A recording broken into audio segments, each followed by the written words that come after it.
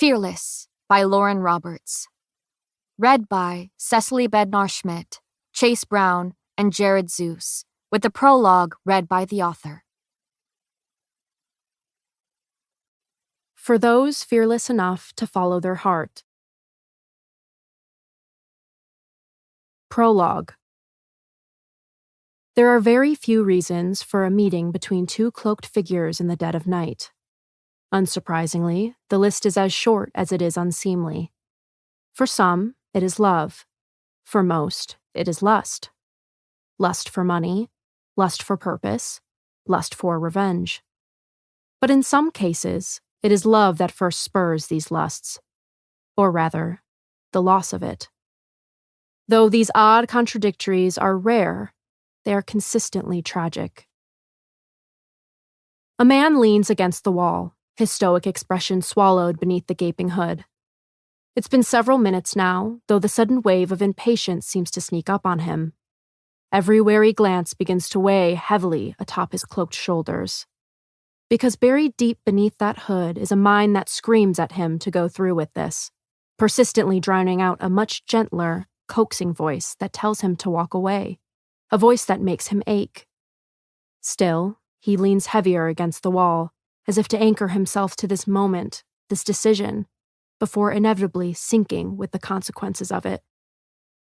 Moonlight slips between the slivers of crumbling stone surrounding the alleyway. It makes him uneasy for some unexplainable reason, as though the pale fingers are clawing their way toward him. Yes, he much prefers the sun to its eerie opposite. The cloaked figure straightens suddenly at the sight of a shadow slinking closer. It stops before him, morphing into something far more tangible, mortal. They stand, assumably, eye to eye, though their hoods shroud any hint of an identifying feature. Do you know what you have to do? This second shadowy figure speaks like gold, rich and soft. He has the practiced ability to spin words into something far prettier than the meaning behind them. To an extent, returns the first man. His worn boots shift atop the crooked cobblestones, mind still screaming over that soft voice telling him to run away from this damning decision. Very good. The second shadow shoves a hand into his pocket. I'm trusting you won't disappoint. I can't make any promises. Pulling the hand from his cloak, the man presents a hefty coin purse to the cool air. This should be enough to ensure you make this worth everyone's while. The first man reaches for the pouch, swallowing at the sheer weight of silvers within. Yes, this should do. Now, the figure lowers his voice. It needs to look real, understand? Make me believe you. The first man's voice is low. I will. The battle within his mind roars louder still, but he has learned to ignore the constant din of chaos, just as he does now. Because nothing can save him from this fate, not even that persuasive, gentle voice. With a curt nod of his hooded head, the stranger begins that silent slip into a swarm of shadows. Why do you want this? Curiosity has the conflicted figure blurting the question. Awaiting an answer, he clutches the pouch against his chest, treasuring the feel of tangible security. The shadows, shifty as ever and eager to eavesdrop, seem to lean in. A soft string of words over a shoulder is all the man offers. Every brutal act is born of love. That understanding alone draws together even the most unlikely of allies. Even hooded and shrouded in shadows, these two strangers have never felt so seen. Chapter 1. Payton. A drop of blood splatters onto the floor, marring the pristine marble beneath my shaking legs. I stare at the scarlet splotch, ears ringing and vision blurring. Honey. It's just honey. Rivers of red twine down my leg, their current swift enough to have me rocking on my heels. Or maybe it's the slow realization of my fate that has this throne room spinning like the band of steel that chokes my thumb. I blink at the shiny floor, staring at the shell of a girl reflected up at me. Her face is streaked with dirt, eyes haunted by a future she hasn't yet seen and never thought she would. Silver hair dusts her shoulders, as pale as the sweaty face it sticks to. She sways, like one might on the shoes of a loved one. Hands are cuffed behind her back, blood leaking from tattered skin. She is shambles. She is haunted. She is to be a bride. But that can't be true. I took his everything from him, and he's going to kill me for it. He has to. My chest is suddenly too tight, breath catching in my throat beside the flood of words I'm swallowing back. Because death is the fate I've been preparing for my whole life, the destiny I deserve. I feel it on the stained fingertips that will forever drip with the blood of others, in the O carved atop my sputtering heart to brand me a weakness. Death is the only constant in my life, like an old friend who hones every one of my dark secrets into a weapon. He calls me weak, and all I hear is ordinary. He calls me doomed, and all I hear is an earnest promise. He is the hand my bloody fingers reach for because there is comfort in his imminence. Now there is nothing but the ringing in my ears and this deafening quiet of the unknown. Payden. I stiffen at the same moment the looming figures around me do. He might as well have called me a traitor, a murderer, an ordinary weakening our elite kingdom, because those are the only names this court knows me by. The only names the entirety of Ilia spit as I was paraded to their king. Simply, they sum up the insignificance of my short existence. My eyes slowly climb from the pattern my blood has painted atop the floor. Honey, it's only honey. Polished shoes crowd my vision, their black shine bleeding into equally dark pant legs. My gaze slides up the slim-fitting stretch of fabric, and every seam concealing the strong body beneath. Urging my perusal upward, my eyes collide with his belt buckle before skipping to the box resting innocently in his raised palm. I know what sits within that velvet case, can see it glinting out of the corner of my eye. And yet, I don't spare it a glance, as if that could stop the sparkling shackle from inevitably slipping onto my finger. Higher still is his wrinkled shirt. I trail every button until my gaze settles at the base of his throat and the collar encircling it. I have yet to look him fully in the face since my sentence rolled off his tongue. You are to be my bride. It's as though I've been thrown back to the trials and the equally challenging game of pretend that accompanied them. I couldn't bear to look at him then, not unless I wished to see the king staring back. But I killed the man I once saw reflected in his son's green gaze. Edric Azar haunts me only in the fragments of my mind and the matching broken heart he carved into. I made sure of that. And yet, I still cannot bring myself to look at this kit. My throat burns. I may have created something far worse than his father. Payden. His voice is startlingly soft, reminding me of a time when that wouldn't have been shocking. Look at me. This isn't the first time he's said those words in response to my pointed avoidance of his gaze. But there's now so much more keeping my eyes from his, a past far more ruinous than the resemblance to a king who had my father killed. There's betrayal, there is hurt, and history is not easily forgotten by the kings who write it. But that hint of familiarity in his voice has my chin lifting, my eyes gliding from that crumpled collar to crash into his. Green. Just as they were, and just as they always will be. He looks at me, and I look at him. A criminal without a father, and a son forever trying to please his. Just as we were, and just as we always will be. And for the first time since that battle in the bowl, we truly see each other. His lips twitch into something too sinister for a smile, too soft for a scowl, as though he wears formidability itself. The future queen of Ilia bows her head to no one. My mouth dries at his words while the entire court leans in to hear them. Their disbelief is palpable, mingling with the collective cloud of confusion that hangs thickly over our heads. Dozens of eyes prickle my skin, tracing the scar down my neck and the blood staining my skin. They take in this new version of the Silver Savior, the one who cut off the very thing that gave her the title. My short hair does little to conceal the brokenness I now bear so blatantly on my body. The court gawks at what it is they glean from my appearance. I am a psychic who is nothing of the sort. An ordinary who somehow survived their purging trials, committed treason, killed their king, and is still standing here before them, alive against all odds. That is when I hear death's whisper echoing from the darkest corner of my mind.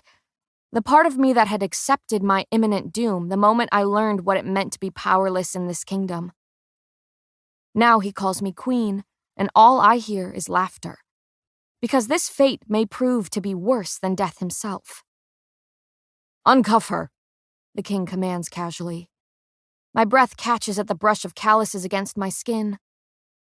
Kai. My head whips around, unable to stop myself, unable to focus on anything but the burning need to look at him. But it's not his gray gaze I crash into. No, this one is brown, murky with blatant hatred. These are not the eyes I search for in every crowd, not the eyes that rake over me with a reverence I revel in, not the eyes that have counted every freckle dotting my nose, every shiver of my body. My breath grows shaky before the Imperial who had carelessly cut that cuff from my ankle in the poppy field. He is to blame for every drop of my tainted blood marring this marble floor. His movements are as rough as the hands that carelessly yank at the chain encircling my wrists, further tearing the skin beneath. Tears prick my eyes, and I blink, forcing them back. I shake my head slightly in defiance to the growing weakness within me and bite the quivering lip that portrays it. My gaze scans the room, body shuddering in pain as I search for him. I'm frantic, eyes fumbling over unfamiliar faces. Damn the pretending. Damn the hiding, damn everything but him and us and this moment where I need him. But he's nowhere to be found. And for the first time since stealing those silvers from him on Loot Alley, I feel utterly alone. The lock clicks. The cuffs spring open. They fall to the floor, clanking against stone and smearing blood. The sound rings through the ornate throne room, sounding of finality. A freedom that comes at a price. Much better. I tear my eyes from the gaping crowd to find the king smiling pleasantly. Rubbing my raw wrists, I watch as Kit extends the hand not currently cupped around that little black box I'm avoiding. I blink at his palm, his gesture of goodwill. This single touch separates a traitor from a future queen. When my gaze flicks up to the king, he offers a single reassuring nod. But the look he wears is laced with a reminder. I have no say in any of this. So when my dirt-streaked hand meets his ink-stained one, I let him pull me closer. I wonder if he can hardly bear to hold the hand that drove a sword through his beloved father's chest, let alone slip a ring onto the finger that once dripped with his blood. As if in response to my racing thoughts, he gives me a gentle squeeze. The action is meant to comfort, though it alarms me far more than any threat. "We Ilians believe to have conquered the plague many decades ago." Kit's voice carries across the throne room, deliberate and domineering in that familiar way I know he learned from his father. "Yes, our powers are a gift from the plague, but they are also a spit in its face. Because it is elites who came out stronger on the other side of a sickness meant to kill us. Elites who protected our weak kingdom from conquerors. Elites who showcased their strength in the purging trials." Murmurs of agreement flutter throughout the room, followed by a wave of prideful nods. I bite my tongue, anger rising until it stains my cheeks with a flush. I am nothing more than their ordinary entertainment, their example of weakness. I've been put on a pedestal to be poked and prodded, degraded and shamed. "But elites weren't the only ones who survived the plague, were we?" His question has the rage cooling on my tongue, leaving my mouth dry. Time seems to slow as I turn my face to him and hang on every unspoken implication. "No, there were also the ordinaries," he continues evenly. "The Ilians who managed to stay alive and yet did not obtain abilities. And after years of coexistence with the elites, they were banished and continually hunted for their lack of power." My palm grows sweaty against his. My whole body stills, though I'm unsure if it is my sentence or saving grace I'm waiting for. The king, the Kit I once knew, sweeps that green gaze over his court. Blonde hair peeks between the swirling strands of his gilded crown, glowing like a halo atop his head. When he speaks, it is deliberate. It is calm. It is practiced. And if we wish for our great kingdom to remain, we will welcome ordinaries back into it. My knees threaten to buckle, but Kit holds me upright. It's as though he suspected as much and grabbed my hand, if only to keep me from collapsing at his words. Faces blur around me, mouths move, hands rise in protest. But I hear nothing, see nothing, know nothing but this moment and the hope for everyone after. Kit's mouth is moving again, cutting through the roaring crowd in my ringing ears. I will address all your concerns in due time, but for your peace of mind, I will elaborate quickly. Since sitting on my father's throne, I have come to realize the dire state Ilya is slipping towards. I've learned more about our kingdom in these past few weeks than I ever had before. Inclining his head to a figure in the crowd, he continues. Callum was once a prisoner of mine, once a resistance leader who I thought was a radical. My heart stutters, my eyes searching until... There he stands, swallowed within the crowd. It was his pale blonde hair I found first, followed by those watchful blue eyes. Feeling my gaze, Callum offers me a slow nod. I press my lips together, fighting the radiant smile I ache to give him. Instead, I spell out the gratitude in my mind, knowing he's likely reading the whirlwind of thoughts within. Kit pushes on, smothering the murmurs rippling through the throne room. But the more I questioned him for his treasonous acts, the more he taught me about my own kingdom. Our resources run dangerously low due to several decades of isolation. There is not enough room within our borders to hold the growing numbers of those in the slums, and records show that our food supply has dwindled alarmingly over the years. Ilya's impending doom slides calmly off the king's tongue, as if he's spent every second since I escaped staring at the list of failures his father left him to deal with. My mind flashes back to that moment in the scorches, when I had spat the truth of this kingdom's fragility at Kai's feet. My whole life has been spent in the slums, crowded and hungry. It's no shock that the records reflect a scarcity I know firsthand. Dor and Tando will not trade their livestock, crops, or knowledge of adapting to the scorches. Kit flicks his gaze over the stunned crowd. We cannot expand, nor can we eat without them. Ezram's water, the shallows, has grown far more treacherous over the years.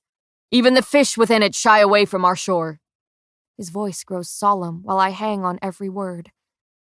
If we do not open up our borders and allow ordinaries to live among us once again, this elite kingdom will fall. There is a swelling of shouts before the king silences them with reason alone. Even still, our surrounding cities will not trade with us if we remain an elite society. When my father began the purging 3 decades past, Ilya cut ties with Dor, Tando, and Ezram. They lost our resources as much as we lost theirs, and this broken relationship will not be easily healed. These kingdoms now care very little for elites. Warmth begins to pool in my chest, feeling so foreign I almost don't recognize it to be hope.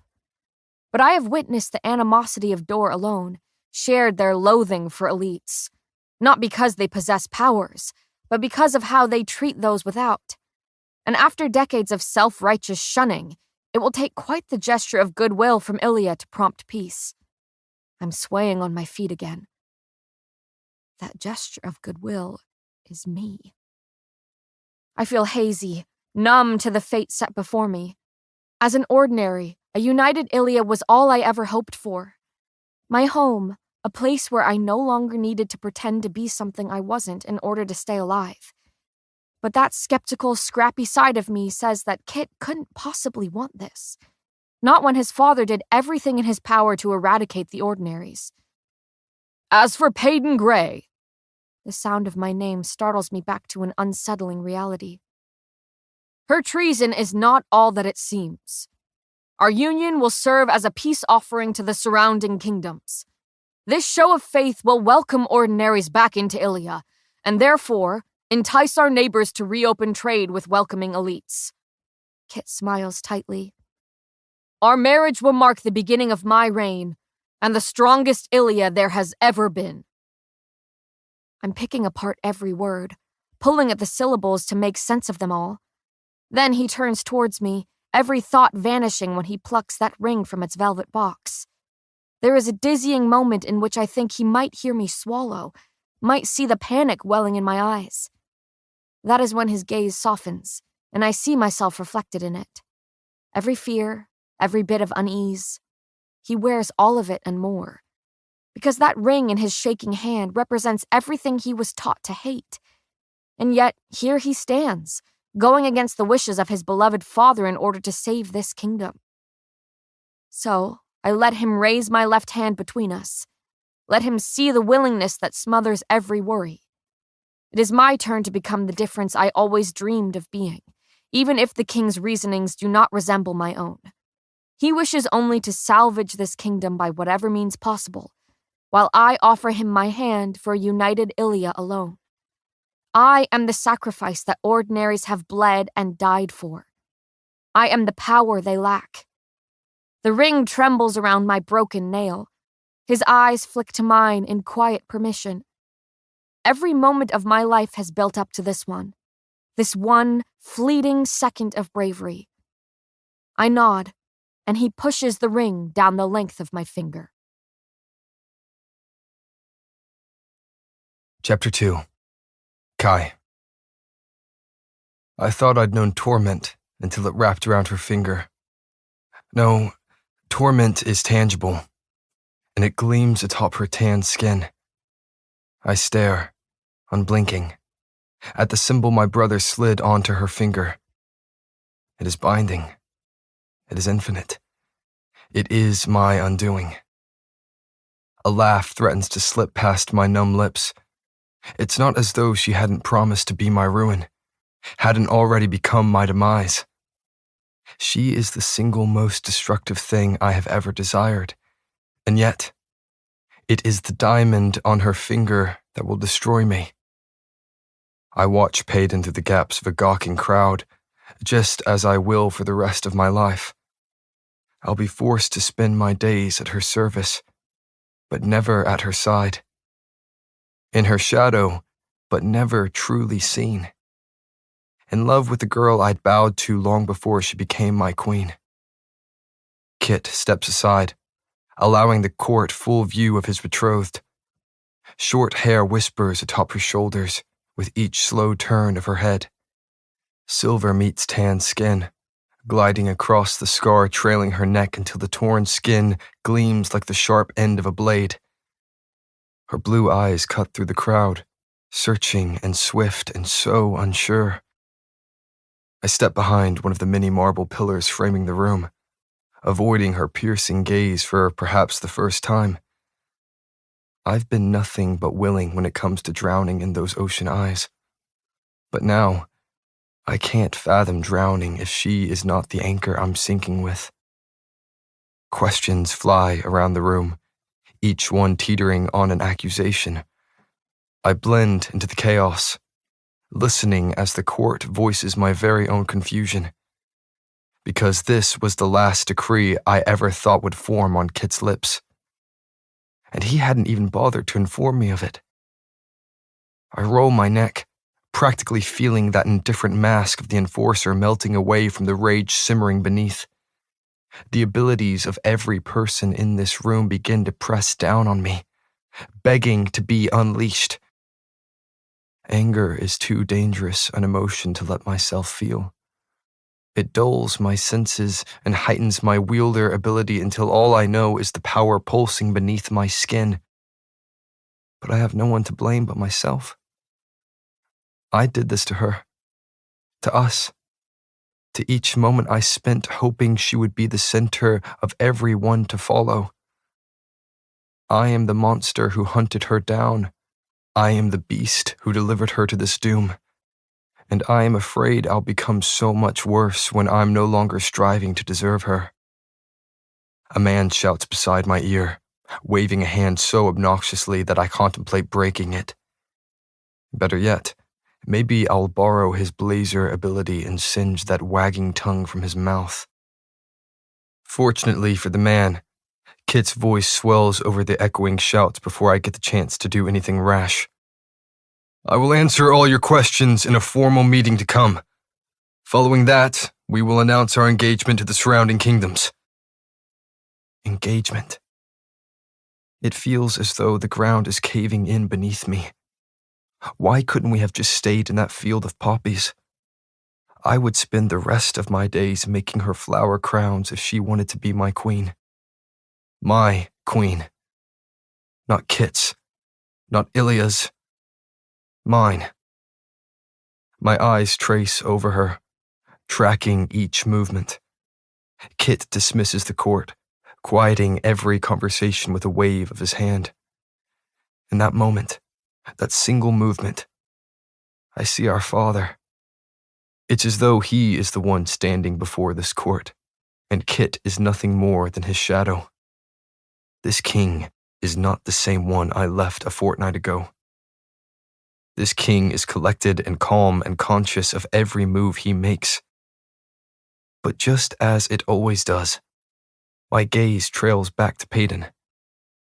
She's making her way across the room now, spine stiff and eyes straight ahead, fixed on the maid awaiting her beside the towering door still several yards away. Sneers follow her every step as she strides through the crowd. Dozens of disgusted faces close in on her, growing bolder by the second. And I'm already moving before a man steps into her path. He leans close enough to subtly mutter his vile comment, but the spittle flying from his mouth to splatter her freckles doesn't go unnoticed. I shove the man away from her so forcefully that I vaguely wonder whether I let a brawny ability slip to the surface. The reckless action has me suddenly standing between Peyton and the man who so clearly has a death wish. Stepping forward, I tower over him, ignoring the gasping crowd surrounding the scene I've made. Because the truth is, I don't give a damn about what this court thinks of me. And my reputation sure as hell can't get any worse. So much as breathe on her again, I snarl, and I'll ensure it's the last time you ever do. No.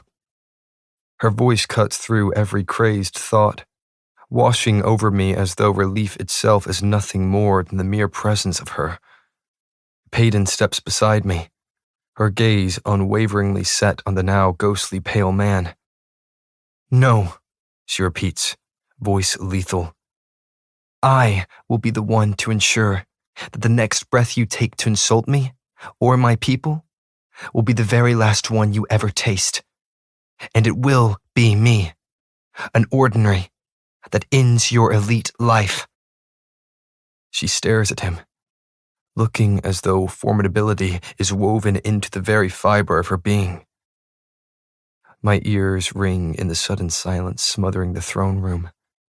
Every eye is pinned on her, every jaw slackened by her words. My future queen has just made her first decree. That damn ring is gonna slip off her finger with how terribly her hands are shaking. I follow her out the double doors, fleeing the stifling throne room and gossiping court within. She quickens her pace down the plush halls, and I can only imagine how out of place we look among the emerald embellishments. The enforcer, half naked and wrapped in bandages, and the king's betrothed, bloody and dipped in a layer of grime.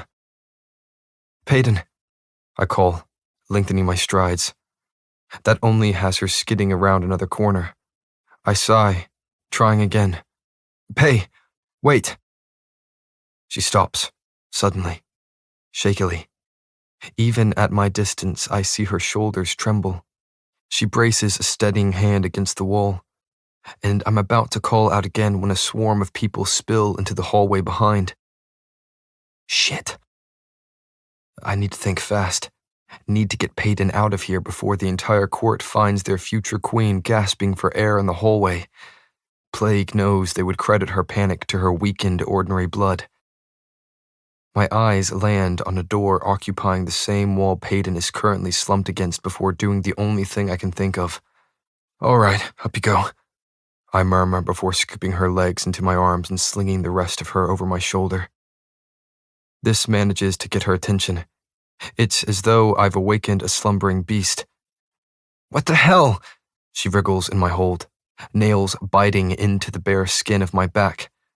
Put me down. I head for the door, a flood of voices following. Tempting, but I'm a bit busy saving your ass at the moment. She can't see the smirk that twitches my lips, but I'm sure she hears it in my voice when I add, Speaking of ass, how's the view back there, Gray? Nauseating, she bites out. I whip open the door and step inside. You know I can see your left foot twitch, yes? She grumbles incoherently in response to her betraying limb before nearly smacking her lolling head against the door I close. Darkness swallows every inch of the small space. I set her gently on the floor before me, feeling her breath tickle my heated skin. My hands linger over the shape of her. Calluses catch on the thin fabric of her shirt, dragging it up as my palms slide over her hips. I can't see the shape of her in this pressing darkness, so I'll simply have to settle with feeling every inch of it. Her voice is breathy in a way that has me gripping her tighter. Where are we? Likely a forgotten broom closet, I mutter. Couldn't have the entire court seeing their future queen in shambles now, could we? The words were intended to tease, but they tear through my teeth, biting and bitter. And I regret them the moment I feel her body tremble beneath my hands. Hey, I amend gently, pulling at the hem of her shirt until she stumbles against me. Talk to me. I can feel each thundering beat of her heart against my chest. And just like that, the distraction I'd created for her dissolves. She's crumbling again, her voice cracking as her composed facade does the same. I can't do this.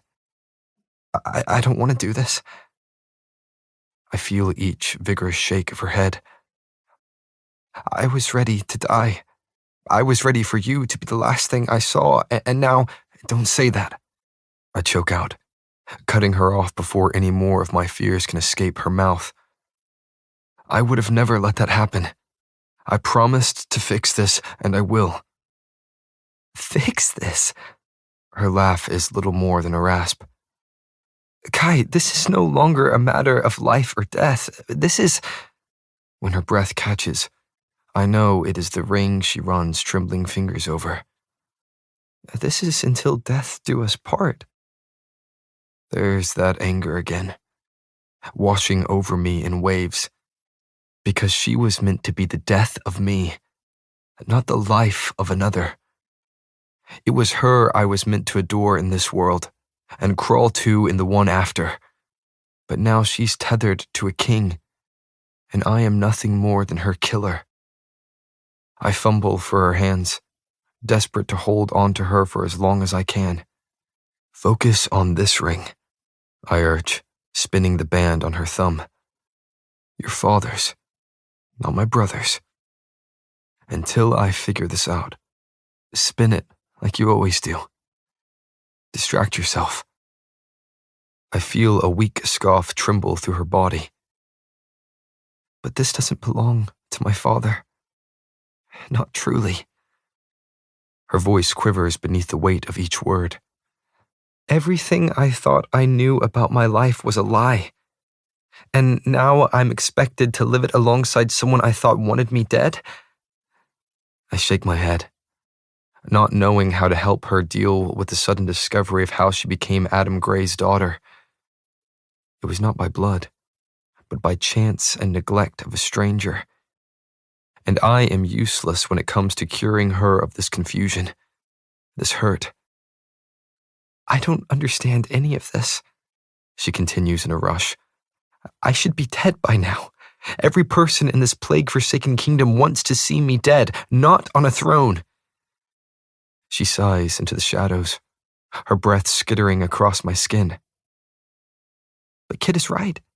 The kingdoms won't open trade if Ilya does not welcome ordinaries again. You saw how hated elites were in Dor. I feel the quick shake of her head. I've wanted a united Ilya more than anyone, even if the king does so begrudgingly. But the elites will not accept an ordinary queen so easily. I finish for her. Hell, even the idea of ordinaries freely living in Ilia. There's a beat of silence before the words are spilling from her mouth. The one I can't see but know the shape of by heart. I thought Kit was spiraling. I thought he was grieving and angry. A shaky breath. I thought he'd order you to drive a sword through my chest the moment I set foot in that throne room. I thought he would too, I murmur, and I was prepared to severely disappoint him. The ache in her voice makes me wince. Kai.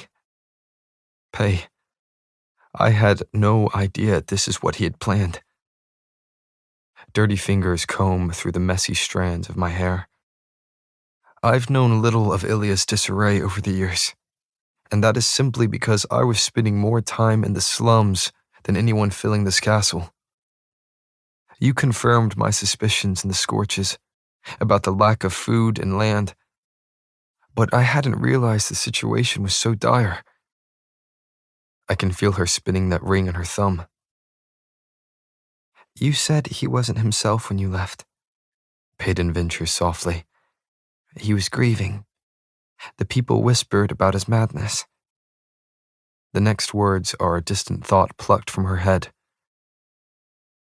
So, what changed? I don't know. My mind wanders back to the plethora of paper that scattered his desk, and the stained hands rummaging through them. I don't know. The darkness speaks on our behalf for a long moment, swelling around us and filling our ears with a dull drone before I'm once again tugging at that fraying hem of her shirt. She melts against my body, and it feels like relief. That is, until she admits quietly, I don't know if I'll survive this. You've already survived worse, I remind her sternly. Besides, you seemed to have no problem handling that man in the throne room. As did you, she counters, and I can perfectly picture the steely look accompanying those words. I don't need you to fight my battles. Oh, darling, I murmur. I know you don't. But if I am to be your enforcer, then you better get used to it. This shake of her head is imploring. I am no one's queen.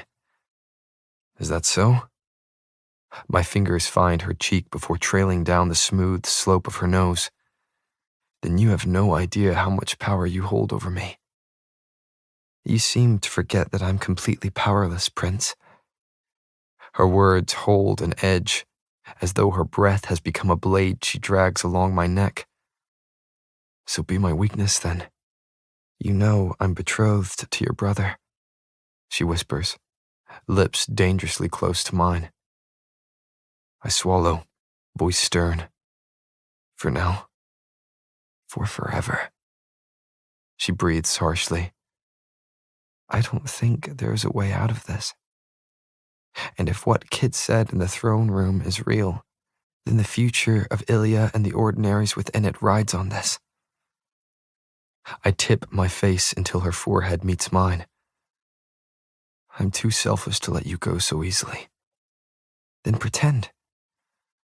My thumb drags lazily over her bottom lip. Does that mean I have to drag you into a closet every time I want to touch you? I'm toying with her, trying to ignore the bitter taste each word leaves in my mouth. I refuse to let this be her fate, and yet fear twines around me, tightening my chest even as I tease her. Because if she truly becomes Kit's, I will spend the rest of my life mourning her. So I distract, deflect, desire her more than ever in case this is the last time I get to. I can hear the weak smile beginning to creep into her voice. You're not supposed to touch me at all. But you could command me to. I drawl. Then I'd simply be following an order. Her laugh is breathy, and I memorize the sound. Her arms twine around my neck, and I wonder if she will hold him like this. Her nose nudges mine, and I silently beg that she will never flick another's. Her lips have only just brushed mine when the door flies open. Chapter 3. Payden. That was not what it looked like. A soft sigh, a nod that bobs the messy bun atop her head. Like I said, I don't know what it looked like because I didn't see a thing. Ellie, I blurt, exasperated. You know damn well what you saw. She tucks a strand of loose hair behind her ear, as if that could distract from the smile lifting her lips. I was just there to grab a broom, and that is exactly what I did. As if to emphasize her innocence, she lifts said broom and continues down the hall while I trudge behind. I'm thankful for the brisk pace she sets that blurs the faces we pass and cools the flush painting my cheeks. My mind refuses to do anything but replay the moment that door swung open to reveal the enforcer and his future queen tangled in the dark. We'd sprung apart, but not before recognition widened Ellie's brown eyes. And yet, a smile tempts the corner of my mouth. I stifle it with a hand before it has the chance to spread. Because the longer I mull over the mortifying moment, the funnier I find it. In fact, my entire life is in shambles, and all I can do is stare at the jagged pieces in my palm and laugh. I don't dare look in a mirror because what stares back is a mosaic of every mistake, every tragedy traced into my skin, and the looming shadow of each one to come. Powerless, fatherless, Adina-less. These were the things I was already struggling to survive. And yet, it's the ring on my finger that may be the death of me. A choking laugh slips from beneath my palm, loud enough to have Ellie throwing a worried glance over her shoulder. I follow her blindly through the castle I only ever thought to be a prisoner within. My fingers fiddle with the intricate band now binding me to another. It glints in the light, harmless like a word not yet sharpened by a lashing tongue. Of all the places I imagined sitting, a throne was the last of them. A dungeon, yes. At the end of a blade, certainly. Because ordinaries don't rule. They cower.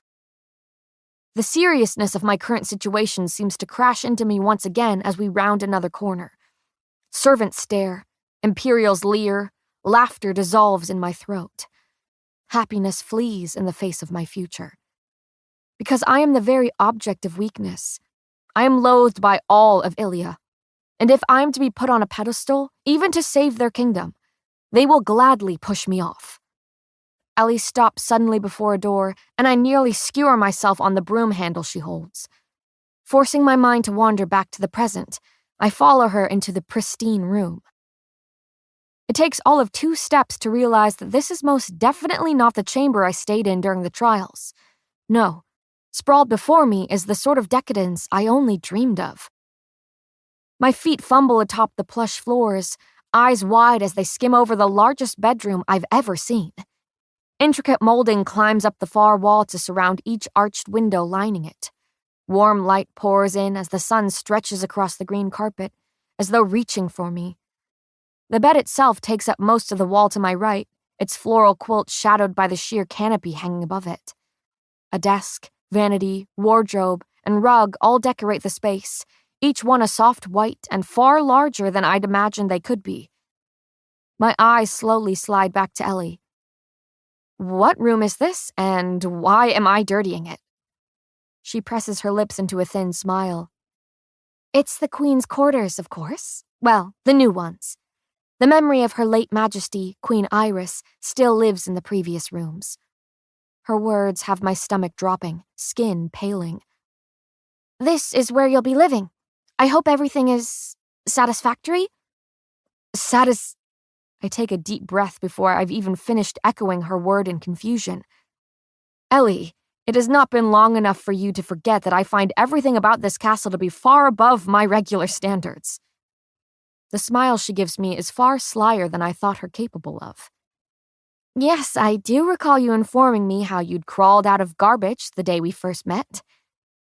Swallowing my sudden sadness at her words, I manage a small smile. My heart aches at the thought of our fort, of the sanctuary Adina and I had scavenged for ourselves in the slums. To think I'd likened it to garbage makes me sick to my stomach. Though, to the naked eye, I'm sure that's precisely what it looked like, and why it managed to stay untouched for so many years. Now, it likely lies empty, cold without her warmth, and dull without her brightness.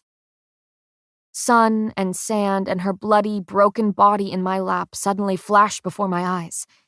I blink back the memory, forcing myself to forget the sound of her final rattling breath or the thundering feet of bloodthirsty Ilians surrounding us in the bowl.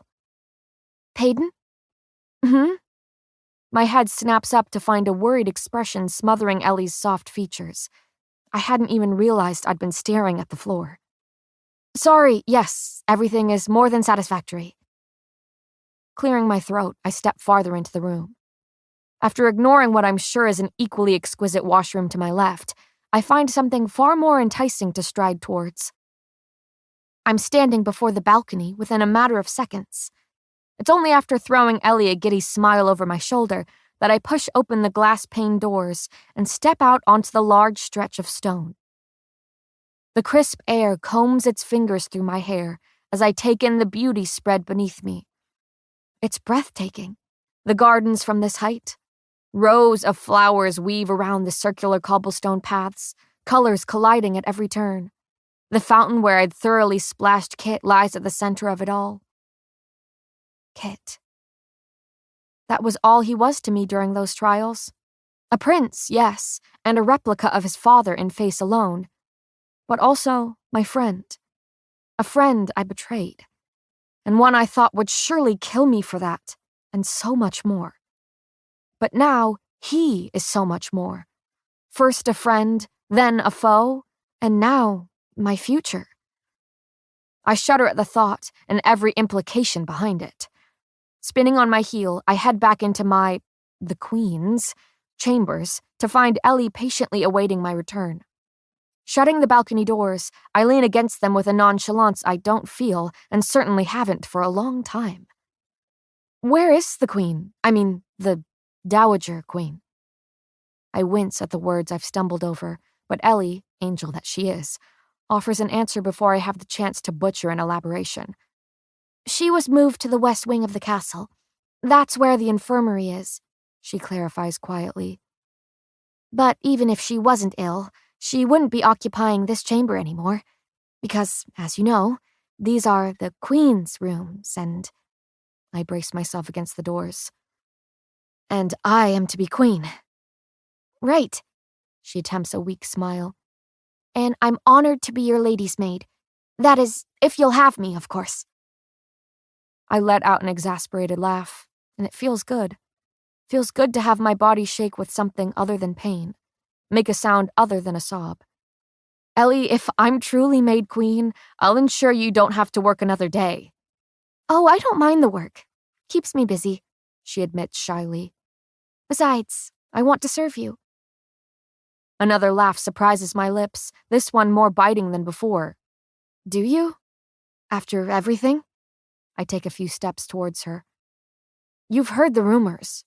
Probably even the truth. I'm sure you had your reasons, she says softly, avoiding my gaze. Her answer is jarring, like a sudden wave of relief. I swallow, scared of my own question. But why is it you don't hate me like the rest of Ilia? She studies me then, letting a long silent moment stretch between us. The rest of Ilia doesn't know you. And you do? I ask, a little too quickly. Better than most. You learn a lot about someone when you're their maid. Then she's walking over to the vanity, pulling out its matching stool and beckoning me with the pat atop the plushy fabric.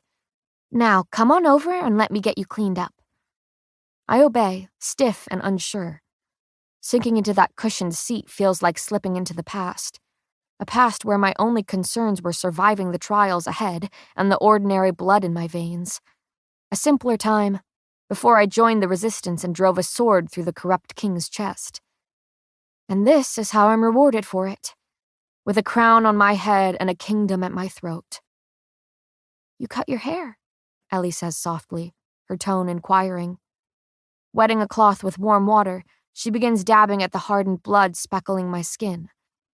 She's working on a particularly stubborn spot above my jaw as I murmur, "It was getting difficult to run for my life with it so long." I say this instead of the pathetic truth of it all, because I'd rather not reminisce on the feel of blood clinging to my hair so terribly that I begged Kai to cut it off. Because I still pale at the sight of it, feel it drenching my murderous palms, fear when I'll see it gushing from the next person I love. Though there are very few left to choose from, and the thought is woefully relieving. I watch her reach for a pair of thin clippers. "Would you like me to even out the ends? It's a bit choppy." "No," I blurt. Then I'm softly adding, "Thank you. I'd like to leave it."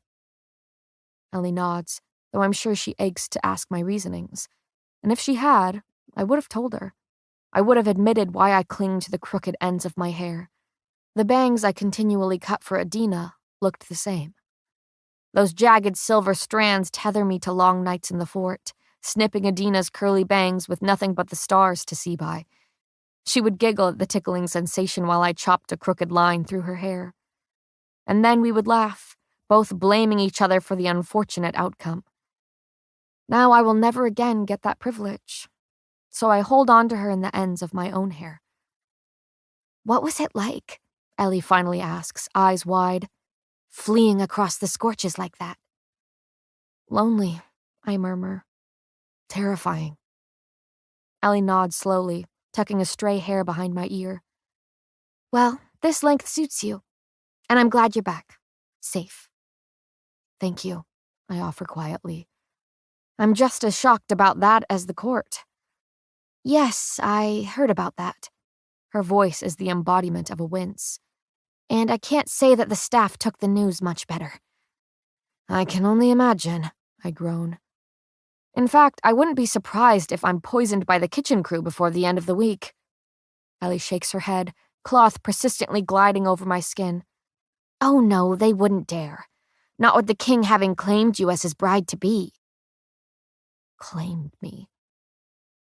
Those are words I certainly never thought would be associated with Kit. His brother, on the other hand. I know exactly what it feels like to be claimed by the enforcer, and I've embraced it. "Well, that's reassuring," I mutter. "He's been doing much better, you know," Ellie adds softly, her eyes trailing the scar down my neck. It's a struggle not to squirm beneath the weight of her obvious concern. But she continues, mercifully. "After his coronation, he was rarely seen, kept to himself, locked in that study of his." She leans in, lowering her voice as though we aren't the only people occupying this room. "He'd dump his food from the window. Some of us servants stumbled upon the pile of scraps beneath it in the courtyard. But it's to be expected, of course," she continues with a sigh. "He was grieving his father, after all." Her eyes slide to mine before quickly darting away. "And clearly, Callum's visits seemed to help. His Majesty was able to hear firsthand what was happening in his kingdom, not just read it from the records." I nod slowly, still trying to piece this perplexing puzzle together. "So Callum would visit him? In his study?" "Well, not at first," she amends. "He was in the dungeons for several days enduring plague knows what. But I suppose Kit saw something in him and decided to talk more civilly." Ellie shrugs. "That's really all I and the staff know on the matter." I've never been so completely shocked and unsurprised in the same moment. Such a contradiction is the only reasonable response to the past hour of my life. Because, despite my hope for him, I never truly believed Kit would strive to make changes that contradicted everything his father told him to believe. And it seems I was right. This king does not care wholly for united Ilia, only that this kingdom remains by whatever means necessary. I almost find the courage to smile, because this is a start. Kit has every right to hate me after I killed his tyrant of a father, but he needs me. Together we could save this kingdom from more than just ruin. We could liberate it from the segregation that has plagued this land for decades. Perhaps, Without Edric here to feed his son lies and prey on that insatiable need for approval, Kit will be able to think clearly for the first time. And with Callum offering him counsel, helping him see the truth of this kingdom, there might just be hope. His eloquence combined with that intent way in which he listens help make the mind reader so persuasive. Or maybe he simply uses that ability of his to comb through our thoughts, picking apart how we feel and think before saying exactly what needs to be heard. My eyes fall to the bed, where my only belonging lies slumped on the floor beside it. The dirty pack was likely brought to my chambers by a reluctant servant. But it's the journal residing inside that I itch to show Callum, show Kit. That bound reminder of my father has me swallowing thickly. It's odd how the man I once knew was merely a thread in the tangle of truth I'm only now beginning to unravel. Until recently, Adam Gray was simply a father, a healer who taught me how to survive with tedious observance and training. Then I watched him die. And that one devastating moment plunged me into a life I never thought I'd survive. My father was the leader of the resistance, except, according to his journal, he wasn't really my father at all. Having been trapped within my mind for far too long, I turned my attention back to Ellie. And the other resistance members? I assumed some were taken as prisoners. She shakes her head solemnly. Last I heard, they were in the dungeons as well. But that was right after the final trial, and it's been a while since then. She trails off, giving me time to imagine each cruel way they could have died. I wonder how many resistance members, how many ordinaries or the few elites who supported them, were captured after that battle in the bowl arena. How many died brutally because, even after years of planning their uprising, it all went to shit. Standing, I step out of Ellie's gentle reach. I need to speak with Kit, the king. I clear my throat. And Callum. She looks horrified by this idea. Not looking like that, you won't. It takes mere seconds for the bashfulness to settle in once again. I mean, you've had a very long journey and must rest. I thought I'd be dead long before this moment, I cut in evenly. Thought I'd be skewered with a sword in that throne room. But I'm not, and I intend to find out exactly why. My voice lowers into something far more solemn. I may not have much life left to live, so I won't spend it resting. Okay then, Ellie says quietly. No rest, but you must bathe before you show yourself to the castle again. Right. My entire existence has been reduced to appearances. I nod, suddenly unable to focus on anything but the blood crusted across my skin. It will be a relief to scrub away every remnant of the traitor running for her life, every drop of blood, sweat, and tears shed on the treacherous journey. Heading for the bathroom, I'm suddenly spinning on my heel and blurting, "Have you heard from Lenny? I saw him during my travels, but we got separated." Right, about that. Her gaze strays from my narrowing one. He's here, actually. What? I choke. Where is he? She pads towards me, brown bun bobbing with every step. I'll tell you after the bath. Ellie, my lady. She emphasizes the title with a lifted brow. Fine, I huff, turning once again towards the bathroom. Then I'm calling over my shoulder, falsely cheery and absurdly genuine.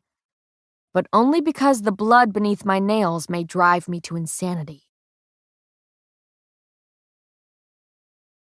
Chapter 4. Payden.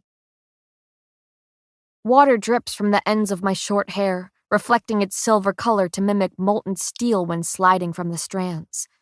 I'd scrubbed every inch of my body, spending extra time beneath my nails and around the many jagged cuts flecking my skin.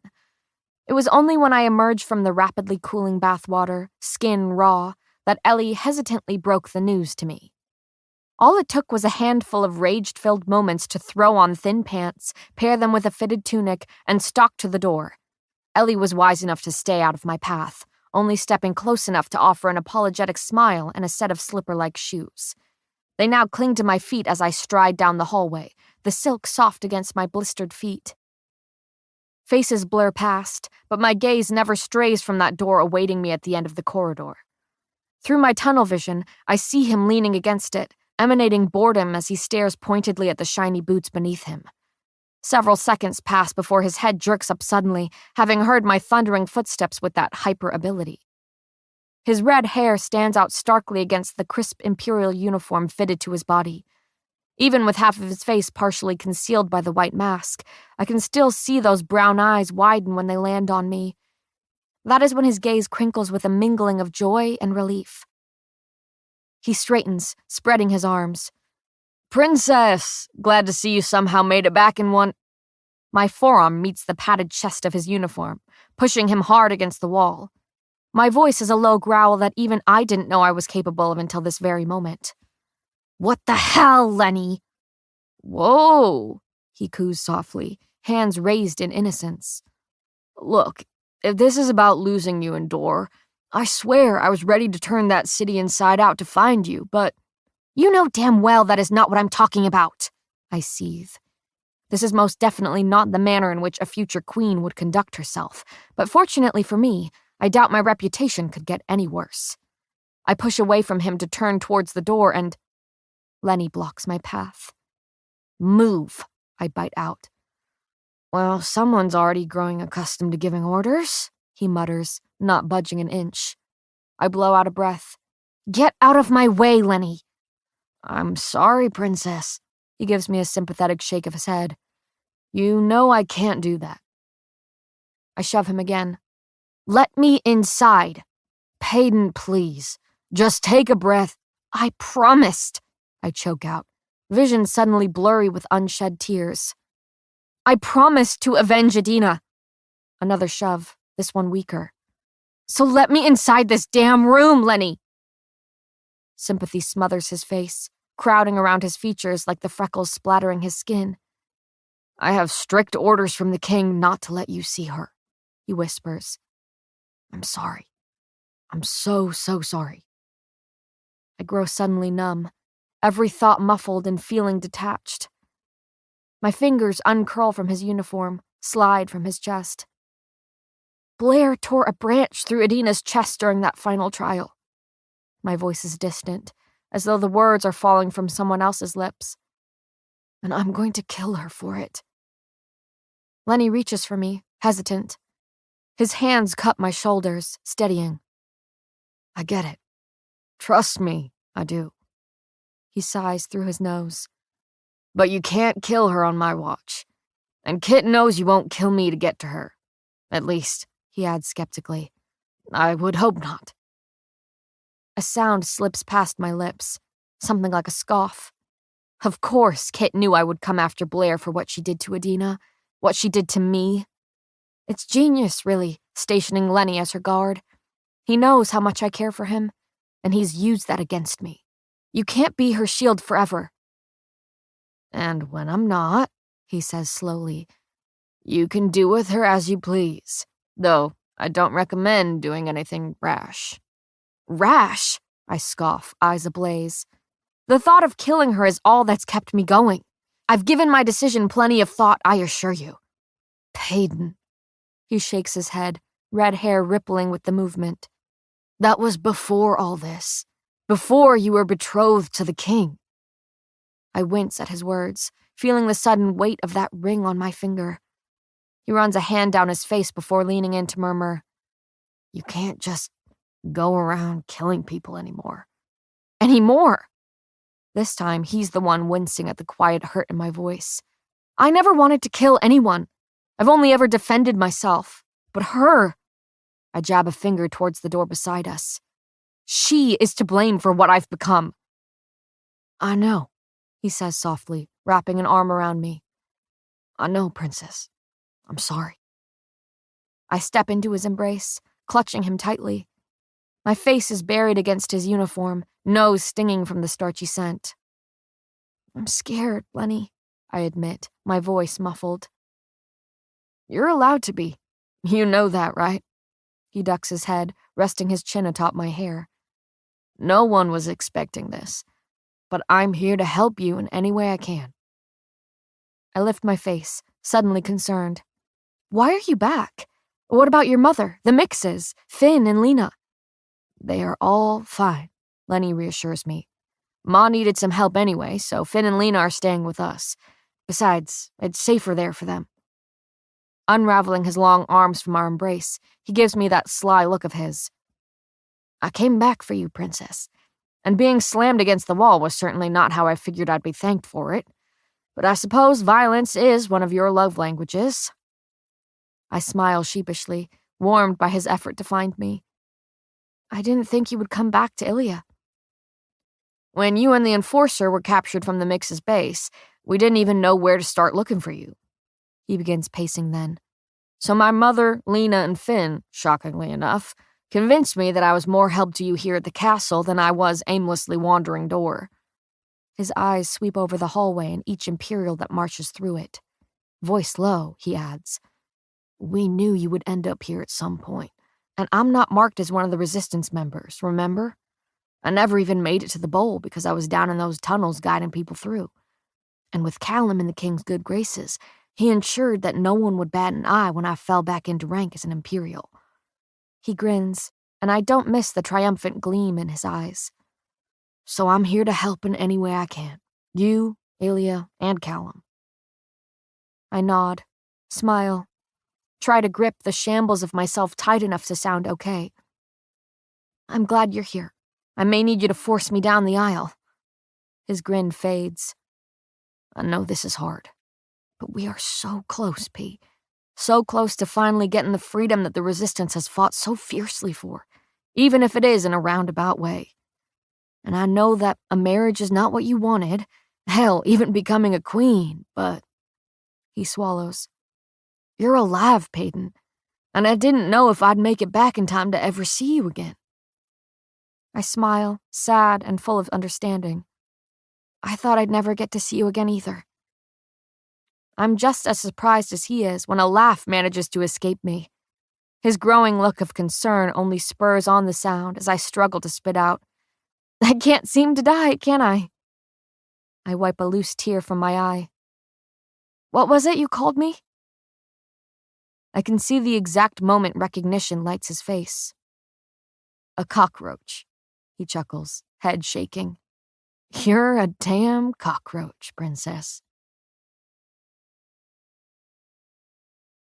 Chapter 5. Kai. I've rehearsed this reunion, repeated practiced words over and over in my mind. It's this conversation that has occupied my racing thoughts, forced my feet to tread the familiar path to his study. The one that was our father's before it belonged to the brother now resembling him. Or maybe he doesn't. Maybe he is nothing like the man I loathed. I'm not sure what to think after Kit's dooming declaration in the throne room. And that is exactly why I find myself standing before that familiar wooden door. Answers. After 3 raps of my knuckle, I'm turning the handle and stepping into the room. The small space is stuffy, like that cellar where the Enforcer reunited with his silver sailor.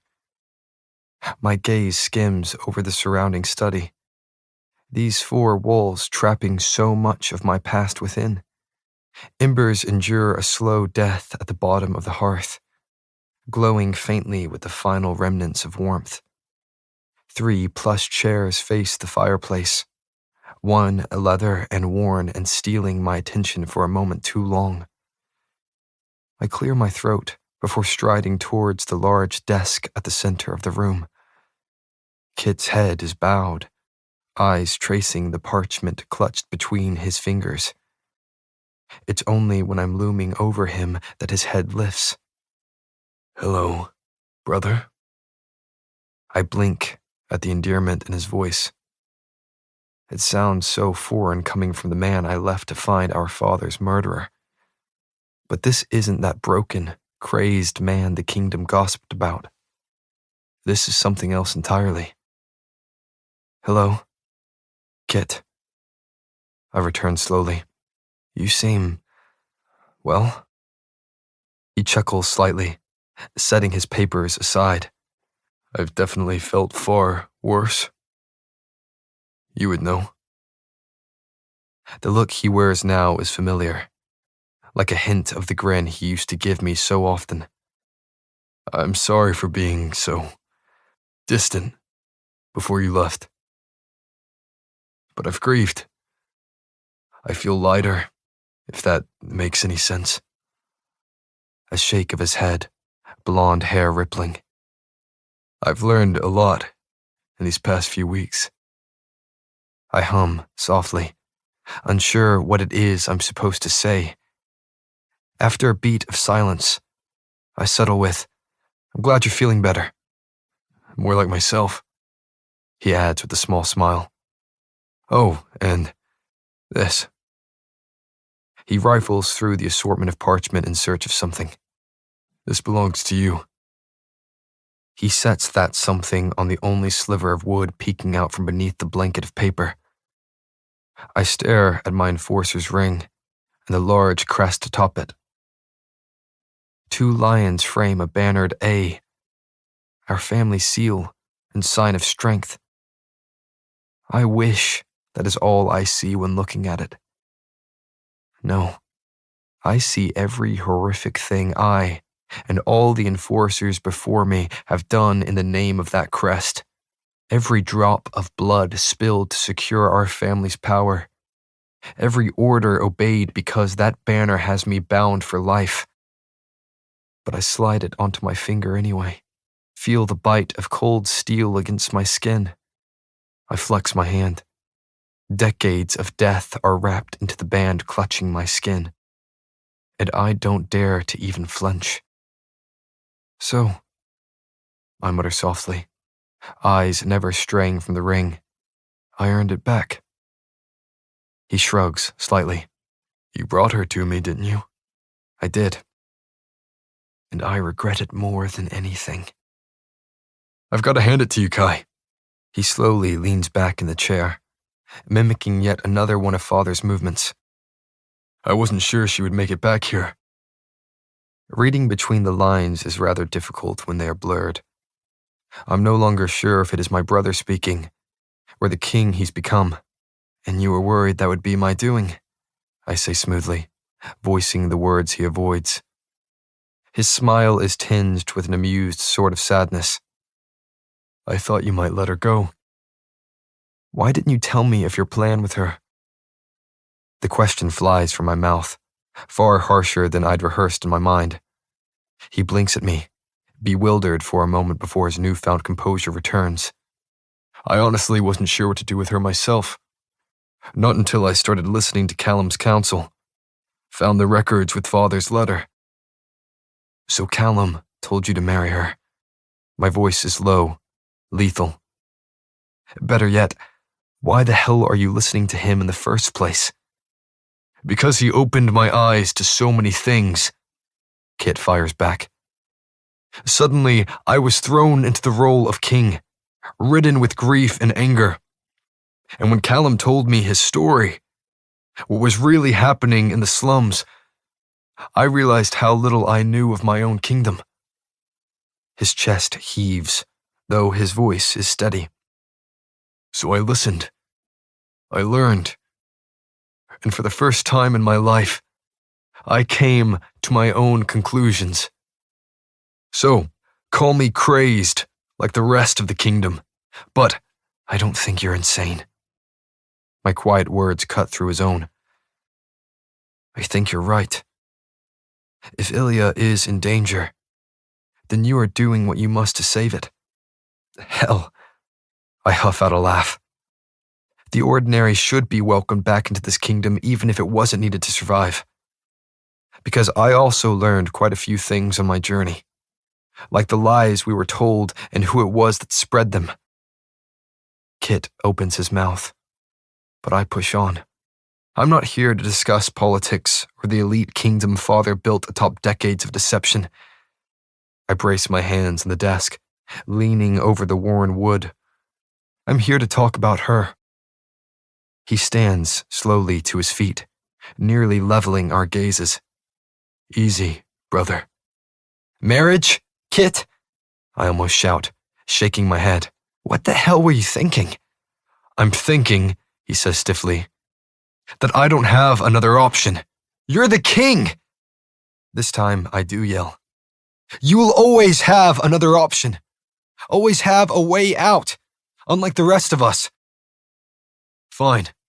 You want another option? Challenge rings in his voice, smothering any sign of the composed king I returned home to.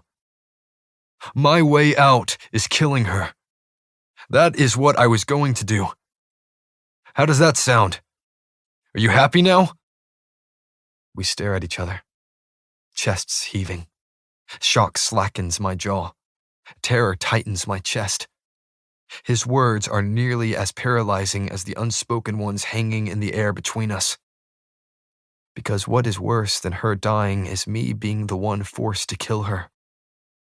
If I don't marry her, Kit breathes, begging me to understand. I have no choice but to kill her. She murdered our father, Kai.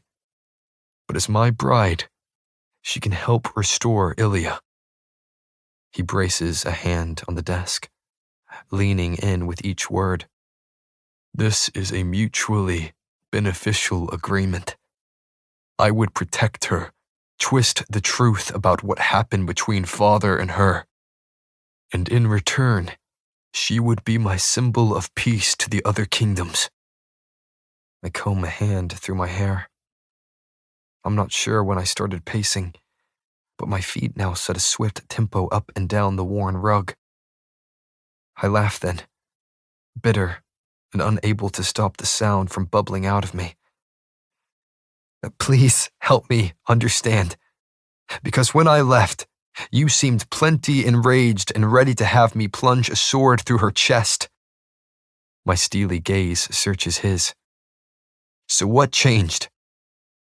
Everything, he breathes, quiet enough to have me regretting my harsh words. Everything changed. I was a son mourning the man I thought I loved. I see now that it was obsession, because love was not an emotion father taught me. But I was bitter, vengeful, unsteady without him here to guide me. He takes a shaky breath. I grieved. I learned. I came to my senses. And you're right. I'm not the crazed boy you left. I'm a king. His words hit me hard, like a blow to the chest that's stolen the air from my lungs. I swallow. What happened to the son who would do anything to please his father? Because this decision goes against everything he wanted for Ilya, even if you're saving it in the process. He takes a deep breath, avoiding my gaze. Father only cared about eradicating the ordinaries, not strengthening this kingdom. He hid under the elite society he created, and yet Ilya had never been weaker. I see now how small-minded he was. Kit finally meets my stare with a stern one of his own. And I want to make this kingdom truly great. I nod, slowly. Kit's zeal shines through each word, now no longer smothered by our father. It's admirable, his love for this kingdom and resolve to restore it. But pride swells in my chest, not for this king, but for the boy who dreamed only of approval. Now he wears father's crown and forsakes the infatuation tethered to it. I force a calming breath into my lungs. Thoughts of father are dangerous. They tend to lead me to her. Escaping from the darkest corner of my mind, broken words slide off my tongue barely more than a whisper. Don't you hate her? To my surprise, he forces a smile. It's a sharp, small gesture he's willing to share with me. Do you? We eye each other, and for the first time since setting that crown atop his head, I think we might just understand each other. Because suddenly, I see myself in him again. Peyton is not a right or wrong, not something as simple as a yes or a no. She is confusion itself, a feeling unplaced, a color between black and white. Hell, she is my silver savior, and hating her is not as simple as it may seem. But for me, it is not loving her that has proven to be difficult. I don't want this to come between us, Kit ventures cautiously. I want things to be as they once were. Us against every opposition. Brothers again. I open my mouth to tell him. The door swings open. I don't even need to turn around. The mere presence of her is familiar, branded into the hollow of my neck where her head rests, tethered to my ankle and forever tugging me towards her. Kit's gaze climbs over my shoulder before widening slightly in shock. I turn then, unable to keep my eyes from her any longer. And there she is. Her stance is somehow stern, expression unsurprisingly the same. Cropped hair dusts her jaw, tousled and wavy. Her father's leather journal is tucked beneath an arm, flush against the blouse clinging to her figure. Those blue eyes crash into mine like a wave, along with the sudden realization that I've been nearly deprived of drowning in them since our arrival at the castle. Only now do I have the privilege to drink her in. I watch her do the same, though the stoic expression she wears never slips. Pretend. She's far better at it than I am, though I would expect nothing less from the psychic before me. She has spent the entirety of her life practicing the art of pretending. Her eyes tear from mine to land on Kit. No need to catch me up to speed. I happen to hear it all. My brows rise with a skeptical sort of amusement. So, it's safe to assume that your ear was pressed to the door. Her eyes flick to mine before offering me a deceptively pleasant smile. Only until the two of you started shouting. Then the entirety of the hall was eavesdropping as well. With a heavy sigh, Kit lowers himself back into the seat beneath him. Peyton, I had every intention of speaking with you about all of this. Really? Her voice is sharp, cutting through his words like a blade. Before or after we are married? I stiffen, eyes sliding down her arm to the shimmering ring choking her finger. It's so casually been carried into this room, this conversation. The sight of that symbol here, now possibly forever, has my chest aching. Maybe I'm even jealous of the ring. Jealous of the way it clings to her skin, feels every shiver of her body, because that should be me. Before, of course. Kit's talking again, voice even.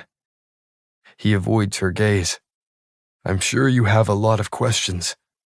Oh, I sure do. The words are little more than a laugh. Starting with the task you've assigned Lenny to. I lean against the desk, legs stretched atop the carpet and ankles crossed. My gaze finds Kit. And what task might this be? Kit opens his mouth, but it's Pay's voice I hear. He's been ordered to guard bob of her throat. Blair's door, and likely every move she makes beyond it. Rage simmers in her eyes. And just like that, I understand what it is that fuels the fire burning within them. Adina. I'd watched that branch tear through every muscle and tendon in her chest, watched Peyton crumble in that sandy pit, cry over the bloody body, and scream when it shuddered its last breath. But behind that tragic scene stood the winner of the final trial. Blair guided that branch through Adina's chest with her mind and a smile. When my eyes slowly climb back to Peyton's, It's revenge that reflects in them. And I have a feeling that Blair's blood will be the only she enjoys on her hands. I have to keep the peace, Kit says slowly. Her father is a trusted general, and I can't have my future queen picking fights within the castle. I knew you would go after her, and I figured that placing Lenny between you two was the safest option. He runs a hand through his hair, tussling the blonde strands. I need you on your best behavior if this arrangement is going to work. And you want this to work? Peyton asks with a sudden calmness that's begun to creep over her. Our arrangement. The uniting of the ordinaries and elites. In order to save Ilia, yes. Kit clarifies. We must open trade again, and that is only possible if the surrounding kingdoms no longer despise us. I would elaborate further about our marriage, but it seems you already heard my reasonings through the other side of the door. Her silver hair swishes with a nod. I did gather most of the information I was looking for, except for the question you avoided. She steps forward, tossing the journal before us. Her fingers curl around the edge of the desk, nearly brushing mine. Do you not hate me? After everything I've done. Kit takes a long, trembling breath. My eyes flick between the two of them. Nothing more than a witness of this civil standoff. It's not about hating or loving you. It's about what is best. And I cannot rule a kingdom that has fallen. I killed your father, she replies bluntly. And you forgive me for that? You have yet to apologize. I was protecting myself from him, she whispers. I need you to know that. He came at me, and I barely made it out of that fight alive. Her voice trembles, but she pushes on, head high. I'm sorry that I killed your father, but I will never apologize for killing a tyrant. Silence smothers the room, so loud it's nearly deafening. I watch Kit's face for any sort of shift, and know that Pei is doing the same with that psychic-like observance of hers. But he doesn't so much as blink, perhaps even breathe. When he does speak, his words sound slightly choked. You don't need my forgiveness. You only need my protection. And now, Kit's voice grows callous, so opposite his tone towards me. I've given you purpose. Her knuckles grow white around the desk's edge. She blinks, her face a canvas of shock and hurt and muted understanding. But Kit has every right to harbor animosity towards the ordinary who killed his father. So Peyton simply nods in response to his earnestness. She pushes no further on the matter of forgiveness. Not now. What about everything else? The disease you were told us ordinaries possess?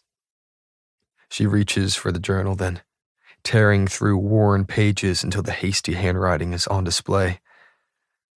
My father was Adam Gray, a healer in the slums, and he recorded everything. I cross my arms over my chest. His journal entries state that father was bribing the healers, offering them their weight's worth in silvers if they backed the lie that ordinaries were slowly dwindling our powers. I blow out a breath. And as much as it pains me to admit it, everything written in that journal adds up. It's no wonder every healer lives lavishly in the higher kingdom. They have all the means and no desire to help those in the slums. When my gaze lands on Pei, she nods in silent gratitude before continuing. Every elite in this kingdom despises the ordinaries. Getting paid to spread lies about them was only a bonus for the healers. And the king, she adds almost awkwardly, took advantage of that hatred. He tried to buy my father's silence more than once. But he was one of the only healers who stayed in the slums, aware of the lies but unable to do anything about them. So we started the resistance. Kit sighs out, still avoiding Peyton's wide gaze. Callum has filled me in on all the details, as did the letter father left me. He looks as tired as he sounds when his fingers begin massaging the crease between his brows. I know of the lies healers have spread for decades. Peyton swallows. And are you going to tell the kingdom this? Yes. Though I'll spin the truth into something more appealing. I may have grown to despise my father in recent weeks, but that does not mean I wish to tarnish our family's name. He leans forward then, eyeing the ring on her hand that I can't bring myself to look at. I will protect the Azur legacy. But, his next words are reluctant, I will also protect you, Peyton.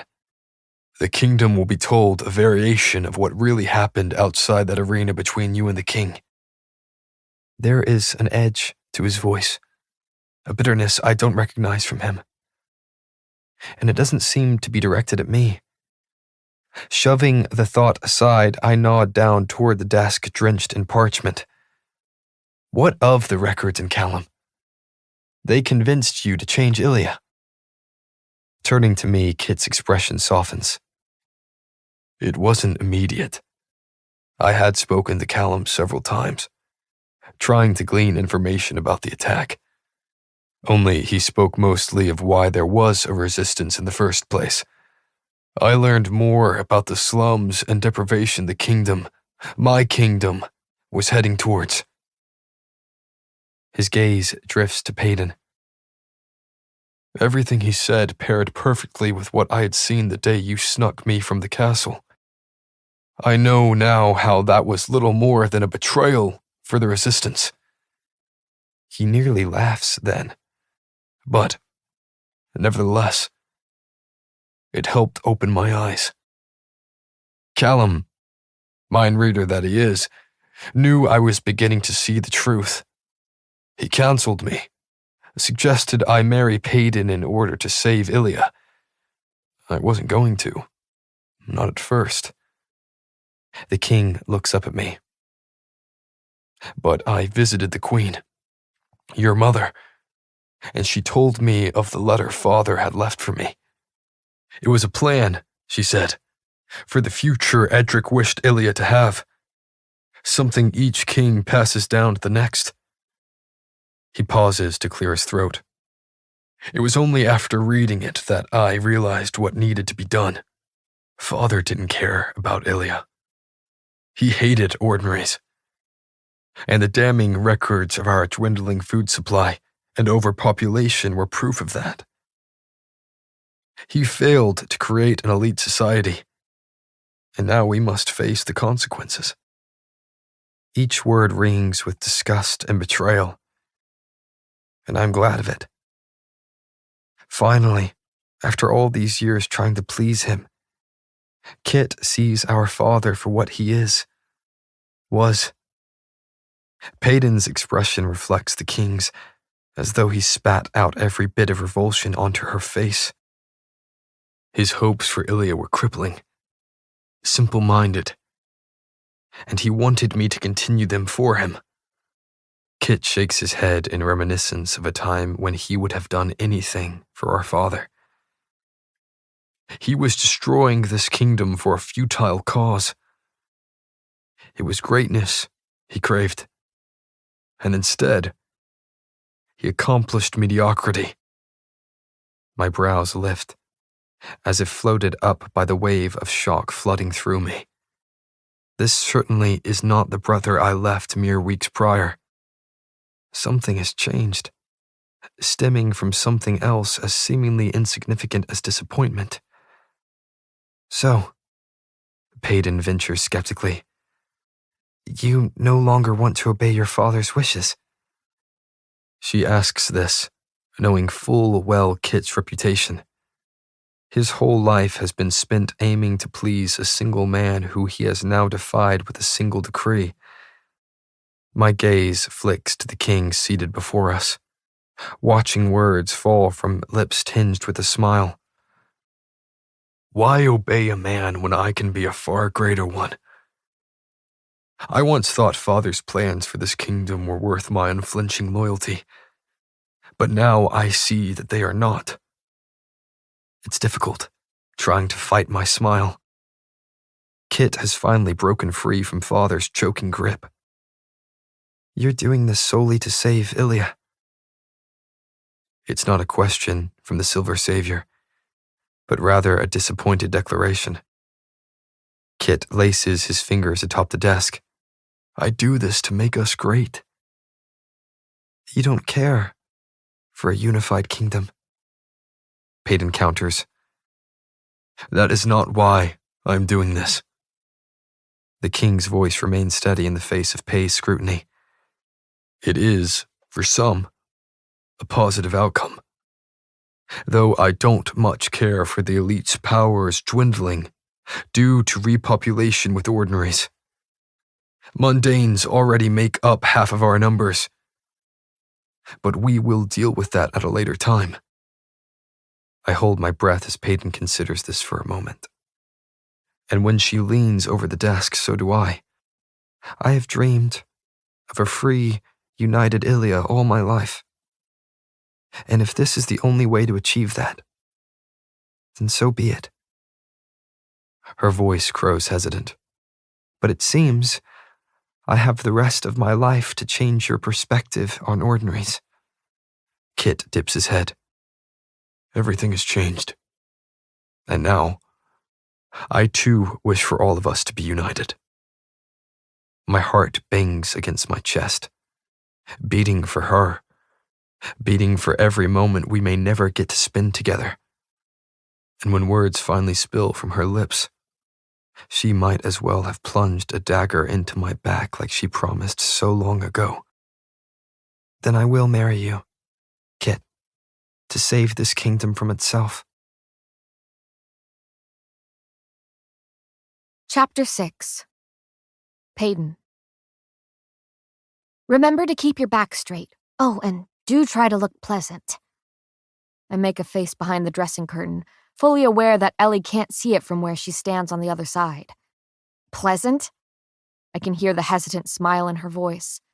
You know, maybe smile a bit. No scowling at court members.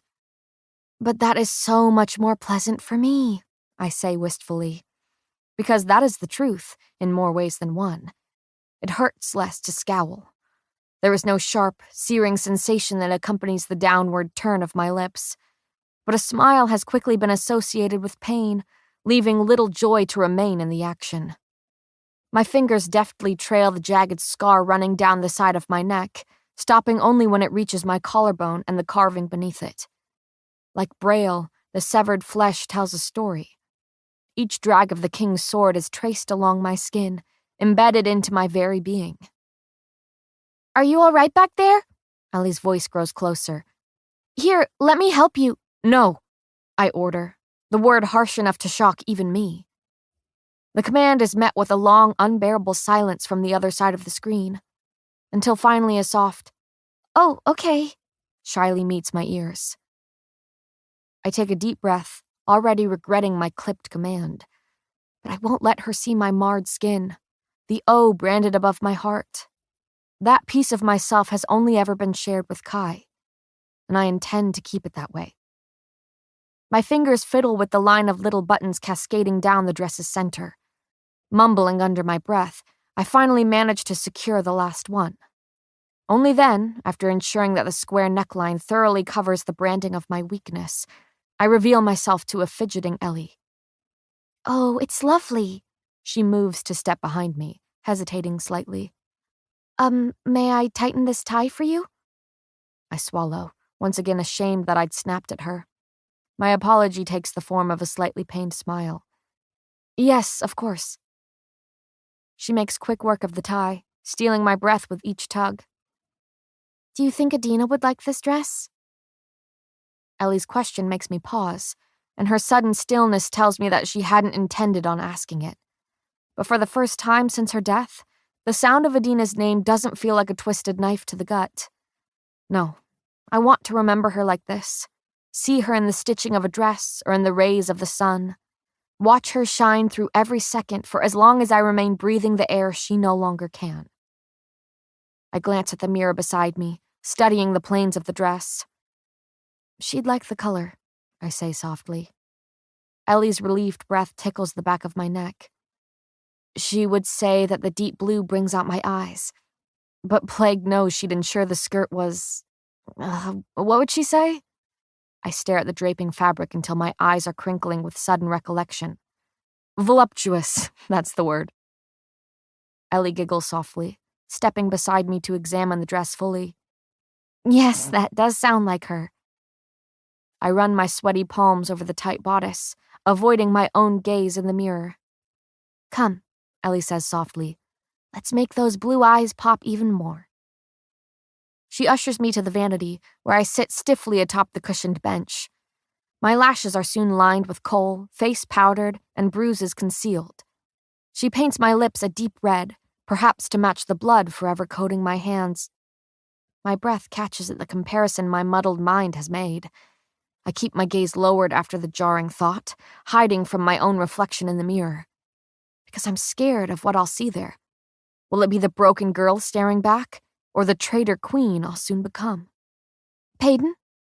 Mm-hmm? My gaze lifts to Ellie, finding her staring at me in question. Sorry, did you say something? She smiles comfortingly.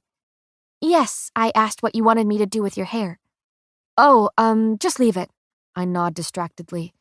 It will help cover my scar. Another sad smile. It's not the first she's given me. Right. Stepping away, she scans my face. You look... Ellie trails off, and that worries me greatly. What? If I look ridiculous, please tell me. No, not at all. Her gaze lingers over the length of me. You look... hardened, in a way. Those words don't surprise me, but her next ones do. In fact, you look like a queen. I spin my father's ring beneath the massive table, if only to distract myself from the foreign one now encircling a nearby finger. Shifting in my plush chair, I sneak a glance down the length of wood to find that nearly every gaze is already pinned on me. I lift my chin slightly before mustering a cool facade as my only defense against so many prying eyes. The colossal table sits in the center of the throne room, and even despite its impressive size, the court is thoroughly cramped around it. My gaze climbs from the expanse of dark wood until it lands on comfort, relief, him. Gray eyes flick between mine, soft in that way they only are when looking at me. That tether between us grows taut, heavy with the weight of so many unspoken words. But even the strongest of ties wears over time. It will be the slow death of us, spending every day alongside each other but never truly together. Kai's gaze tears from mine when the looming doors swing open. Every body clumped along the table's edge clambers to its feet when the king enters the room. Having spent my entire life learning how to blend in, I quickly stand alongside them. When my eyes lift to find Kit, it's his brother they find their way back to. A repetition of the past I can't seem to escape. His black tunic is cut close to the body beneath, inky like the ebony waves that fall over his brow. As if feeling my gaze, he pulls those strong arms behind his back and tosses me a quick wink. I dip my head, hiding the twitch of my lips. Then I tuck our moment into that quiet part of my mind, right alongside the others, just in case we never get the chance to share another. Kit strides to the head of the long table, where Kai flanks his right and I his left. It's only after the king lowers himself into his extravagant seat that the court follows, numbly sitting back into their own. Good afternoon, Kit greets warmly. I'd first like to thank you all for joining me in this meeting. I know there is much to discuss and even more to answer. The sheer kingliness he exudes is still jarring, in a mournful sort of way. I miss the carefree boy he was before a crown was pushed onto his head, before I pushed him to be like this. But his very life has led up to this moment, this ruling of a kingdom, and it suits him more than I could have imagined. Or perhaps it's my revived hope for Ilya that has me suddenly looking at him with respect rather than revulsion. Everything changed in that study, history unwritten and loyalties reformed. Kit seems equally as unenthusiastic about our engagement, and I warily wonder about his feelings for me. How much does the king despise me for killing the father he once cared so dearly for? Our marriage will be nothing more than a political union, but if we are meant to spend the rest of our lives together, I hope to restore some semblance of the friendship we once had. That is, if he even wants it. To begin, I will first address the terrible misunderstandings we all believed to be true. Kit's gaze travels around the table. I hope then that the reasonings behind my decision will become clear. I take a deep breath, straightening my spine like Ellie suggested. But I don't, however, arrange my features into something that resembles pleasantry. Instead, I remain stern, feigning strength in the face of a kingdom so eager to cut me down. Decades ago, healers claimed to have found an undetectable disease hidden within the blood of ordinaries. Kit's voice carries, sounding so much like the king before him that I nearly flinch. With prolonged exposure, that disease was said to weaken the powers of elites. And since becoming your king, I have discovered this story to be a lie. Chaos erupts around the table. I sit silently within it, my heart pounding as Kit's liberating words hang in the air. I never thought I'd hear the truth from a king's lips. I lean in slightly, searching his face, but he doesn't meet my gaze, doesn't glance in my direction at all as he states, "Seeing that Ilya was such a weak kingdom before the plague, King Edric did what he believed was best, banished the ordinaries. He did this to preserve our elite strength, offering a story that the healers eagerly backed. You, the people, needed little convincing to rid our kingdom of those lacking power." Confused glances are thrown around the table, followed by hushed accusations. The king's voice cuts through them all. "My father strengthened our kingdom greatly in the past, and for that we should all be thankful. But now he has unwittingly weakened us by cutting off our resources, leaving me to do what I must to save us." A long pause, a sinking in of words. "So we will welcome the ordinaries back to Ilya." My lips twitch into a smile. After decades of lies, us ordinaries deserve a far grander reveal, a proclamation across the kingdom. But this is the best apology an elite king will give, so I revel in it. Kit's words spark an eruption that ripples down the table. Men and women of all ages push to their feet, shouting incoherently as the world they once ruled now shifts beneath them. Kit raises a hand in a feeble attempt to regain control, but the chaos continues its destructive course, forcing me to dodge a flying elbow to my right. "If you wish to lose your tongue, by all means, continue speaking over your king." Kai's casual threat carries across the room, clamping shut even the most eager of mouths. With one final glance at the court, the enforcer gestures casually to his king, urging him to continue. Kit's green gaze brims with gratitude.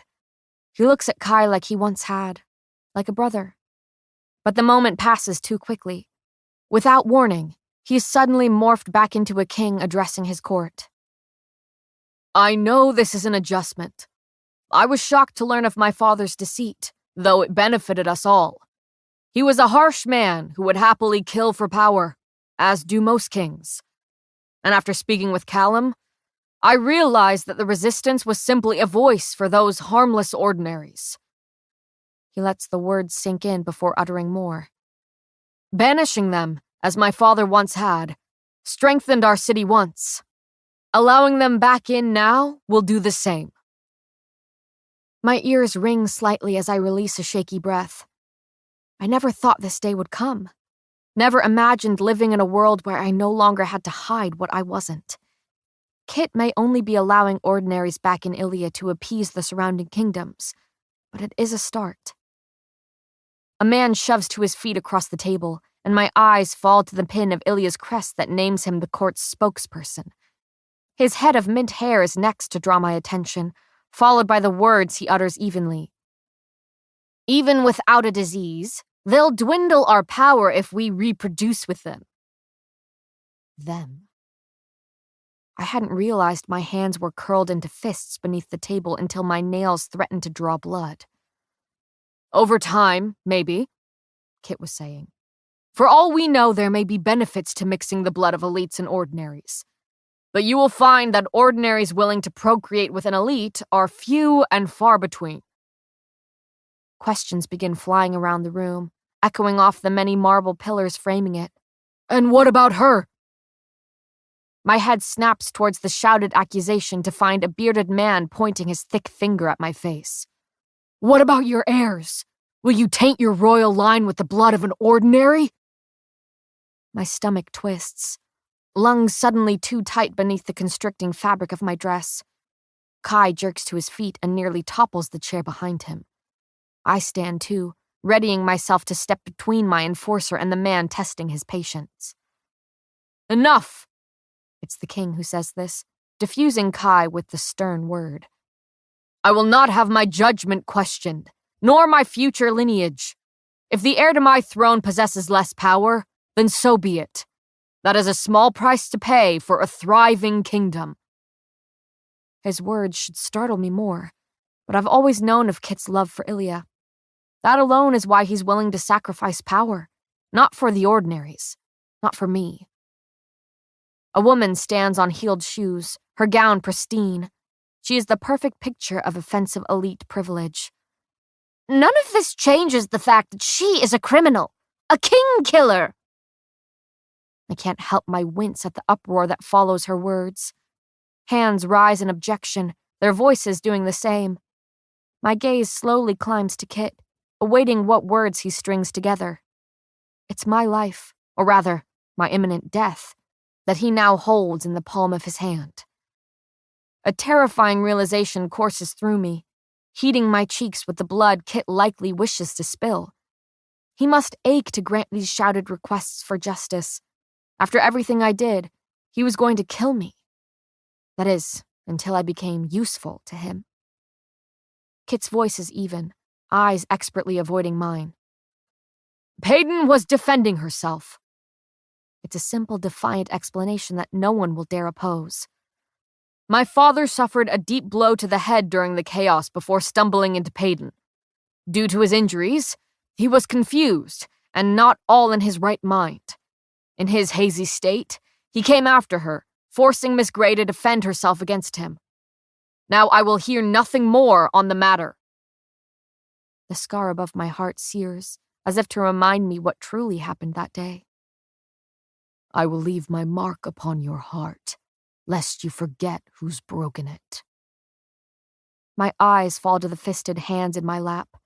They shake slightly, rippling the blue fabric beneath.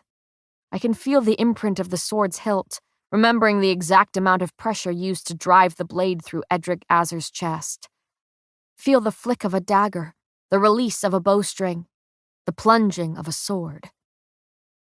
Every death I've doled lives in the lines of these hands, and I fear who will find themselves beneath their next calloused touch. Flyers will be distributed throughout the city. I blink back to the present, Kit's words filling my muffled ears. They will announce our engagement to Ilia, but most importantly, to the surrounding cities. I will send messages to Dor and Tando while searching for a way to deliver the news to Isram. On these scrolls will be what we spoke of today, every reasoning and explanation. In 2 days' time, we will host a parade in celebration, and any remaining ordinaries within the kingdom, or anyone outside it for that matter, are to be welcomed. Mouths open in unison around the table, but the king is speaking before sound is able to escape them. That will be all. Thank you for your time. I can practically hear jaws snapping shut at the dismissal. Kit then stands, and after a moment of hesitation, extends a hand to me. My eyes slide to Kai, even as I slowly reach for his brother. But he doesn't look at me. No, the enforcer's gaze is on the palm I've placed atop the king's, growing darker with every second our skin grazes. As we stride from the room, hand in hand, I will Kai to meet my eyes and read the message within them. Pretend. Chapter 7. Payden. She sleeps soundly to my right, just as she always does. Shoulder to shoulder, fabric to face, gaze to stars. Rough beneath my back lies the rug, piled with scraps of cloth that tickle my skin. The night is a comfort, combing cool fingers through my hair, tucking me in beneath a blanket of stars. They glint above while winking lazily down on the familiar pair of us. This is home, however unconventional, however broken its inhabitants. The bleak thought startles me into a sitting position, because I am the only bleak thing occupying this fort. Adina is whole and bright and unbelievably unblemished. I turn to face her, my eyes heavy with the haze of sleep. Raising a sluggish hand, I brush aside the uneven bangs curling atop her brow. When my fingers meet her skin, I pull back sharply at the frigid feel of it. She feels like death itself. No, that can't be right. Adina is the most alive person I know. She could never feel like anything less. Hesitantly, I reach for her again. My finger traces the curve of her cold cheekbone, right beneath the crescent of dark lashes fanning over her skin. The moon casts a sickly sheen over her once glowing skin. No, not the moon. It's death's shadow she wears. Eyes widening, I lean over her fully.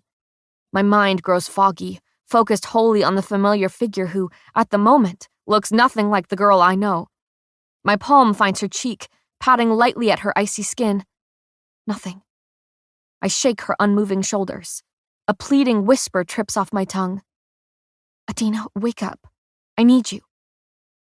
Then I shout at her death-drenched form to live. I might have even screamed. Hey, please! A dull thud meets my ears, sounding equally near and far. My head swivels in search of the ominous repetition. I scan the darkened alley, squinting into the shifting shadows. Another thud, this one louder than the last.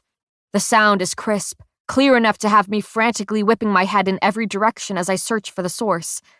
And when I finally glimpse the gruesome picture that accompanies it, a strangled gasp claws up my throat, tearing through the shuddering silence.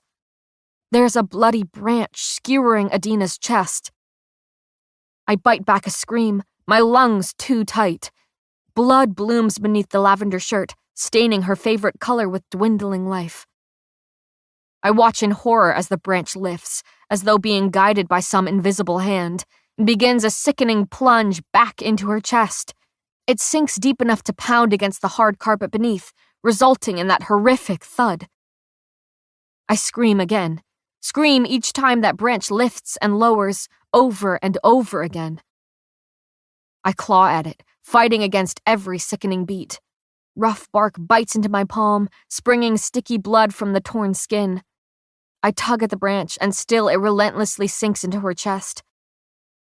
My hands shake, tears stream. Thud, thud, thud. It pierces through her, stopping only when it meets the rug, but still it does not halt from my screams or pleading whimpers. She's gone. She's gone. She's... My eyes fly open, only to be greeted by shadow. A figure looms over me, and I don't hesitate before slipping my hand beneath the pillow to find the knife I'd snatched from my dinner tray. Not my first weapon of choice, but it's probably sharp enough to provide a painful end to whoever it is that... Pay. His voice calms the sea of panic beginning to swell in my chest. A calloused hand catches the wrist I've raised towards his throat, halting the swift arc of my borrowed blade. Easy, Kai breathes, body tense as it leans over mine. Eyes adjusting to the dim light, I can just make out his fuzzy figure at the edge of my bed. I'm nearly teetering off it, skin sticky and chest heaving.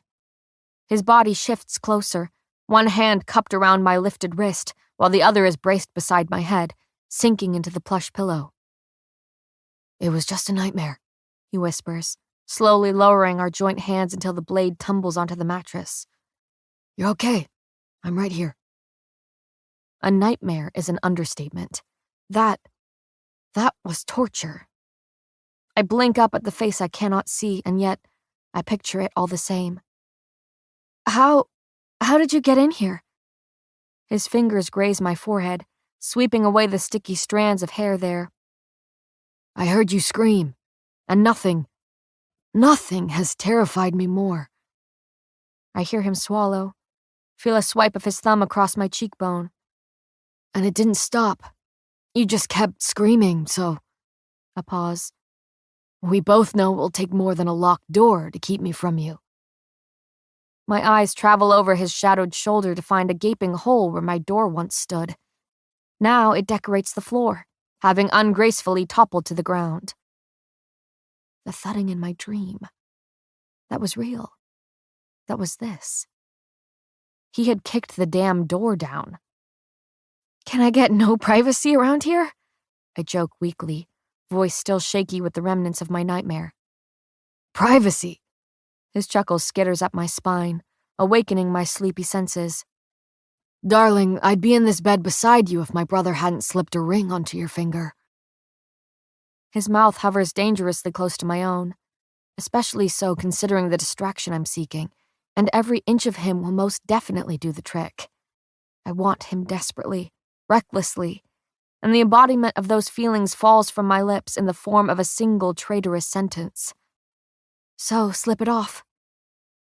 I feel his head shake above me, feel his nose rub against mine. He groans softly in a way that tells me he's restraining himself from happily obeying my command. The rough fingers that aren't currently cupping my jaw find their way to the band around my finger. "I could," he murmurs. "So easily I could." His thumb slides over my knuckles. "The problem wouldn't be taking that ring off. It would be getting me to put it back on." I shut my eyes, as though that could hide me from his words, from the reminder of my fate. I am betrothed to the king, and yet my heart beats for his brother. "I know," I whisper, unable to muster anything more. Several long, silent moments slip between us. His thumb brushes idle circles across the top of my hand, a delicate comfort, and yet I might crumble beneath the feel of it. Then his touch shifts to stroke the short strands of hair behind my ear. I feel his following murmur on my skin, hear the smirk hidden between each syllable. "A butter knife? Really?" "It's all I have at the moment," I grumble. "Well, that just won't do," he flicks my nose lightly. "What if someone had broken into your rooms?" I can't help the laugh that bubbles out of me. "It seems someone already has. But don't worry, Prince." My fingers fiddle with a lock of inky hair falling over his forehead. "I can do plenty of damage with a shoe." "Oh, I'm well aware." His words are a whisper against my lips. "You are devastating, Pei." And then he's scooping me into his arms. I squeal in surprise, having been swept from the mattress. Blankets slide off my skin, slipping away from the silky sleepwear Ellie had set out for me. A strong hand cups the back of my knees, while the other is wrapped around my bare shoulders. The heat of his body seeps through my thin pants and accompanying tank as I sling a steadying arm around his neck.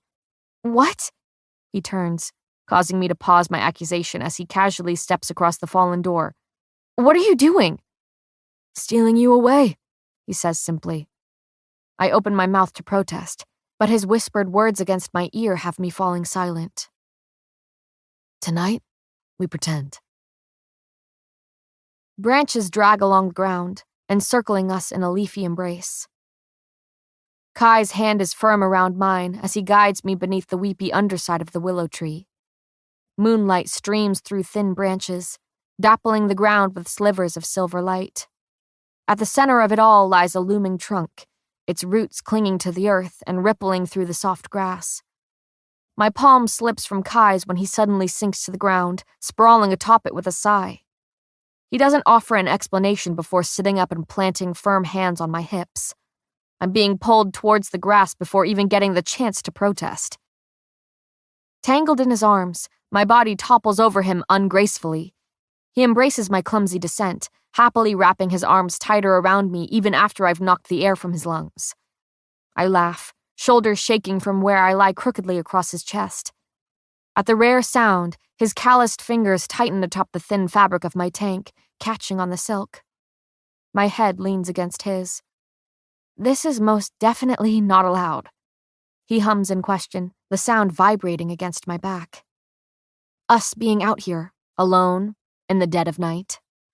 It could be worse, he murmurs. We could have stayed in the Queen's quarters, alone and in the dead of night. My cheeks flush. On second thought, I much prefer the night air. He chuckles beside my ear, forcing me to suppress a shiver. My fingers find one of the hands he sprawled across my stomach, feeling the rough skin splattered with scars.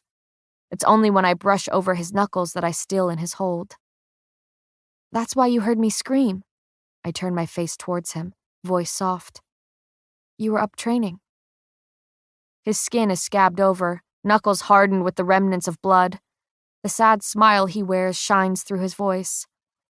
Nothing gets past you, little psychic. I was heading to my room after being out in the training yard most of the night. Couldn't sleep. He adds, the clarification an afterthought. That's when I heard you. I nod slowly, gathering my courage. I was dreaming about her. I feel his chest halt beneath me. He knows exactly who it is I'm referring to. I'm guessing it wasn't a pleasant dream.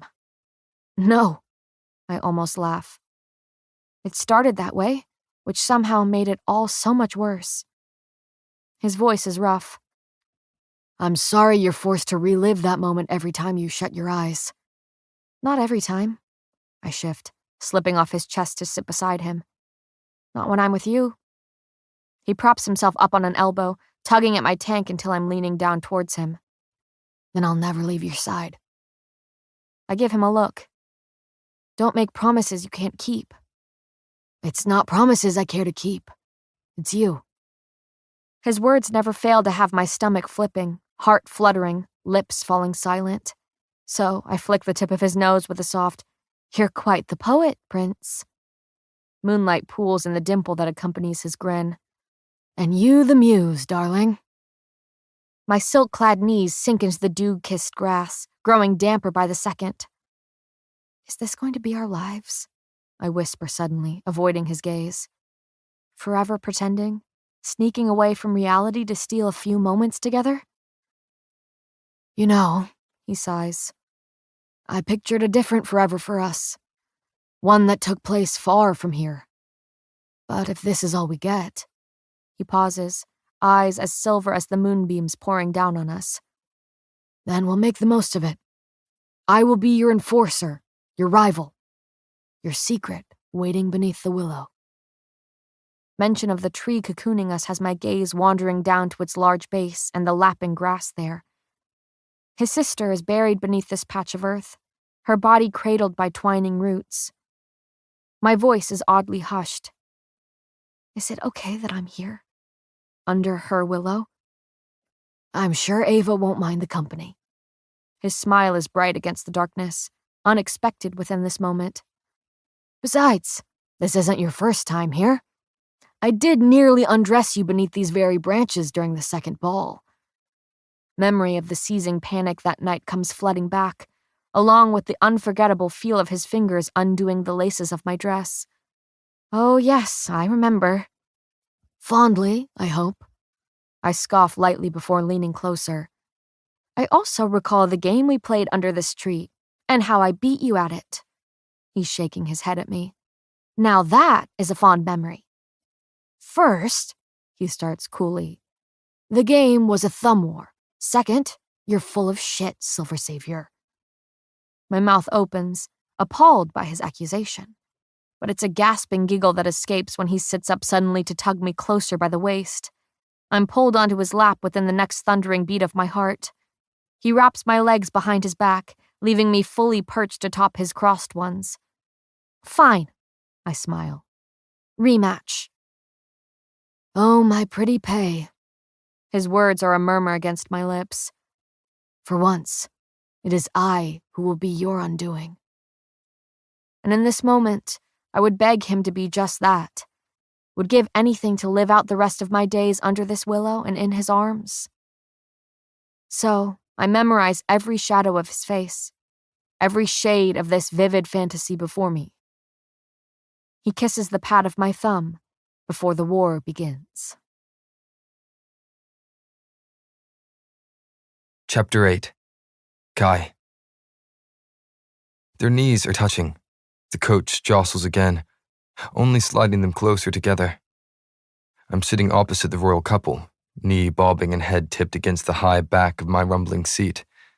This particular coach is open to the sky, as though the top half of it has been cut clean off. Several decorated carriages trail behind and before us, all draped in green banners wearing Ilya's swirling crest. A soft breeze ruffles the hair falling over my forehead, forcing my fingers to continually comb through it. Sun pours over us to peer nosily at the uncomfortable, silent seating arrangement. Leaning an elbow on the shortened door, I lift a hand to shield my eyes. And she's the first thing my gaze lands on. The sun's golden rays intertwine with her silver hair, weaving down the short length of it to thoroughly blind me. Her body is wrapped in emerald, the fabric clinging to her hips, draping her legs, and the knee that still touches his. I look away, drumming fingers that wish to touch her on the ledge. "It's a beautiful day," she says, out of what sounds like discomfort. "Perfect for the parade." "Yes, we couldn't have asked for better weather," Kit agrees distantly. "Don't you think, brother?" His tone changes drastically when aimed at me, now light and cheery. My eyes lift to his, finding a familiar glint of mischief in them. "Why, yes, I do love cooking beneath the sun." Kit cracks a smile at that before murmuring dully towards Peyton. "Kai has never been good with heat, you know. When we were boys, all right, that's enough," I cut in, despite the smile beginning to stretch across my lips. "No," Peyton says slyly. "No, I'd very much like to hear the story. Do go on." "When we were boys," Kit continues, his grin aimed at me, "he could barely stand to be outside for more than an hour. Any longer, and he'd clutch his head, convinced that his hair was going to melt." Peyton's laughter forces me to raise my voice. "Do you know how hot my hair gets? It's like tar sitting in the sun," Kit finishes, addressing his next words to Pei. "Yes, that was the other bit he always used to say." I lean back, shaking my head at him in disbelief. Plagues, is there no secrecy amongst brothers anymore? The king resembles the boy I grew up with in this moment. "Oh, there certainly is." My eyes flick to Peyton's smile, and suddenly it all seems very much worth it. "That was very insightful and entertaining." Her smile widens wickedly. "Please, continue." Kit opens his mouth, but it's my words filling the open air between us. "Kitty here once shoved a playing die so far up his nose that the royal physician nearly gave up on retrieving it." Peyton's hand flies up to cover her gaping mouth. Now it's Kit's turn to shake his head at me. "You seem to be forgetting the part where you dared me to do it." Pei laughs, eyes crinkling in the sun as the coach continues its rattling across the cobblestones. She points an accusing finger beside her. "Well, didn't you dare Kai to climb the willow back by the gardens? And he fell, breaking his arm?" Her smile turns on me as she awaits Kit's answer. Except there is none. Kit's expression grows subtly grim, shifting into something slightly sharper than the smile he once wore. "I hadn't realized he told you about that." "Yes," Peyton says slowly, unsurely. "In passing." He turns away, looking out into the moving landscape beside us. "Was that before or after the final trial?" I tense slightly, not because his tone is threatening. No, Quite the opposite. The words are heavy, weighed down by something far worse than anger. And that something tears at the part of me that betrays him, the part of my heart that beats for his betrothed behind his back. He wants to know when I shared that intimate detail of myself, and if it was while I was meant to hate her. Before, Peyton answers softly, speaking the truth but only half of it. Kit nods, attempting to seem unruffled with a swift redirecting of the subject. His voice sounds suddenly tired. I see. Well, it's safe to say that Kai and I are likely equal in our stupidity over the years. I nod along, hoping my fading smile doesn't betray the sadness I suddenly feel. The Kit I saw mere minutes ago was a glimpse of the boy I grew up with, the boy I loved before I'd even understood the meaning of the word. And I wish so badly to hold on to that familiar version of him, rip the crown from his head before it seeps into the body beneath. Peyton is the kink in our relationship that we can't quite iron out. Despite all that has happened, it seems that Kit still feels something for her. Perhaps that is why she shies away, grows distant in our presence, because he knows I feel for her just the same. Our brotherly bond falters in the face of her. The coach rumbles down the road as we return to a more comfortable silence.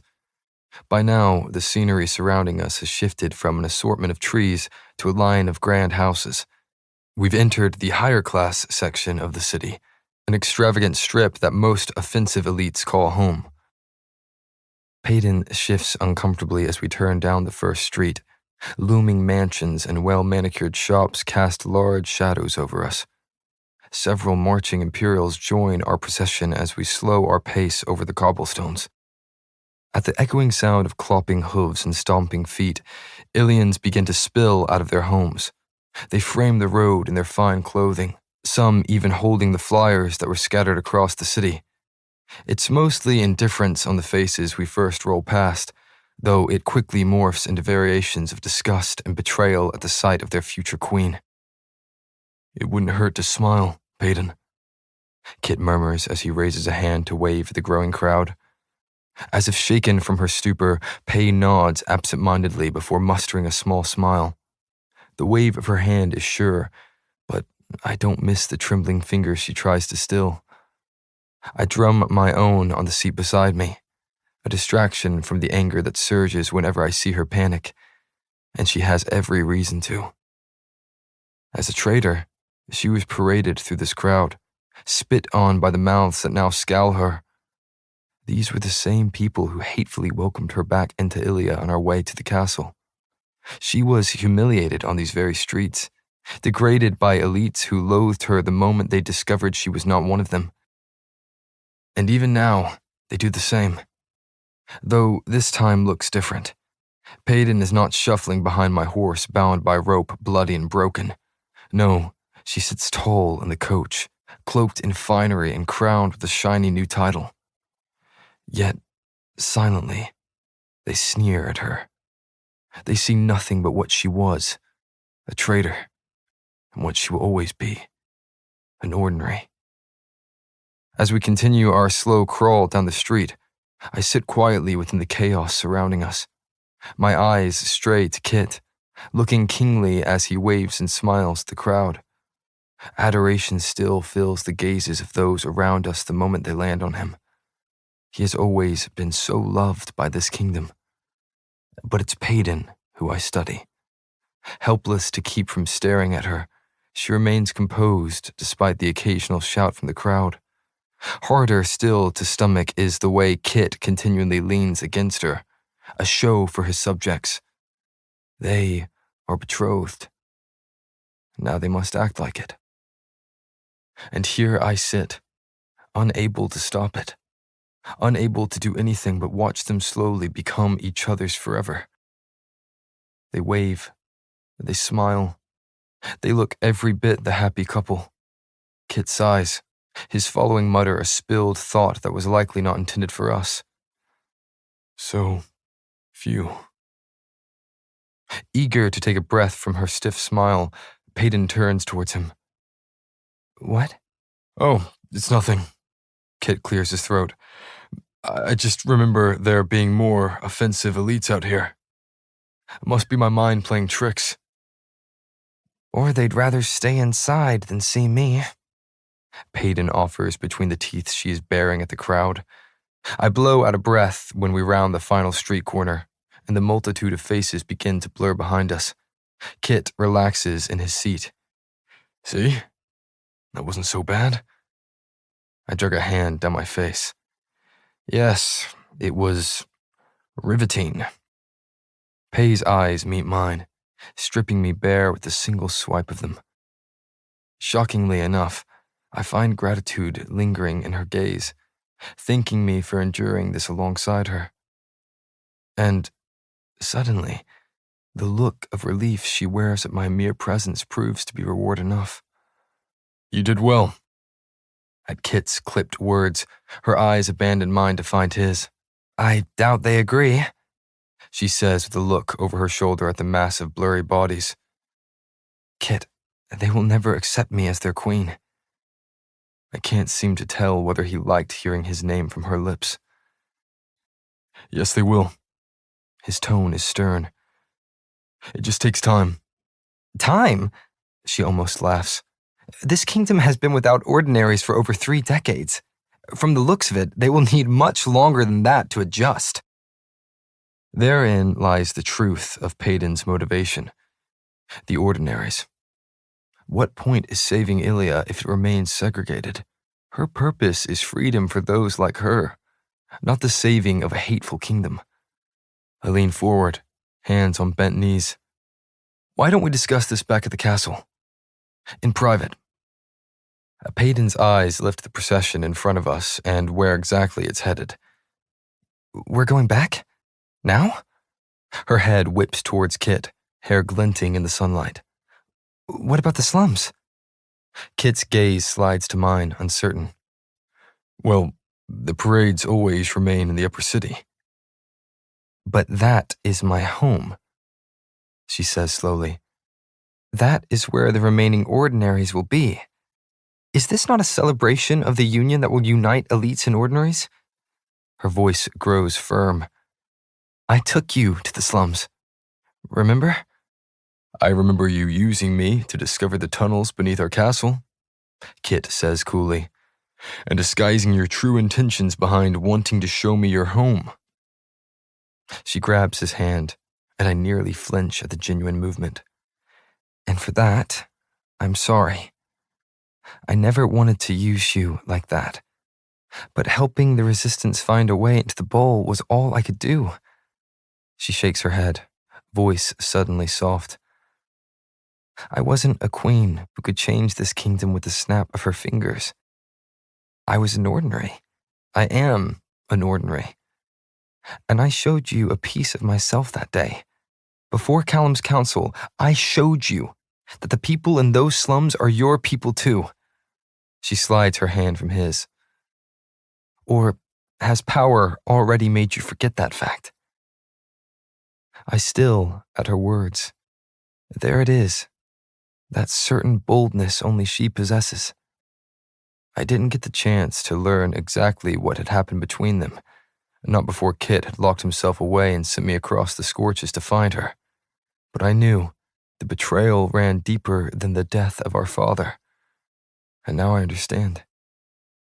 Kit likely blames himself for that battle in the bowl, for being fooled into showing a resistance member exactly how to get into the arena unseen. He blames himself for getting swept up in her. You're right, Kit says slowly. A sort of placidness falls over his features. I should have known you would say that. My eyes flick between them, but he doesn't look at me. His words have horses halting, men obeying, Pei's smile growing. Turn the coaches around. We're going to the slums. Chapter 9. Peyton.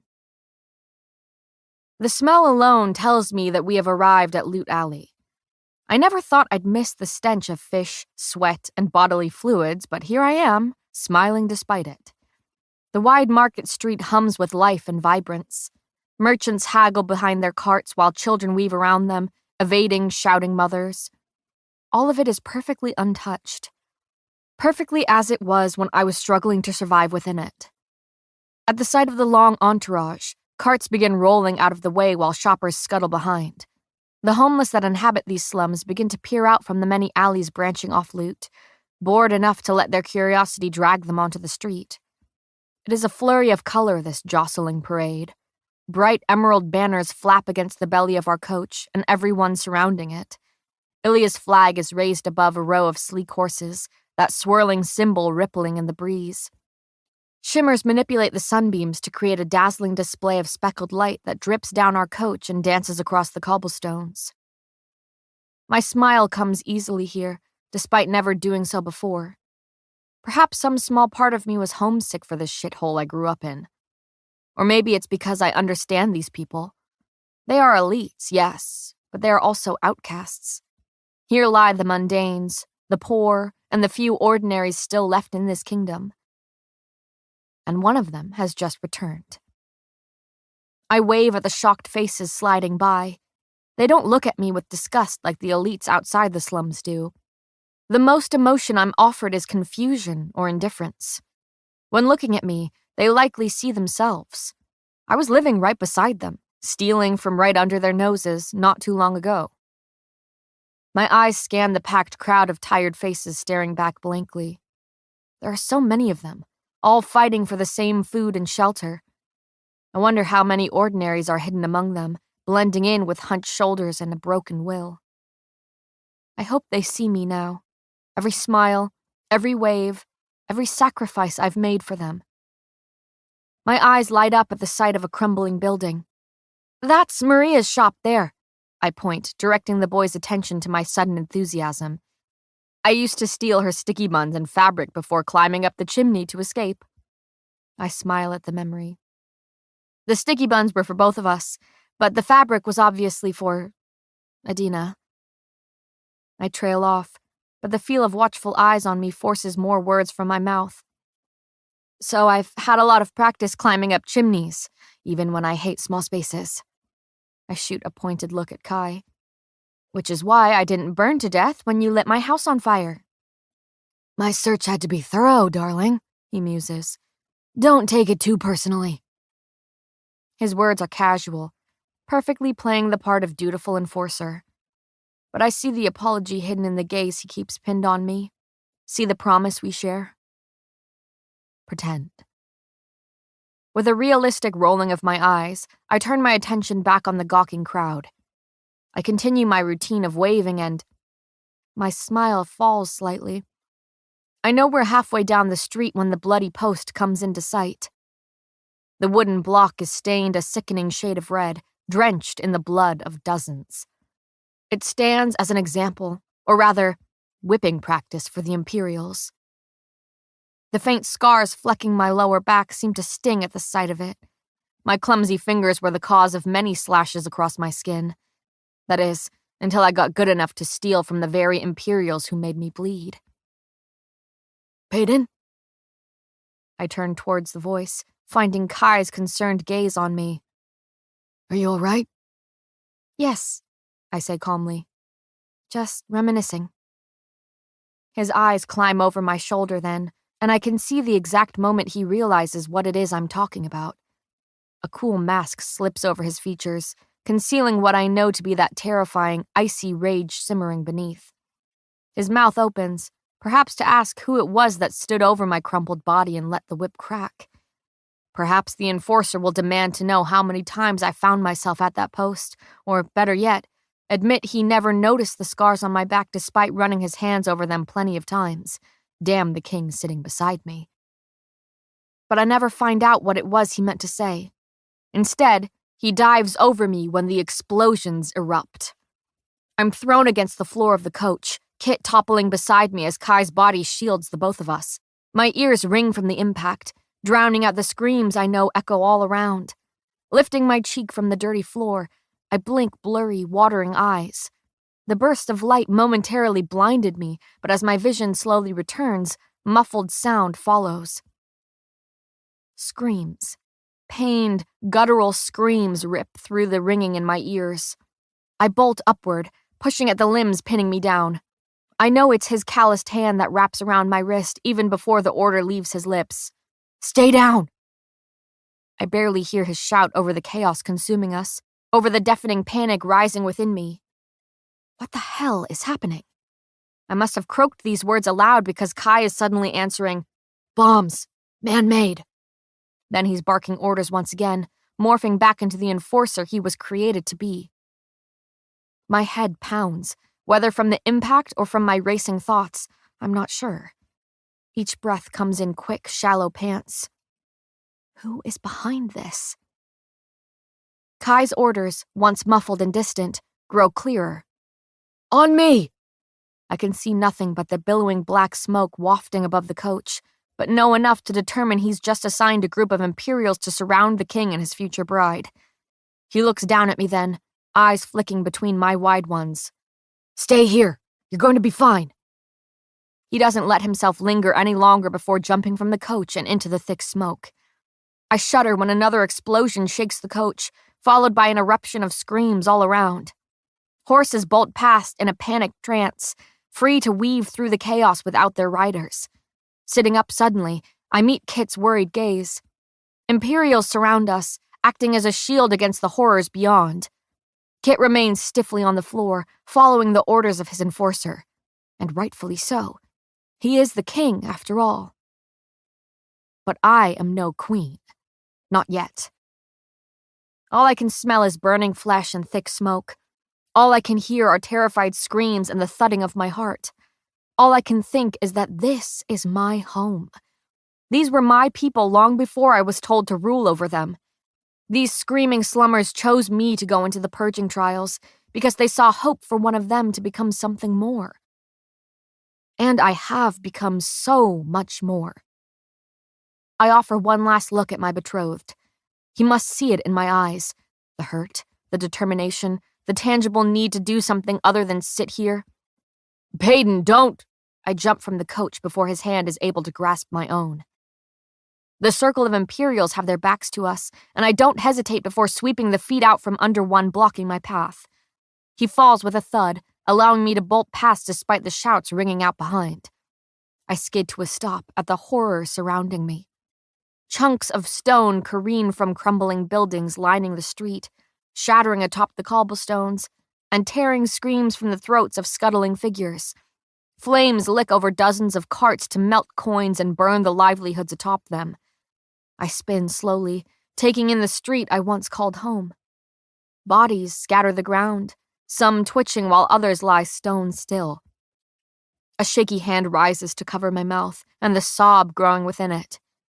Blood paints the street, blending with the fire to create a horrific depiction of death itself.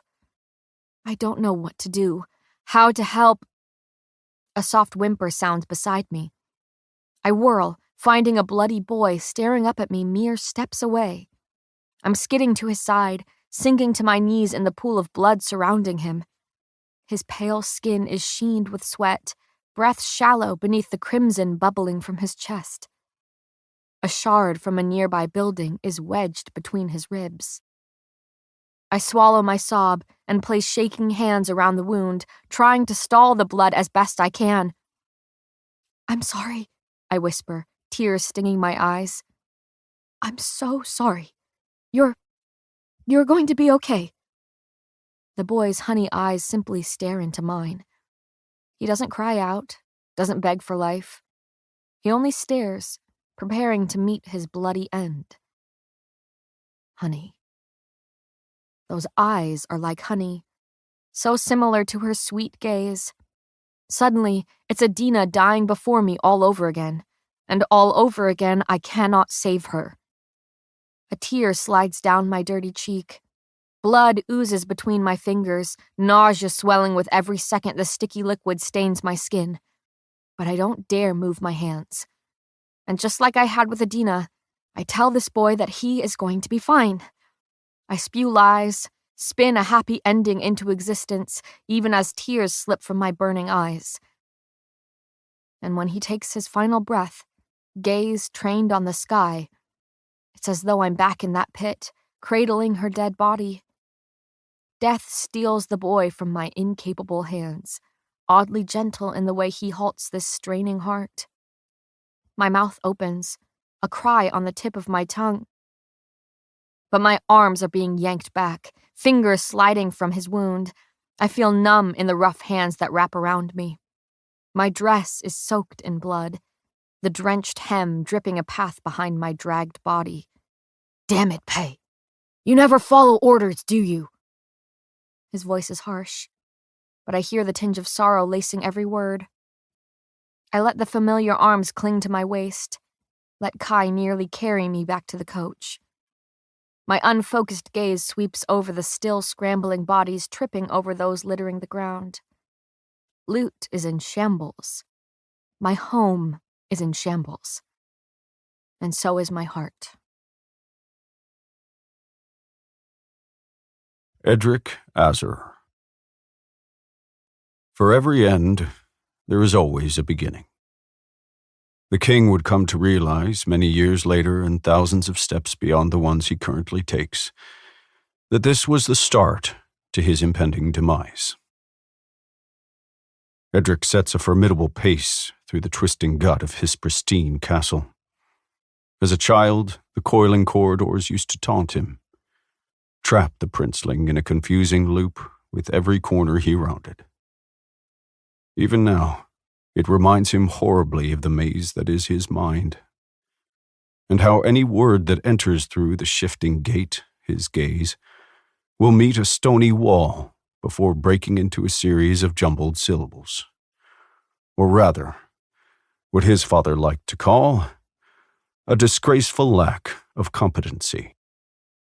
But his father is no longer here, leaving behind only the memory of a sniffling boy who struggled to read. Edric's polished shoes tread swiftly past the servants who slave over them every evening, the feet within navigating him confidently through the castle. A distant memory indeed. It was long after ridding his son of this shameful illness that Landon Azer finally met his end, though it was regrettably far more pleasant than Edric's cruel journey to literacy. His soul drifted peacefully from the frail body it had inhabited, which seemed entirely too gentle a death for such a harsh man. But with the kingdom now squirming in the palm of his hand, Edric thinks fondly of that fruitful time with his father, feeling a growing sort of gratitude for the man who pushed him along his path towards power.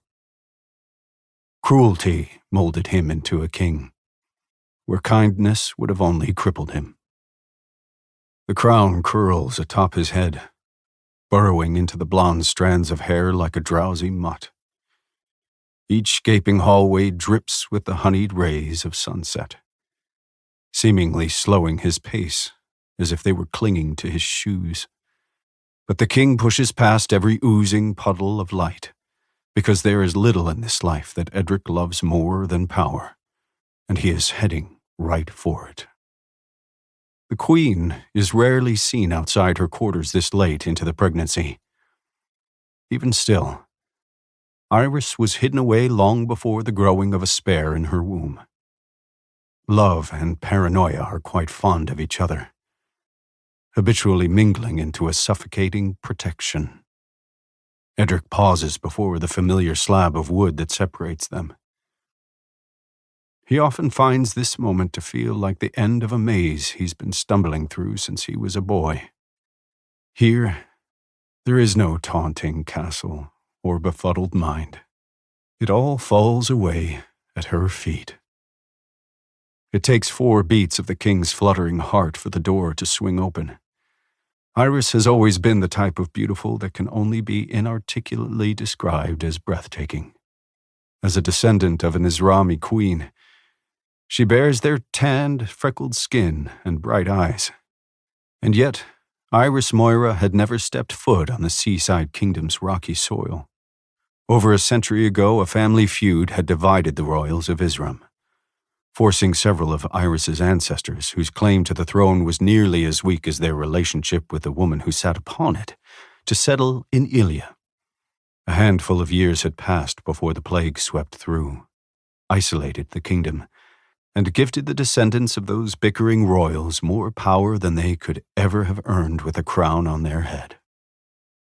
Edric, with his lust for power, married the woman before him nearly a decade after the purging. With every elite being contained to Ilia, no powerless princess beyond the border would be allowed to taint the king's line further. But the pairing of Iris's royal blood and rare ability was shocking enough to finally entice him into settling down.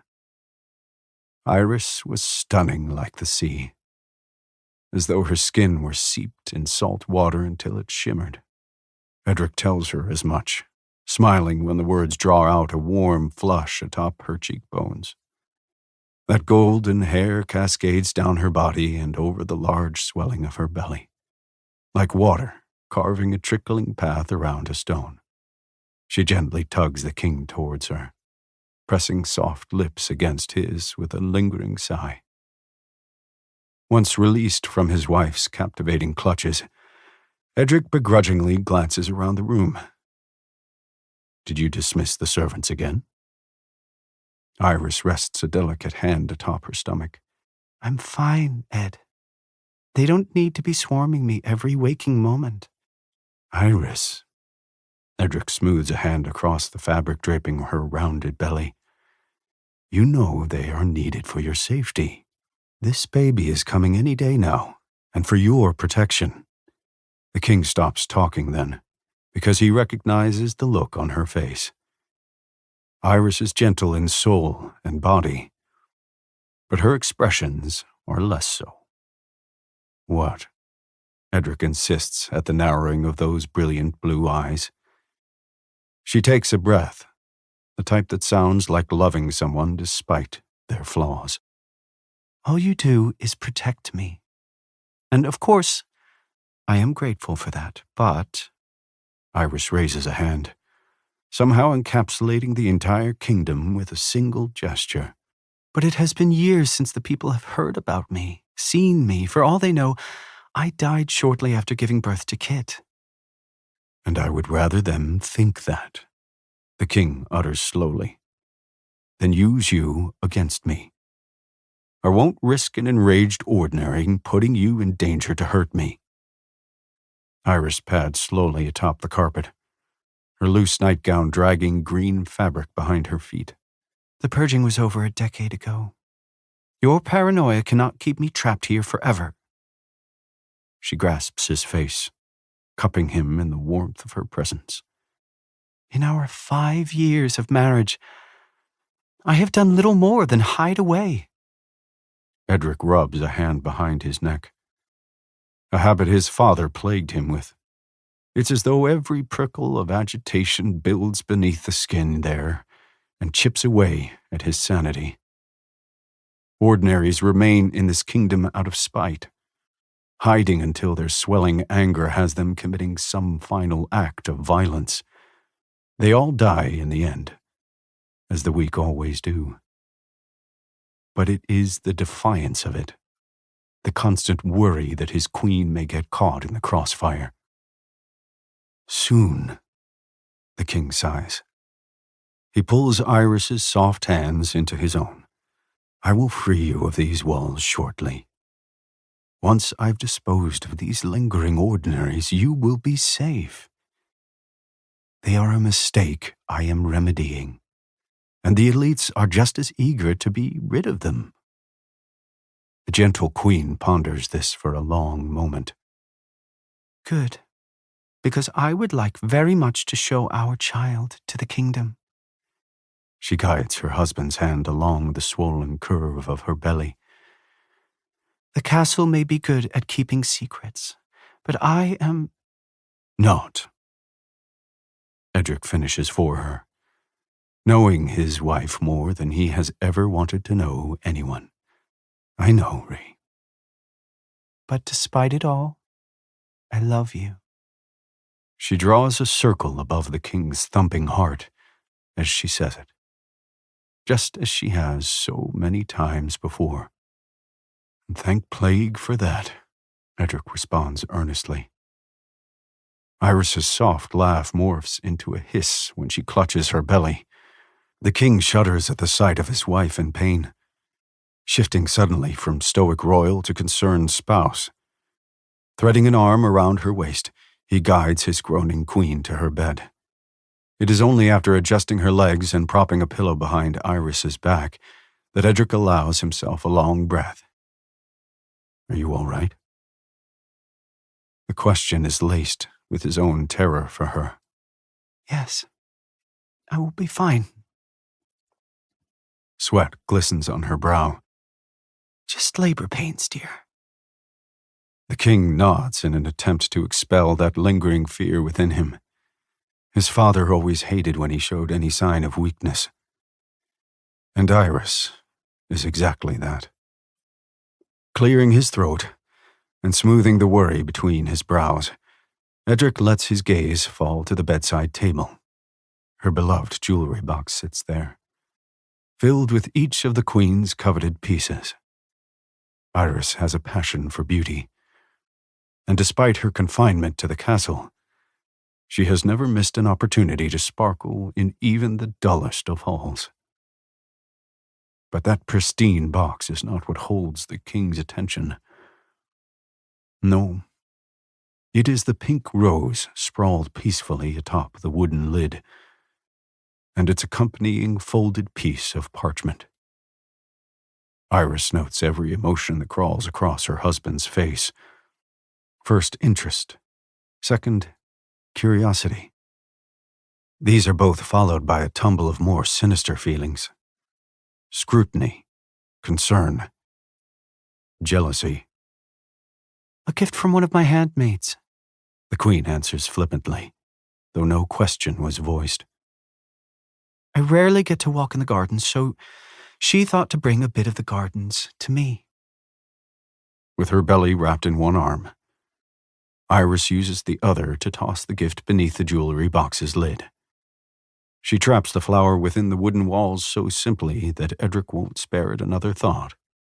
Instead, he will continue on until met with the end that begins in this very moment.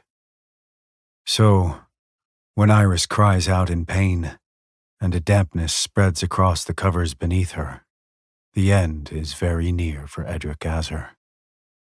At least, for that dwindling bit of warmth within him. Chapter 10.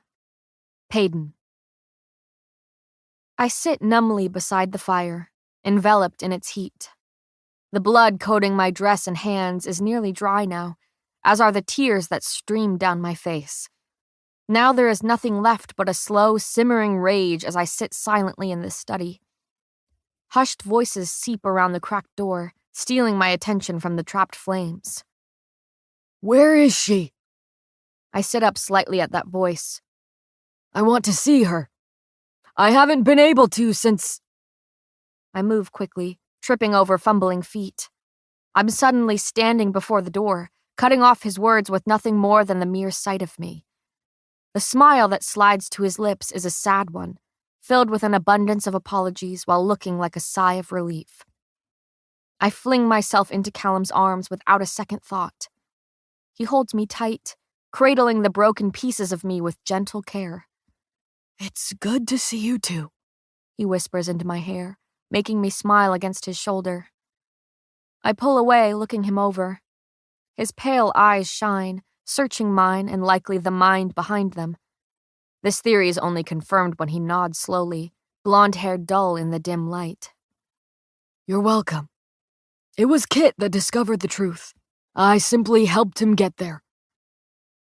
I smile, relieved to know that he heard every echo of gratitude bouncing around my skull, because I'm not sure I could put it into words at the moment. He has helped change everything, helped turn my father's hope into a reality. Well, not quite my father. Just the man who raised me. At that sudden thought, Callum's brows rise slightly in surprise. I sigh, shaking my head. I'll explain later.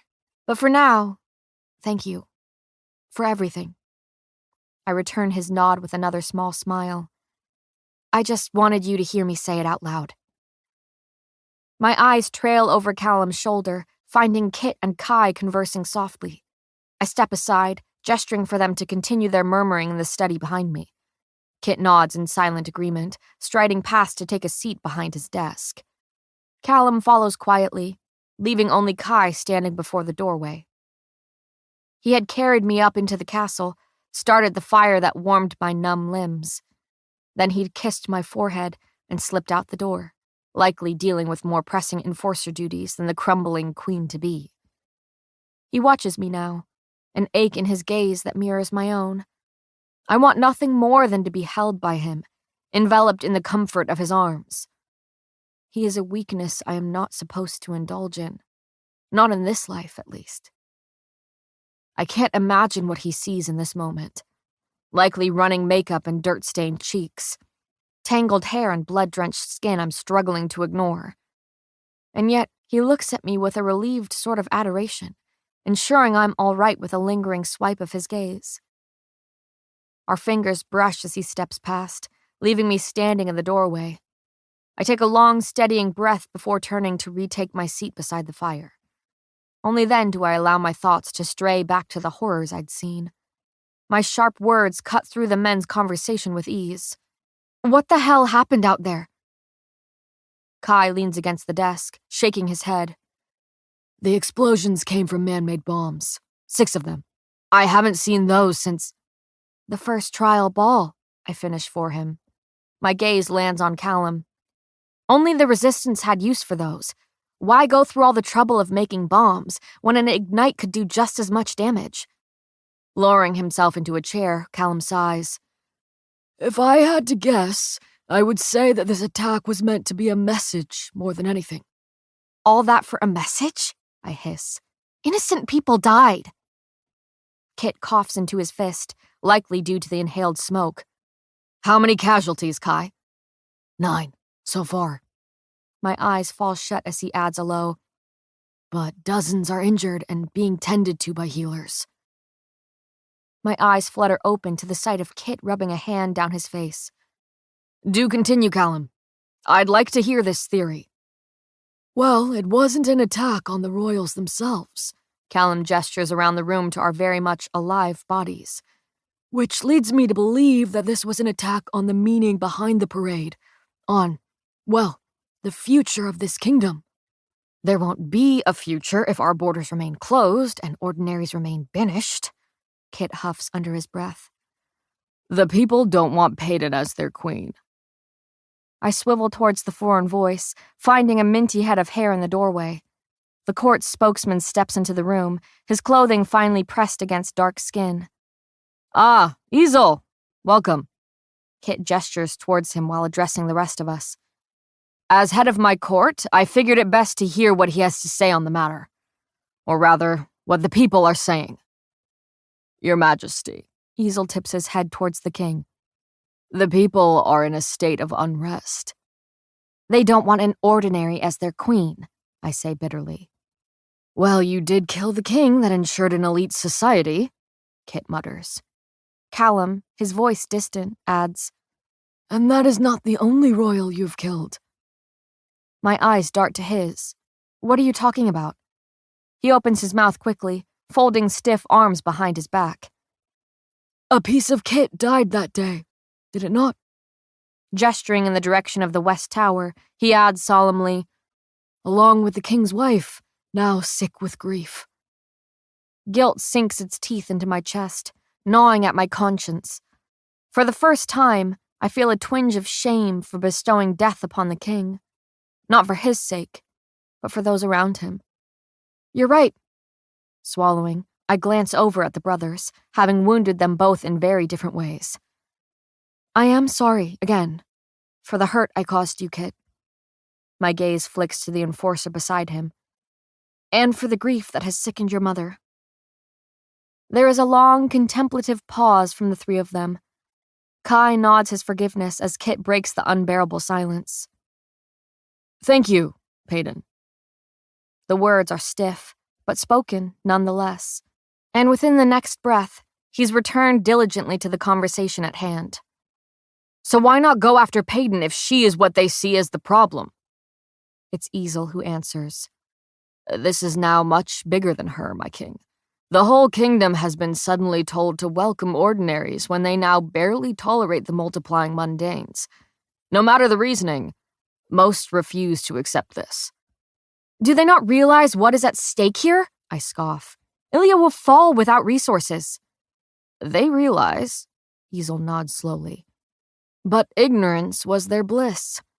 Some admired the late king's persistence in ridding Ilia of ordinaries rather than saving it from collapsing. Kai crosses his arms, the sleeves hugging them dried with blood. The defensive and offensive elites are turning against the entirety of the slums. I've seen the shift over the past few years. It's not just ordinaries they want out of the city. His eyes meet mine. The entirety of the slums is beneath them now. Well, that is no surprise to me, I breathe. Anyone in the slums has known that for years. My father even wrote about it, how the mundanes will soon become the new ordinaries. Callum's eyes meet mine, seeing right through me to learn of my father's journal. I've never been more thankful for his mind-reading ability than in this moment. I don't even have to address the questioning look in his eyes. He can go right ahead and find the answer within my mind. They already are, Kit states this evenly. Their numbers are growing, and the rest of the elites only see them as a weakness. Just like the ordinaries, I finish for him. Easel nods. Kai stiffens. Callum remains stoic as ever. So, Kit says slowly, do we have any idea who exactly is behind this? Likely a group of elites who think they're doing the kingdom a favor. Kai's tone is dry. And also think they have a sense of humor by copying the resistance bombs. Handmade bombs are harder to trace than an ignite, I realize softly. There is no one to interrogate, no way to know who threw them. The study fills with silence until Kit dares to break it. What does the court want us to do about this? How do we get the people to accept Peyton as their queen? A lock of Easel's long hair slips over a broad shoulder. Peyton must prove herself to all of Ilia. Prove she is strong enough to rule, even as an ordinary. That is the only way we believe they will accept her. I almost laugh. And how do we plan on doing that? His silence is ominous. And when he finally speaks, I understand why. The people want to send you back into your own trials. Chapter 11. Kai. I know death. There's something intimate about the ending of a life. Over the years, death and I have come to share a special bond. But fear is a far less familiar feeling, one that has never gripped me as tightly as it had in that study. Callum agreed with Easel's proposition and urged Kit to do the same. But my focus was wholly on her. I watched Peyton ponder this deadly decision, watch the agreement form on those pretty lips of hers. Rage was a rumble in my chest that rose to my tongue, shouting that she can't be serious. I stood before her, fought the urge to cup her face and told her she cannot enter another set of trials. I simply wouldn't let her risk everything for a kingdom that would rather see her die. But I should have known better than to give Peyton Gray an order. She is not one of my soldiers after all. No, she is so much more. That was when she looked me in the eyes, took death by the hand, and declared once again that she would enter herself into these new trials. It's the only way, she had said sternly, though her face was pale. I have to prove myself to them. And if you die, I'd shot back, chest heaving. Her next words still plague my thoughts more than a day later. Then they will have been right about me. I'm a weakness. The ring feels foreign on my finger. I pull my hands behind my back, hiding them from the sea of prying eyes beneath the dais. fidgeting with the thick enforcer's ring. I can practically feel the blood that has been spilled by those who wore it before me.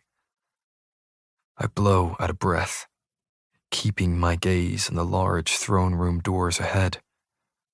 I, and the rest of the court for that matter, have been begrudgingly awaiting our king to grace us with his presence. The minutes drag by, leaving me alone atop the dais and very much on display for the entire court.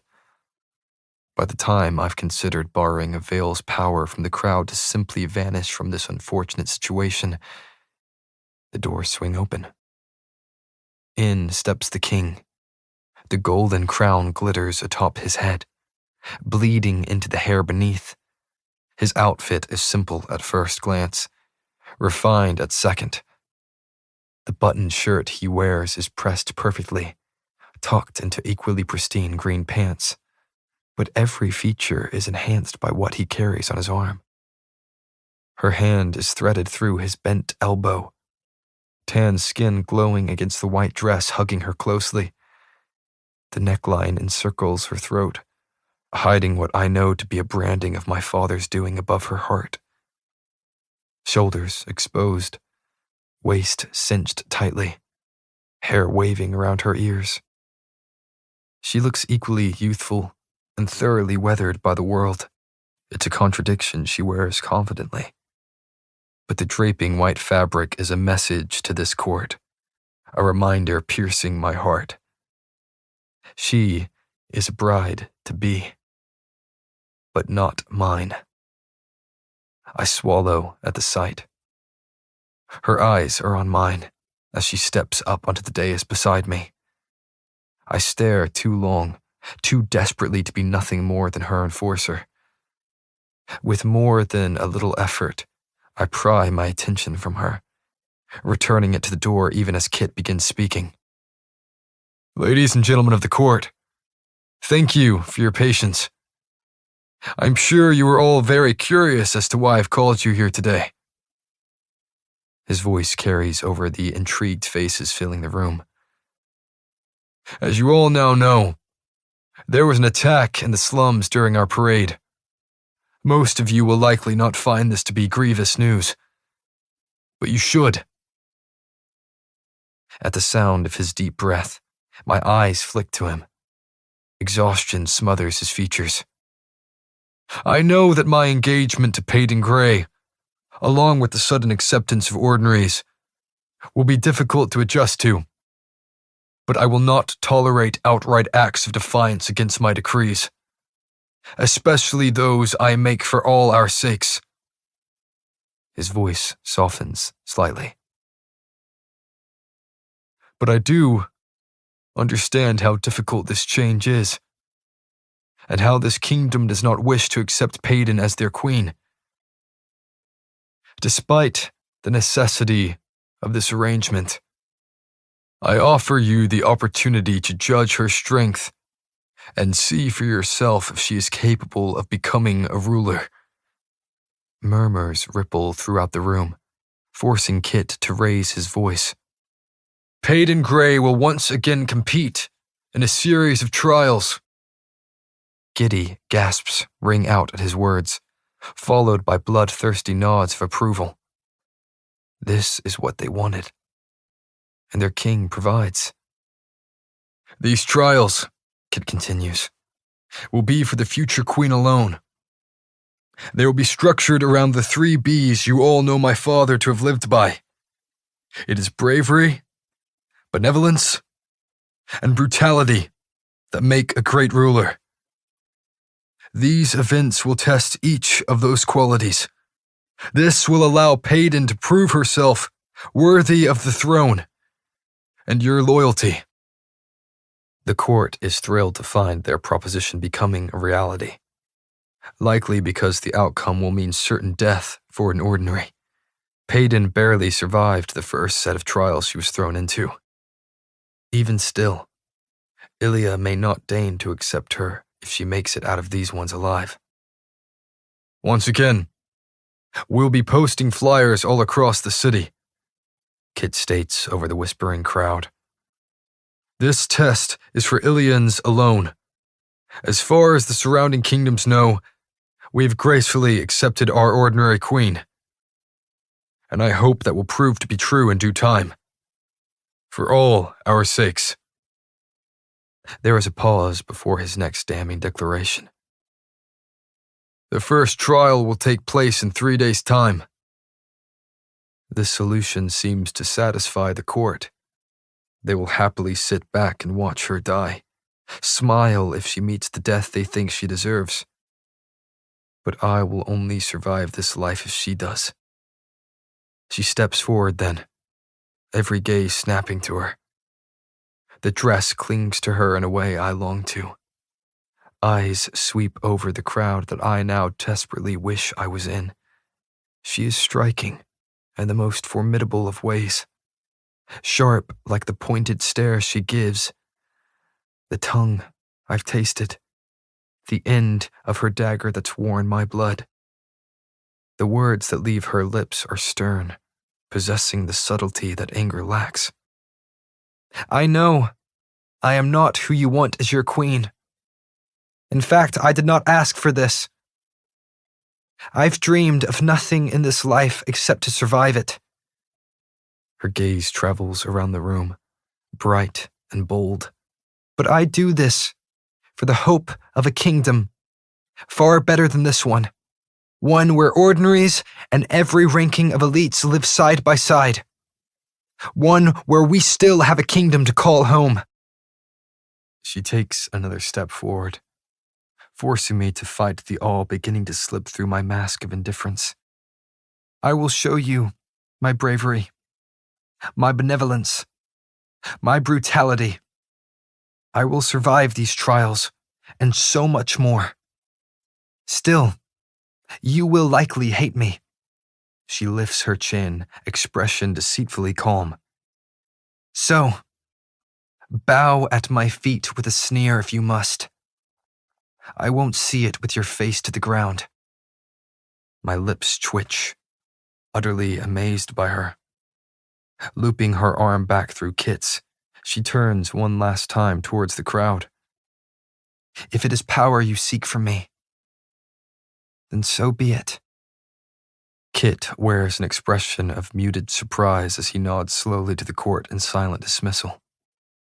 But they don't move, nor do the loose lips they all possess.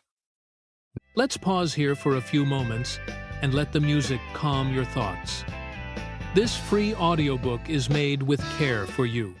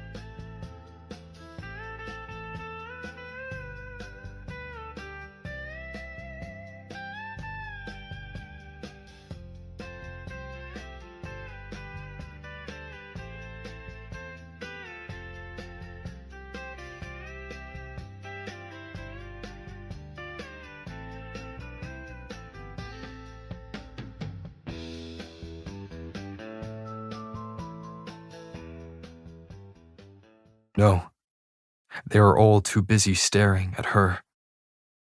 And so am I, as she strides, arm hooked within the king's, out of the throne room. Chapter 12. Payden. I stare at the shadows clinging to the canopy above me.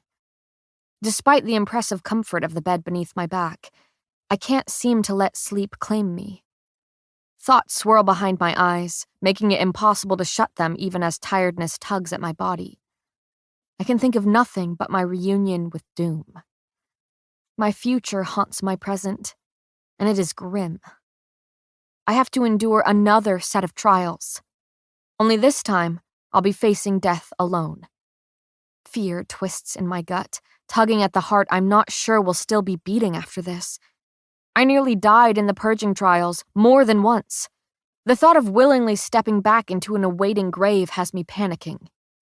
Worse than the imminent danger is the constant reminder of Adina's death. I may have survived the last set of trials, but my light did not. My A left me to decorate the sky, and I don't know how to live, how to survive, without her at my side. Sweat dampens my brow as panic swells within me. I can't go back. I can't lose any more of that warmth Adina planted within me. What if I'm forced to kill? Coat my hands with more blood. I don't know what I'm capable of without Adina's light to scatter my darkness. These trials could ask anything of me, though it is fitting that the 3 Bs I'll be tested on belong to the king I killed. Ironic that they have now become the way I will prove myself to rule the kingdom he built, or rather, rebuild it. I roll over, spitting stray strands of hair from my mouth. My eyes squeeze shut as I attempt to find sleep one last time. 10 lazy beats of my heart, and I'm crawling out of bed. My mind aches for a distraction from the deafening thoughts, and my body, tired as it is, itches to move. Or maybe I'm tired of feeling useless, feeling trapped in this life I don't know how to live. Plagues. I was just beginning to figure out how to live the unfortunate one I had before everything went to shit. I'm suddenly striding down a dark hall, arms crossed over the thin sleeping shirt I wear. The most I'd done before stepping out of my room was slip on my boots. Changing before this impulsive escapade might have been a good idea, but I'm already nearing the door I know leads to the training yard beyond. The guards stationed there shift on tired feet at the sight of me, their masks doing nothing to conceal the clear disdain beneath. They know better than to stand in my way, not with the ring that glitters on my finger. So with my head raised stubbornly high, I stride past and push through the door. The night is cooler than I'd anticipated, each whisper of wind pebbling the skin on my bare arms. Moonlight pools on the path long worn into the ground. Following it, I lift my gaze to the black sky draped above and speckled with stars. They seem to blink back at me, leaning in to help guide my steps. The first circle of dirt comes into view, blanketed in shadows. I follow the path, letting it lead me between each training ring. Flickering flame floods the farthest circle of dirt to illuminate a formidable shadow, sharp like the sword he holds. I know who stands within that halo of light. But when a second figure flickers into focus beside him, I falter. Couldn't sleep, but it seems you can't either. Kit. My breath catches. I'd rather not let my betrothed know I came out here to meet his brother. With that in mind, I crouch low to the ground and creep silently to a ring beside the brothers. Shadows clothe me from sight until I've slipped behind the weapons rack. Blowing out of breath, I peek through one of the many gnarled holes in this wall of wood, my gaze narrowing on the king and his enforcer. I thought you might be out here, Kit was saying. It's good to be back in this training yard with you, just like old times. If it were really like old times, Kai muses, you would be sprawled in the dirt already. Kit laughs, a sound so genuine I nearly startle. It's as though I'm suddenly back beside that fountain in the gardens, splashing a boyish prince unashamedly. You think you could still take me, brother? We haven't sparred since you found a better partner. The tips of my ears burn. Come on, Kit. The enforcer's tone is deceptively casual. That was during the purging trials. Things haven't been like that for a long while. Despite knowing the truth of our relationship, Kai's nonchalance still manages to sting me. Besides, he sighs, you're the one who's marrying her. And there is that twinge of jealousy. It is what needs to be done. You understand that. Kit runs a hand through his hair, looking younger beside his brother. For the kingdom. And for us. Kai stifles his scoff. For us? Yes. It's a simple word, yet it holds so much defiance from the king. I know your relationship with father was strained. More than strained, he amends quickly. I don't want that for us. What I want is to be brothers again, without orders you detest shoved between us. And with the Ilya I'm rebuilding, you won't need to hunt down ordinaries anymore. Knowing his brother more than most, he reassures, I won't make you hurt anyone. I can't make out Kai's face in the flickering torchlight, but I know gratitude paints the plains of it. Thank you, brother. Kit nods earnestly, waiting a long moment before speaking again. But after this bombing at the parade, I've been advised to ensure our army is ready for whatever threats may arise, especially now that our borders have opened. You know how Father grew a bit lax with training over the years. He didn't believe we would need to fight very many battles, Kai recalls. My legs ache from kneeling on the hard ground, but I don't dare shift this close to the keen enforcer. I watch as Kit absent-mindedly crushes clumps of dirt beneath his shoe. Now anything could happen, so I need you to focus your attention on rebuilding our forces and training new recruits. New recruits? Kai echoes. I can just make out the smile that transforms the king's tired face. I want you to train ordinaries. My heart stalls its rhythmic beat. After the bombing, Kit continues, it became clear to me how vulnerable ordinaries really are in this kingdom. No shit, I breathe recklessly into the darkness. So I want to offer them the chance to defend themselves. The king takes a breath. They will train with you alongside the other Imperials. Are you serious? Kai stumbles over the string of words, holding in his shocked laugh. Don't mess with me, Kitty. I wouldn't dream of it. Kit's chuckle seems to light the darkness. And I already have some ordinaries for you. The few we captured from the bowl after that third trial. Shock sweeps over me. He didn't kill them. Kai echoes my surprise. They're still in the dungeons? I wasn't sure what to do with them, Kit says, sounding as though there is a shrug lodged in his throat. But after that bombing, it seems time they are freed and trained. The enforcer shakes his head. You're really gonna do this? Let them go after what happened? Huh. Kit huffs out a dull laugh.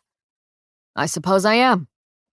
Clapping a hand on his brother's shoulder, Kai murmurs, I'm proud of you, and I'm honored to help rebuild and protect this kingdom by your side. They look at each other, seemingly untouched since the day I met them.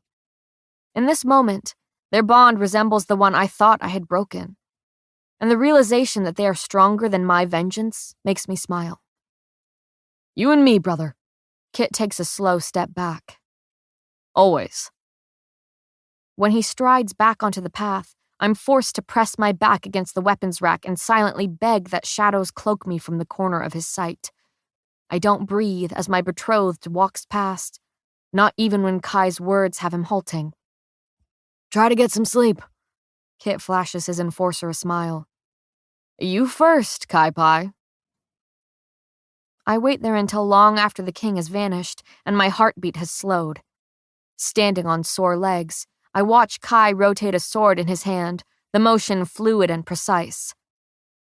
His back is to me, bare and slithering with strands of darkness as I step to the ring's edge.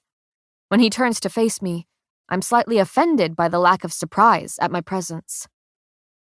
Couldn't sleep without me? He muses, sword glinting in the flickering light. I frown. How did you know I was here? I knew you couldn't stay away from me for much longer. Don't flatter yourself. My arms cross over the thin shirt I'm suddenly all too aware of. How did you know? He gives me an unsure tilt of his head. I guess I can sense you, in a way. It sounds odd, but the darkness helps me focus. Everything is heightened. Kai waves a hand, as if to slash through the words he's just spoken. I just knew. Yet another perk of being elite, I say, my tone bittersweet. He shakes his head. Well, I'm assuming you heard everything, then? I did. Thought it best he didn't see me out here with you. My foot taps a steady beat atop the dirt. This is good, right? I thought he had killed those ordinaries from the bowl. Kai runs a hand through his tousled hair. It seems good. He seems good. Wanting to train ordinaries is not something I expected from him. I nod distantly, my mind a mess of fractured pieces. Lost among my thoughts, I nearly miss Kai's sly words. Did the burning desire to see me wake you? I slowly steal the space between us, stepping quietly into the ring. My smile is sharp. No, but the sudden urge to hit you did. He looms over me, his bare chest nearly brushing mine. If you want to put your hands on me, just say that. A bead of water falls from the dark sky, splattering my bare shoulder. He watches it roll down my skin before swiping it away with his thumb.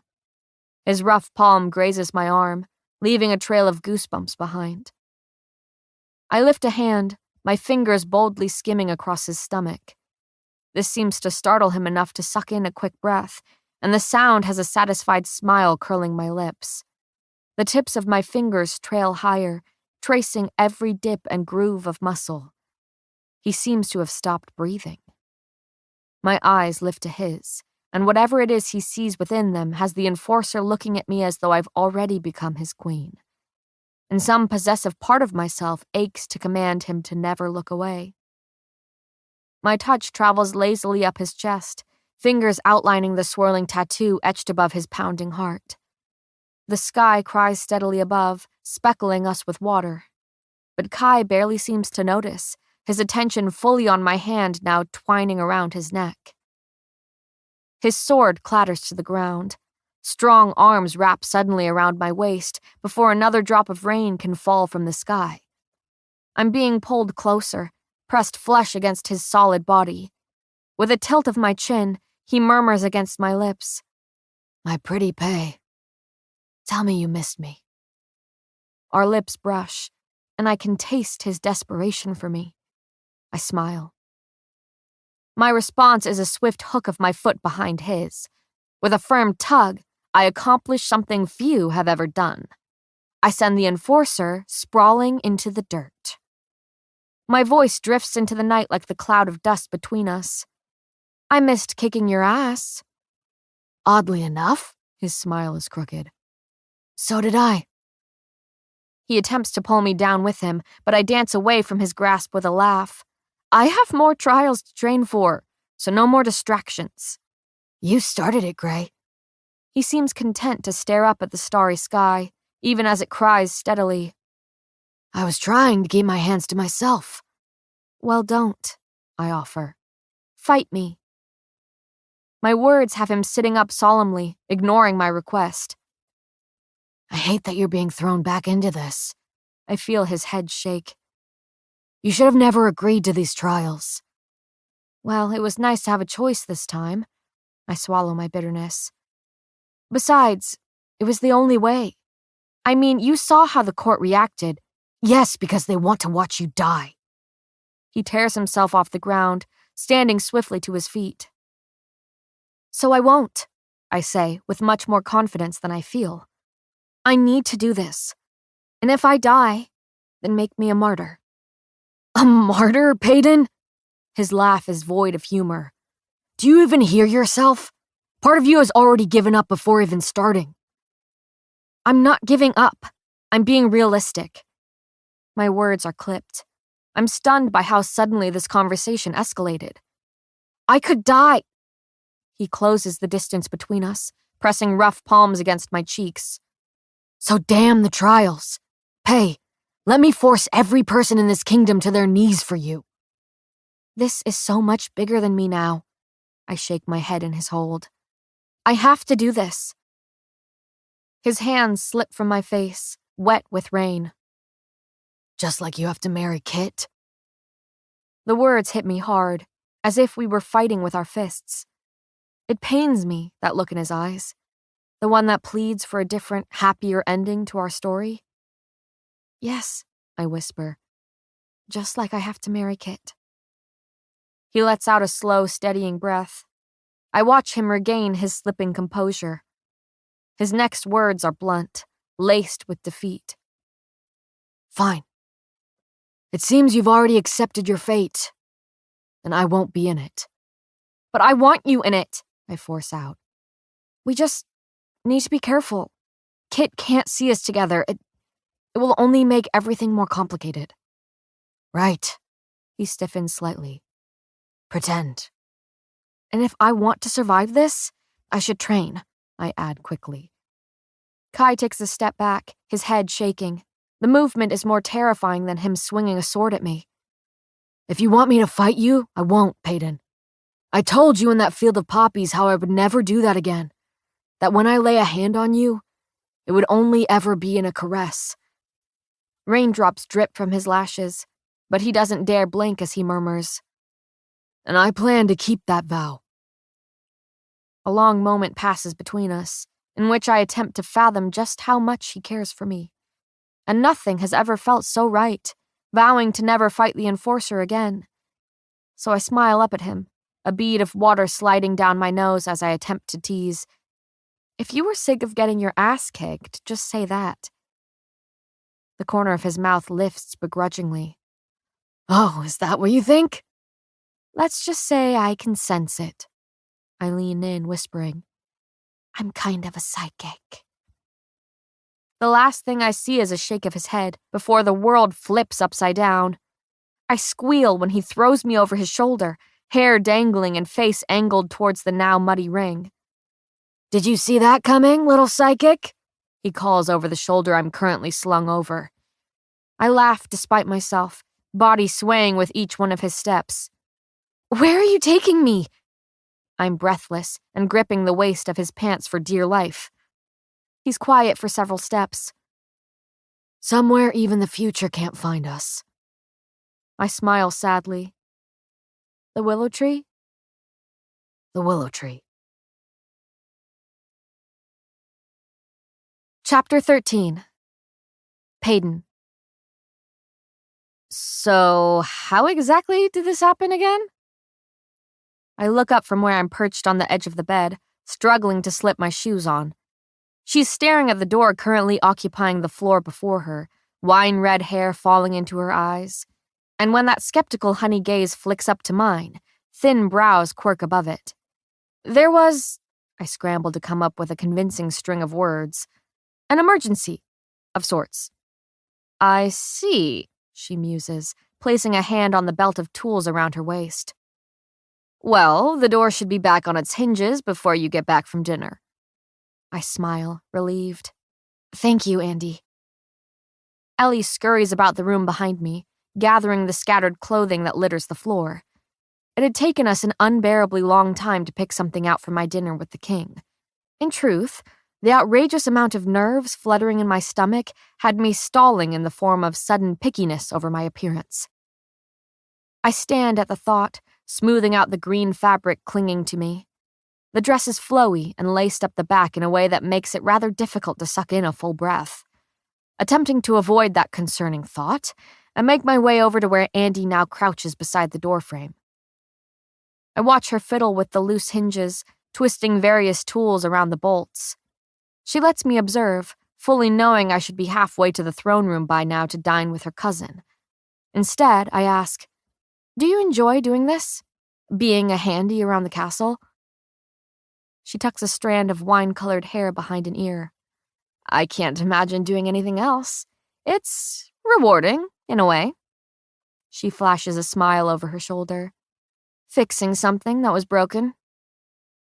I hum quietly, the sound unsure. The silver ring hugging her nose glints as she turns to give me a questioning look. What? Does that surprise you? No, I shrug. It's just, you have so much power. My eyes flick to her hair, remembering every burgundy creature I've witnessed her transform into. And yet, you're content with being a lowly handy? She finishes with a laugh. Most people are shocked. Then again, most people don't realize there's more to life than power. My scoff is weak. Is there? She tilts her head, the mannerisms so like her dark-haired cousin. I figured you of all people would understand that. I shake my head, smile sad. For you, there is more to life than power. That is because you have it. My eyes drift up the walls while her own remain pinned on me. But for me, my life has always been about power, and trying to survive without it. When my gaze finds its way back to her, I catch the slight nod she offers. Well, you sure had all of us fooled. She offers a wry smile. I'm impressed. Don't be. A weak laugh falls from my scarlet-stained lips. I was only trying to make it out of the trials, and now I'm back in them. She stands, inspecting the other set of hinges. You'll be fine. Survive these trials. Her amber eyes meet mine, mischievous. And you'll get your power. You'll be Queen of Ilia. I study her, searching for any kind of distrust or bitterness lingering after those words. But I see nothing except factual indifference painting the sharp planes of her face. It's relieving, looking at someone and not seeing hatred staring back. I nod a thanks I can't seem to voice before my feet find their way past her and into the hall. It's good to see you again, Andy. You too. She's searching for another tool on her belt when I turn away. Oh, Peyton. I whip around, dress swishing against my ankles. Her brows lower slightly over suddenly stern eyes. Don't hurt him. He can't afford to break again. I swallow, nod slowly. I'm not planning on it. She seems satisfied with this answer, turning away with a small smile.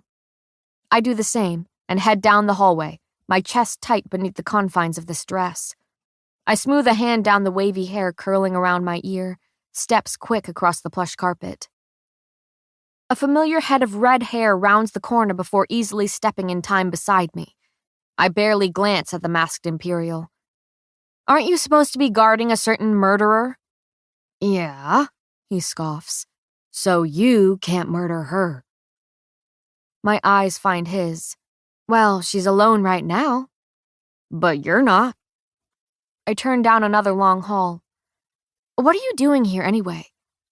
He presses a palm to his chest, putting on a show of offense. Am I not allowed to visit you, Princess? I missed you dearly. I give him a look that forces the truth from his mouth. All right, so I had to take a piss. Doesn't mean I wouldn't have come and found you. I half-heartedly fight my smile. Well, I'm on my way to dine with the king, so no need to worry about any murders from me tonight. How reassuring, he says dryly. And don't you mean dinner with your betrothed? Right, I mumble. I forget what a happy couple we are. Play nice, princess, he warns, leading me towards the towering doors of the throne room. You're not his queen yet. I smooth the skirt of my dress with hands that refuse to still. And I may never be. We slow beside the doors, and before he can convince me all will be fine, I pull him into a hug. He only hesitates for a moment, then folds his arms tightly around me. I'll see you after the trial, I whisper, if only to convince myself of that fact. After several long seconds, I step out of his embrace, and at my nod to the awaiting guards, the doors swing open. The throne room stretches out before me, outlined with the same white pillars I've been paraded between more than once.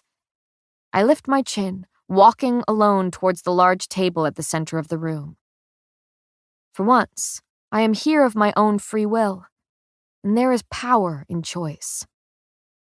The king takes a seat at the end of the sprawling table, blonde hair tousled and green eyes smudged with fatigue. He offers a small smile as I approach. Good evening, Peyton. Good evening, I return, eyes drifting to the spread of parchment he shuffles into a pile beside his plate. Am I pulling you away from your work? No, it's nothing pressing, he answers dismissively. I watch him hand the stack of paper to a nearby servant who scurries away. I came from a meeting with the scholars. Scholars? I stop before the yawning table.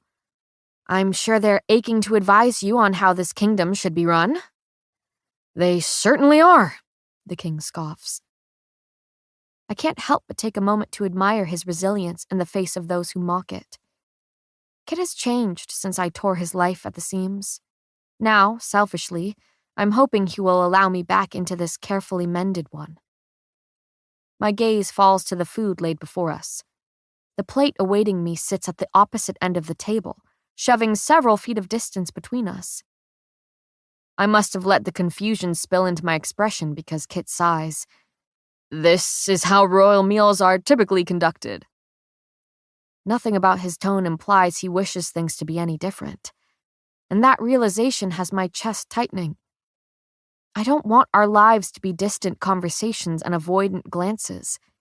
If we are meant to rebuild the kingdom a tyrant king destroyed, I want us to do so together, not begrudgingly. This is ridiculous, I say simply before picking up my chair and carrying it over to him. His expression shifts slightly, enough to portray a shade of unsurety. I made us this way. I marred the relationship he meticulously cultivated. So it is I who will meekly extend an olive branch, raise a white flag between us. When I've reached the space beside him, I let the wooden legs of my chair hit the marble floor with an echoing thump. Kit raises a brow. What are you doing? That, I gesture to the opposite end of the table, was how things used to be done. But we are changing things, yes? We are. Impressively, Kit changes the subject with a gesture towards the pile of food before us. Please, help me eat some of this. I blow out a breath. He is not going to make this easy for me. When the king reaches for a spoon partially buried within the bowl of green beans, a servant scurries from the wall to assist me. I hadn't even noticed the several pairs of eyes lining the room until he politely waves her off. Having left my plate and utensils on the other side of this absurdly long table, I stand to retrieve them before a servant beats me to it. She resets my spot without a word, offering a slight nod in response to my gratitude. Thank you, Mandy, Kit murmurs. We will serve ourselves for the rest of the evening. The sound of her name rolling so easily from his tongue has my chest tightening. I'd forgotten how well he knew the staff, how much he cared for every servant within the castle. Sitting beside him, I can almost see the friend I once knew, the one I betrayed. I attempt a casual lightness that is now foreign to my voice. This looks delicious. It seems I'm incapable of carrying on a conversation with substance. Kit scoops a generous portion of mashed potatoes onto his plate.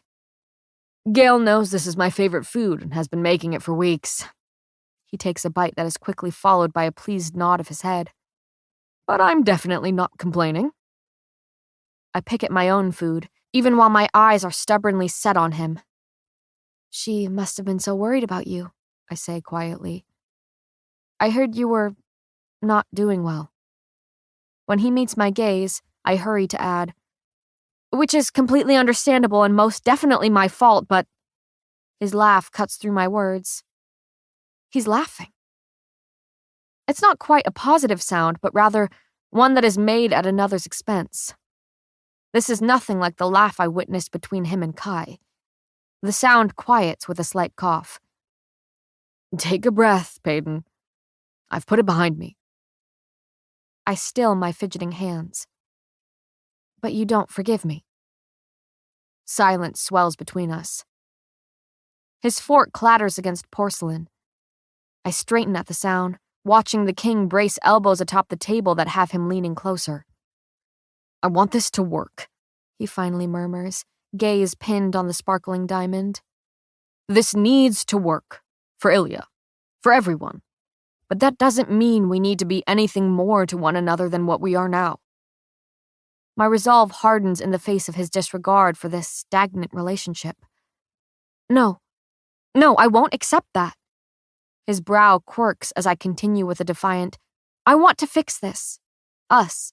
We used to be close. And I know it's my fault we no longer are, but if we're to spend the rest of our lives together, we might as well try to enjoy it. Kit sits back in his chair, stretching the embarrassing silence further with a long swig from his glass. Finally, he deigns to mutter a chilling string of words. You already have Kai.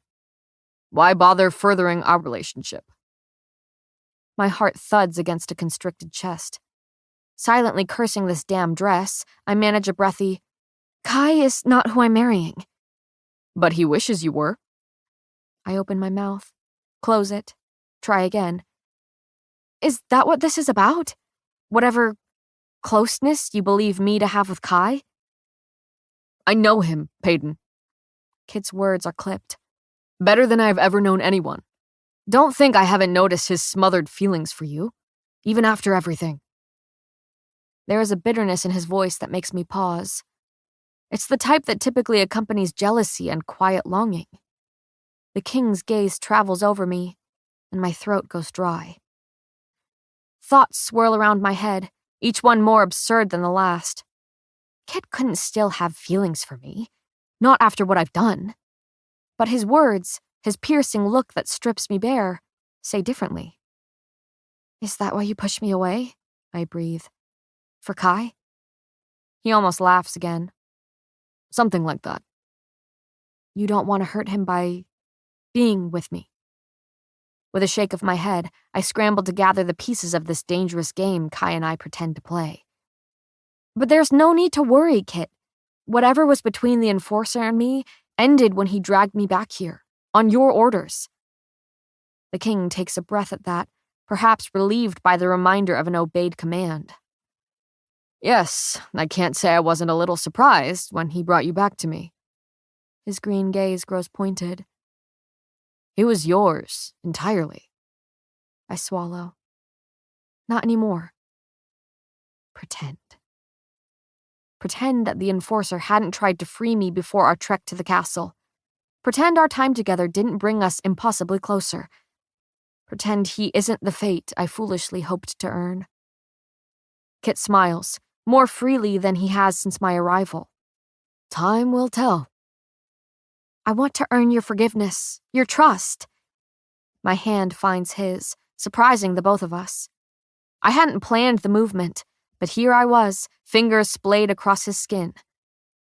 Let me try to do that. His eyes are still on our linked hands when he nods.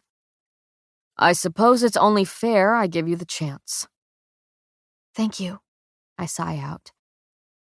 With a small smile, he returns his gaze to the plate of cooling food in front of me. Now eat, please. You need all the energy you can get before your trial tomorrow. Relieved to be speaking less formally, I groan while shoveling a forkful of mashed potatoes into my mouth. Don't remind me. Everything will be fine. He takes a bite of ham. Ilya will be wowed. I snort. Only if I die. Perhaps they will even clap. Even if you did, no one would be there to clap for it. The fork hovers in front of my mouth. What do you mean? Just like the purging trials, these ones won't take place in the bowl, he offers graciously. Well, not all of them at least. Really? My stomach twists into knots. Will there be sights dragging at my heels? He lifts a glass of wine to his lips. Maybe, maybe not. Well, if the court came up with these trials for me, I can't imagine they'd be anything short of perilous. Those green eyes roam over my face, and when I finally meet them, it's a contradicting mixture of emotions I see within. The 2 landmarks you haven't yet had a trial at, he finally says. That is where you will be. My gaze falls to his chest, where I know Ilya's crest lies inked into the skin beneath his collared shirt. The sideways diamond represents the 4 landmarks surrounding us, 2 of which I have already survived in the purging trials. That leaves the Scorches and the Shallows. He nods slowly. The desert and the sea. Great, I say cheerily. I barely survived the Scorches the first time. Crossing lean arms over his chest, Kit adds, This first trial is all about bravery, and fears come in many different forms. I study his stoic expression. Then, a hurried question surprises my tongue. What fear would test you in this trial of bravery? That is a bit personal. He says this accusingly, despite his expression being tinged with amusement. That's the point, I counter. Failure, he says finally, simply. Insignificance. I don't tell him that this makes perfect sense considering the way he was raised. Instead, I extend that olive branch in the form of understanding. That is an admirable fear to have. Kit huffs, and I think it might have been a laugh in disguise. And yours? I shrug.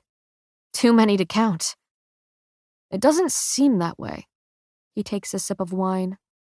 Not even when you were in the purging trials. I'm good at pretending. I've gathered that. Words spill from my mouth in response to his own. But I'm not pretending to be your friend. I've never had to. Not even when I needed to find that tunnel. And I will keep trying to prove that until you tell me you believe it. There's a long pause. Okay. Okay, I repeat sternly. He cracks a smile. I smile back. I feel young, hopeful, anew. In this moment, I see the future we could have. A glimpse of the boy who threw chocolates into my mouth and helped clean each one I missed off the floor. I see a friendship, not love. No, love is what I see when I look at his brother. I run my fork through the pile of mashed potatoes on my plate. Is this a horrible time to tell you that I've never much liked your favorite food? His raised eyebrows have me attempting to amend with a weak, "It's a texture thing." He leans back, head shaking. You're not helping your case, Peyton. I don't stifle my laugh in time. Oh, so my dislike for mashed potatoes is what's unforgivable? I'm afraid so. With a shake of my head, I lift a forkful of potatoes between us. Fine. To my dislike for mashed potatoes, may it be our biggest problem. This earns me a slight smile. He clinks his fork against mine and echoes, May it be our biggest problem. Chapter 14. Kai. I weave between the training rings, hands tucked casually behind my back. Sweaty bodies pack the yard, some sparring while others groan through the set of exercises I forced upon them. I scan the crowded expanse of dirt and torn grass, tracing the movements of those around me. My hand shoots out, lifting a brawny's elbow as I pass. Keep your back straight. Carry the sword higher. The Imperial nods before I continue down the path, catching a flash before he runs into a load of crossbow or a bloom keen on uprooting my training yard. It seems my soldiers are out of practice. Father ensured that most of my time was spent hunting down ordinaries. But, seeing that Kit freed me from that gruesome task, I can now focus on whipping my men into shape. I don't care if you're the strongest elite out there, I call, standing in the center of chaos. I want you to learn how to fight without ability. I point to a particularly filthy Imperial. Widen your stance. And you. I step into a ring, pulling a shell's forearm higher. Guard your face, always. You're not made of stone right now. I've spent the entire day shouting variations of the same thing. Every 2 hours, a new rotation of soldiers stepped into the yard, replacing the ones I'd worn out. Ordinaries are sprinkled among the elites and instantly recognized by the group. They are timid, unsure of every movement, as if terrified to make a wrong one. I've learned over the past several hours that it is best to separate those ordinaries from the taunting elites, at least until I'm confident they can swing a sword correctly. Darkness has bled across the sky before I finally stride back into the castle. I'm tired and hungry, but most of all, I'm thinking of her. My feet are quick to find their way towards the Queen's quarters. It feels wrong, and yet so entirely fitting that she is occupying them. The halls are quiet, the shadows are thick, and her door is fixed. I shouldn't be surprised, considering I'm the one who told Andy it was in need of repair. With her hard work in mind, I gently wrap my knuckles against the wood, rather than kicking it off the hinges. Her footsteps grow closer on the other side of the door. I've gotten rather good at memorizing every sound she makes. Every laugh from her throat, every shuffle of her feet, every sigh against my mouth. The door swings open, and there she is. A large shirt hangs off her tan shoulder, the hem of it nearly covering the silk shorts, exposing the length of her legs. Her short hair is damp, skin sweet with the remnants of bathing oils. I breathe her in as my eyes roam over the familiar figure before me. She peeks her head out the door, expression suddenly anxious. "You shouldn't be here," she hisses into the silence. Then, without another word, I'm being tugged into her room. I kick the door shut behind me. Where else would I be? "Your own room, maybe?" "My room doesn't have you in it." My lips twitch, hence why I'm in yours. She shakes her head at me in disbelief. "Insufferable, cocky bastard." I wrap an arm around her waist to pull her against me. My fingers flip the tip of her nose, voice softening to a whisper. "And my pretty," I kiss her gently, feel her mouth melt against mine. "Pretty pay." She tugs at my shirt, pressing her lips against mine. I shove away from the door, pushing her farther into the room. This kiss is greedy and aching. This kiss is made up of every moment I wasn't able to touch her. Every moment I wanted her but willed myself not to. Her lips are as soft as the skin beneath my roaming hands. I feel a shiver snake down her spine when my fingers curl into her damp hair. "You shouldn't be here," she reminds me again, barely managing to get the words out. My response is a whisper against her lips. "I know. Someone could have seen you." She pants. "I know." Her hands grasp at my hair. "I'm an engaged woman." My voice is low. "Oh, I know." My fingers find that damning ring, slipping it off even as my mouth moves against hers. She makes a sound of protest against my lips that has my heartbeat quickening. But I manage to grab her other wrist from where it's buried in my hair.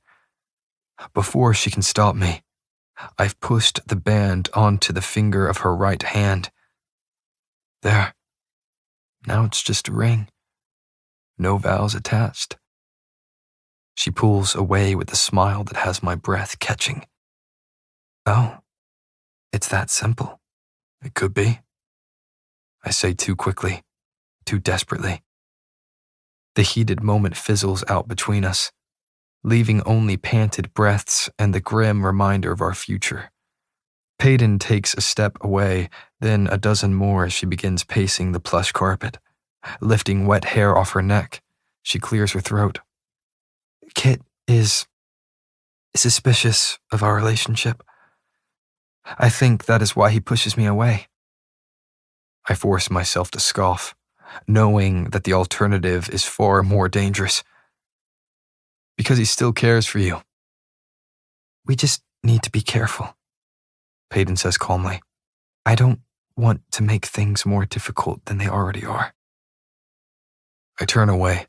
I'm suddenly very interested in the molding that decorates her door. "So, I take it you spoke to Kit?" "We had dinner together." She waits for a reaction I don't give her. "We're going to start doing that regularly." "Of course." I bite out. Kings and queens dine together, after all. Jealousy weighs heavy on my words, straining my voice enough to have Peyton sighing. Her hands cup my face to turn it towards her. "Please don't push me away too. I don't want this any more than you do." I manage a nod before she's flicking the tip of my nose weakly. I'm momentarily stunned by the action, as I always am. But it never gets easier, adjusting to the joy that swells within me when her fingers flick my nose. To feel her endearment so physically is a privilege I don't deserve. "Don't do that," I breathe. "Do what?" I duck my head. "Ruin me." "I thought that is what you wanted." She reminds me slyly. "Not like this." I tuck a damp strand of hair behind her ear. Not with him. A slow ache begins its inevitable build in my chest. I will always love my brother, but I'm not sure I can bear to watch him grow old with her. Loyalty and love are damning enough when apart from each other. Now, they are dangerously tangled together. A lingering, sympathetic look is the only answer she offers.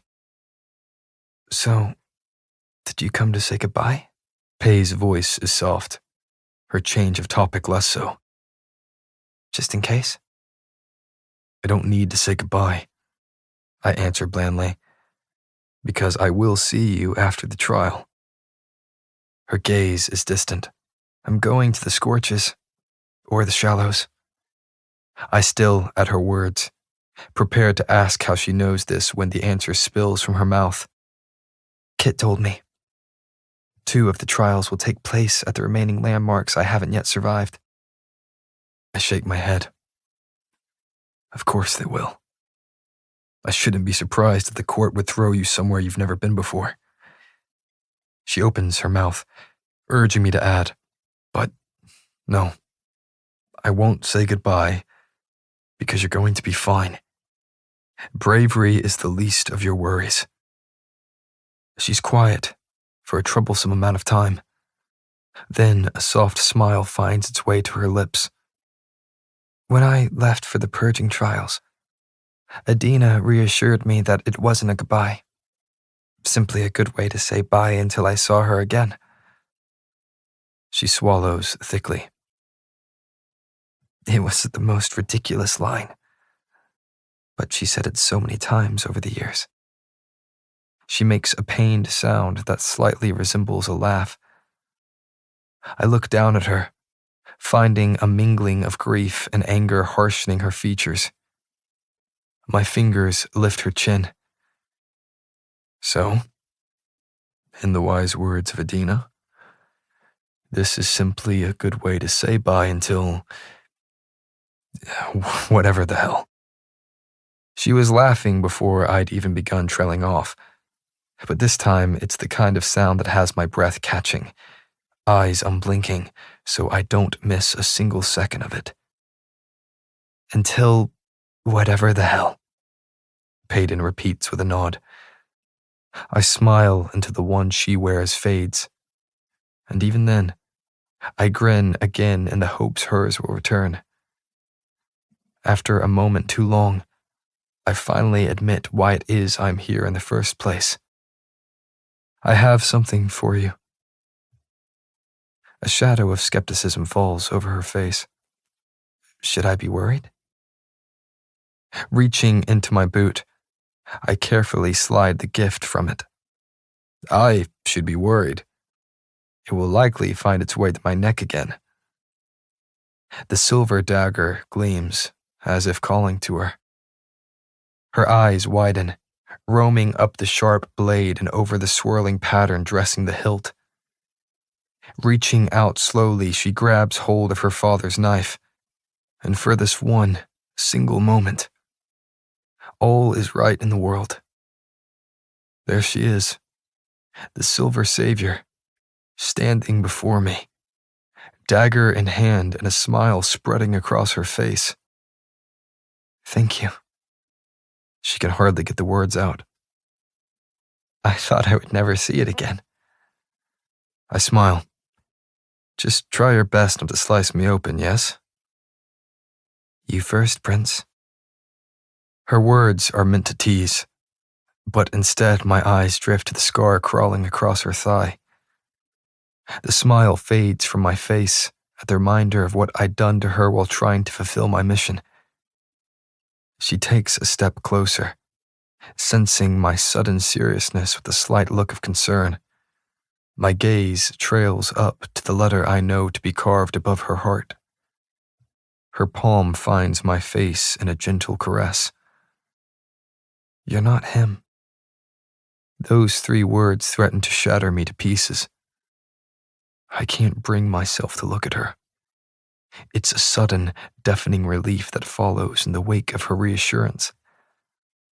I hadn't even realized how terribly I'd needed to hear that from her lips. The symmetries between my father and the monster he made of me have haunted every corner of my mind for as long as I can remember. Kai. Her voice is delicate enough to refocus my fragile mind. You're not him, she whispers again, tears pricking those beautiful blue eyes. I need you to know that. For me. I nod, not knowing where all my words went.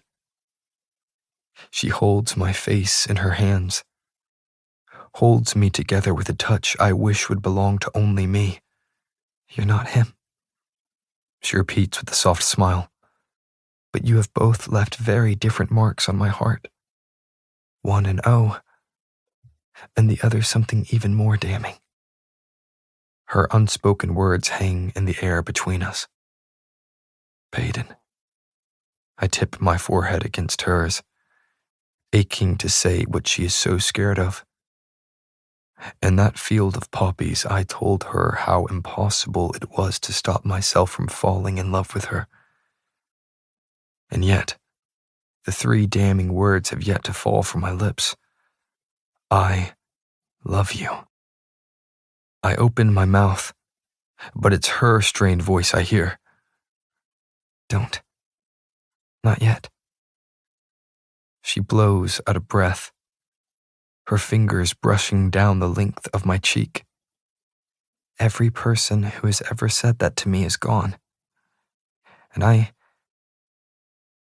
need you more than I need those words. I smile, pressing a kiss to her forehead. It'll take far more than mere words to drag me from you, Dorlin. It better, she breathes. Her dagger hangs loosely from the hand she's twined around my neck. Odd that there was once a time I feared her bearing it into my back. Now I readily bear my weaknesses before her. It's as though she is whole again in my arms, reunited with the ghost of her father and held in the arms of her enforcer. And when she kisses me, long and fierce, I realize how happily I'd live the rest of my life at the end of a blade, so long as she is the one holding it. Chapter 15. Peyton. I step in time to the steady beat of my heart. Sunlight streams through the worn buildings, following me like a spotlight across the crowded street. The familiar dagger strapped to my thigh is a comfort I cling to, along with the memory of his hands fastening it there. Impress me today, darling, he had whispered, kneeling before me. The words were so similar to the ones I had uttered after we sparred for the first time. And with his hands gripping my thigh, gray eyes meeting mine through dark lashes, I realized terrifyingly that I would do anything to earn his praise, least of all survive this trial. So I keep my head high, even as hundreds of eyes scrutinize every inch of me. The entourage of Imperials leading me through the city do nothing to quiet the occasional shouts as I pass. And if it weren't for the king walking beside me, I'm quite sure there would be nothing but curses flying from the mouths surrounding me. I lean towards Kit, though my gaze never leaves the broad shoulders of the enforcer a few paces in front of me. So I'll be in the Scorches. I say this flatly, knowing we are heading east through the city. The shoulder he shrugs brushes against mine. Sort of. My eyes flick to him, confusion crinkling my brow. The movement is a bead of sweat rolling down my temple, forcing my focus to how insufferably hot I already am. My dark pants are tight against my legs, tunic slicked with sweat beneath the blistering sun. A small crowd has gathered behind us, trailing our steps to the city's edge. The hope that they will witness my death firsthand keeps them marching on in the heat. I almost admire their devoted detestation for me. By the time we halt at the outskirts of the city, it's not the warmth that has my palms slicking with sweat. My heart pounds as I take in the vast expanse of desert sprawled before me. I barely survived that sea of sand last time I dared to cross it. And if that is the bravery this trial is testing, I'm not sure I can muster the strength to do it again. Terror hugs me tightly as I await my inevitable return to another set of trials. I have yet to fully address the abundance of lingering pain and fear that accompany the last ones I endured. As if hearing my racing thoughts, Kit turns to face the expectant crowd. A familiar face stands beside the king with a hand on his shoulder. Tila uses her amplifier ability to project his voice down the street, just as she had done during each Purging Trials interview. Today, Peyton Gray will be tested for her bravery, the first of the 3 Bs my father ruled this kingdom by. Once the trials are completed, you, the people of Ilia, will accept her as your queen. I've never felt so many gazes sweep over me. Their silent scrutiny has my skin crawling, but I force myself not to turn away. As you all know, Kit continues, the first queen of Ilia was laid to rest in the Sanctuary of Souls when the barren land was intended as a burial ground for royals. Today, Peyton's trial will consist of retrieving her crown from the crypt she is buried in. Breath catches in my dry throat. When Kai's eyes find mine for a brief moment, I know he is thinking of the time we spent together on that dangerous road. He had told me how the first queen was buried there before the bandits claimed the land as their own. Now she lies all alone, her only company those who hope to steal from her grave. Bandits have wished to find her crown for decades, Kit adds, but even they have been scared away from the crypt for reasons that are unknown. His eyes slowly find mine, brimming with encouragement despite his next words. This is truly a test of bravery. Firstly, she will cut through the scorches before finding the crypt within the Sanctuary of Souls. To retrieve the crown, Peyton will be met with all manner of danger. Worst of all, her mind will likely conjure up fears all on its own. I take a deep breath, trying to pretend as though that wasn't absurdly ominous. And to conclude his comforting speech, Kit adds, if the crown is presented to the court before midnight, Peyton Gray will pass this first trial. If she does not, however, he scans the crowd, expression unreadable. She is not fit to be your queen. I barely spare a glance at the nodding crowd before turning towards the awaiting scorches. His words have an icy anger spreading through me, cooling my sticky skin. This trial proves nothing of my ability to rule a kingdom, and he knows it. But to be an ordinary is to prove myself in ways that even elites cannot. It's not the trials themselves I fear. It's what they will take from me. And what will I be forced to survive this time? The breaking of my will? The flickering of that light within me? My heart pounds in muffled ears. If I return from these trials, it will be as less of myself. I'm running out of loved ones to watch die in my arms, so perhaps it will be me this time around. And maybe it's better that way, to die before this life steals the warmth Adina sowed into my soul. This kingdom has done its best to set me up for death, or worse, failure. So when Kit offers a slight nod of his head and Kai a familiar twitch of his lips, I set off into the desert. My boots shift in the sand, reminding me of the torturous days spent trekking through it. Voices grow more distant with each step, but every gaze on my back is just as tangible as the sun beating down on it. I've only just begun my diagonal path through the scorches, and yet my body feels heavy. It betrays me with each step, as though my very legs ache to carry me away from this place. Perhaps the fear began the moment I stepped onto this sand. But it was not bravery that brought me back out here. It was necessity. Hope. Sweat slicks my neck, trickling down my back. Attempting to pull up my hair into a strap, I quickly discover that only half of the short strands will stay tucked in the knot. With a frustrated huff, I squint in the blinding sun and fix my attention on the cluster of rocks far ahead. I have to fight the absurd urge to smile at the memory of running past those stones and into the field of poppies beyond, Kai nipping at my heels. He was my enemy then, and yet we had never been closer. I turn, shielding my eyes, to see a familiar figure watching me from the edge of the city. Now, the enforcer is something far more devastating than a lover, yet we have never been further apart. Keeping my distance from him is a trial of its own. It is cruel, not being able to call him mine after everything we've endured. Perhaps in another life, I'm strong enough to never need proof of it. Perhaps in another life, I am brave enough to confess that I love him. Perhaps in another life, I learned to love him from afar. And that is the most fearless thing of them all. So I look away, letting my feet carry me even farther from him. Chapter 16. Payden. My throat is dry, tasting of déjà vu. With every shuffling step I take, history repeats itself. Yet again, here I am, sand slipping into my boots and sun stinging my skin. At least this time, the end is in sight. I trudge towards the rocky path, desperately wishing this trial took place in the welcoming field of poppies beside it. The sun has tiptoed across the sky, sneaking up on the horizon. Not only have I been tasked with finding the first queen's coveted crown, but I'm also racing against time itself. I pick up my sluggish pace, spinning the steel ring around my thumb. If father could see me now. A pang of my heart hits me hard in the chest. Not the typical sadness that seizes me when I think of him and the death he met, but the type of hurt that tends to accompany truth. Because he's not my father. The words sound cruel, even from where they echo in my skull. And in most ways, it's unfair of me to think that. I have been unwanted in this kingdom from the moment I was born.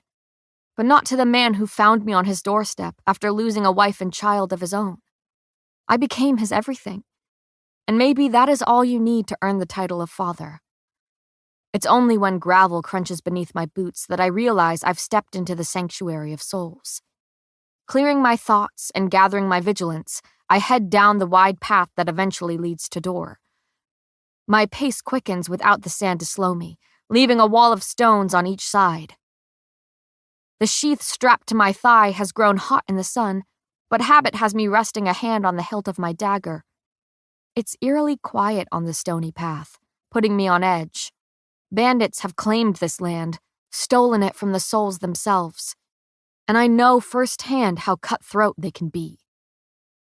I scan the towering stones beside me, looking for any sign of movement.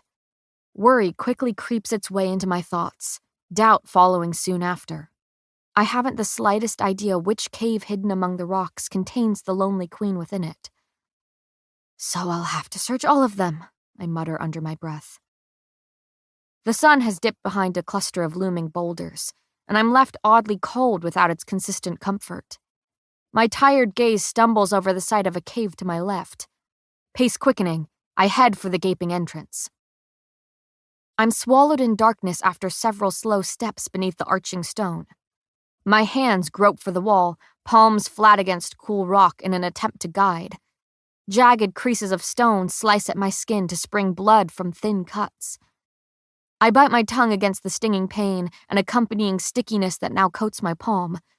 Forcing myself to focus on feeling what I cannot see, I drop to my knees.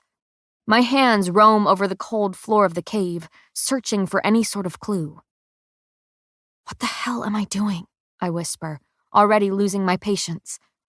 Father may have trained me to be hyper-observant, but the key to my psychic ability is sight, and that is precisely what I am missing at the moment. As I crawl farther into the cave, darkness weighs down on me like a smothering blanket. I blink, unable to fathom the nothingness in front of me. After several minutes of fumbling fingers, panting breaths, and nothing to show for it, I turn and head for the ring of light at the tunnel's opening. I stumble out of the cave, nearly blinded by the setting sunlight. Sucking in a deep breath, I rest shaking hands on my knees. It is only then that I allow myself to acknowledge how terrified I had been. The absence of light is the absence of knowledge. I have no idea what it is that awaits me in these caves, and that is a foolishness I fear. Squeezing my eyes shut, I take a deep breath, willing myself to calm. After a long, steadying moment, I set off again down the path. My mind races to conjure up a plan that helps me see within the caves, but I hardly have the time to build a fire, let alone scrounge up the wood for it. I shake my head at nothing but my circumstance, angered that the only tool at my disposal is a dagger. Again and again, I've been set up for failure. It is that bitter thought alone that has me charging into the next cave. This one is taller, allowing me to maintain my straight spine as I step farther into the blackness. With one hand dragging along the wall beside me, I extend the other in the hopes of finding. My palm collides with a stubbornly solid wall. I let out a grunt of pain, shaking out my wrist. With an aching hand, I search the slab of stone before concluding that I've truly met a dead end. I can't say I'm not thrilled to be leaving the cave, but when I'm bathed in sunlight once again, it's a struggle to force my feet down the path. The next 2 caves I venture into follow the same disappointing routine. I stumble inside, run my hands along the walls and floors, panic in the small space, and eventually give up to scramble back towards the rapidly setting sun. Now I stand at the mouth of the next taunting cave, mustering my courage. A golden ray stretches across the stone floor, as though the sun itself is pointing a finger. I follow the beam's path, my heart stuttering at what lies glinting within it. I drop to my knees beside the scattered silver strands, eyes wide as I take in the pieces of a girl I left behind. Blood coats each sliver of severed hair, dulling the silver braid beneath. Tears prick my eyes for the version of me that still lingers in this cave where Kai held the broken shards of me together. So much hurt had lived within the strands of something so unsuspecting. And when I could no longer handle the weight of blood coating my hair, my very body and being, I begged my captor to free me of it. The one person meant to be my undoing saved me from it. I gather the scattered pieces, ignoring the feel of dried blood that paints them. It feels symbolic in a way, like gripping a tangible moment in time. My gaze lifts to the small cave curved around me. The crypt is not here, but it feels like a tomb nonetheless. I gently lay the long pieces of my past self back onto the stone floor, leaving them to rest. The sun has abandoned me for the night. I squint in the growing shadows, only to be met with the yawning darkness of a cave before me. A shiver skitters down my spine when I take a step inside. My eyes widen in a futile attempt to see while my hands reach for something solid in this place of nothingness. My palm finds a wall, and I cling to it with each shaking step. The sound of my quick breaths echoes around me, accompanied only by the pounding of my heart. This cave feels different, unwelcoming, occupied. My mind reels, picturing every menacing thing that could be a single step away. Trying to calm my unhelpful thoughts, I crouch to the floor. But it's not stone I find beneath my palms, but packed dirt. I suck in a surprised breath, feeling hope bloom in my chest. This could be it. I continue my slow crawl, hands dragging through the dirt in front of me. The air is thick and damp in my lungs as I force myself deeper into the cave. Reaching to my right, I find the wall now far closer than it had been when I entered. Panic swells in my chest as I turn to my left, nearly cracking my skull against the rock. It's as though the stone is shrinking in on me. My breaths grow shallow in the narrow place. All I can feel is the grimy dirt clinging to my hands and knees, see nothing but a thick blackness blanketing my eyes. I hear nothing but my thundering heart and... A soft squeak echoes above me. My breath catches, my body stills. Something rustles over my head, forcing me to clamp a dirty hand over my mouth to keep from making a sound. My whole body shakes in anticipation of meeting what it is that dwells in this cave with me. I can't move freely in the cramped space, and that alone terrifies me into stillness. A flutter of wings sounds beside my head. I jerk away instinctually, slamming the side of my temple against a jagged wall. The dirty palm pressed to my mouth falls away as I let out a yelp of pain. I feel the first bead of blood roll down my face when all hell breaks loose above me. A symphony of screeches echoes off the walls. I feel dazed, unable to determine up from down or fear from confusion. My head aches as a flurry of wings rain down on my crumpled frame. I think I may be screaming. Bats. Hundreds of them. The creatures rush past me, claws tearing at my skin from the ends of leathery wings that beat against my body. They feel far larger than they should be, pelting me persistently with a strength I doubted they could possess. Amid the terror and chaos, I manage to pull my dagger from its sheath. My palms are sweaty, eyes squeezed shut in the already smothering darkness. The scream that rips from my throat is rabid, the accompanying swipe of my dagger even more so. I slice wildly through the air, managing to hit several of the bloodthirsty beasts. Their screeches mingle with the pounding heartbeat in my ears. Fear and pain course through me to create a daunting concoction of desperation. I can see nothing, but I feel the demons that dwell in this darkness. They swarm around me as I blindly brandish my blade. Countless cuts sting my skin, blood bubbling to the surface with nauseating quickness. Another bat meets the wrath of my dagger and careens to the ground with a soft thud. I don't know what to do, or how to breathe, or if I ever will again. Terror grips me tightly, squeezing tears from my eyes and screams from my throat until they dart past my head.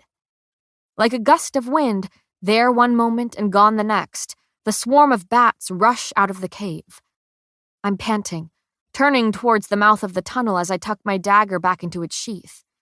I can barely make out the outlines of their huge bodies as they fly into the night. With palms pressed into the dirt behind me, I shuffle back several feet, attempting to put distance between me and the creatures beyond the cave's mouth. The night sky awaiting me looks bright compared to the darkness within this swallowing stone. My eyes strain, body scrambling back. The dirt caves in beneath me. Wood snaps loudly before my scream drowns out the sound. I fall through what feels to be a decaying trap door, arms flailing as clumps of dirt and splintering pieces of wood plummet with me. My back slams against something solid, my head following shortly after. I groan, unable to stop my body from rolling off the object and onto the ground beside it. Cool stone meets my cheek as I lie there on my aching ribs, panting and numb with pain. My palms press into the uneven rock as I struggle to lift myself into a sitting position. Blood leaks from the many slices I've earned, making me acutely aware of each sticky path staining my skin. I lean against the large something I fell onto, back aching nearly as much as my head. I open my eyes and... No, my eyes are open. They have been this whole time. Now they dart around the darkness, wide with panic. The blackness that stares back is so thick that I thought it belonged to the back of my eyelids. For a single blissful moment, I had forgotten the fear that gripped me, forgotten how suffocatingly dark it is. This is the complete and utter absence of light, and for all I know, the presence of something far more terrifying. I scramble to my feet, fear spurring my aching body into action. My hands fumble blindly, hoping to collide with that solid something in the center of this cavern. Empty air slips between my shaking fingers. I'm panting now, claustrophobic in this space I cannot see. I don't remember falling far, but with my head throbbing this persistently, I'm not sure what to think. With a trembling step, I manage to stumble into that large expanse of what I now realize to be smooth wood. My hands flatten atop it to steady myself, but slow recognition has them running down the long length of it. Head spinning and palms sweating, I feel each intricate groove of wood outlining the rectangular box. My heart stutters in my chest, breath catching in my throat. It's a coffin. It's her coffin. The first queen, Marina of Dor, lies beside me. I've found the crypt, fallen into it really, and I'm very much not alone. A chill skitters down my spine at the thought, feeling a sudden eeriness twine around my stiff body. The shadows seem to slither around me, like a snake assessing its prey before choking the life from it. I now understand why the bandits never dared look for her. They are smart enough not to disturb the dead, because death protects his own. My hands wander over the coffin, searching for some sort of opening. The lid is latched tightly enough to withstand my shoves against it. Fumbling for my dagger, I manage to wedge the blade beneath its stubborn lid. Blood trickles from my temple and nearly every patch of exposed skin. My head aches so fiercely that I'm sure my vision would be swimming if given the opportunity to see a damn thing. Mustering what is left of my strength, I push down on the hilt of my dagger until a loud crack echoes through the crypt. I've just broken into the queen's coffin. I stand there for a long moment, gripped with terror and the anticipation of something even worse. But it is only my own quivering breaths that fill the space as I curl trembling hands around the lid and throw the creaking wood open. I shut my eyes, as if to convince myself that this stifling darkness is my choice, as if I have control over this petrifying situation. Splayed, shaking fingers reach for what lies before me. I know what I'll find within the cushioned box, so when my skin brushes against the cold length of a bone, it's not shock that has me gasping. It's regret. This was a human. This was a woman who lived and loved and was left to rot. The dead deserve more than respect from the living.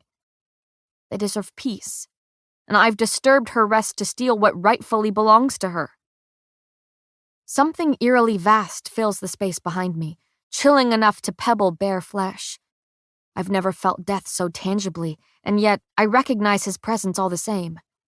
The cold breath on my neck can only belong to the death I have nearly met so many times before. Terror sinks its teeth into my very soul. I need to get out of here, but not without that crown. Panicking, I run my hands up what is left of the once beautiful queen. Decaying bones flake beneath my swift fingers and crumble against my touch. I choke on my next breath, forcing my hands to climb higher still. Pelvis, spine, ribs. It's been decades since the body was placed in this crypt, and now there is nothing left of her. The very essence of what she once was crumbles in my hands, fragile in death. My fingers meet her skull, fractured and caved in with the weight of time. I bite my tongue and continue up, up, up. Something cold meets the tips of my fingers. I can just make out the raised jewels and jagged points beneath the caking of dirt. A smile pulls at my cracked lips. I may not be able to see what it is I've found, but I know this symbol of power by feel alone. With a steadying breath, I pull that coveted crown from the queen's body. Chapter 17. Kai. I would have stood at the edge of that desert until she walked back into my arms. That is, if I weren't the damn enforcer of Ilya. I pace atop the familiar path I've worn into the carpet. My desk sits to the right, patiently waiting to be relieved of the piled paperwork decorating its chipped wood. Guard rotations, training schedules, and safety precautions beg for my attention. But only one thing holds it. Her. I have thought of nothing else since watching Payton stride into that sinister stretch of sand, hair glinting like a blade and legs swift like one who spent their whole life running. The Silver Savior began her first trial, and I stood there, watching her form slowly shrink into the horizon. It was Kit's insistence that had me reluctantly returning to the castle. He needed me to be the enforcer even when she is not around. The words had stunned me for a moment, had me glimpsing that suspicion Pay spoke of. Perhaps the king really does know how tragically in love I am with his betrothed. Perhaps he is as well. We haven't spoken since our journey back to the castle, him returning quietly to his study, and me to the training yard. Only after hours of shouted corrections and tedious demonstrations, I find myself pacing the weathered carpet blanketing my bedchamber. She has less than 3 hours to walk into the throne room with that crown in hand, and some selfish part of me hopes that she won't. As if that were a solution. If I don't marry her, I have no choice but to kill her. Kit's words haunt my thoughts, dash my hopes, because if Peyton fails any of these trials, her fate will be far worse than marriage. It will be death. As much as I want her to be mine, I want her to be death's far less. I rake a hand through my hair, feet still treading their familiar path across the carpet. I've never felt so completely useless. Every fiber of my being begs to find hers, despite duty trapping me within these castle walls. Though, it's comforting to know that she doesn't need my help. The Silver Savior has made that abundantly clear since the day she earned the title. And yet, one day, I hope she does. Just to show her the extent of what I'm willing to do if only she asks. Unable to pace my bedroom any longer, I throw open the door and stride out into the dim hallway. Imperials don't hesitate to move out of my path, skittering servants doing the same. My steps quicken and faces blur as I pass. The plush carpet beneath my shoes is something I had never taken the time to notice until Adina, Peyton's other half, had brought it to my attention before that final trial ball. And with each step towards the West Tower, I focus on the feel of it to distract from my reeling thoughts. My quick pace through the castle has each dark hall slipping swiftly past. I'm draped comfortably in shadows until a puddle of light laps at my shoes, rippling around my faltering steps. It pours from beneath a door that hasn't been opened in years. At least, not by anyone other than Father. I reach hesitantly for the handle, feeling suddenly like a disobeying child. I've spent my whole life avoiding this room due to the king's orders. But he is not here anymore to punish me for my defiance. The door creaks open on hinges unaccustomed to serving their purpose. A lamp spills dull light into the room, old enough to have the volt power slowly flickering from it. I sweep my gaze over the preserved chamber, landing on a tarp-covered bed adorned with royalty. Kit sits stiffly on the dusty sheet with a jewelry box clutched between inky fingers. His tired gaze flicks to mine, only slightly surprised to see me standing uncomfortably in the doorway. It's weird, being in here, huh? After all those years of wondering what was behind that door. Setting the wooden box aside, he stands with a pained laugh. All that waiting, just for it to be a regular old bedroom. I feel oddly trapped beneath the doorframe. It seems wrong to step into a piece of a past that doesn't belong to me. Iris Moira was Kit's mother, not mine. And I alone have known just how desperately he wished to know her, even at a glimpse. Father shouldn't have kept this from you, I say quietly, among other things. But he knew he could, because I would always come back to him. His gaze grows distant. Always obey. I slip my hands into the pockets at my sides. So, what changed? He contemplates this for a moment. Power. When you have nothing, you live only for those who promise you everything. You lived for Father, I reiterate. Now I live for legacy, he smiles. For us. I dip my head, offering the pale carpet my grin. I can't say it isn't nice to serve a king that actually gives a shit about me.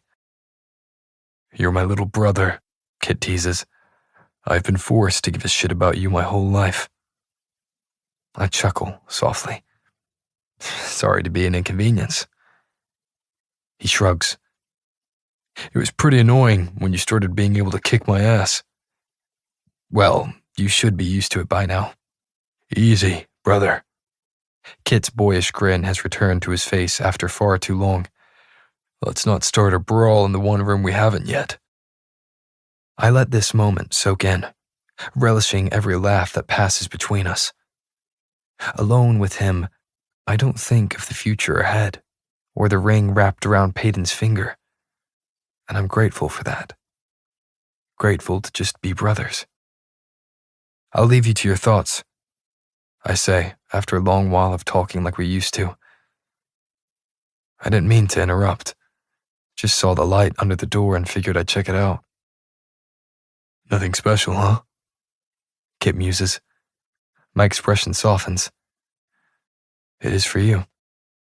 He nods, thanking me for my understanding. I nod back. The door screeches shut, leaving my brother alone with what is left of the mother he never knew. It's not long before I'm making my way up the spiral staircase of the West Tower. I remember a time when a trip to the rickety turret felt hopeful. Now, my heart pounds faster with each step higher. The air grows cold and damp in a way I've now come to associate with the presence of death. I swore to never set foot in the infirmary again. Though, I've been here several times since making that vow, and each time I stare blankly at the wooden door atop the stairs, allowing myself a split second of hesitation before pushing it open and stepping into the large room behind. It looks exactly as it had the day Ava died. Cots line the walls, though my gaze avoids one in particular. The room is just as plain and dreary as it had been all those years ago. Heading for the only occupied bed, I nod at the healer who hurries past, more than happy to give us some privacy in exchange for a moment beyond this dreary tower. I walk towards my mother slowly, taking in the dark circles below her eyes and the frail shoulders peeking above crisp covers. My throat tightens at the sight. She looks worse than when I last left her. My sweet boy. Her tired eyes brighten when they land on me. You're home. I was so worried. A wave of guilt hits me in the gut like a blow. I should have come to see you sooner. I take a seat in the chair beside her. These past days have been difficult. The look she gives cuts right through me. I know that, but you can also admit how hard it is for you to be up here. See the cot she used to occupy? Mother glances around the infirmary, gaze haunted. I understand your pain. I duck my head. Of course she understands. It was her daughter she grieved. I thought I was broken after losing Ava, she continues softly, but it seems that the loss of your father will be the death of me. My teeth grind together at her words, and every one I wish to say in return. I could never imagine father deserving more of my grief than Ava, and when I look at my mother in this moment, I'm angry that she ever let her daughter be a secret, die a secret. But I say none of this to the woman on her deathbed. I study her pale face and distant gray eyes. How are you feeling? Kai, it's not long now, she says simply, and don't talk like that. Bury me as close to him as possible. Mother, please. I want to reach out and grab his hand. At those whispered words, it's I who grabs her hand, pulling it close to my chest. You will be close to him. I promise. Swallowing, I add, but that won't be for a long while. She shakes her head with a sad smile. I'll miss you, my pretty boy. Keep taking care of Kit for me. Her dark lashes flutter. I regret not being there for him. It's not your fault, I murmur. Kit has always been stubborn when it comes to you. Because I'm not really his mother. A long pause. I know. I squeeze her hand. He loves you. I know he does. In his own way, yes. He even came to visit me while you were gone on your mission. He mentioned that, I say softly. It was brief. Her bottom lip trembles slightly. It's a sight I never thought I'd see from a woman of such power and grace.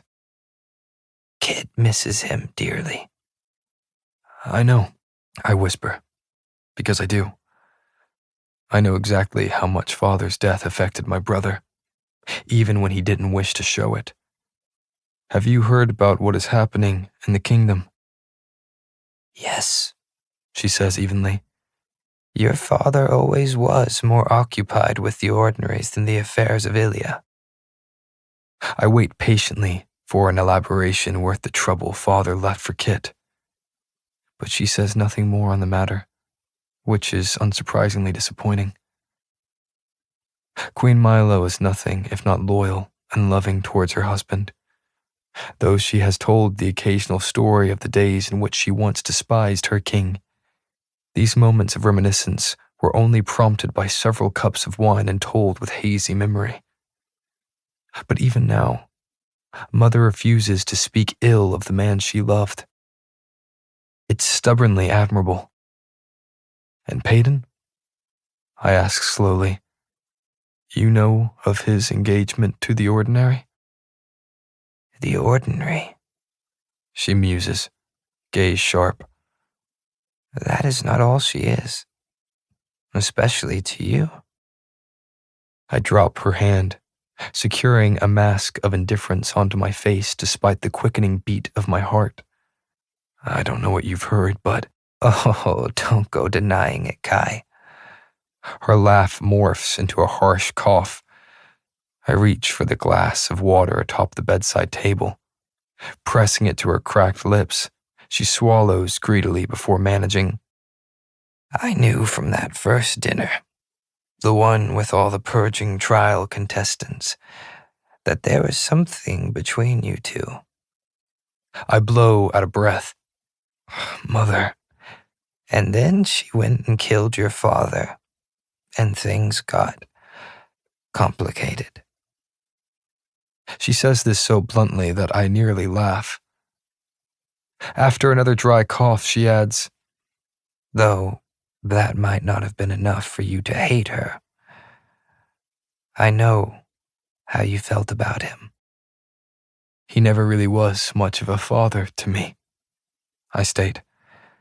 So, no, I can't say I was terribly grieved by his death. The words are harsh and laced with an anger I rarely let myself feel for him anymore. But it is his wife I spit them at. And for that reason, I open my mouth to apologize. Instead, her hand grips mine, gaze pleading. I'm sorry for what he did to you. And I'm sorry that I never stopped him. Tears brim beneath the gray eyes we share. I just wanted you to be strong. And look at you. You're formidable, but that is no excuse. I shouldn't have stayed quiet about your training sessions with him. Shh. I cut off her words with a single sound. It's okay. You made me strong. A tear rolls down her cheek, and I wipe it away with a knuckle. You made me strong. I whisper again. Equal parts sob and laughter slips past her lips. Not strong enough to stay away from her, it seems. I shake my head, smiling slightly. No, not strong enough to stay away from her. Kai, she murmurs, suddenly serious. She is your brother's. I look away. I know. Don't let her come between the two of you. Her tone is stern. Promise me, Kai. A shake of my head. It's a little late to be making that promise, Mother. Then make me a different one. She struggles to lift her head from the pillow, words strong in a way her body is not. Don't let her be your weakness. Sometime later, when I eventually stand to leave the infirmary, She reminds me of that promise I have yet to make. In return, I remind her that Peyton Gray has been my weakness since that very first dinner before the purging trials. Chapter 18. Peyton. I'm teetering atop the coffin. The dirty crown rests in the crook of my elbow, sliding to my shoulder when I lift my arms again. I reach up into the darkness, desperate to find the hole I'd fallen through. The wooden lid caves beneath my weight, having nothing better to do than rot after decades spent in this crypt. My head pounds, and the blood oozing from my body is only aiding the dizziness. Only the promise of moonlight on my skin has me pushing through every bit of pain. And when my fingers brush a jagged piece of wood dangling above, I nearly laugh in relief. Hands searching blindly, I manage to find what feels like the remaining frame of the trap door. With a deep breath, I curl my bleeding fingers around the wooden lip and tug. This time, I do let out a hysterical laugh when it holds. I don't bother testing its strength again before pulling myself upward with a grunt. Two things happen within the span of a single moment. The first being that my head collides with a splintered piece of what used to be the trapdoor above. After letting out a gasp of pain and surprise, the second thing follows soon after. I have the eeriest feeling that I'm no longer alone. A sudden chill pebbles my skin as I drag myself up onto the cave floor. I haven't even taken a full breath before I'm scrambling to my feet and heading for the splotch of night sky beyond the tunnel. An icy sort of fear grips me at the thought of what it is I may have just done. The crown around my arm grows heavy, as if being pulled back to its owner. A panicked sound finds its way out of me at the thought. The dead are not meant to be disturbed, and I may have awakened something that no one else has dared to. I shake my head at the absurdity of it all. Mind tricks, I whisper, stumbling forward. This is all in my head. As the mouth of the cave grows closer, I find myself looking over my shoulder and into the yawning darkness behind. It is all-consuming, that lightless expanse, and I'm nearly petrified by it. I force myself to turn back towards that awaiting night and push on. Blood spills into my eye, demanding I use the back of my filthy hand to wipe it from my vision.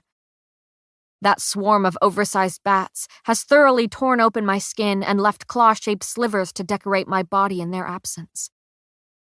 Beyond, the starry sky awaits me, mere steps away. My pace quickens, heart racing in anticipation of my reunion with the night. I brace a hand against the wall, feel the last stretch of cold stone before shadows slither across the ground, lapping at my feet. 3 figures step into the entrance of the cave, blocking me from freedom. Moonlight illuminates their backs to outline their broad figures. I take a slow step back, swallowing a scream of fear and frustration. Bandits. Thanks for getting that crown for us. Now hand it over, one of them grumbles, voice like gravel beneath the bandana covering his mouth. And if you're quick about it, we might not even take that shiny ring from your finger. My wounds ache, but I force myself to muster whatever strength I have left. Fingers flexing at my side, I focus on the feel of my dagger while mapping out my next moves. Only when I've gathered every bit of brutality that lurks within me, I speak. My voice is scared and small, and if the men bothered to listen closely, they might just hear the danger lacing it. Take it all. I don't care. Just please don't hurt me. I extend my hand, presenting the ring to them. The dirty diamond glints enticingly enough to have a man stepping forward. I can practically feel the sly grin beneath his bandana as he reaches for my hand, intent on pulling the band from my finger. I calm my mind, shut out my soft heart, and stain my soul once again. My fingers close around the man's wrist before I'm pulling him into the awaiting dagger now gripped tightly in my other hand. The blade sinks into his stomach with a sickening sound. Blood pours from the wound as the bandit grunts weakly. I ignore the dull ache in my chest. This is precisely what I feared. Myself.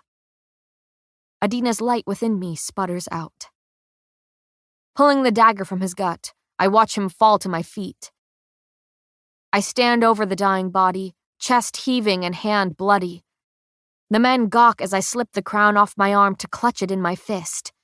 My voice is ragged, hand beckoning in challenge. If you want this, come and take it. The larger of the two remaining men charges at me, seemingly awakened from his stupor. He swings a massive arm that I easily duck under. After spending so much time in complete darkness, my eyes seem suddenly sharper than before. Crown in hand, I stand to my full height before sending its pointed jewels careening towards his skull. He yelps as blood gushes from his temple, stumbling back to let the final man have a go at me. I dance on the balls of my feet, ignoring every wince of pain at the movement. When the last bandit pulls a long dagger from his belt, I let the crown clatter to the cave floor, tightening my hold on the hilt of my own weapon. He lunges, blade flashing. I manage to rotate my body before he can stab me in the chest, but the sudden searing pain shooting from my shoulder tells me I wasn't fast enough. He swipes at me again, forcing my feet farther back into the cave.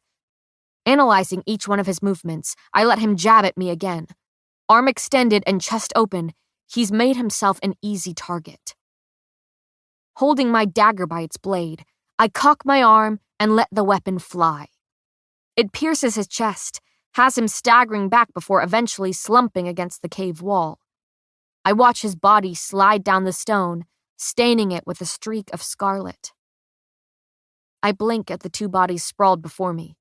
Blink again when a very much alive one comes barreling towards me.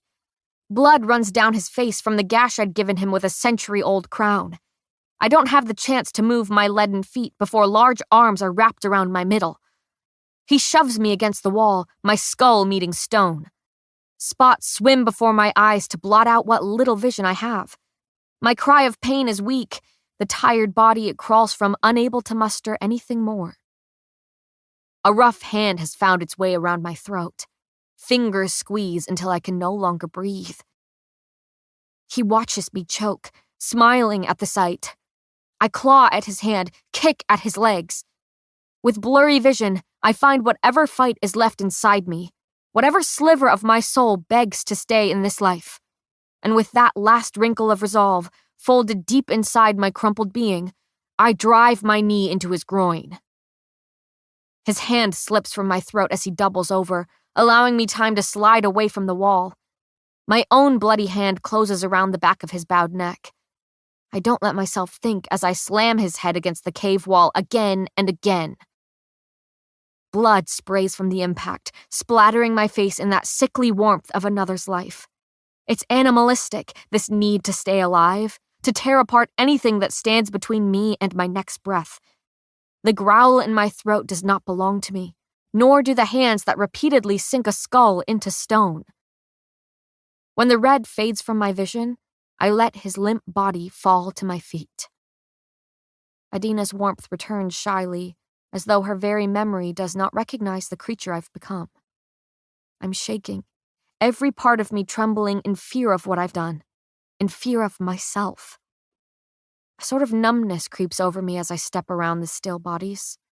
The crown sits innocently on the ground, despite some of the gems being coated with blood. It glitters beside the body adorning my dagger.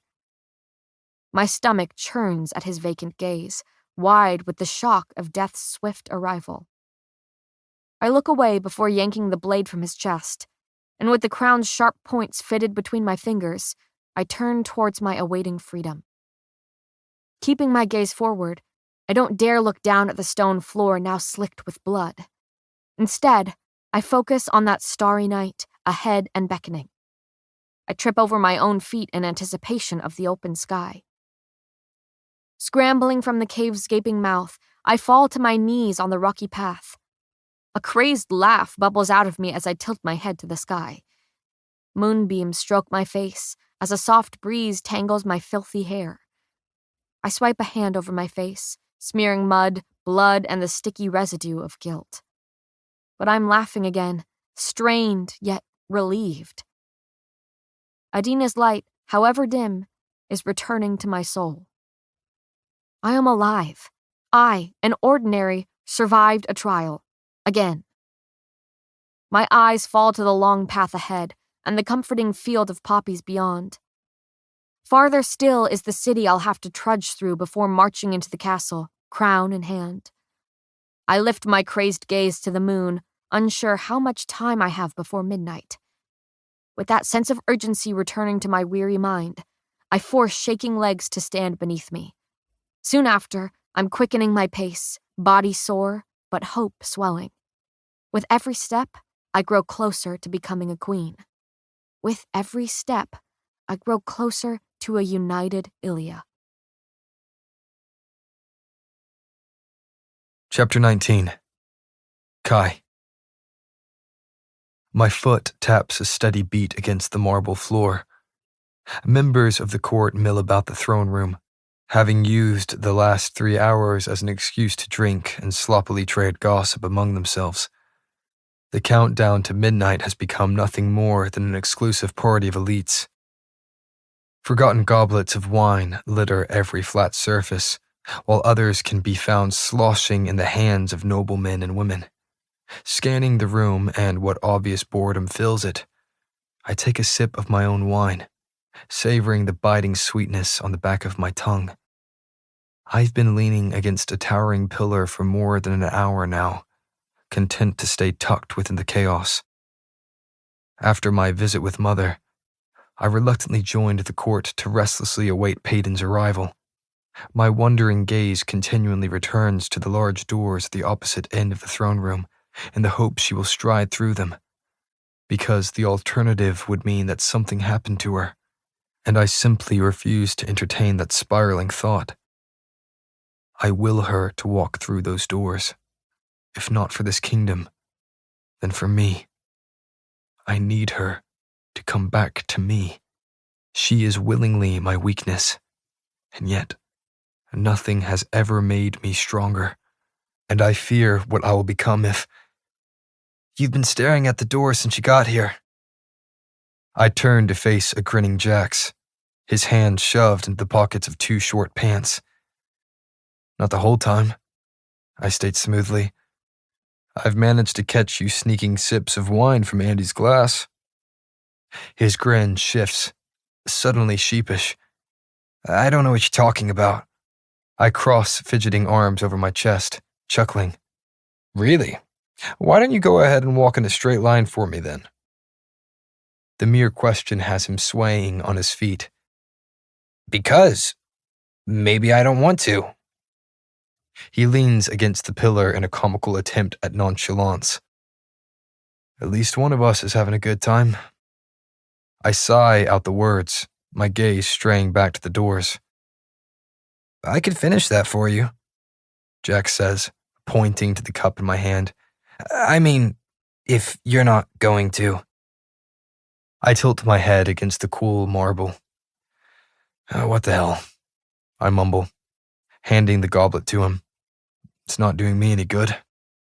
He's tipped his head back, greedily gulping the wine despite a ribbon of it dribbling down his chin to stain the dark skin beneath. Easy, Jay. It's a struggle not to laugh as I tug the cup from his sticky hands. I better not have to carry you out of here tonight. He gives me a toothy grin. Hey, I've helped A hiccup interrupts the word. Carry you from a party more than once. I can't exactly argue on behalf of nights I don't remember, so instead I settle with a simple, if her life weren't at stake right now, I guarantee I'd be much more fun tonight. His confused look is only exaggerated by the alcohol that's loosening his features. But why are you so worried about Peyton? Isn't that Kit's job? They're engaged, after all. I open my mouth before promptly shutting it. My gaze travels across the room, skipping between the several circles of gossiping court members. I wonder how many of them whisper the same question.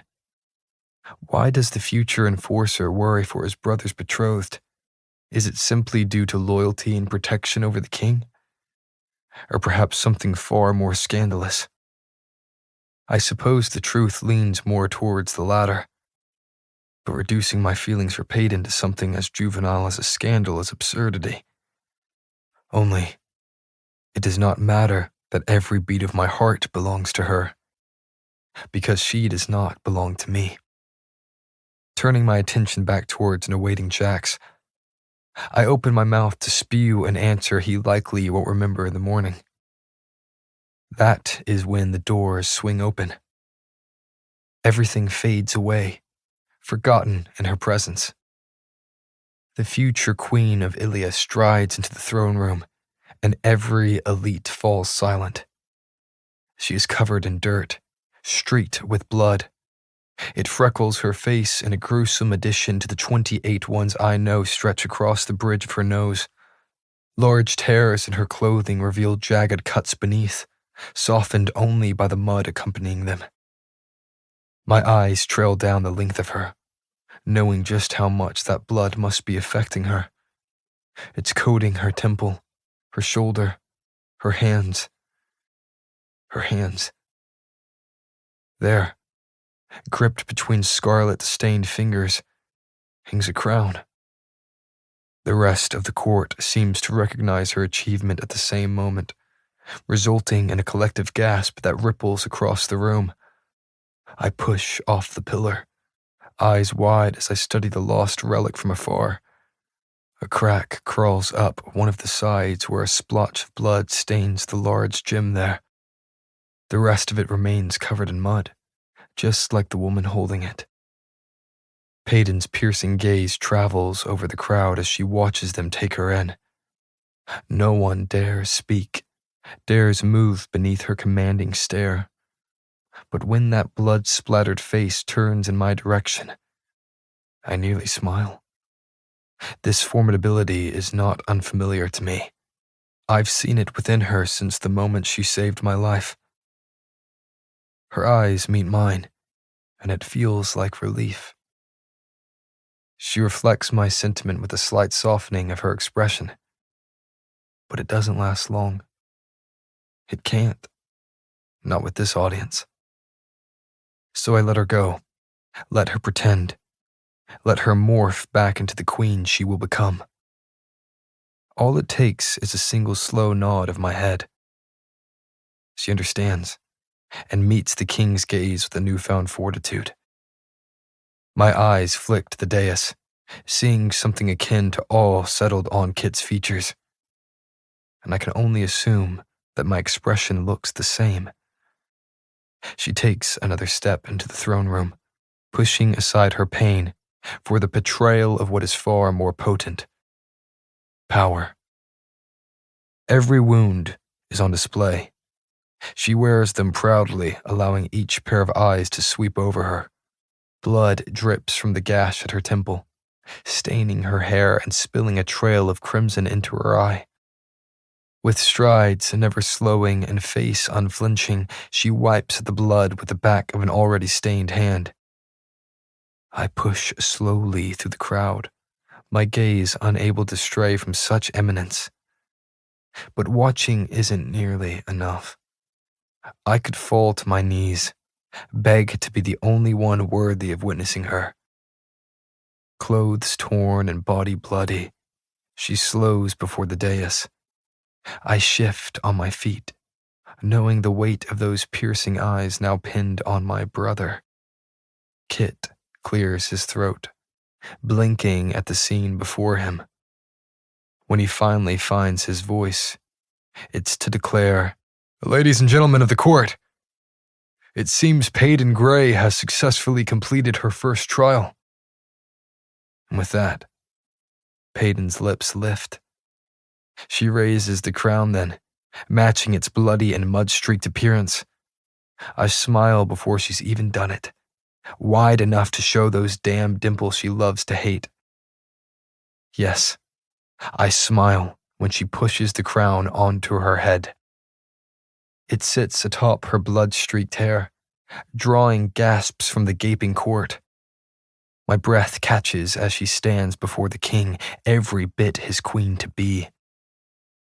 With a slight nod to Kit, she turns slowly towards the court, Her sudden smile catches even me by surprise, the flash of her teeth white against the dirt-streaked face framing it.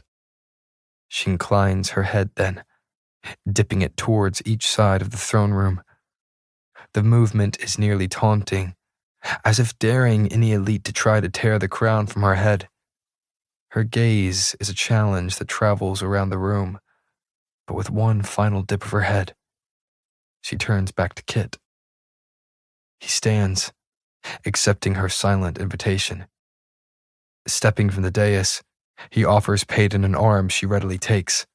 I feel suddenly hollowed out as the happy couple stride down the aisle. I'm stunned by the sinking bite of bitterness. This shock of envy is quickly swallowed by my resolve, focused only on being rid of this crowd, seeing her. I push through the shifting bodies unburdened by the need to be polite. Murmurs grow into a gentle roar even before the royal couple steps from the throne room. It's difficult to shove against the shocked sea of people now milling mindlessly about, but I'm nearly at the door now and a hand tugs at my arm. I turn to find Andy looking alarmingly serious. Don't steal her away from him when they finally get a moment together. Unspoken words hang in the air between us. The corner of my mouth twitches. I don't need to steal her away. No, she says smoothly. You just kick down her door when she isn't answering you. My voice is low. Don't start, Andy. She shakes her head at me, saddened by what she sees. They're engaged, Kai. You can't have her. Yes, and I'll spend the rest of my life trying to accept that fact. I turn away and push through the doors. They are standing in the hallway, bodies close and voices hushed. Her eyes meet mine over Kit's shoulder. I quicken my pace, smother my jealousy, and open my damn mouth. Chapter 20. Peyton. The crown grows heavy on my head.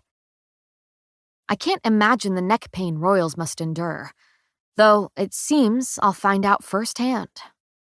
My arm is pressed tightly within Kit's, but he doesn't seem to shy away from the blood and dirt I mar his pristine tunic with. Eyes, so many of them, skimming over my disheveled body. I've never let myself bleed in front of so many elites, never let them see me so weak, and for that reason, I keep my head high and gaze forward. Pain laces every movement, slows each step. I force my aching body to keep up its charade until I've made it out the doors. My legs shake, barely able to support me after my long trek through the city. But Kit's arm is a comfort, a disguised source of support that I lean on heavily. The doors loom, as does the prospect of relief. Every head turns to follow us out of the throne room, and it's only when the countless pairs of eyes are sealed from sight that I slump fully against Kit. Just a little further, he murmurs, his arm now wrapped around me. Let's get you to the wall. I let him guide me, and even more difficult, let him see me struggle. His hold is hesitant and hovering, as if unsure how much he wishes to help. It's unfamiliar, his touch, so unlike the claiming feel of his brothers. The crown slips atop my bloody strands of hair, the ones I'm trying very hard to ignore. Kit's face ducks towards mine when I slump against the wall. He sounds as unsure as he looks. Are you all right? I nearly rasp out a laugh. You know, I've been better. He almost smiles at that. You were... He clears his throat, rebuilding that indifferent distance between us. You did well in there. I was just trying not to fall on my face, I pant. No need for that. He glances over my battered form. You're wearing enough blood as it is. I swallow. You have no idea. Despite the heavy feel of his gaze roaming my face, I avoid it. Understanding my unspoken desire for a change of topic, he states, You retrieved the crown. At the mention of it, I happily pull the heavy accessory from my head. Here, My body aches enough without this thing trying to snap my neck. Well, Kit takes the crown slowly. I'm sure you'll be used to it soon enough. Right, I say awkwardly. Thought of our engagement has his gaze dropping to the ring still clinging to my finger. Emotion flits from ear to ear as he gently lifts my hand. The clearing of his throat turns into a slight cough. We will have to get this cleaned. He runs a thumb over the muddy diamond. Then his gaze lifts to mine, calculating in a way that surprises me. But his next words are far more startling. After that, we'll ensure the ring finds its way back onto the correct finger. My heart stutters against bruised ribs. I look down, eyes snapping to the ring still decorating my right hand. Still exactly where Kai had left it the night before my trial. I never put it back. My mouth opens, ready to spew an excuse, spin the truth into something less damning. Kit has already expressed his concern for my relationship with Kai, and this has all but confirmed it. I can feel the panic that pushes against my blood-splattered face, slowly rearranging my features into something all too incriminating. That is when my eyes wander over the king's shoulder, as if pulled there by a tether I can't seem to untangle myself from. A gray gaze locks with mine, and I can read the relief within it at the sight of me. My body trembles, my throat burns. I ache to fall into his arms. I made it back to him. I lived to spend another day pretending I'm not in love with him. Kai's long strides carry him towards us to spare me from spewing a lie to the king. Only then does the enforcer tear his attention from me, pinning it on Kit. The court seems a bit restless, brother. You might want to go back in there and say a few words. One moment, the king's gaze is flicking between the two of us, seeming to piece together our puzzle of pretend. And in the next, he directs cheery words towards his brother. Yes, I suppose I should. I'll also announce the ball we'll be hosting tomorrow night in honor of this remarkable achievement. I force a smile, though he wasn't speaking to me. Thank you, but I'm not sure I'll be up for dancing. His gaze meets mine after a long moment.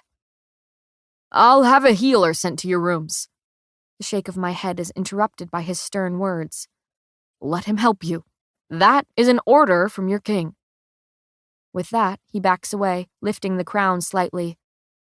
I look forward to hearing the story behind this. But for now, rest.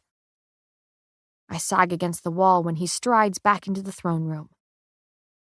Kai is on me in an instant. His arm is sure around my waist, breath warm against my ear.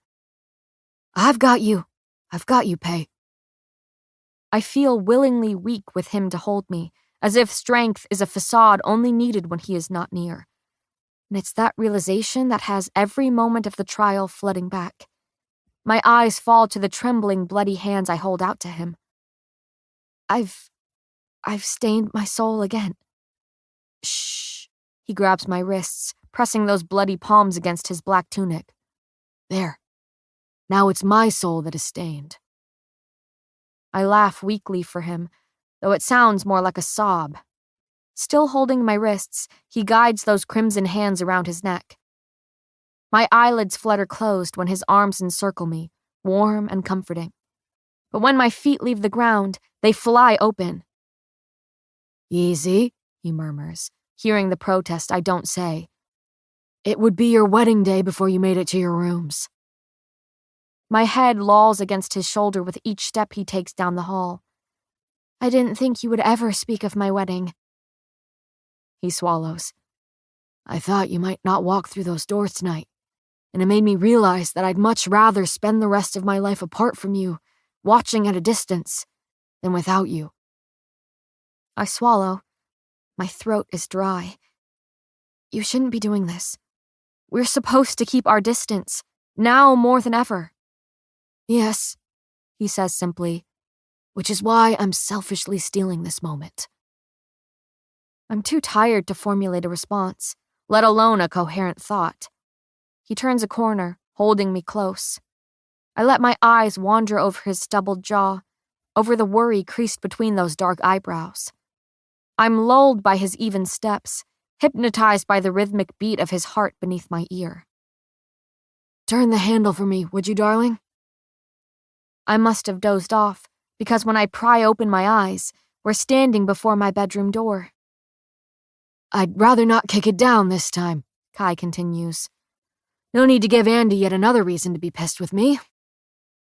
Dropping a heavy hand from his shoulder, I fumble for the knob. As soon as I've managed to twist it, Kai is stepping into the room and alarming a distracted Ellie. "Oh, Peyton." Her voice is as soft as always, though filled with far more concern than I anticipated. "Do I really look that bad?" I practically croak. Kai sets me gently on the bed, treating me like I'm as fragile as I feel. His hand cups the back of my neck to ensure my swaying body remains upright on the edge of the mattress. "You look like someone who has just done the impossible," he murmurs, face close. I smile, tasting blood on my cracked lips. "So I look like hell?" "If you look like hell," he whispers with a sly grin, "then I'm fortunate to be going there." My strained laugh is cut short by the sudden movement over his shoulder. Pulling back, I'm reminded, horrifyingly, that we are not alone.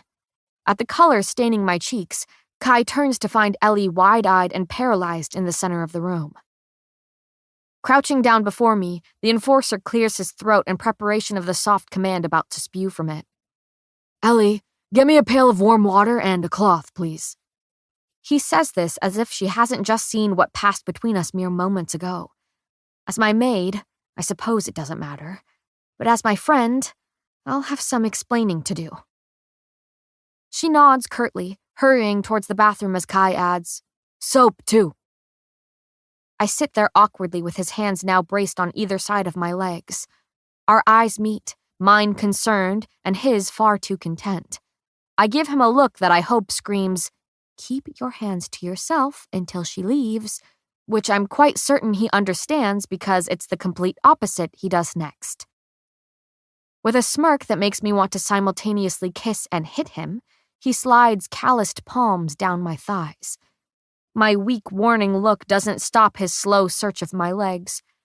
I can't help but smile back at him, and he seems to take that as a sign of encouragement.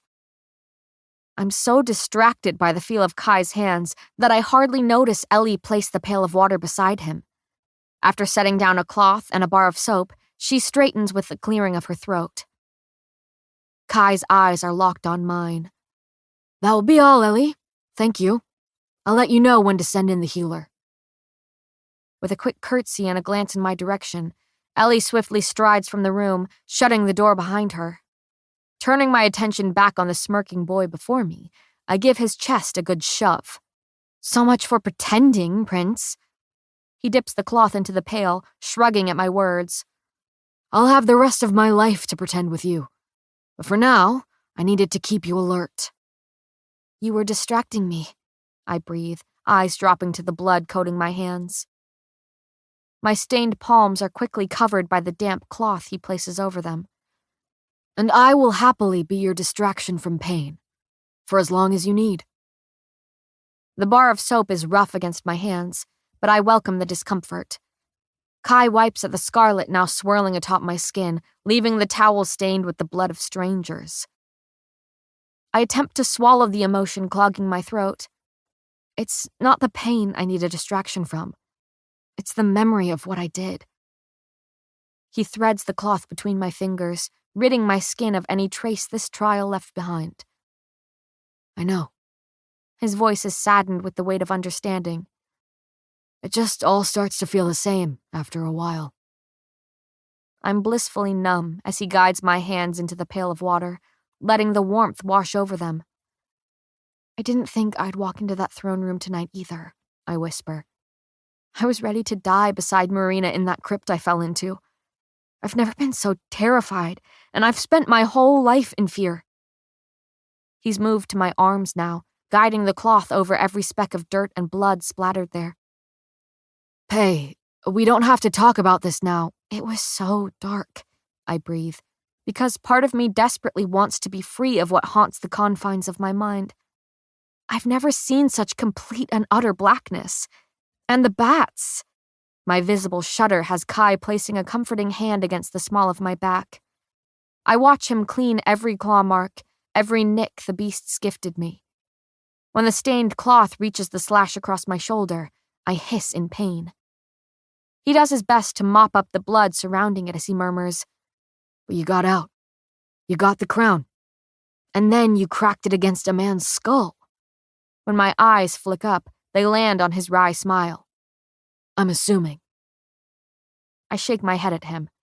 "How did you—" "You're not the only one who's observant, little psychic." When his smile only grows, I huff. "Well, I didn't enjoy doing it." "I know." His gaze softens. "I wish I could have done it for you." My voice is tired, reflecting the current state of my body. Does it ever get easier? The bad that supposedly justifies the hope of something good? "It hasn't yet," he says with a sigh. "But your bad will belong to me when I become your enforcer. And maybe then, when I know you are reaping the good, things will get easier." I shake my head, gaze lingering on that splotch of blood soiling his chest, the place where he had pressed my palms. "I don't want to stain your soul further." His smile is sad. "There's not much left to stain, darling." It takes all of 3 swipes with the cloth before he's changing the subject. His words hold a certain challenge as he says, "What about striding across the throne room? Seeing the looks on all those faces when you put that crown on your head?" The gaze he flicks over me is heavy. "Did you enjoy that?" I loved it. What I settle on instead is, I didn't mind it. He wipes a streak of mud from my jaw, brushing the jagged scar below it. "Come on, don't be modest, Gray." "Fine." My gaze settles on his. "Powerful. It made me feel powerful." "Good," he breathes. "Focus on that feeling, not what it took to get to it." My fingers find his free hand. I don't want to gain power if it means I lose myself in the process. He wipes the cloth down my nose, freeing it of blood before flicking the tip with his finger. "Everyone loses themselves to something, so make it worthwhile." I let him tilt my head in the dim light. He dabs gently at the bead of dried blood clinging to my temple. "And what did you lose yourself to?" "Duty, loyalty," his lips quirk. "A silver-haired pain in the ass." I lean back on my palms, studying him. "And you think that's worth it? Losing yourself to an ordinary?" As he drops the cloth from my face, I can't quite read his mixture of emotions. "Between the two of us, you're the only one who seems to care about that fact." I straighten swiftly, enough to have Kai's hands flattening on my thighs to ensure I stay on the bed. "Of course I care." My voice is rough, raw with emotion. "I'm weak. I nearly died today and—" I place a hand to his cheek, turning his face towards me. "Look at me, Kai. Look at what you chose to lose yourself to. I may have seemed strong in that throne room, but I will always be an imposter among the truly powerful." He's shaking his head, hiding his gaze from me. Both of my hands are cupping his face now. "I worry about you, Malachi." The sound of his full name has those gray eyes fluttering closed. "If I die—" "Stop." "If I die," I repeat sternly, "I need you to find something else worth losing yourself to. I won't let my impending death be yours as well." I press my forehead to his, voice breaking as I say, "Promise me that. Please." "Pay." His voice is ragged. "I would lose my life for you before finding something else worth living for." His fingers weave into my hair, slide along the back of my neck. "You are my inevitable, in life and in death." Tears cloud my vision, one of them slipping down my cheek when our mouths meet. He holds me gently, his kiss soft enough to shatter every wall within me. I crumble in his arms. Nothing has ever tasted as sweet as the silent promise on his lips. You are my inevitable. The kiss deepens, and with it a plea with each press of my mouth. I love you. I tell him in the sigh he draws from my lips, in every slow caress across his skin, in every pounding beat of the heart that belongs to him. I love you. He smells of pine and spice and long nights under the willow. I love you. He tastes like a secret I wish to scream, a word on the tip of my tongue that will never be mine to utter. So I say his name instead, as if I could claim him so easily, as if I'm not thinking of 3 damning words when I say it. I love you. Edric. Edric's arms are covered in blood. That should not bother him. He is a king, after all. History itself is bathed in blood, and it is the kings who shed it. He should be indifferent, stony like his father raised him to be. But this is not some necessary battle, or worthless ordinary. This is... Voices muffle around him, blurring together into one frantic string of words. The queen is dead. Iris's lifeless body lies on the bed. Blood stains once white covers, mars once warm skin. Advisors bicker, healers hover. Fatals stand solemnly beside him. Edric hears none of it. There is a steady ringing in his ears, and for that, he is thankful. His wife is dead. The life has been drained from her body by a mere infant, and there was nothing his healers could do to save her. Now, there is nothing left but a still shell of the woman Edric loved. Well, that isn't entirely true. There is a baby girl in his arms. Her lungs are filled with shrill cries that slip from a small mouth. Again, the king does not mind such a distraction. He shuts bleary eyes, unable to lower them to his daughter below. Only further remnants of his lifeless love lie there. This child shares her mother's piercing gaze, or rather stole it. Those eyes belong to Iris, not the infant who killed her. When the ringing quiets in Edric's ears, and the floor threatens to cave in beneath him, there is only one question the king cares to ask. The child is quickly shoved into his silencer's arms. How much power? The 3 words are born of greed, of an unquenchable ache for strength, because nothing is more important to Edric than power. Not anymore. The silencer shudders. What is it, Damien? The king pants. All eyes fall to the 3 fatals under Edric's care. A crease of concentration forms between Damien's brows, followed by a concerning flurry of blinks. He opens his mouth, shuts it. Out with it! The king's command rings about the chamber, cutting through even the thick stench of death. It is the anger and the grief in his voice that pushes the silencer to whisper what may be his own death sentence. Kings have a way of killing the messenger. She is powerless. Chapter 21. Payden. I flinch at the tingling sensation in my temple, not because it's painful to have a wound close beneath the hands of a healer. No, it's the familiarity that hurts the most. The feel of my skin stitching back together only reminds me of when it was my father on the other end of that ability. Once, his nimble fingers were the ones to run over every ache and gash earned during my long training sessions. And after he had healed me, or I'd helped him heal another, we would share a butterscotch to celebrate another day survived. Until he was gone. And now I've forgotten what the sweet tastes like. I shift on the bed, my body tingling with each pass of the healer's swift hands. Attempting to distract myself from the familiar feel of it, I stare instead at the late afternoon light spilling through so many surrounding windows. Kai hadn't left my bedroom until the early hours of the morning, leaving me to sleep most of the day away. He had tried to convince me to see a healer up until the moment I watched him slip out of the door.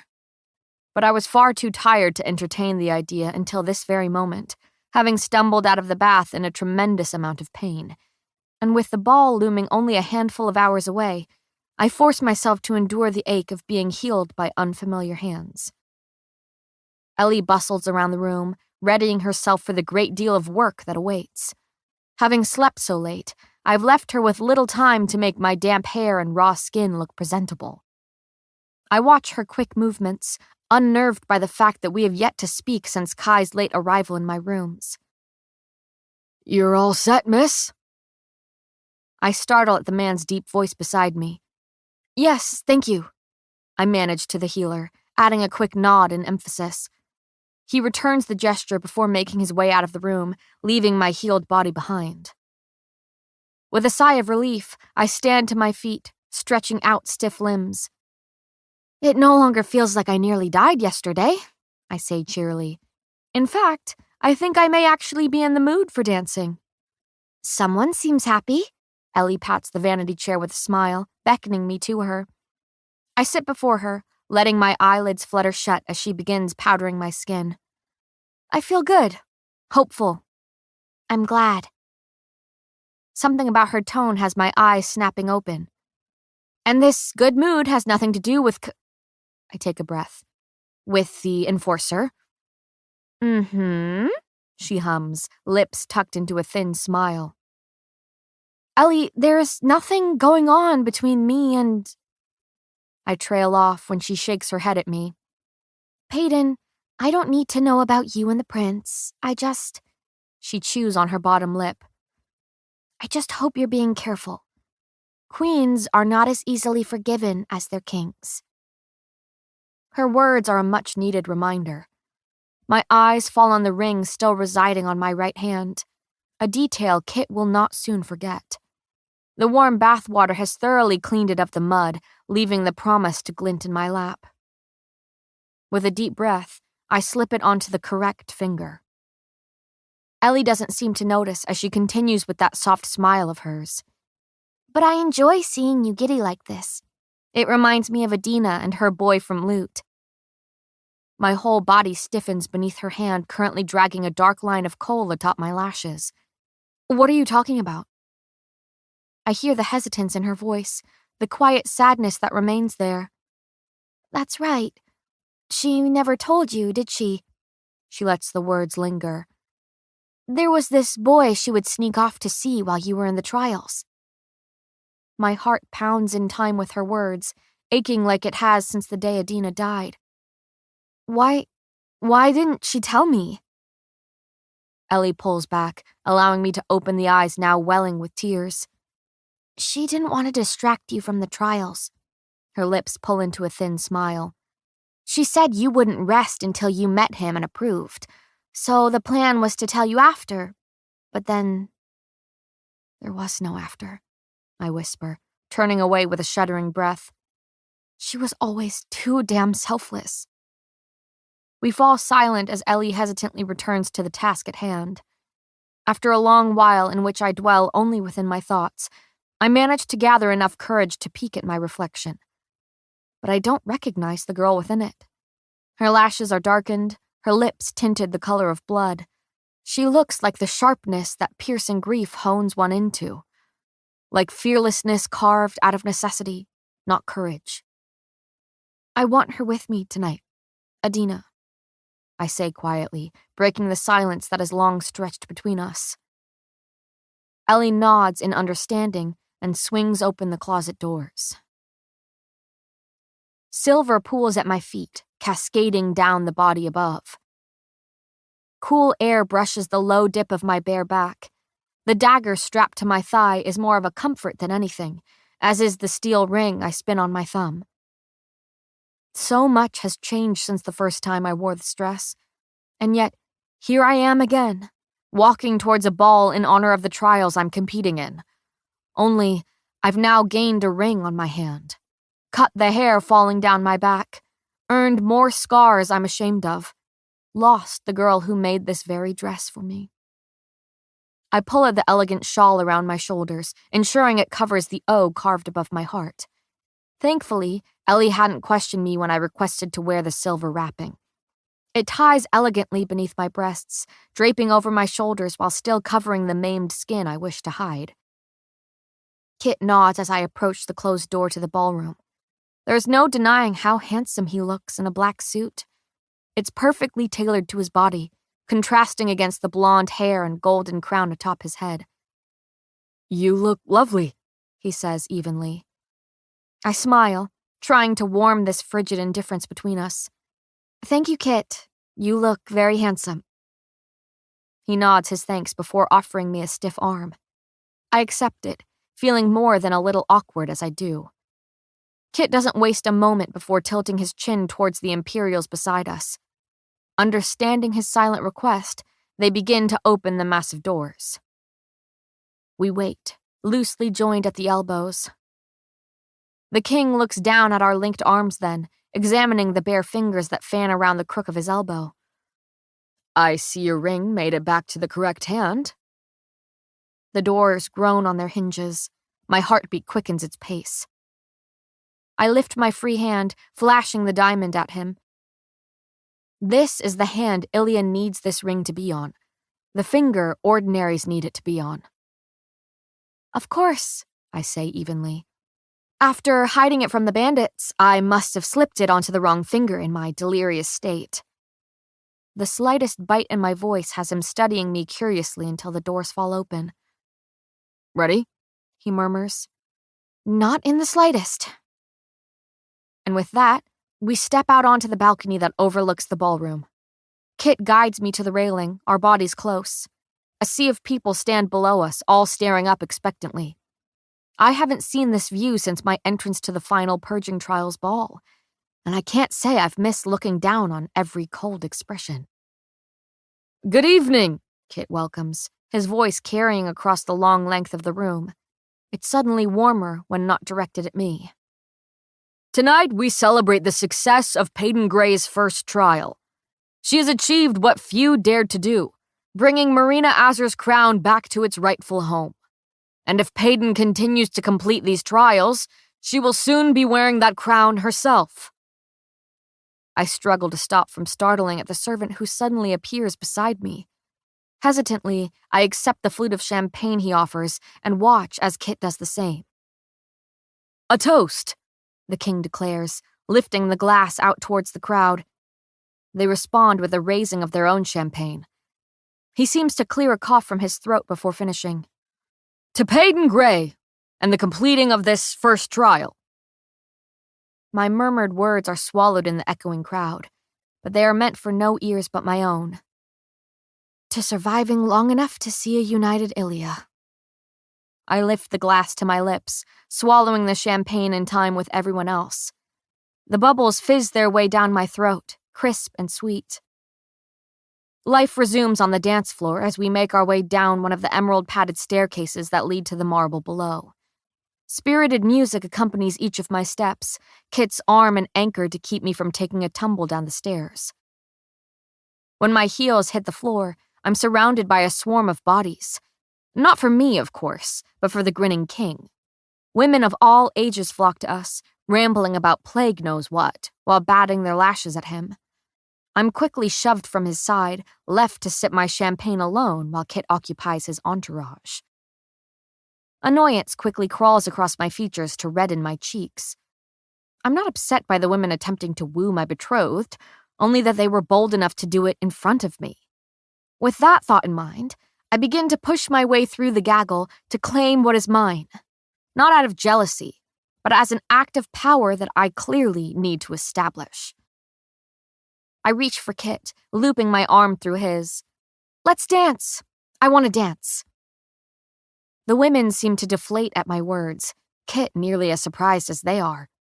"You do?" I flash him a bright smile, as though it could mend the relationship I left in shambles. We are engaged, yes. It seems only right that we dance for the court.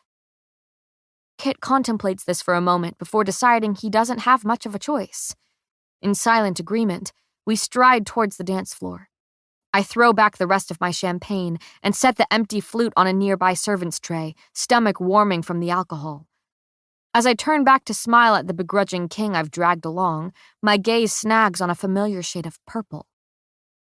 Kit nearly slams into me with how abruptly I plant my feet.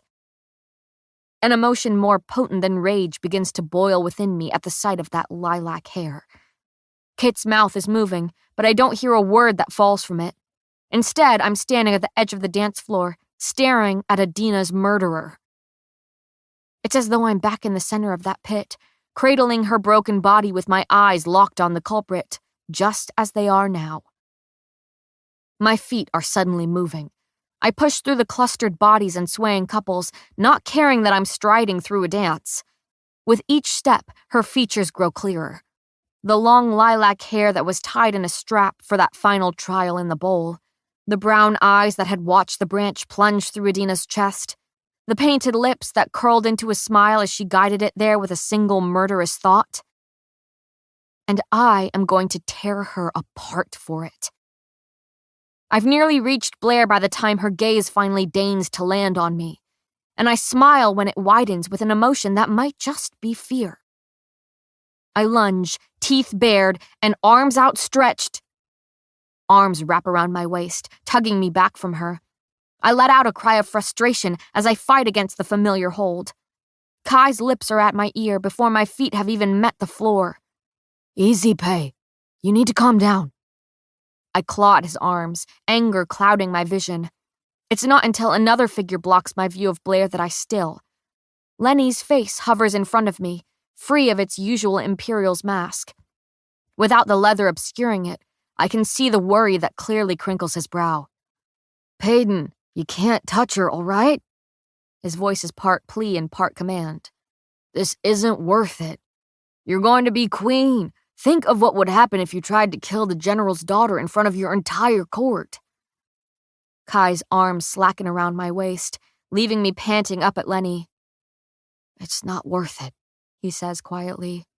Please don't make me stand between the two of you, because I will. His words have me taking a staggering step back. I shake my head at him. He must see every bit of hurt and hatred on my face because his falls into an equally torn expression. And yet, he chooses to return to his spot at Blair's side. Her brown gaze flicks to mine, face placid in a way that makes it difficult not to shatter the facade with my fist. Keep her out of my sight, I order evenly. Because you won't be able to stop me, Lenny. You know that. I'm walking away before a reaction can form on their faces. I hear Kai's long strides behind me, likely following to ensure I behave myself. But that is the last thing I want to do tonight. I grab a flute of champagne from a servant's tray and gulp down the liquid in a matter of seconds. Then I exchange that empty glass for a full one and do the same. Warmth spills into my stomach, coating my body in an intoxicating, fuzzy feeling. That is all I want to feel tonight. Not anger, not hurt, not queenly. Just this contentment beginning to thrum through me. Do I even want to know what you're planning? Kai sighs from where he towers over me. I give him a smile, noting the way it affects him. Then I shove my empty glass into his hand. I'm planning on having fun. Chapter 22. Kai. She's lost her shoes. Well, she had. That was before I'd scoured the ballroom for them, knowing Payden would not. Seeing that she flung them off her feet with a declaration of discomfort, I'm sure she was quite content to never find them. Now, swaying in time to the music, she hardly notices the heels hanging from my fingers. I lean against the pillar, watching her with a smile that has rarely left my lips all evening. Her familiar silver dress clings to the body beneath, rippling with each of her movements. She's hypnotizing. Every laugh, every smile, every sway of her hips. Her cheeks are flushed pink beneath the strands of silver hair falling over her face. But despite her glistening skin, Peyton doesn't remove the thin shawl around her shoulders. And I may be the only one in this room that knows why. Lifting my eyes from where I know Father's parting gift to her lies beneath the fabric, I find her lifting yet another glass of alcohol to those distracting red lips. I push off the pillar, halting her arm before the liquid can slip down her pretty throat. I can't believe I'm saying this, but I may need to cut you off for the night.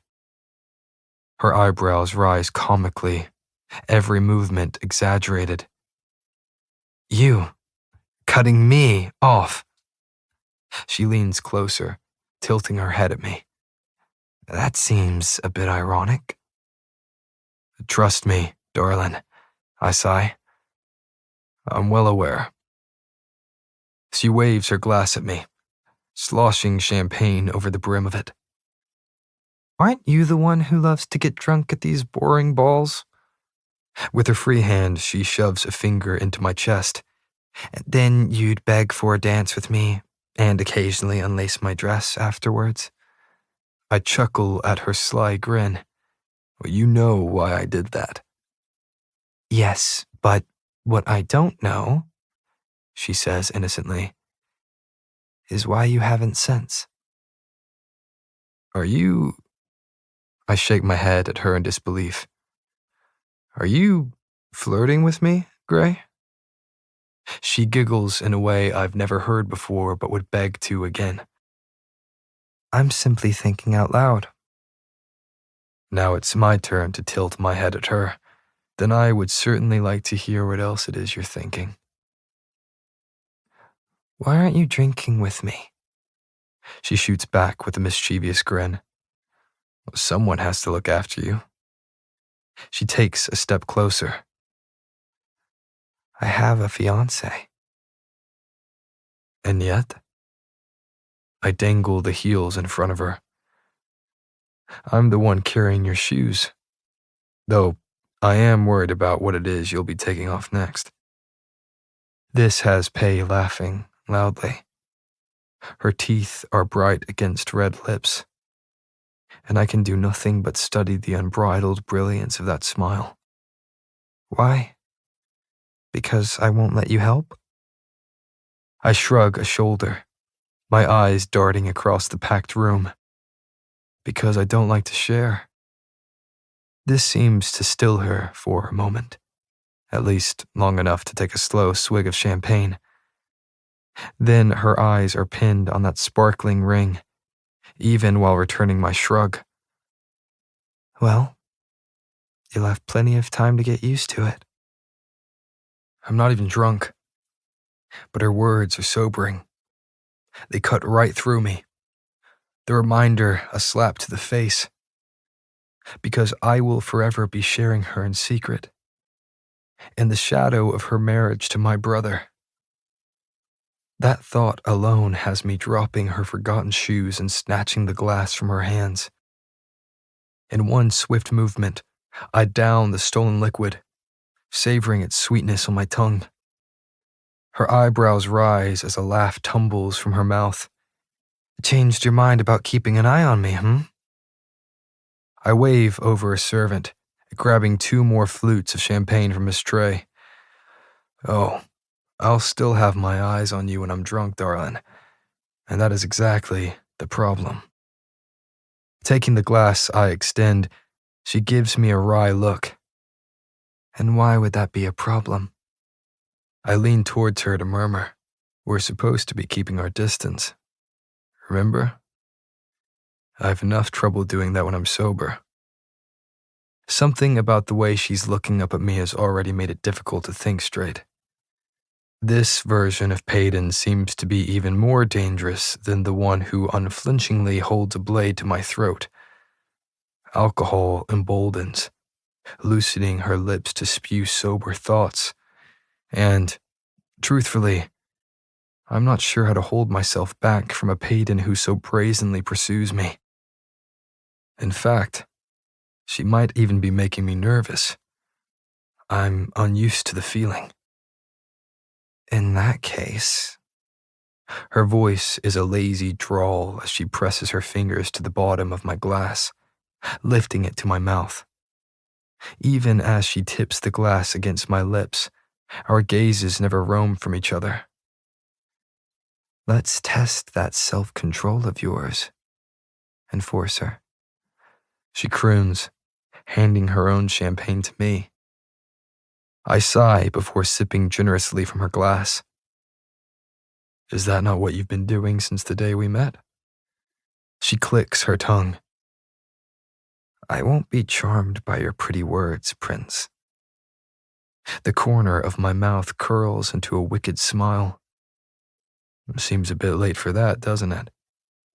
Cocky bastard, She whispers. pretty pay.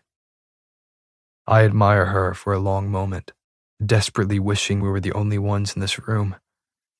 Wishing there was no audience, no rules to follow. She seems to be thinking the same thing, because with a huff, she grabs the glass from my hand and finishes off the champagne. I want to dance, she declares, face flushed. I slip my hands into the pocket of my dark pants. Well, you'll have to ask me properly. And what makes you think I want to dance with you? I can't think of a reason you wouldn't want to, actually. Her smirk sharpens before she turns her back on me and calls, Jax! A lanky figure across the room whips around at the sound of his name. When his gaze lands on a waving Payton, his face splits into a grin. He hurries over, his long strides carrying him quickly through the crowd. Hi, Payton, he says this cheerily enough to disguise the nerves rattling his voice. Hello, Jax. When she smiles at him, I catch the nervous bob of Jax's throat. I've missed you. Really? Of course. She extends her hand. Now, let's dance. Jax's eyes widen. Payton, on the other hand, shoves her empty glass into my palm. Then she's throwing a smug look over her shoulder while pulling my little brother onto the dance floor. I shake my head at her bare back, watching that silver dress ripple behind, Jax in tow. It's not long before I'm chuckling at the two of them attempting a dance. They have barely managed a series of steps without stumbling, and Pei can't stop laughing long enough to even try. Instead, she seems to have abandoned the choreography accompanying the song and is now doing whatever the hell she wants. Picking up her shoes, I return to my spot against the pillar, leaning there as I watch them spin around the room. As they smile brightly, their laughter cuts through the commotion of the room, reaching even my ears. It reminds me of a time when we used to laugh like that all the time. Kit brushes my shoulder as he rounds the pillar. I glance over at him with a shake of my head. You read my mind. He sounds tired. I miss enjoying these balls. As do I. I stare out onto the dance floor. At least someone is having a good time. He takes a sip of his drink, eyes following Payton's spinning figure. She seems so happy. Well, I sigh. Half a dozen glasses of champagne will do that to a person. Kit snorts. So she's taken a page out of your book for the night. It would seem so. I crack a smile. But she's definitely doing it better. I would have stolen a bottle of something stronger and staggered off to my room by now. And I would follow, Kit adds, because I refuse to endure a ball if you aren't suffering with me. I shake my head, smiling at the floor. Good old days, huh? Oh, yes. He blows out a breath. I wish these balls were our biggest concern now. I'm not sure what compels me to say it. Even the words taste bitter. I wish they were my biggest concern then, too. But I was busy being cut open by our father. I can feel his shocked gaze roaming my face. Kai, I can't tell you how sorry I am about that. What he was to you, what he put you through, was just so different from the man I knew. Guilt twines its way around me as I immediately regret the words. Taking a breath, I look him in the eyes. Father's eyes. I only say that to remind you of how much better you can be. How much better you've already become. His eyes light with an emotion I can't quite make out. I want to be better. Hell, I want to be great. And you will be. My hand meets his shoulder, shaking it slightly. I'm with you until the very end.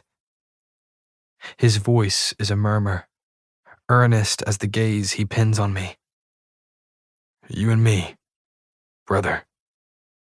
You and me, I repeat. We share something then, a smile, a moment of understanding, a repairing of a bond once strained. It's taken much anger and grief to get here, but I'm proud to say that my brother has returned to me. This is the Kit I know and love. This is the friend I'll spend the rest of my life with. This is the man who is marrying the woman I love. I pushed the thought away.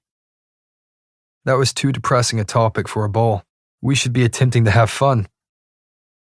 Kit nods to the dance floor. I think the two of them are having enough fun for the both of us. Indeed, they were. Jax and Peyton had yet to stop causing a scene with their incessant spinning. Has it been 3 dances? If they have any more, the court may begin to think our little brother is trying to steal away your betrothed. Oh, I doubt that's the brother they're worried about, Kit says evenly. Here we go. I have rehearsed my rebuttal to this touchy topic. Clearing my throat, I ensure it is only those soft practice words that fill the air between us. I don't want to get in the way of you two. It is the truth. I have no desire to be the wedge driven between them. But that is what I am, and I will not stop loving her because of it. Kit chuckles, and I'm slightly startled by the sound. It is not you who's getting in the way. I don't have the chance to ponder his words. He moves on quickly, avoiding any further discussion on the matter, and some cowardly part of myself is thankful for it. Andy seems to be enjoying the show. Scanning the crowd, I find her familiar wine hair among the throng of bodies. I can see her body shaking with laughter from here, one hand pressed to her mouth, while the other curls around her pretty dance partner. My eyes quickly flick over the crowd to land on a shock of lilac hair. Pressed close to Blair is the tall redhead I know to be Peyton's friend. It was risky, having Blair here, you know. The queen-to-be nearly tore her head off in front of the whole court. The words have Kit taking a drink. Oh, I know. But I need to somehow acclimate the two of them. He coughs quickly into a curled fist. I can't keep them separated forever, and I certainly can't have my queen attacking the people in this castle. My queen. It's the way he says the words that has me tensing, and that is precisely the reaction he was looking for. Aside from my subtle flinch, I keep my expression blank and gaze forward. No, you can't have that. Turning to face him, I lower my voice, adding, but if I know anything about your queen, it's that she will always find a way to survive or to kill, and I'm not sure anyone can outlive Peyton's wrath. My eyes flick to the dancing couple, a lilac-haired girl in the arms of my Imperial. Kit nods. I don't doubt that. You know her better than I do. Better than you once knew me. I would know you in every life, brother. My words are hurried. I step in front of him, facing my other half fully. More than any other soul. Believe that. He smiles, a slow, relieved movement. His hand clutches my arm as he ducks his head, hiding the emotion shining in those green eyes. And I you.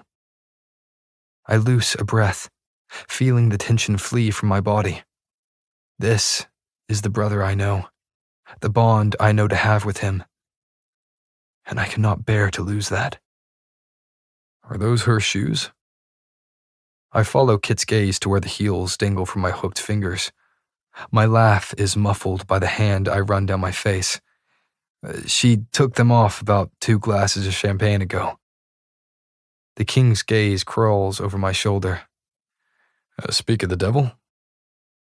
I turn slowly towards the dance floor, and there she is, striding towards us with a dazzling smile between rosy cheeks.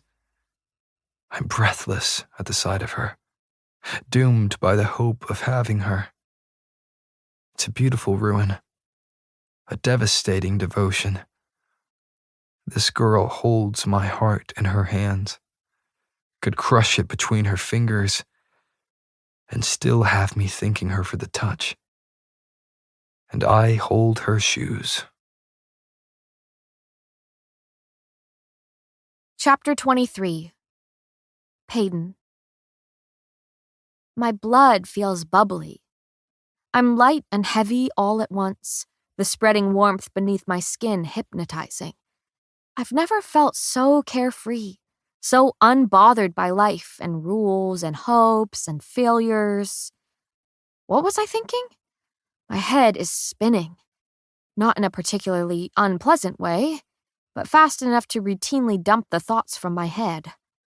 It doesn't help that the rest of me has been spinning for a length of time I don't care to determine at the moment. I've finally untangled myself from Jax's long legs after dancing, or something loosely resembling that, between the staring court members. Because I've set my sights on something equally as fun.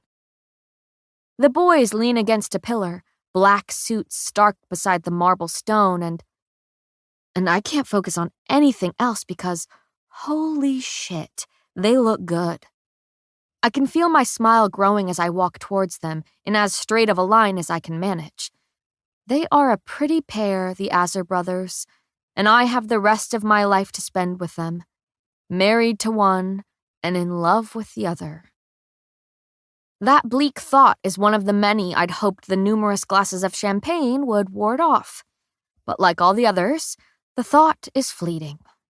As is the urge to rip Blair's head off. For now. I'm suddenly standing before the king and his enforcer, Kit and Kai, betrothed and regrettably not betrothed. My tongue feels loose and dry, and where the hell are my shoes? I ignore all of this to say, "Why aren't you two having fun?" It's Kai who answers, voice enticing in a way I certainly wouldn't refuse at the moment. "Are we supposed to dance with Jax as well?" Kit chuckles while I smile loosely, tilting my heavy head.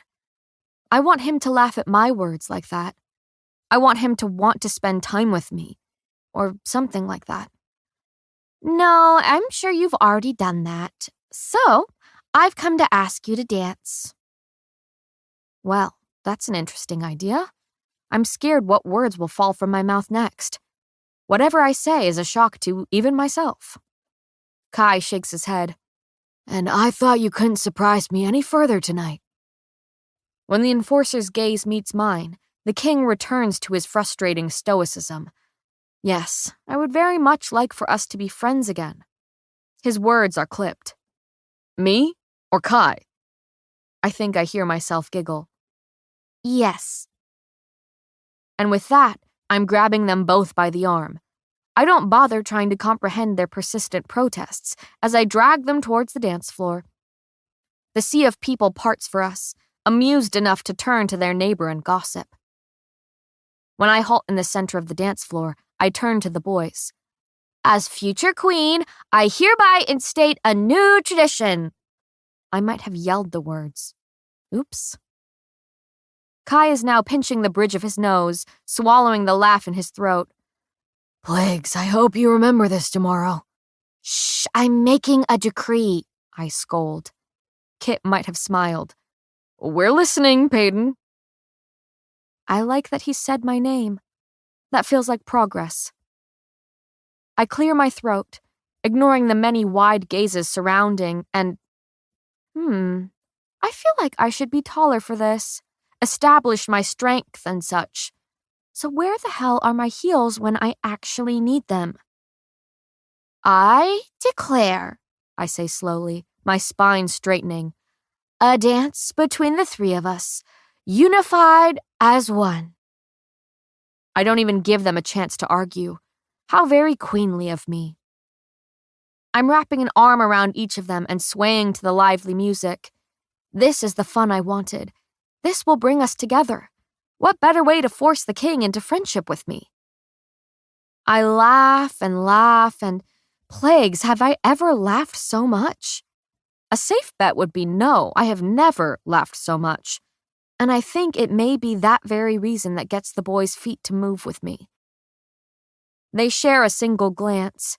It's that brotherly bond that can never be broken, except perhaps by me, but what a grim thought. That has them communicating in a language I can't hear. And the silent conclusion they come to is clearly for my benefit. Not rooted in pity, no, but in caring. Kai for me, and Kit for Kai. Soon enough, their arms weave around my back, wrapping around each other. We spin in our makeshift circle with any series of steps we desire. I'm pulled and spun and laughing louder by the minute. They laugh with me, at me, maybe, but I don't care. This is a happiness I'm willing to sacrifice my dignity for. We break out of our circle, dancing however we please. I'm spun between them, passed from arm to arm. I barely even notice the groups of people beginning to dance beside us, all following our lead. Clusters of bodies spin and dance among themselves, laughing at the informality of it all. And I dare say it's the most fun this court has ever seen. Teetering on my toes, I throw both arms over the king and his enforcer's shoulders, beaming at the room around us. There is such beauty in chaos, and I'm being lifted off the ground. I squeal when arms wrap around my waist and hoist my feet off the floor. I'm now a foot taller than the boys holding me up, and this is exactly the height I wish to be when making my impulsive decree. I look down to my left. Kit, crown crooked atop blonde hair, smile shockingly wide, demeanor that of the boy I befriended so long ago, not the one I'd betrayed. I see hope when I look at him in this moment, a blooming companionship. I look down to my right. Kai, black hair curling over his brow, eyes bright, and dimples that I curse beneath my breath. But above all, love. It lingers in his gaze, in his touch, down to the very curve of that smile I know belongs to me alone. The room spins around me, but it's him I focus on, him I cling to. Long after our dance, and long into the next life. The night passes in the form of hazy flashes. My mouth hurts from smiling, my feet ache from dancing. But I'm not on my feet in this flashing moment. No. I'm in strong arms, pressed against a broad chest, smiling up at a handsome face. He tells me to stop looking at him like that. My voice sounds far away. And how am I looking at you? He says I'm looking at him like a promise I can't keep. This confuses me. Or maybe it doesn't. Maybe it makes perfect sense. I want to tell you a secret, but I'm scared of it. He offers to say it for me. I nod. I notice what is hooked around his fingers, dangling from the hand beneath my knees. You found my shoes! He whispers the three-worded secret. You found my shoes for me. Another murmured declaration of devotion. Tears prick my eyes. You found my shoes for me.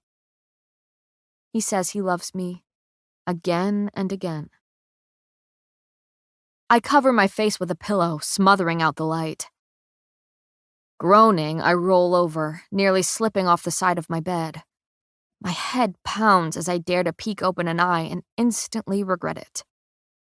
Sunlight has long since poured into my room to bathe the bed in warmth, as if the rays wished to caress my cheek. Throwing the covers over my aching head, I happily hide from the world beyond, except the world beyond begins to speak. You know, I bet noon, but Kai was confident on 2 hours past that, says a familiar voice. He was right. I suppose I should have listened. He does know you far better. I wouldn't give him too much credit, I grumble from beneath the sheets. It'll go to his head. Gathering my courage, I slowly peel back the fort I've buried myself beneath and squint in the painful light. I know by voice alone who occupies this room with me, but that doesn't make it any less shocking when I see his green eyes and tousled blonde hair. He is in my room. Shocking still, he came to see me. I don't remember much of last night, but I must have done something right. Now I just need to ensure I don't ruin this progress. I scramble into a sitting position as Kit so obviously points out, champagne is not nearly as fun in the morning. My heavy eyes land on where he sits beside the bed. The king is watching me closely, and all I can manage is a weak, my head is pounding. That, he says slowly, I expected, so I had Gale mix this up for you. He grabs a glass from my bedside table, swirling the murky liquid within it. I try my best not to seem shocked by his kind gesture, but it's difficult to ignore the hope swelling in my chest. That looks terrifying, I finally croak. What even is it? His smile is worrisome. It's best if you don't know, but it will make you feel better, trust me. I cut him a skeptical glance after peering at the liquid. He inclines his head, urging me to drink. But as soon as I press the glass to my lips and tip my throbbing head back, I immediately regret it. The taste can only be described as foul, and I'm momentarily considering spitting the grainy texture out. No, don't give up yet. The corner of Kit's mouth kicks up, and that alone keeps me going. Hastily gulping down the rest of the vile liquid, I push the cup into his hand with a sputtering cough. That was... I physically shudder. That was awful. Gale's hangover remedy is not for the weak, let me tell you. His gaze grows distant. Kai and I have endured it many times over the years. I'm handed a glass of water next, which I eagerly drain in the hopes it will rid me of the horrible taste in my mouth. The king watches me closely, looking far from the title with how casually he sits beside me. How are you feeling? I assess myself before determining. Better, actually, thank you. I'm feeling annoyingly awkward. I didn't think you would come and see me. Someone had to ensure you were still alive up here, he says simply. I'm glad you cared to check. There is a long pause. It's as though he hadn't considered that to be true. Then comes his curt change of subject. I'm addressing the court today about your next trial. I straighten. Already? Kit nods. Testing your benevolence will take longer than your bravery, so I'm getting you started sooner. I'll be in another trial within the next few days. The words are deafening, and yet I had hardly whispered them. A familiar sense of panic eats away at my composure. I may have completed the first trial, but that does not guarantee I'll make it out of this one alive. And just as I have been my entire life, I'm afraid. At least you're plenty rested, Kit offers. I lean my head against the wall where it continues to ache dully. When did I get back to my room last night? Nearly 5 a.m, he states. Kai carried you up here. I practically wince at his words. There's no bite to them, and that almost makes it worse. Talk of Kai has always been, and always will be, unbearably awkward, so I attempt to avoid it. Plagues, how much did I drink? Enough to not remember much, I assume. I blow out a breath. Yes, it's all very blurry. I remember bits and pieces of the ball. Cutting him a glance, I add, well, I certainly remember why I started drinking in the first place. The sight of Blair flashes in my mind, managing to boil my blood even now. I'm sorry that her being there was so upsetting, Kit states, not sounding too torn up about it. But I need you to get used to her being around. I can't simply make her disappear. Oh, I could. There's not a hint of a smile on my face. Allow me, please. You know that's not possible, Peyton. He runs a hand down the back of his neck. But you seem to be having fun despite her being there. Even managed to get the court having a good time. And that is no simple feat. Yes, the dancing, I say slowly. My feet are sore. Well, I hear you discarded your shoes rather quickly. He nods to the heels that were hastily strewn beside my bed. I stare at them, a memory struggling to surface at the sight. But before I have a chance to recall, Kit is standing to his feet. You made another decree as well. Very impressive. I laugh. Don't mock me. That almost manages to earn me a smile before he clears his raspy throat and stands. I'll send Ellie in to get you ready. I have a meeting to get to. He points to the bedside table, drawing my attention to what sits there, steaming in the sunlight. I hadn't noticed the bowl in my foggy state. Kai said you might want some of that. Again, he knows you rather well, so I took his word for it. Despite myself, I smile at the porridge decorated with fruit. Fruit that Kai despises. Blueberries sit among the steaming oats, reminding me of that long night under the willow. Thank you, I murmur, lifting my eyes to his, for bringing it for me. He gives me a quick nod of his head. Then he coughs into an ink-stained fist. You have 2 hours. I'll see you at the throne room then. Stepping out the door, he's quickly replaced with Ellie. I scarf down the porridge while she readies the room, eyeing me from afar. What is it, Ellie? I finally ask between bites. Nothing, she answers quickly. I'm just happy you're feeling better. You were very out of it when Prince Kai dropped you off last night. I feel my cheeks redden. Yes, not my finest moment. He insisted on staying in here with you. She glances over at me bashfully. Said he would sit in that chair until he was sure you were asleep. I swallow. And did he? Yes. Her voice is quiet. And long after. We fall silent soon after that, setting our focus on the task at hand. After a cool bath that further wakes me, Ellie ensures I look presentable in record time. She's pinned half of my damp hair up with the exception of a few pieces that fall around my powdered face. Next, I step into an elegant green gown behind the screen. The drooping sleeves and high neckline cover my scars, following the requirements I'd given Ellie for any future dresses. Shoving on my heels, I'm hit once again with that fleeting memory at the sight of them. But Ellie is pushing me out of the doors before I have the chance to ponder it further. I set a steady pace down the hall, passing the many emotionless Imperials lining it. They stare, and I stare back. Soon enough, I'm threading my arm through Kit's and watching the large doors swing open. When I look over at him, he nods slowly, and then we're stepping into the throne room. The same eyes that watched me last night are watching me now. We walk between the throng of people on either side, faces forward. Reaching the dais, Kit guides me up before we turn as one towards the court. His fingers reach for mine, lacking all the hesitancy he shows in private. But this is for show, not feelings. Ladies and gentlemen of the court, today we gather in honor of Peyton Gray's second trial, Kit announces, voice steady. As you and the rest of Ilya know, she successfully retrieved Marina Azur's lost crown. After proving her bravery, she will now prove her benevolence.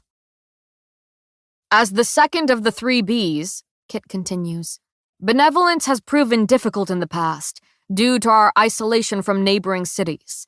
But with our borders now open, we must extend peace to the kingdoms. This will take more than a letter detailing Ilya's changes. It will require action. My eyes skim over the crowd, finding Callum among the unfamiliar faces. He's smiling slightly at Kit's words, pleased with every one that leaves his mouth. Beside him stands a girl I haven't seen since the resistance meetings at my old home. Her hair is the same blonde as her father's, eyes nearly as blue. Mira. When she catches me staring, I'm barely offered a nod, let alone a smile. This is hardly surprising. We weren't particularly close, and I'm not sure she would give me a grin even if we were. I turn my attention back to the king when he glances over at me. It's a fleeting look that just might resemble an apology. For that reason, Kit declares, Payden will be traveling across the shallow sea to befriend the city of Isram and open future trade between us. My sharp inhale is drowned out by the clapping crowd. Of course, they're clapping. No one has crossed the treacherous stretch of water in years. And I may not make it back if I dare test the unforgiving sea. That is why they cheer. Payden will inform Isram of our open borders and negotiate peace. Kit continues his speech, but I hear none of it. No. My eyes land on Kai's before running over his rigid body. Fear pulls at his features, and when he dares to meet my gaze, I'm forced to once again wonder why I ever bothered looking at anyone else. Those icy eyes drag over my body, feeling heavier than a touch, more meaningful than a word. I revel in his reverence, that is, until it lands on the fingers I've laced between his brothers. A muscle feathers in his jaw. I can see the anger seeping out from beneath the unbothered mask he slipped on. So he looks away. He turns. He strides from the throne room. And I can feel myself beginning to drift without him to anchor me. Chapter 24. Kai. I pace the worn rug, doing the same thing I'd done when it was father sitting behind that desk. Kit leans back in his chair with a sharp clearing of his throat. Sensing the tension, Isol steps forward to offer, There is no alternative. This is what the court wants. This is a death wish, I bite out. That is why they want her to do it, not to prove her benevolence, but to die trying. It's Callum who speaks next, though I don't bother looking at the mind reader. I have faith that Payden can do this, and traveling to Isram will impress the people far more than even finding that crown. I shake my head, failing to hide my frustration. Damn pretending. Damn these trials. Kit already suspects that my allegiance to Payden runs far deeper than being her enforcer. All of this for what? To deliver some damn roses? Isol draws a breath. Isram struggles to grow them due to their sandy soil, and roses are used to treat illnesses. It's the first thing she said since striding into the study and taking a seat beside the fireplace. At the sound of Payden's voice, I turned to look at her, finding those blue eyes already pinned on me. I was the daughter of a healer once, she continues simply. I know of the benefits and high demand for the flower. Kit nods in agreement to her words. This gift would be beneficial to Isram. A physical peace offering for shutting off trade with them. Queen Zayla has yet to hear of our opened borders, so it would be Payden who reintroduces Ilya as an ally. And the shallows, I ask, exasperated. The things that lurk within it. I'm suddenly bracing my palms on the desk, leaning forward as I say, Kit, you know that Jax's parents died in a shipwreck over that sea. That was the very last time anyone has publicly tried to make the trek. I know. Kit's voice is suddenly stern. Of course, I remember what happened to Jax's parents. But times have changed. Ships have evolved. Tellies and hydros will be on board. Extra precautions have been made. He pauses. Payden will be safe. Easel's long mint hair comes into view beside Kit's desk. As for what supposedly lurks within the shallows, we have no way of knowing if those myths are true or not. But rest assured, the ship will be equipped with weapons and plenty of elites. That finally has Payden standing from her seat, unsurety slanting her brows. What myth? I gesture to the court spokesman. You're the one sending her on this journey? So why don't you tell her? He obliges, though slightly hesitant. It has been said that the plague may have even altered animals. There are stories of enhanced creatures, bigger, faster, stronger than before. Because of that, many believe there to be some creature living in the shallows. A beast that belongs to the sea, I finish for him, turning my attention back to Payden. My words seem to have hit her with a sudden realization. Her eyes are pinned on the carpet, her head shaking slightly. The bats. What? Callum asks, stealing the question from my lips. The bats, she repeats distractedly.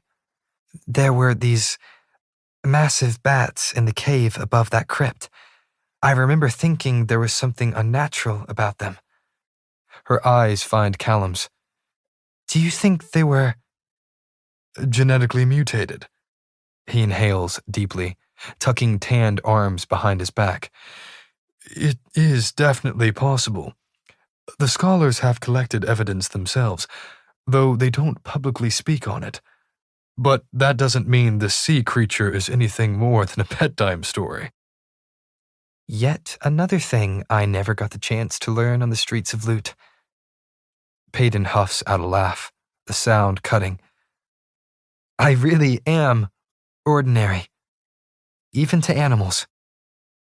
I catch the slight hardening of Callum's face, likely in response to the bitter way she speaks about herself. Are you up for this journey, Payden? I didn't realize I had a choice, she answers earnestly. But if this is what the people need from me.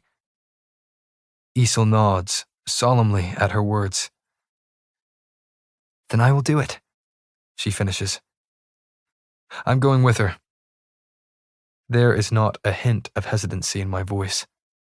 It's a demand, a compromise I won't negotiate. Even worse, I don't care if my worry for her seeps into the words.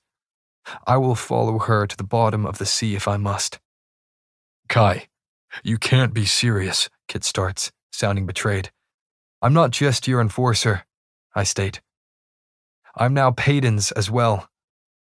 And if there is one thing Father ensured I had learned, it was to never let my king and queen face danger unless I was between it and them. I can feel Payden's wide gaze roaming over me, but I don't dare let my stare stray from Kit. He studies me long enough to have Callum begin filling the silence. The king needs his enforcer here. Cutting him off, it's Kit I speak to. What do you think that crew will do to their ordinary queen? My voice drops as I murmur. It wouldn't surprise me if they tried to throw her overboard the second that ship reaches open water. Call it a freak accident. I shake my head, but not if I'm there. No one will dare touch her. And if you weren't so damn important, brother, I know you would be on that ship with her. But we can't risk losing you. So risk me instead. I'll ensure the crew behaves, Kit challenges. Threats won't stop them from throwing her overboard and returning with a tale about how the future queen ran off in Isram. I counter quietly. Kit. Payden is suddenly beside me, her palms pressed against the wood desk. I wish it was you coming with me. The words sting more than I suspected they would. Even knowing this is another moment of pretend, I feel a twinge of hurt in the heart I've so readily given her. But you have a kingdom to rule, she continues steadily. And if you want me to return to it, I need some protection. After a long moment of scrutinizing, Kit finally tears his eyes away. All right, he says, voice hushed. Kai will go with you. I nod curtly despite my sudden relief at his words. I'll ensure she makes it back to you. I'm sure you will. When do we leave? Pei cuts in, sensing the slight tension. It's Isol who answers. Day after tomorrow. Early. You're making the right decision, Kit. I swallow. For your future bride. Everything in me recoils at the words, but I utter them all the same. He seems to notice how much it pains me, but he plays along, giving a slow nod to the door. You two have some packing to do. Not a very subtle dismissal, but I can't say I'm surprised. So I take the hint along with my leave. Reaching the curved staircase, I climb the steps 2 at a time, following the familiar route towards my room. My pace is even, hopes oddly high for one who may be sailing to their death. But I am no stranger to drowning. I've been doing just that since the day I looked into her ocean eyes. A power shifts beneath my skin, growing stronger with each step. It feels familiar, harsh in the same way it has been since we were children. I know who awaits me even before I round the corner. Her lilac hair is braided loosely down the back of her simple blouse. It's jarring seeing Blair look anything but lethal. Yet, here she stands, face free of its usual dark makeup and clothes surprisingly plain. What are you doing here? I ask as way of greeting. She raises a dark brow. What am I doing outside my door? My smile is sharp. Why aren't you behind it? Oh, I see. She says this with more than a hint of disdain. You're asking because, apparently, I'm no longer allowed to step foot outside of my own room. A slight pout forms on her lips. We can't have our future queen hurting herself trying to kill me. I run a hand down my face, already exhausted by this conversation. What are you doing out here, Blair? I thought Lenny gets you everything you need. Not everything, unfortunately, she sighs.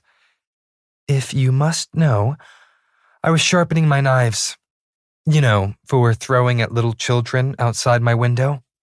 Her eyes roll.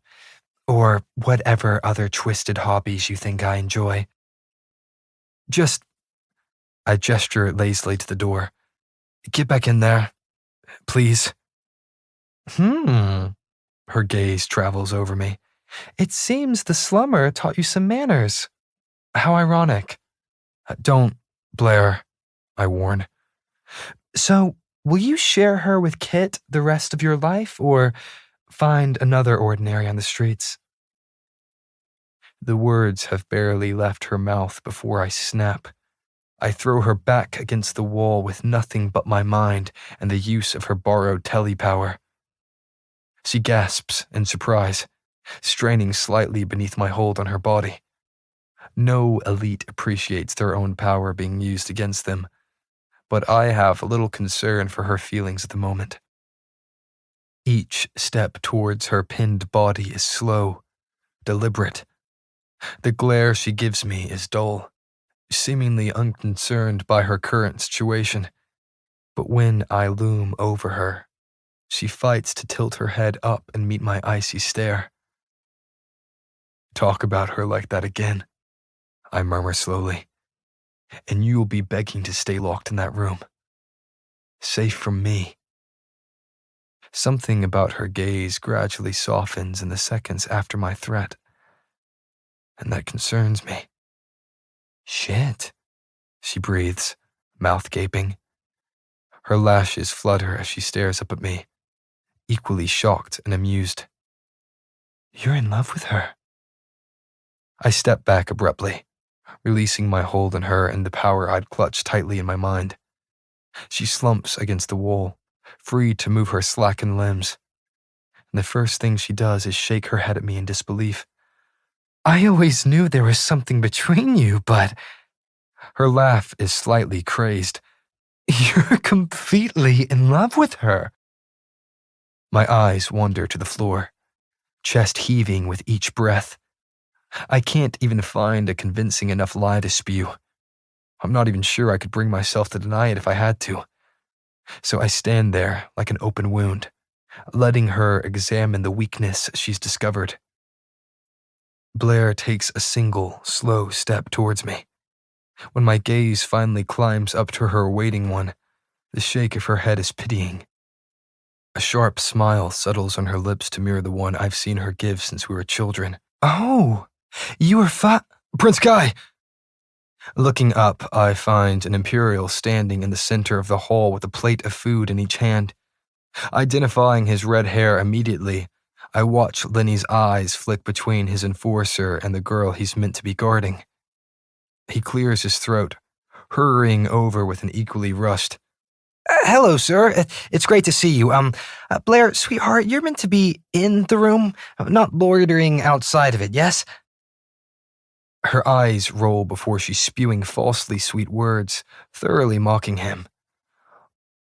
Lenny, my little ginger snap that I could quite literally snap in half with a single thought.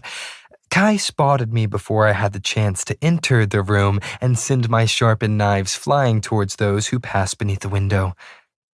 She turns to me then, smiling sarcastically. He loves that game. Don't let him tell you otherwise. Laughing uncomfortably, Lenny shoos her towards the door. Quite the sense of humor she's got. Never a dull moment with this one. Oh, please, she huffs. Don't pretend you like me. It will only make me work harder to. Lenny kicks the door shut behind her with a smile. Ensure you don't, Blair calls from the other side, voice muffled. Alone in the hall, we stare at each other for a long moment. With a sigh, I mutter, keep her out of sight, all right? It could have been Payton that walked down this hole, and we all know what she would have done. Lenny nods in agreement. Yes, sir. He steps closer then, casting a weary glance at the door. She can't stay locked up forever, though. It's not right. I run a hand through my hair. I know, but Payton needs time. That's the only explanation I offer before turning away and beginning down the hall once again. Good luck with her. His response is quiet, lost to the growing gap between us as I round another corner. Chapter 25. Payton. Water drips from the ends of my hair, pelting my shoulders as I swirl a finger in the warm bath. I bask in the luxury of it all, lathering sweet-smelling soap onto my skin. Leaning my head over the edge of the porcelain tub, I shut my eyes and focus on this last bit of calm I feel. Because the water I'll be venturing out onto tomorrow will not be so peaceful and contained. It terrifies me, the unknown and uncontrollable, nearly as much as it inspires. After a long day of packing and silently gathering my courage, I've approached dusk with much fear of the day that follows.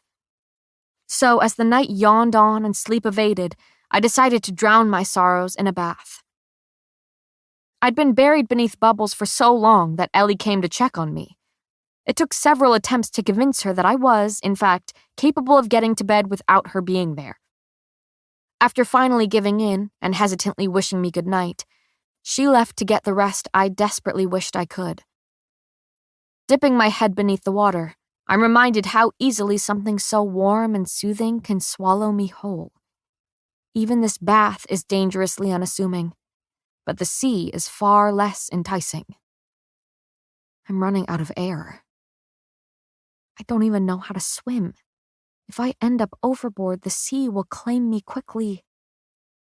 My lungs tighten. There would be no fighting my way out of death's clutches. Now they burn. I'll be completely vulnerable. I break through the surface, gulping down the damp air. I allow myself another moment to sit within the water, feeling every ripple and lap of it against my skin. Then I'm combing my wet hair back from my face and standing. Throwing on the silken robe Ellie set out for me, only after smiling at the bag of chocolate she left beside it, I pad into the bedroom, intent on flopping face first onto my mattress.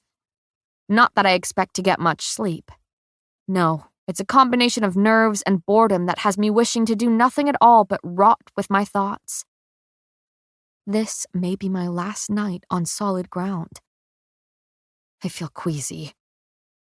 A gnawing worry grows within the pit of my stomach. I think vaguely of how I might leave this world. Fighting? Regretful? At peace? No, peace implies that all is well in my life. But there are wrongs to be righted and forgiveness to be earned. I refuse to die until I'm satisfied with the way I lived. I groan. In the end, it is the imminence of death that manages to drag me from my bed. I knock hesitantly on his door. My heart pounds wildly in anticipation. I'm not normally the one to do this, and I doubt I'll ever do it again because of how annoyingly nervous The handle turns. And when the door opens, I almost expect to be met with a cocky smile, a mess of black hair, or a familiar set of lips that have tasted mine. But everything before me is unsurety. This mouth is slackened with surprise, and one I've never met. The hair atop his head is blonde and neat and the opposite of his brother's. He is the opposite of his brother. I stand in the doorway, blinking up at the shocked Kit. "Hi," I say, if only to fill the silence. His response is equally awkward. "Hi." "Sorry, did I wake you?" "Oh, no." Kit rubs the back of his neck, an action he frequents. He looks over his shoulder, seeming slightly surprised to find the air unoccupied. "No, I don't sleep much anymore." My gaze dips to his stained hands. "Are you writing something?" "Just notes. It helps me think." He clears his throat, mumbles something under his breath. For a moment, I think he's forgotten my presence. My eyes narrow at his strange behavior. Is there a reason you're here at this hour?" He's blinked the bleariness from his distant gaze. I'm momentarily startled by his sudden composure. "Right, yes." I lift a bundled blanket between us, one I'd ripped off my bed after quickly dressing. "I thought we could have a picnic?" I wince. "I'm not sure, really, but I have chocolate."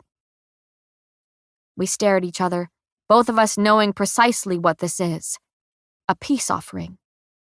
Kit glances over his shoulder again, as if weighing whether this is worth a pause in his writing. I'm beginning to believe the king will turn me away when he finally steps aside. "I can't say no to chocolate." With a relieved smile, I creep into the room. The folded blanket hangs limply from my fingers while I try not to look so intrigued by his bedchamber. It's surprisingly plain for a king, at least compared to the lavish lifestyle I assumed one would have. But it is not void of character. Potted plants litter the room, dotting each corner with color and twining around anything in reach.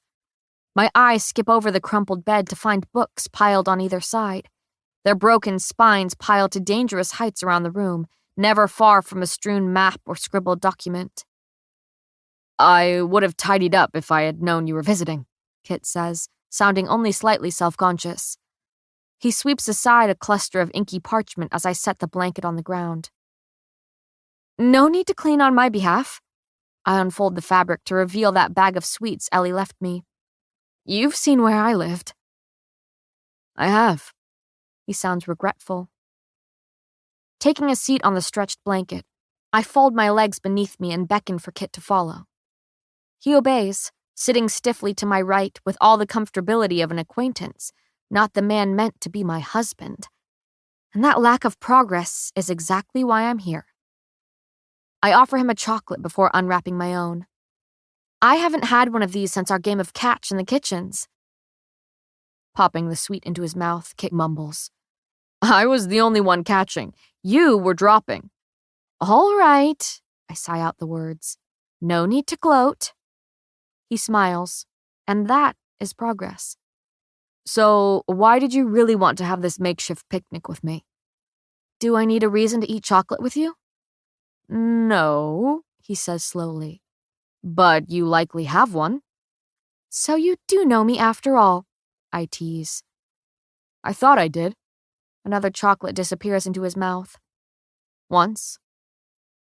A frown pulls at my mouth. I haven't changed. I'm still that girl you knew during the purging trials. No, he counters. You're hardened. I stop chewing. Our eyes lock in silent scrutiny. I have to be. That is the only way ordinaries can survive in Ilia. Well, soon you won't be ordinary. The king sounds ruffled. You'll be royalty. My laugh is humorless enough to draw a look of surprise from Kit's stoic features. Maybe, but your father ensured I would never forget who I really was. Maybe it's habit, or anger, or a cruel mixture of both that has my gaze falling to the top button of his crumpled shirt. It seems history refuses to go unrepeated. Once again, I'm avoiding the gaze of a man who nearly killed me, and despite the reminder that these green eyes do not belong to Edric Azur, I still find it difficult to meet them. Even in death, the late king tortures me. There you go again, Kit murmurs. I will my stare to meet the speculating one he's pinned on me. There was a time when you couldn't look me in the eyes, he says evenly. Just as you're doing now. And in the gardens, you told me it was because I reminded you of someone. It was my father, wasn't it? I lean back, slightly startled by his question. But if I want to restore that relationship between us, I need to be honest. I thought your father killed mine, I explain softly. And well, in a way, he did. It was Kai he gave the order to. Kai I watched bury a sword in my father's chest. But I didn't know that until the king taunted me outside the bowl. Kit's voice is numb. And that is when you killed him. Barely, I murmur, remembering every blow the king rained down on me. It was like he had been waiting for that day, like every blow was planned. It's all become such a blur now, but I glance over at his stiff form. But yes, I avoided your gaze, your company, because you look so much like him. The chocolates sit forgotten on the floor, now little more than witnesses to our hushed conversation. And when you did seek out my company, Kit says dryly, it was because you needed to find a way into those tunnels. No! My explanation is a flurry of rushed words. Well, maybe at first. Yes, I needed a way into those tunnels, but it became so much more than that. I wanted to spend that time with you, be honest about what I was doing. But I wanted to make a difference more. And I knew how close you were with your father. So you assumed I was against the resistance, against ordinaries as well. He finishes for me. This is followed by an indifferent shrug. To be honest, I never much cared what happened to the ordinaries. Banished or not, it didn't matter. But my father was obsessed with ridding Ilia of them, and it was his undoing, his greatest failure. I fiddle with an empty wrapper, rolling it between my fingers. And now you're marrying the one thing he hated. Better yet, the one thing that killed him. My whole body tenses in anticipation of my next question. And you're okay with that? I don't really have a choice, he mutters. You know, I didn't think I would be able to look at you either. Not after what you did. But I quickly realized that my father wasn't worth pleasing. His praise wasn't worth obsessing over. He mindlessly gathers the chocolates in a tight circle. Now, I will be the one to make Ilia great. My own way. I nod slowly. I'm glad to hear he doesn't still control you. He lets the words hang between us. My fingers take advantage of the tense moment and lift a chocolate to my lips. I savor it, tasting nostalgia between each nutty bite. This is the chocolate I used to steal for Adina on special occasions, the last of which was her birthday, though we hadn't known it would be her last at the time. I can't say the same about you. I'm pulled from my thoughts and back onto the king's plush floor. What do you mean? He clearly has control over you. My father, Kit clarifies. Otherwise, you would have no issue looking me in the eyes. I'm doing it again. My gaze snaps up from his throat to crash into the familiar gaze above. It is heavy atop the purple smudges of restlessness. It's time he knows. Kit opens his mouth again, but I'm already moving, already gathering my courage alongside the folds of my shirt. Determination overrules my sudden desperation to hide this marred piece of myself. But if this man is to be my husband, he will soon see every bit of brokenness that makes up my being. So I might as well start with the scars on my heart. I shift in front of him, forcing the tremble from my voice. He doesn't control me. He haunts me. My hand lifts to tug the collar of my shirt down, down, down.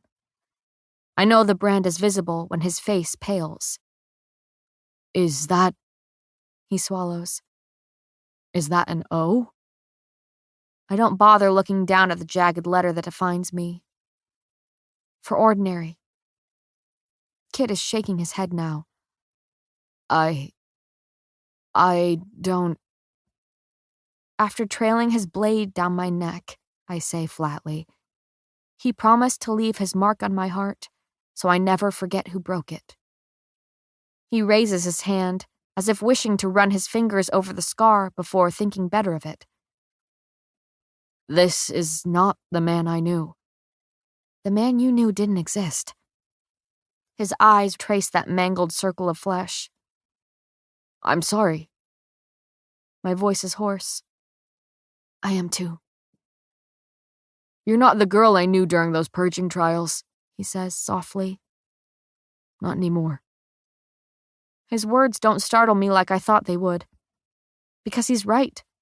I've already mourned the girl who died alongside Adina in that pit. Something broken staggered out of the bowl arena that day, and I've only been stronger for it. And you are not the boy I knew either. My throat is dry, but I scrape the words off my tongue. Now I want to know this king you've become. Kit's voice is light despite the weight of his words. I worry for what you will find. Chapter 26. Payden. Wind whips at my hair and stings my cheeks. It's biting in a way that's oddly refreshing after the stuffy coach ride between the uncharacteristically quiet brothers. I've never been so close to the sea. Never dared. Now I'll be sailing over it. We stand at the edge of the only rickety dock left in Ilia. Inky water slaps against the long posts supporting each wood slab we stand on. I breathe in the salty air, scan the ever-stretching horizon. It's terrifyingly exhilarating, this something that finds such strength in the ever-changing. But what floats atop the water is nearly as breathtaking. The ship looms to our left, casting an ominous shadow over us. The dark wood spans several 100 feet long, coming to a slight point at one end. 2 large sails are bunched tightly against the tall masts, ready to be reunited with the wind. My gaze travels over the expanse of wood before falling back to the waves lapping beneath. Is the water always this choppy? I ask, looking over at the brothers. No, Kai answers dully. I let out a sigh of relief. Well, that's good.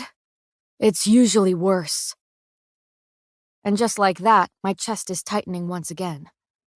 Kit claps his enforcer on the shoulder. Ever the optimist, brother.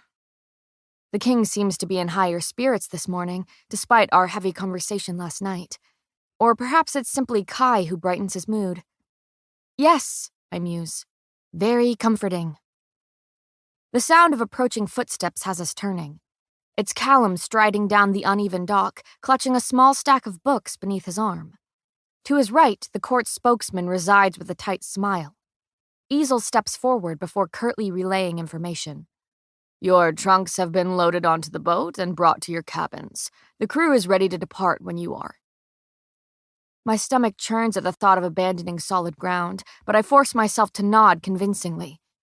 Noticing my worry, or rather, reading my anxious thoughts, Callum asks, "May I have a moment with Peyton?" The brothers oblige, conversing quietly as they head down the dock. Tucking his hands and the books within them behind his back, Callum leads me slowly to the end of the dock. "You're doing well, you know." I kick a rock off the wood plank and hear it hit the water with a soft plunk. It doesn't feel like it. "Respect is earned," he says softly. "It takes much time. But once you finish these trials, things will begin to move very quickly." I nod, gaze lingering on the crashing waves below. "I'll be married." "You'll be a queen," he adds. "And I'll still be ordinary." The words have him turning to look at me, blonde hair catching in the light. At the feel of his piercing gaze, I wonder briefly what it is he's gleaning from my thoughts. "Yes, you always have been and always will be, even with a crown on your head." We stand in silence at the edge of the dock, watching the sun shimmer against the water as it tiptoes slowly into the sky. I glance over at him, committing this peaceful moment to memory. "Thank you," I breathe into the crisp air. "For everything, but mostly for being here with me. You're a comfort in the castle," I laugh sadly. "And in this whole new life I've been thrown into." His smile is reserved. "I am here to help in any way." He pulls the books from behind his back, presenting the worn covers to me. "In fact, I brought these for your journey. They may help pass the time." Reaching out, I run a hesitant finger over a familiar burgundy spine. "Thank you, but I'd hate to ruin your things if we somehow end up in the sea." "You don't have to worry about that," he cuts in softly. "Well, ruining my books, that is. These belong to you." My eyes snap to his. "What?" "When your father died and you disappeared," he starts slowly, "I grabbed some of your favorite stories for safekeeping, and I hope to give them back to you one day." With every word, the books seem to familiarize before my eyes. Each faded cover holds a distant memory, a fleeting image of a man in his reading chair and a little girl sitting at his feet. "He used to read these to me." "He did." Callum gently hands me the 4 thin books. "I believe you even wrote a few notes in there as a child." "I can't imagine I had anything important to add," I say, laughing lightly. Quickly flipping through one of the books, I find a small rose sketched onto the inside cover. The words, "For Peyton," are scrolled beneath it in vaguely familiar, looping handwriting. He eyes me carefully. "You'd be surprised." With a small smile, he adds, "I'll have them brought to your cabin." I suppose he can likely hear the gratitude in my thoughts, but that doesn't seem like quite enough. So I emphasize the unspoken words with an impulsive throwing of my arms around him. This makes him hesitate for a moment, stutter in confusion, and finally return the sentiment. With his arms circling my shoulders, I whisper one last, "Thank you." We stand in the ship's shadow, all staring at the vessel meant to carry us across the treacherous water. A crowd has formed on the rocky shore, where hundreds of eyes hope to get their last glimpse of the hated ordinary. Imperials barricade the dock, halting anyone who dares push their way towards us. But no one makes a move, content on letting the shallows have their way with me. In their eyes, I'm as good as dead. The king glances over at his enforcer. "Changed your mind yet, Kai?" "Unfortunately not," he sighs. "But do try not to miss me too much.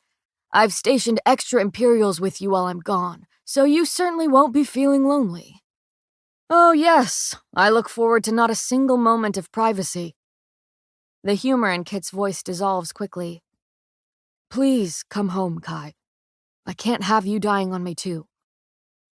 I look away, as if that could save me from this awkward intrusion of their conversation.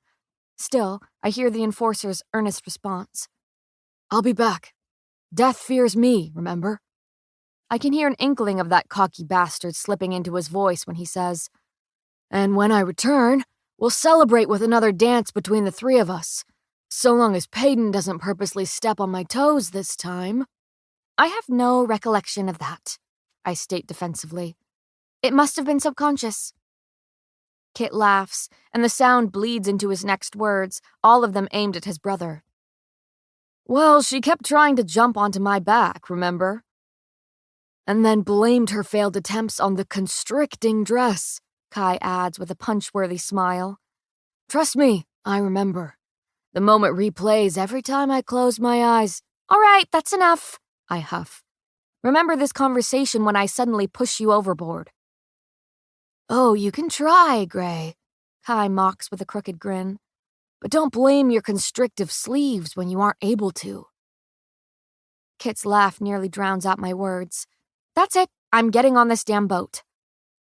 I step out onto the plank, forcing my gaze ahead and not on the raging water beneath me. The voices behind grow muffled by the lapping waves, but Kai's stands out, even among the sea. Take care of yourself while I'm gone. Get some rest. Promise me. I promise, Kit returns quietly. I would ask you to ensure Peyton does the same, but I already know you will. My heart quickens its pace as I step onto the ship's deck. Several seconds pass before the enforcer follows, wood groaning beneath his boots. As I lean over the rail, Kit's gaze finds mine from the dock below before he offers a mouthed, good luck. Kai! The shout rings through the air, carried on the wind. Kai whips around, scanning the wall of Imperials on the other end of the dock where a tangle of limbs attempts to break through. Kai, wait!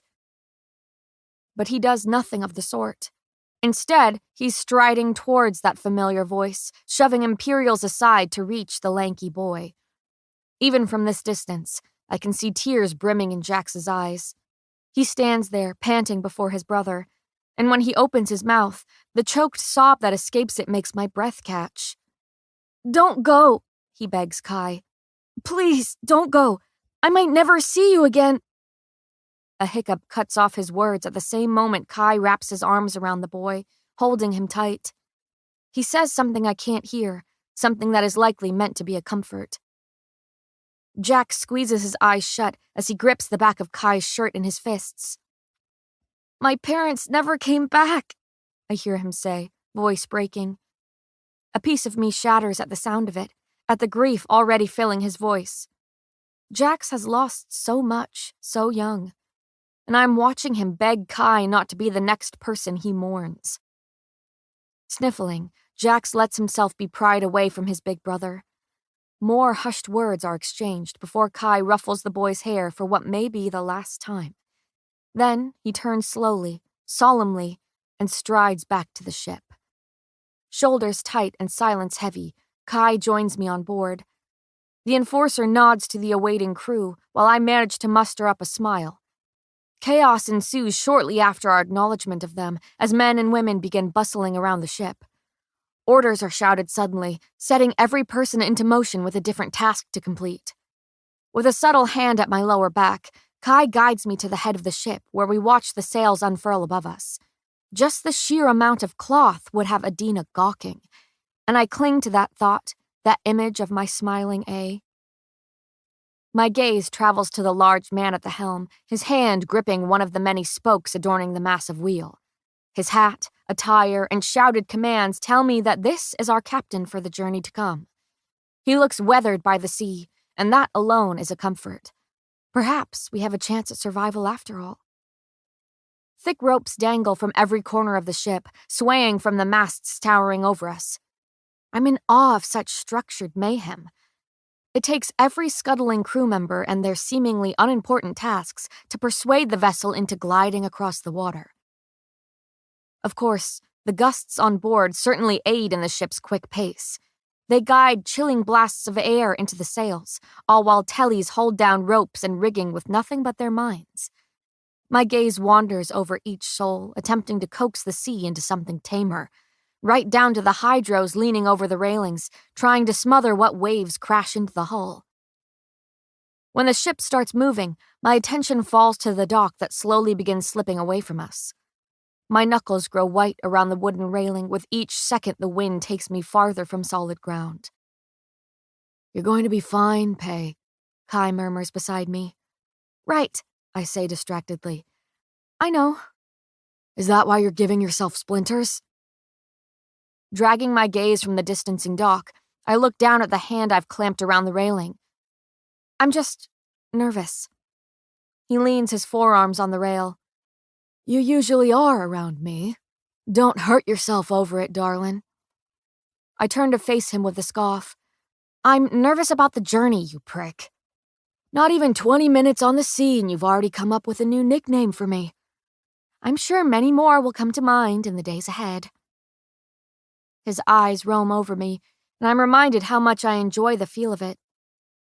"I missed you," he finally murmurs, voice low. Something flutters in my chest, and it might just be those nerves he determined I feel around him. "I never left." A shake of his head. "And yet I felt the absence of you all the same." He looks out at the water, his gray eyes mirroring the sea before us. "I suppose that is my sentence for the rest of this life." I scramble for words, fight for the strength to speak them once they're found. But the moment shatters when a figure approaches. The captain extends a hand to Kai, shaking it sternly. "Enforcer, sir, it's an honor to be sailing with you." When he turns to me, his greeting is far less enthusiastic. With a nod of his head, he offers a soft, "My lady." I nearly jump when he claps his large hands together.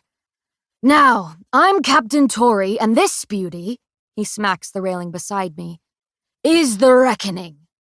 The long brown hair beneath his hat ripples when he shakes a thick finger at us. "I haven't sailed in nearly a decade because of that damned decree to stay out of these damned waters." His dark eyes flick to me. "Excuse my language, miss, but shit, if you ask me, this voyage is long overdue. We need to take back the shallows." He all but caresses the railing. "And she is our reckoning."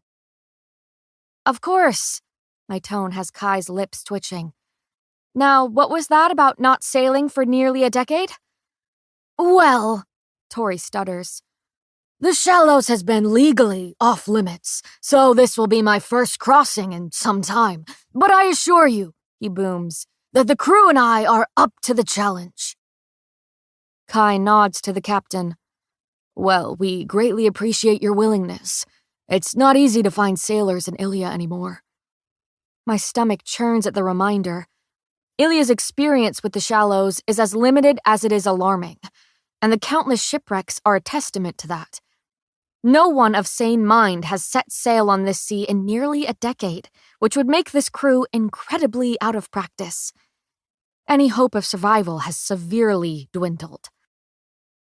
"Well, you won't see me running from these waters, sir," the captain practically yells with a puff of his chest. "Not even the creatures could keep me away."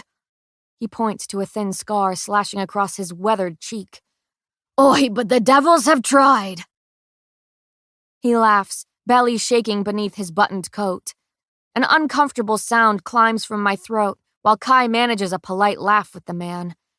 After taking a moment to recover, Tori continues with a wheezing cough.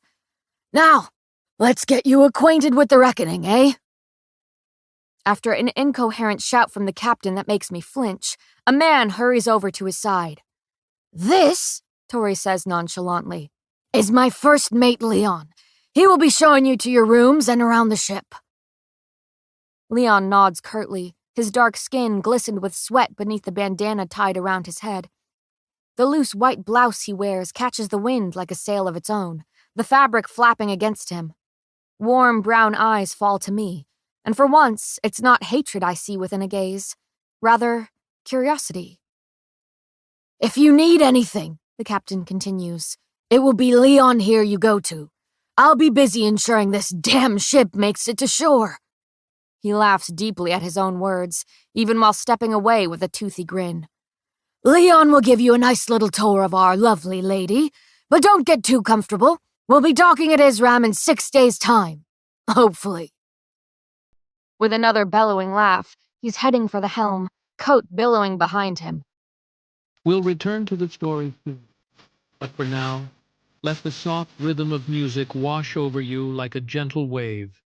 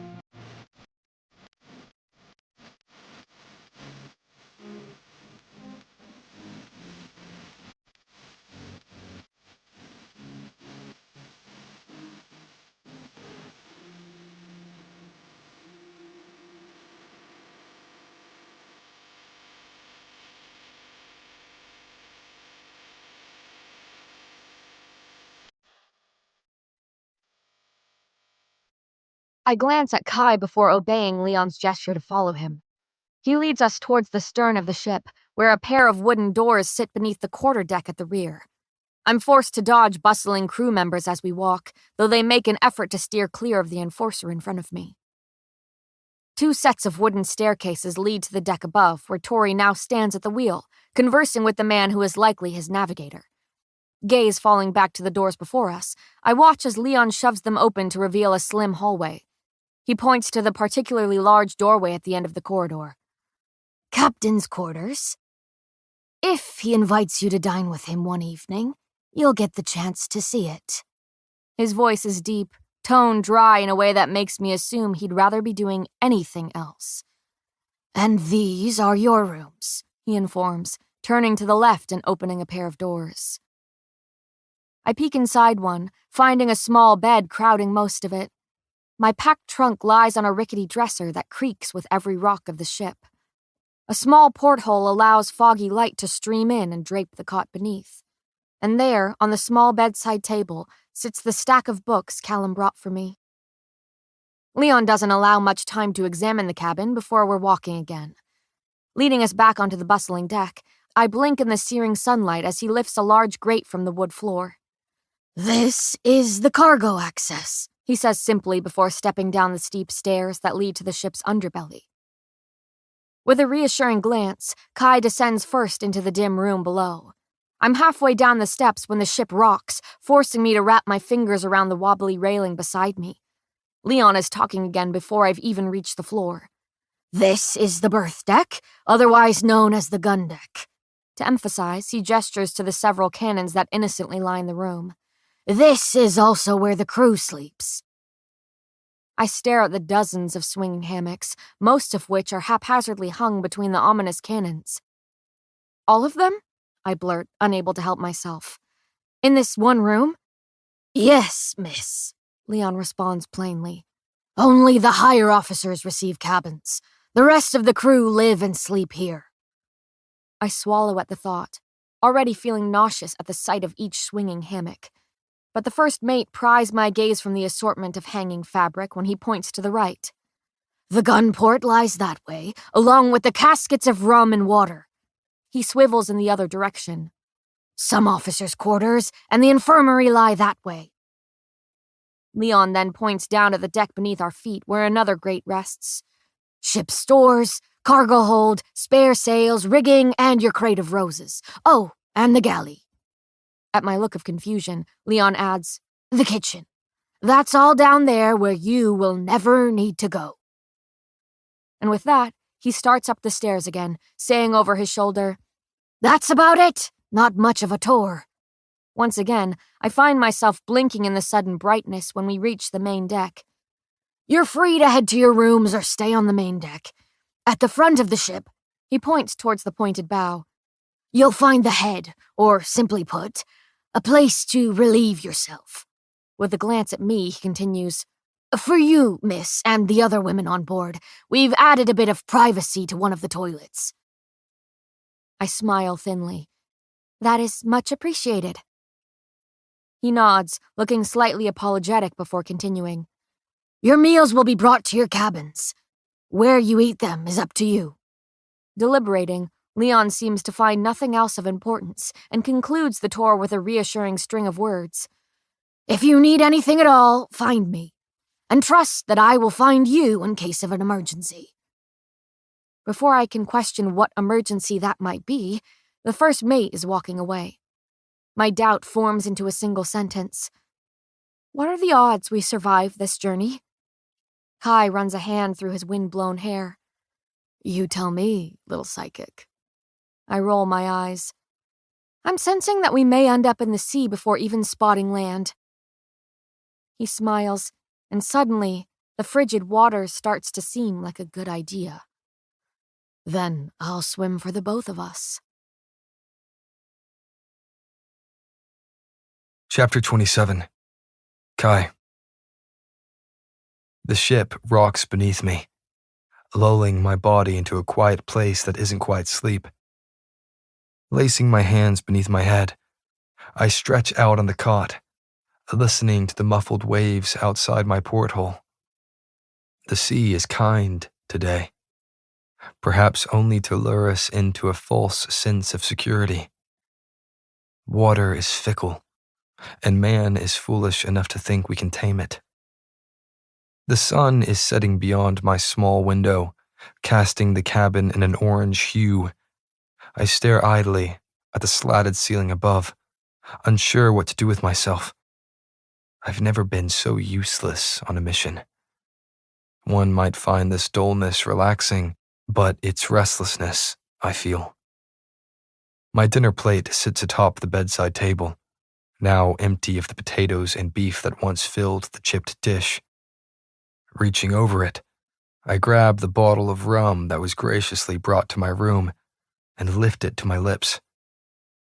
I sit up from the rough pillow, grimacing as the alcohol burns down my throat. Shit. I cough out the curse before deciding it's a good idea to take another sip. This may be some of the strongest liquor I've had in years, likely since Ava died. The thought leaves a bitter taste in my mouth that has nothing to do with the rum. My grip is tight around the bottle's neck. Since boarding the ship, I've been continuously reminded of just how dangerous it is to be alone with my own thoughts. So, I have no choice but to be with her. That is what I tell myself as I stride out into the hall and rap my knuckles against her door. Payton's voice is muffled behind the wood. Yes? Would you like some company? I call back. Is it yours? I'm afraid so, darling. All right. Come in, she says, sounding amused. By turning the handle, not kicking down the door. Smiling, I do as I'm told and step into the room. She's sitting on the bed, ankles crossed in front of her, and back propped against the cabin wall. The dying sunlight streams far brighter through this porthole, splashing color and warmth over her. A worn book is held loosely between her fingers when those blue eyes flick up to mine. See? She says sweetly. That wasn't so hard. I give her a look before sprawling onto her bed, my head in her lap. Are you drinking away your boredom? She muses, looking down at me. I shake the bottle still clutched in my hand. I was. And then I remembered you are a far more appealing distraction. She rolls those bright eyes at me. Did you come in here just to flirt, Azar? Darling, I haven't even started. Groaning dramatically, she snatches the bottle from my hand. Then, I'm going to need this. Oh, don't act like you don't love it. She takes a swig of rum, twisting her face at the taste. I'm laughing before her lips have even left the bottle. She coughs and sputters and shoves the liquor back into my palm. Composing herself, Pei looks down at me with watery eyes that may just be a drop of the sea itself.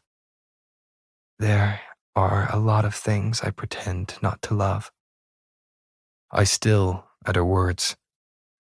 My gaze wanders over the face she tilts towards me, over every strand of silver hair falling around it. I reach up slowly, running my fingers through the shining sun-drenched pieces. My voice is a murmur, a quiet confession. You're far better at pretending than I am. Her smile is sad. I've just had more practice at it. I shut my eyes for a long moment, reminded of the wearisome life she's endured. I know. She manages a smile, her fingers suddenly closing around the bottle once again. As soon as it's pried from my hand, she's lifting it into the air. But we don't need to pretend in here. After taking another sip, she hands the rum to me between coughs. I'll drink to that, I mutter before sitting up and swallowing a mouthful. She wags a finger at me. But that means we have to be on our best behavior when and if we make it back to Ilya. Her gaze drops to the ring hugging her finger. Kit noticed that this was on the wrong finger from the night you came to my rooms. So, no more sneaking around. Let's just enjoy this time together. Because we won't get it again. I hear the unspoken words hanging between us. They mock me, just like that glinting diamond she wears.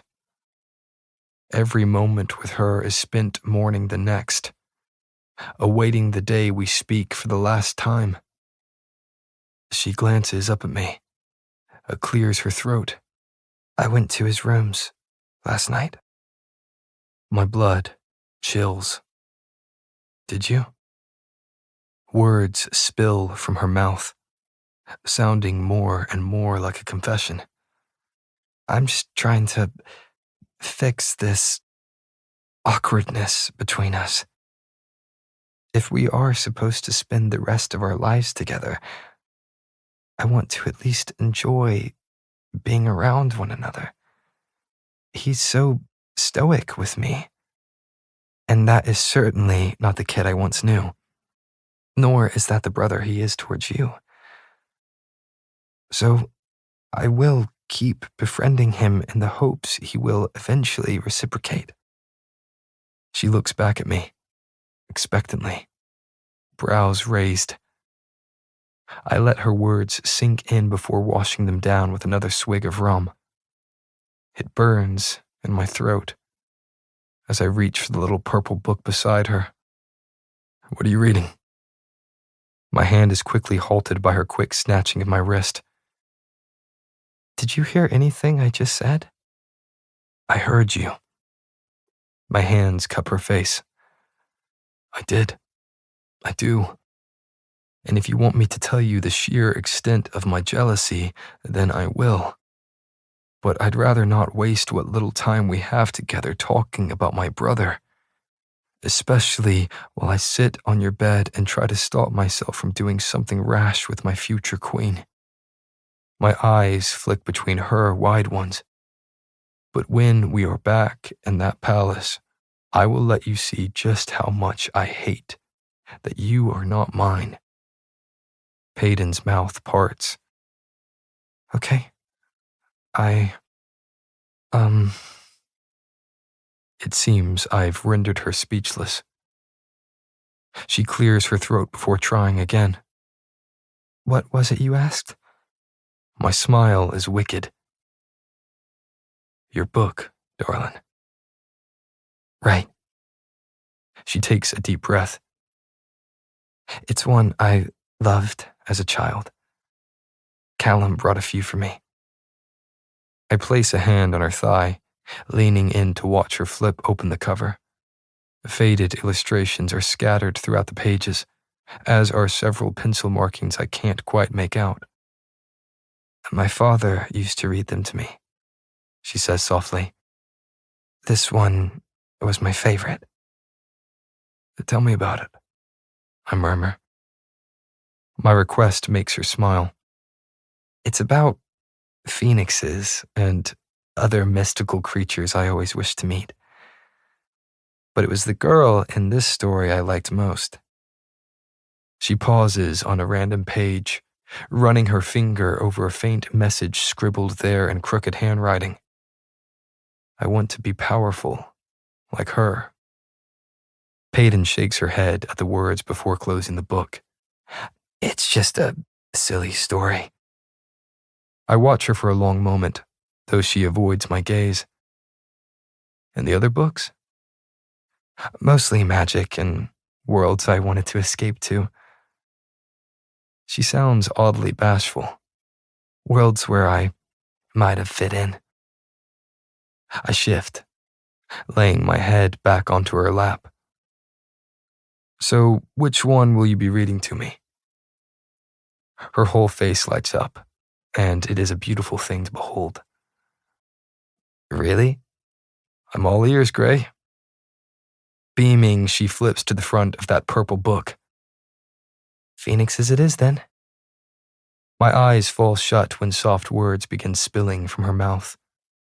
I'm quickly lost in the story, in the hypnotic voice that strings it together.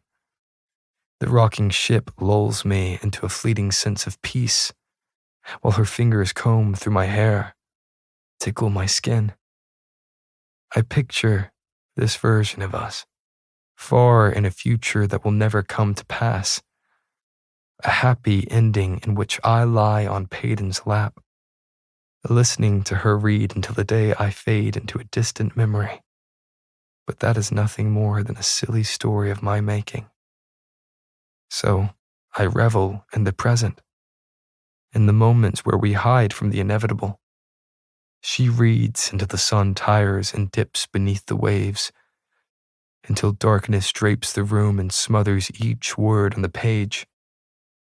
Peyton quiets, brushing a strand of hair from my brow. At the sound of her book snapping shut, I lift my gaze to her shadowed one above me. Do you? Muffled stomping from beyond the door has me swiftly sitting up. Glancing at each other, we strain to hear the commotion coming from the main deck. Clapping follows the pounding of boots, creating a symphony of chaos. Is that? Peyton quiets at the growing sound of music. That, I say, grinning into the darkness, is the sound of a poorly played fiddle. I don't give her a chance to reply before I'm pulling her off the bed. Sputtering, she manages, "What are you doing?" I turn to face her, lifting the hand that isn't wearing my brother's ring. My lips find the pad of her thumb. She sucks in a breath at the intimacy of it, at the meaning buried beneath. My pretty Pay, would you like to dance? Her smile seems to brighten the darkness. I would never pass up the chance to stomp on your toes, Malachi. I tug her close, hold her tight. She knows exactly what she's doing. My name means nothing to me until she speaks it, nothing until she claims it as her own. I kiss it off her lips, taste the very power she holds over me. My hand cups the back of her neck, fingers tangling in her short hair. She's clutching my shirt and pulling me against her. Another chorus of stomps has us breaking apart and breathing heavy. Peyton laughs in that intoxicating way that makes me want to pull her mouth back to mine. But she's grabbing my hand and swinging the door open before I get the chance.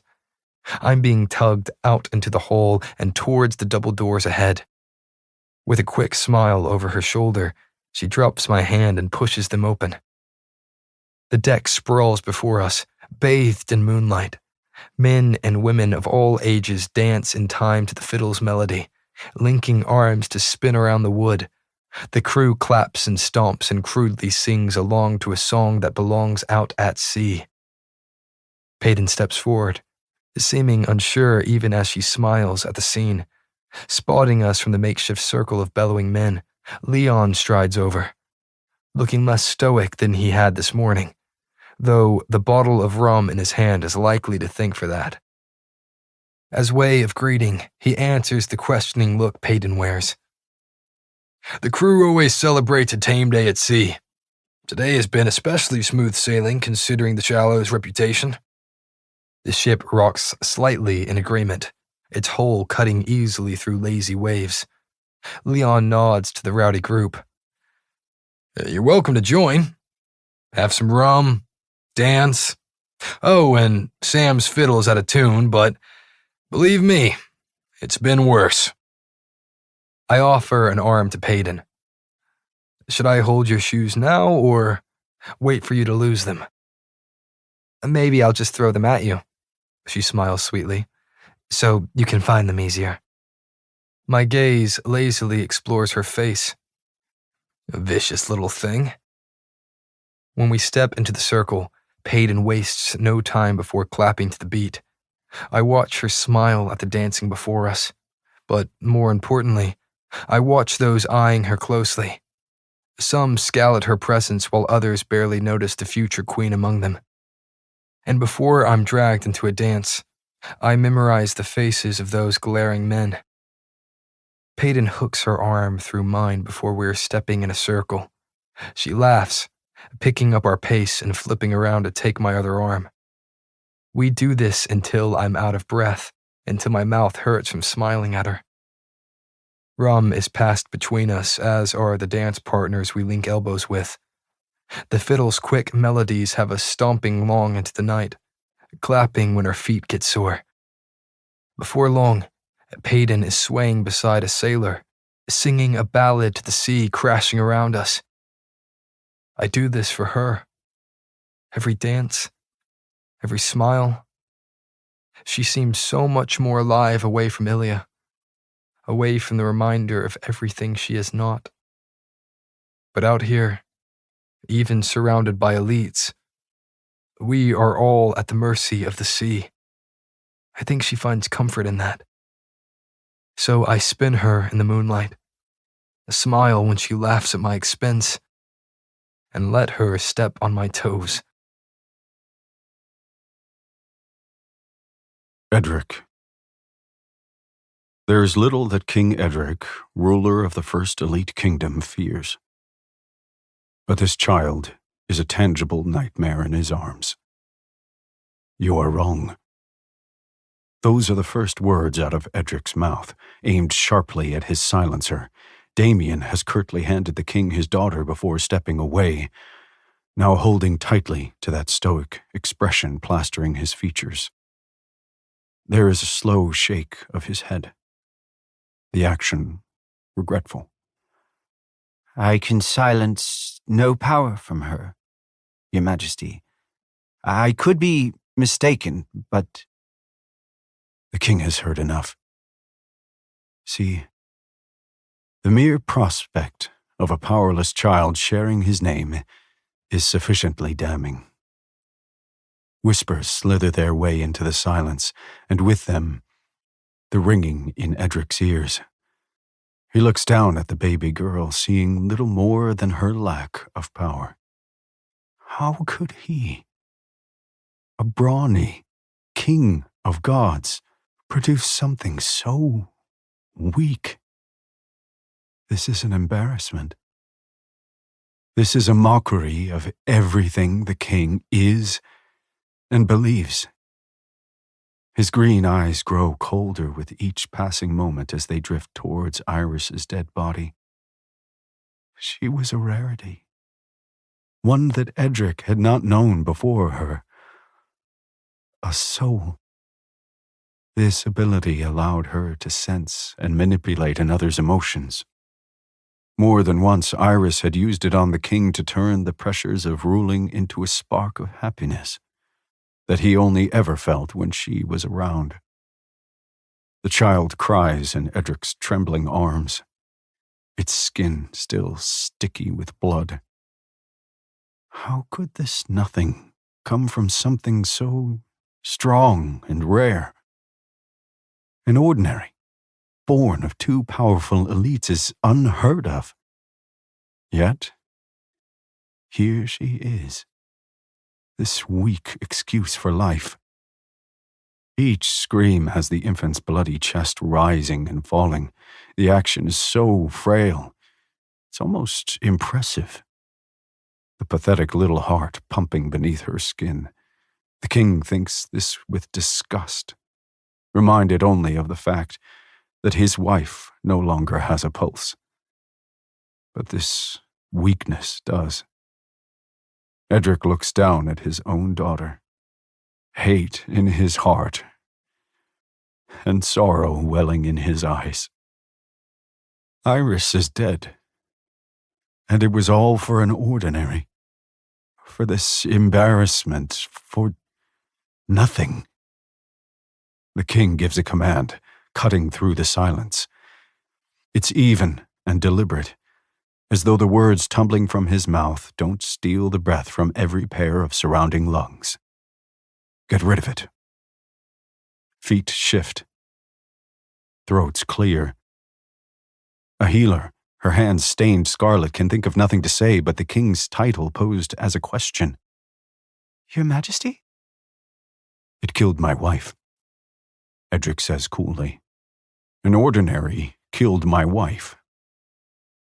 Get rid of it. Your Majesty, an advisor protests.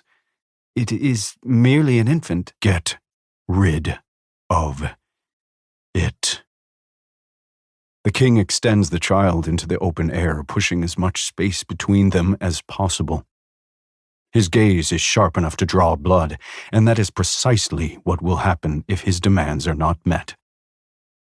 I'll dispose of it. Edric's mind reader steps forward, extending his hands toward the crying princess, who only has these fleeting moments to be so. The king smiles tightly before handing his daughter over to the trusted fatal. This is the last time he will ever hold her. All this child will ever know is his violence and hatred before the end. See that you do, Edric orders, holding the mind reader's gaze before turning to address every other stunned stare. What you saw today did not happen. Your queen did not die giving birth to an ordinary because she passed 2 years ago when delivering me my son and heir. That is what the kingdom will know. That is what history will know. He glances over at his wailing daughter, expression void of any sympathy. This ordinary does not belong to me. It is already forgotten. As the mind reader steps from the room, a lost princess in his arms, the king barks a command at his advisors. Seal the records. Ensure that today never happened. Then he storms from the room, having rid the world of one more useless ordinary. Chapter 28. Payden. A clap of thunder jolts me awake. I sit up, blinking in the darkness that surrounds me. The ship shakes violently, nearly tipping me from the cot. Rain pelts the porthole, the sound echoing off the glass. I sit there, stunned by how quickly the weather turned. Our second day at sea had been eerily peaceful, dragging on as I read to Kai and milled about the deck. Another sharp turn of the ship has my books toppling to the floor with a soft thud I hardly hear over the roll of thunder. Another crack of lightning follows a beat after, illuminating the room with a fleeting flash of light. I can feel each angry wave against the boat, hear the roar of rushing water so close beyond these wooden walls. Muffled shouts echo from the main deck. I stand, legs shaking atop the unsteady floor. The ship dips into a crashing wave, pitching me forward before I can find my footing. I collide with the wall, bracing my arms against it until I trust myself to take another step. Managing to stumble towards the door, I reach for the handle, fingers slipping as I'm flung forward once again. The dresser creaks behind me, mimicking each chilling groan from the ship. When I finally throw open the door, I screech at the figure standing behind it. Kai! I'm forced to yell over the storm despite my relief at seeing him. What is... My eyes fall to the dark shadow spilling slowly down the hallway. It takes me a moment to realize what it is I'm looking at, and what it means. Water. The waves are crashing over the ship, readying to swallow us all. His hands are suddenly on my hips, pushing me back. You need to stay in this room. Thunder growls all around us, shaking the very floors we stand on. Kai is kicking the door shut, closing us in this room, this watery grave. I shake my head at him, at the feel of panic rising up my throat. No, I can't be locked in here, Kai. Not now. A crack of lightning shadows his stern features. He cups my face, holding me steady when the ship lurches. Do you trust me? A trickle of water seeps beneath the door. Like death's cold finger, it reaches for me. Pei? His shout forces my gaze back to him. I nod shakily. I do. I did, even when I shouldn't have. I know the feeling. He presses his forehead to mine, breathing soft words across my skin. So I need you to stay in this room with me until we are told otherwise. My pounding heart drowns out every crashing wave, every desperate shout from the crew who wrestles them. The cabin seems to close in on me, growing smaller with the echoing thought that I can no longer leave it. The sea rages all around me, and yet it may be my own claustrophobia that drags me into death. The room is growing smaller, the ocean yawning larger. I'm going to suffocate in this cabin before the water even rushes into my lungs. My lungs. They can't seem to find air. I'm choking on a different type of sea. It's the shallow space, this ever-shrinking cabin come to crush me. My knees buckle beneath me before I'm sinking to the floor. Ears ringing, I can barely hear Kai's shouted concern behind me. He's holding my crumpled body against his as we rock back and forth with the churning waves. Something cold laps against my leg. Hazily, I look down to find death's icy finger grazing my skin. A caress and reunion all at once. He's found me once again. The last time we met, he brushed sandy fingers against my cheek in the scorches. Now, it's the raging sea he commands to drag me back to him. A muffled shout against my ear has me stirring. I place a palm in the puddle of water as if to shake Death's hand. Commend him for his resilience. Pei! Lightning flashes across the room. At the same moment, my name rings out into it.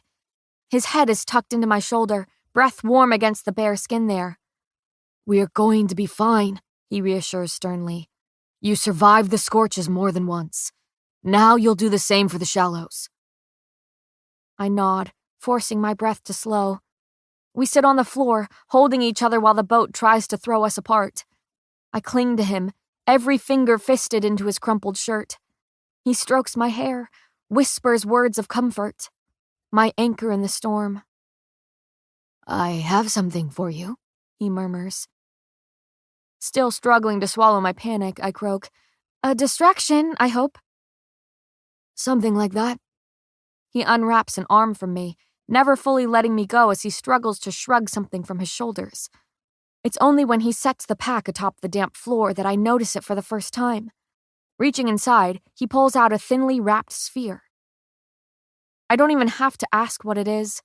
I know that shape, know that smell. Honey. Tears prick my eyes.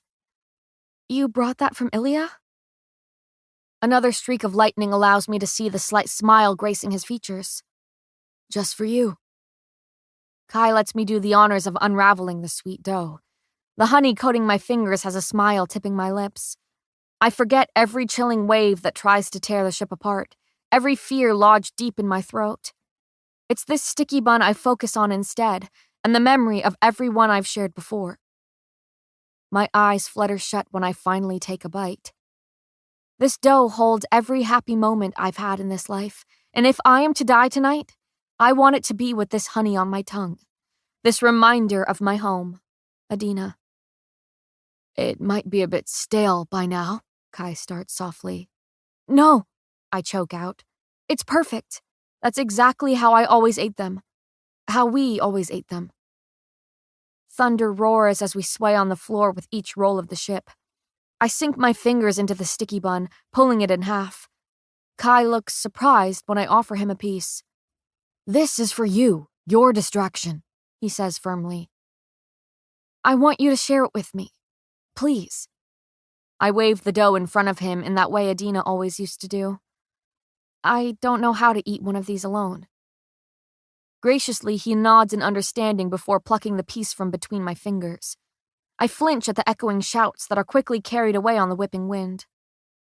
You deserve a distraction too, I say as softly as the stormy sea will allow. He brushes cool knuckles down the side of my cheek. You are forever my distraction, darling. Water pools around my ankles, and yet I sit here with my head against his chest. We eat the sticky bun on the floor of my cabin in the middle of a raging sea, and somehow find tranquility in the violence. As if I've found the eye of the storm within him, and he in me. I wake to a soft pillow beneath my head. I certainly didn't put it there, nor did I lift my body onto the bed last night, but here I lie, snuggled beneath the covers with hands that are clean of honey. Blinking my tired eyes into focus, I sweep them over the damp floor and the spot we had occupied last night. We sat there for hours, talking over the storm and bracing ourselves against each shuddering wave. But I must have dozed off in his arms before they lifted me onto the cot. Beyond the porthole is a sky of gray, and beneath is a riled sea, likely embittered by this ship still being afloat. The ship is still afloat. A relieved smile settles on my lips as I sit up. I've survived my first storm on the shallows. Whether I live to see the next is a worry for another time. Standing to my feet, I pad across the damp floor and unlatch my trunk. A heap of neatly folded clothes greets me, though I'm quick to rummage through them in search of something comfortable to wear. I settle for a pair of fitted black pants beneath a loose blouse.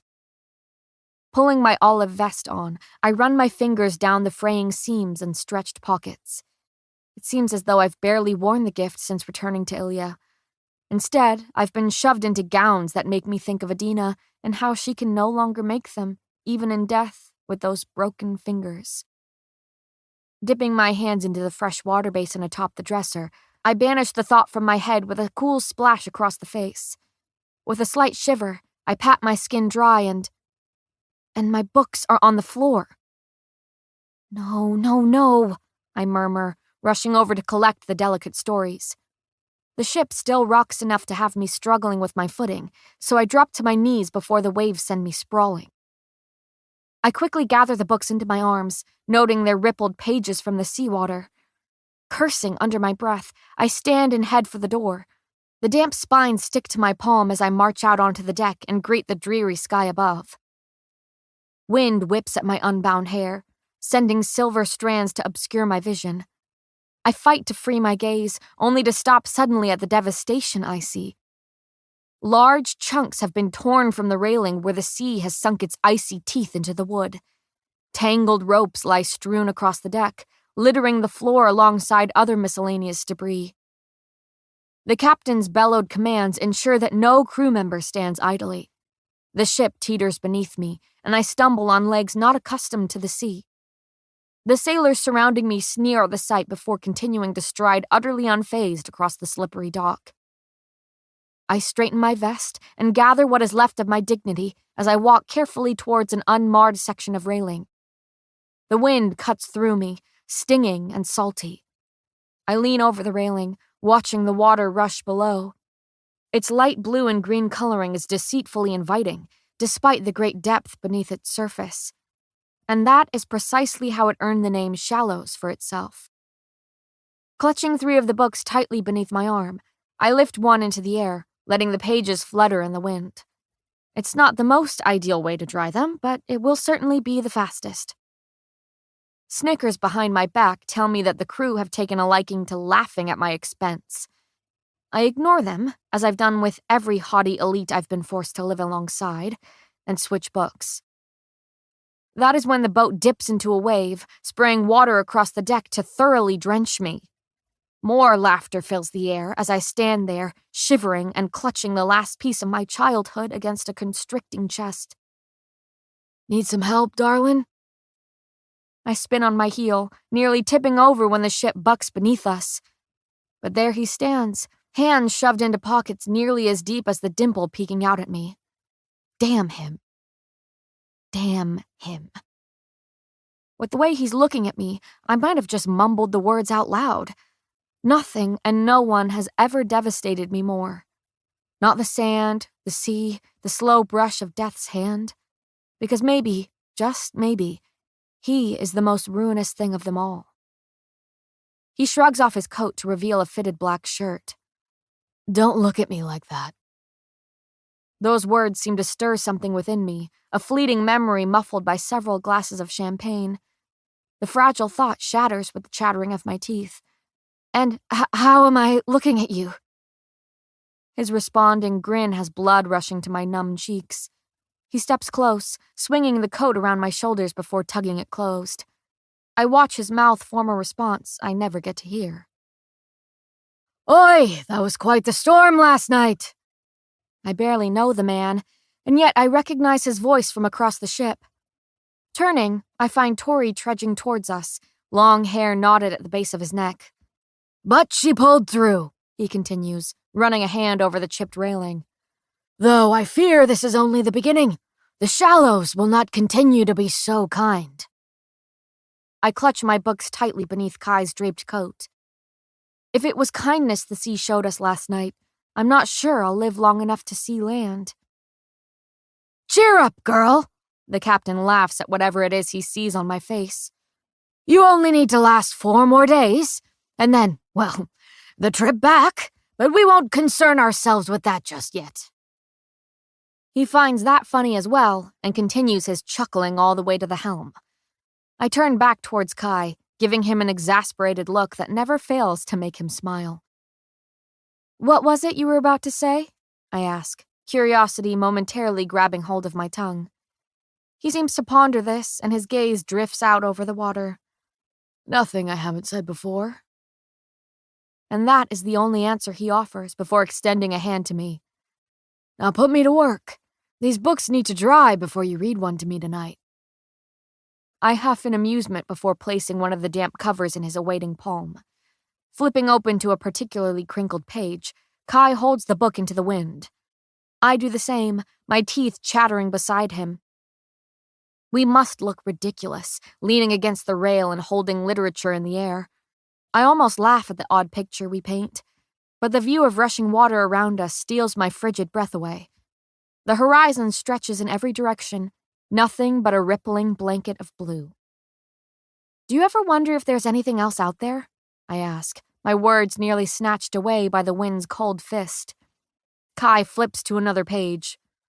Well, other than the myths, he shrugs. I'm not sure.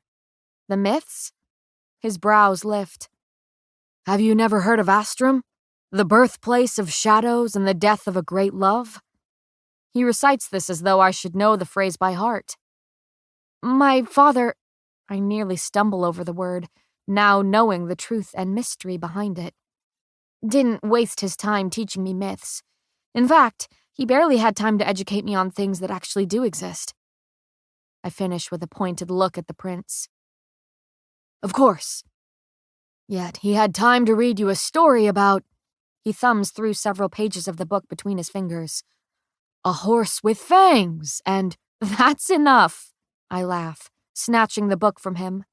Shit, no wonder you're afraid of horses, Gray. I roll my eyes. You were saying about Astrum? Kai throws me a grin before flipping open another damp book. Well, many people believe Astrum existed long before Ilya. There, they live in a constant state between dawn and dusk, thanks to the separated lovers, the sun, Solus, and the moon, Luna. He continues despite the skeptical look I give him. Shadows are precious there. They are a power that can be stolen. I startle when he snaps the book shut. You know what? I bet the captain has a copy. A hoarse laugh falls from my mouth. There's a book about this? Kai's already set a steady pace towards the captain's quarters. Of course there is. Tori likely has one because every sailor does. They're always looking for the city, hoping they can be the first to find it. I shake my head at his back. This is absurd. You live in Ilia, home of elites, and you think this is absurd? I hum in agreement. It is the most I will do to acknowledge that he may be right. Before pushing through the double doors that lead to our rooms, Kai turns to face me. It's called Shadow and Soul. The corner of his mouth twitches. And I'm looking forward to hearing you read it tonight. Chapter 29. Kai. My chest rises and falls beneath her back. Peyton sits between my legs atop the bed, her spine pressed against my beating heart. I can feel every vibration of her soothing voice as she reads a piece of her past self to me. It's no wonder she grew up to be so formidable if the women in these stories helped raise her. They are fearless, their stories thrilling. She tore through Shadow and Soul, despite claiming it was only to appease me. A terrible defense, seeing that she would never do anything that she didn't already want to do. So her disguised interest in the tale had us reading long into the night. We spent longer still discussing the story after she snapped the book shut, unable to contain her annoyance at wanting more. Now, she reads yet another one of her own books, and I am more than content to listen to the words falling from those familiar lips. I wrap an arm around her waist, letting my eyes flutter shut. This is how we have occupied ourselves over the last 2 days. It has become our distraction during the never-ending storm that is the shallows. The sea has yet to stop raging since early yesterday morning, and with night now falling on our 4th day at sea, Peyton has nearly read me 3 books. The ship grows more nauseating with each violent roll and dip. In fact, when I'm not in the presence of Pei, I can likely be found emptying the contents of my stomach over the boat's railing. But it's her voice that seems to keep the stale biscuits and salty beef down. The lantern on my bedside table teeters on the edge, ready to careen towards the wet floor after a particularly rough rocking of the ship. My free hand reaches out to steady it at the same moment Peyton quiets. What? I ask, clutching her closely when lightning flashes into the room. That was the end of the chapter. I rest my chin against her shoulder, pointing to the page. Well, there's another one beside it. So, go on. Kai. She laughs out my name, and I wonder if she knows what it does to me. It's getting late. I tilt my head to study her profile. Are you implying that you're tired? Of you? She smiles. Very. My mouth twists. If you're going to continually lie about wanting me, at least try to make it believable. You know, she says calmly, there's still plenty of time for me to throw you overboard. See? I knew you couldn't go more than a couple days without threatening me. She turns to face me then, folding her legs so they rest against mine. Because I know how much you like it. How very thoughtful of you. Thunder shakes the very bed we sit on while waves pound against the ship. She presses a startled hand to my thigh, her fingernails digging into the flesh beneath my pants. I can still see the terror that flashes in her gaze, but it's lessened into something far more tolerable. Something like numbness. Without a story to distract her, without words to form on the lips she chews with worry, Peyton fiddles with the still ring on her thumb. I should get back to my room. I tilt my head. And why is that? Because, she sighs, the crew has already seen enough to gossip about when we get back to Ilia. She flinches at a sudden flash of lightning. If we make it back. All the more reason to stay with me tonight. She untangles her legs from mine to slide from the cot. still not convinced. And if I said please? She stills beside the bed, her body swaying with the rolling waves. Pei's eyes meet mine, and suddenly I'm back in the palace, back to that night when I begged her to stay with me after watching her die in my nightmare. I'm reliving that moment, only this time it's my own selfish desires that have me needing her beside me. Swallowing, she crosses her arms. Well, go on then.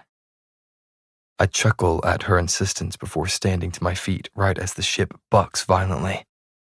Caught off guard, Peyton comes careening towards me with a gasp. I catch her against my chest, feel her body melt against mine. My head dips until our noses brush. Stay with me.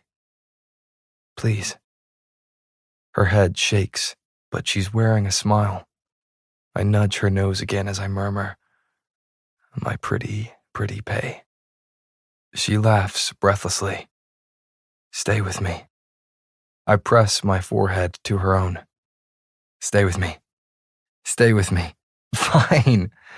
She laughs out the word while offering a gentle flick to the tip of my nose. Fine. I'll stay. I smile for her. Only her. Always her. I was prepared to plead. She gives me a look. You would not. Oh, darling. I would do so much worse if you only asked. I tuck a strand of hair behind her ear with a smile. Or, even more difficult, so much better.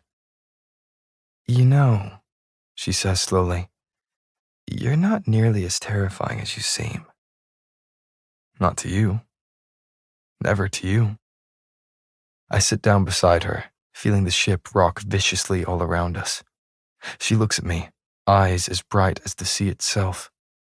I stare into them, memorizing the multitude of hues they hold in the flickering lantern light. My favorite color is a shade of her, a sliver of the vibrance she exudes, and I will gladly drown, gladly burn, gladly fall into those blue eyes until the day she looks at me for the last time. Don't look at me like that, she breathes. My lips twitch. This is the only way I've ever looked at you, darling. Her smile grows uncharacteristically timid. I lean forward, grabbing our book to flip deftly through the pages. Well, you might as well keep reading since you're here. So, that's why you wanted me to stay. Her scoff is accompanied by a shake of the head. So I'll read to you, among many other reasons. She hits me with the pillow, including your wonderful company. You're unbelievable, Azar. My eyes flick to the dimly lit bed we occupy. Not the first time I've been told that in a setting like this. The pillow collides with my face, muffling her laugh behind it. I'm jolted awake to the rumbling of thunder. I lift my head off the pillow to... Oh, shit. Pain pounds beneath my skull, growing sharper by the second. I vaguely wonder if my temple had met the bedside table during the night to cause this current throbbing. My head feels heavy as I turn to face her. Dull moonlight creeps over Peyton to mingle with her silver hair. It's fanned across the pillow, surrounding the placid face she wears in sleep. The covers have been kicked down below her feet, and I'm shocked to see she isn't shivering without them. My head aches as I sit up to grab the forgotten quilt. I'm about to throw it over her when I lean in close, my mouth mere inches from meeting her forehead. I stop suddenly, my eyes scanning her face, the bridge of her nose. There can't be more than 10. I jerk back, staring at the body beside me. This is not my Pei. I still my mind and focus on the distant thrum of powers beneath my skin. Flash, tele, hydro. And that's when I feel it. Close and strong and to blame for this. Staring at those 10 freckles, I throw the blanket over her. It meets nothing but air as Peyton's body vanishes. Illusion. I jump from the bed, my pounding head clearing enough to realize that I have been drugged, all so someone could rip her from my bed.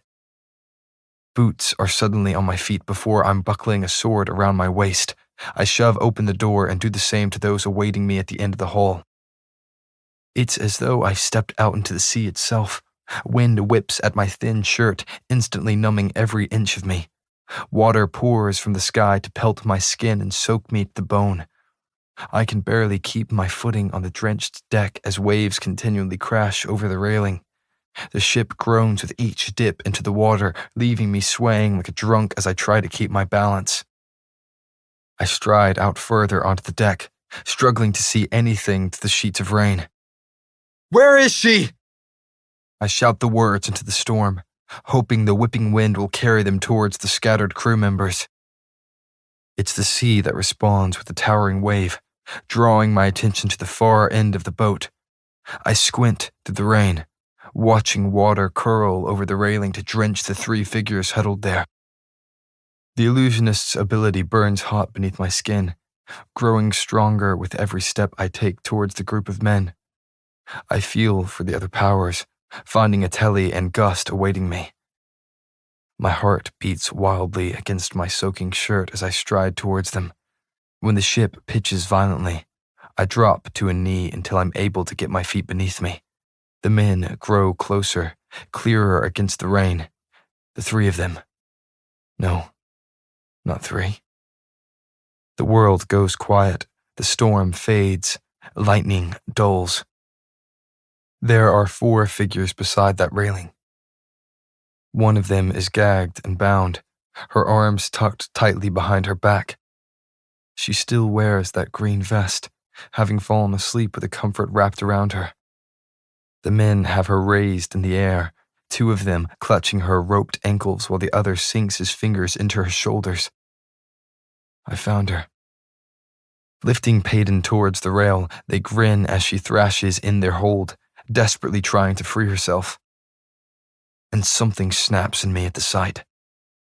I unleash that piece of myself that Father carved into me, that lethal sliver of darkness he once commanded at will, having known it by name, created it in the depths of his dungeons in every one of my fears, in a shadowed home with my sword through an innocent man's chest. It's a piece of death himself that lives within me. And now, I command it.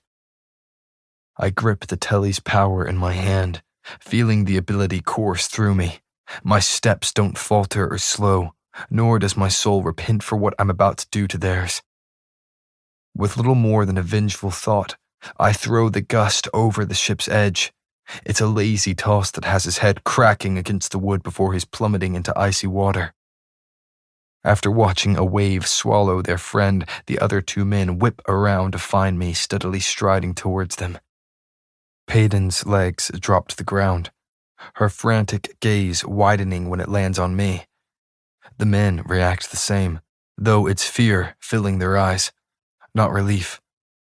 And I smile at it. Payton struggles against the illusionist's grip while the telly steps towards me. Even through the pouring rain, I recognize his blurry face. This is one of the men who was watching Payton dance that first night on the ship. He throws out a strand of power, wrapping it around my neck.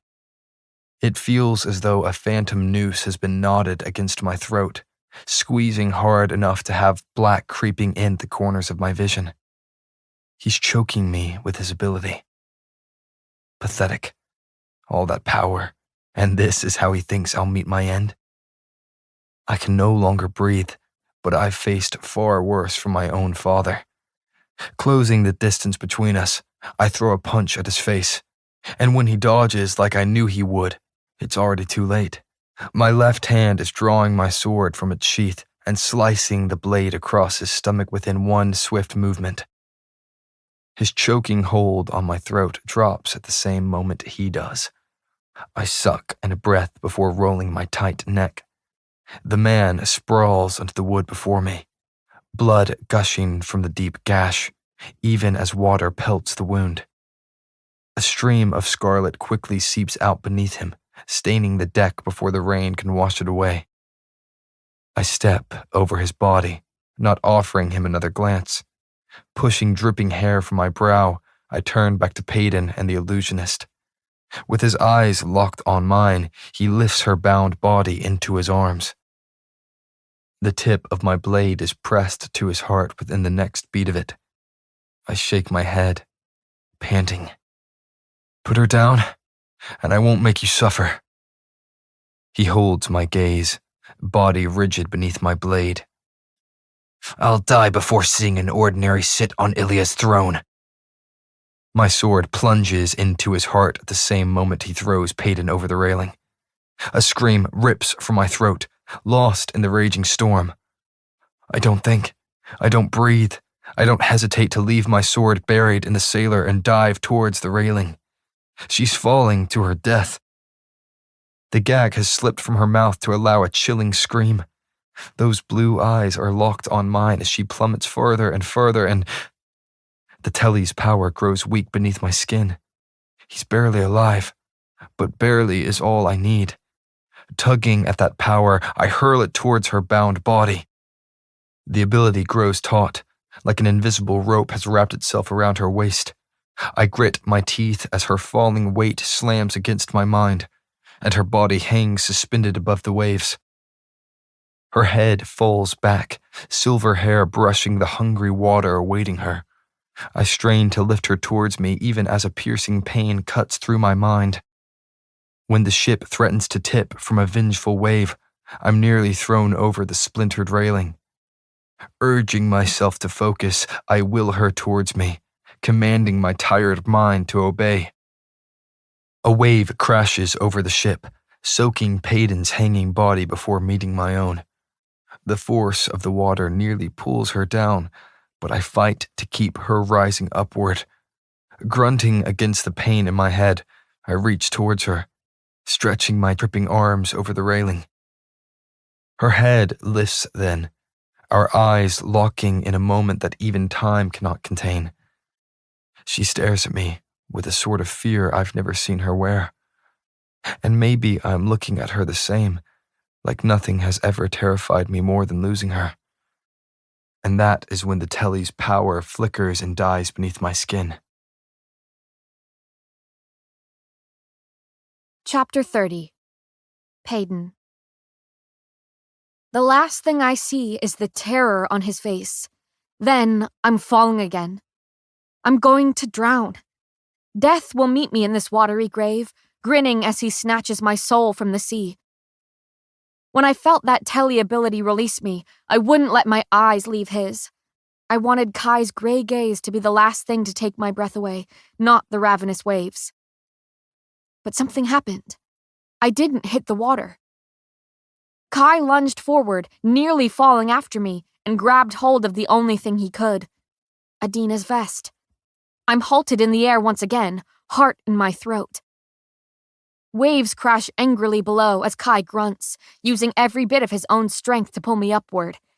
I hear the seams rip as my beloved vest begins splitting apart from my weight. Hands bound behind my back, I can do nothing but stare at the popping threads as Kai strains to lift me.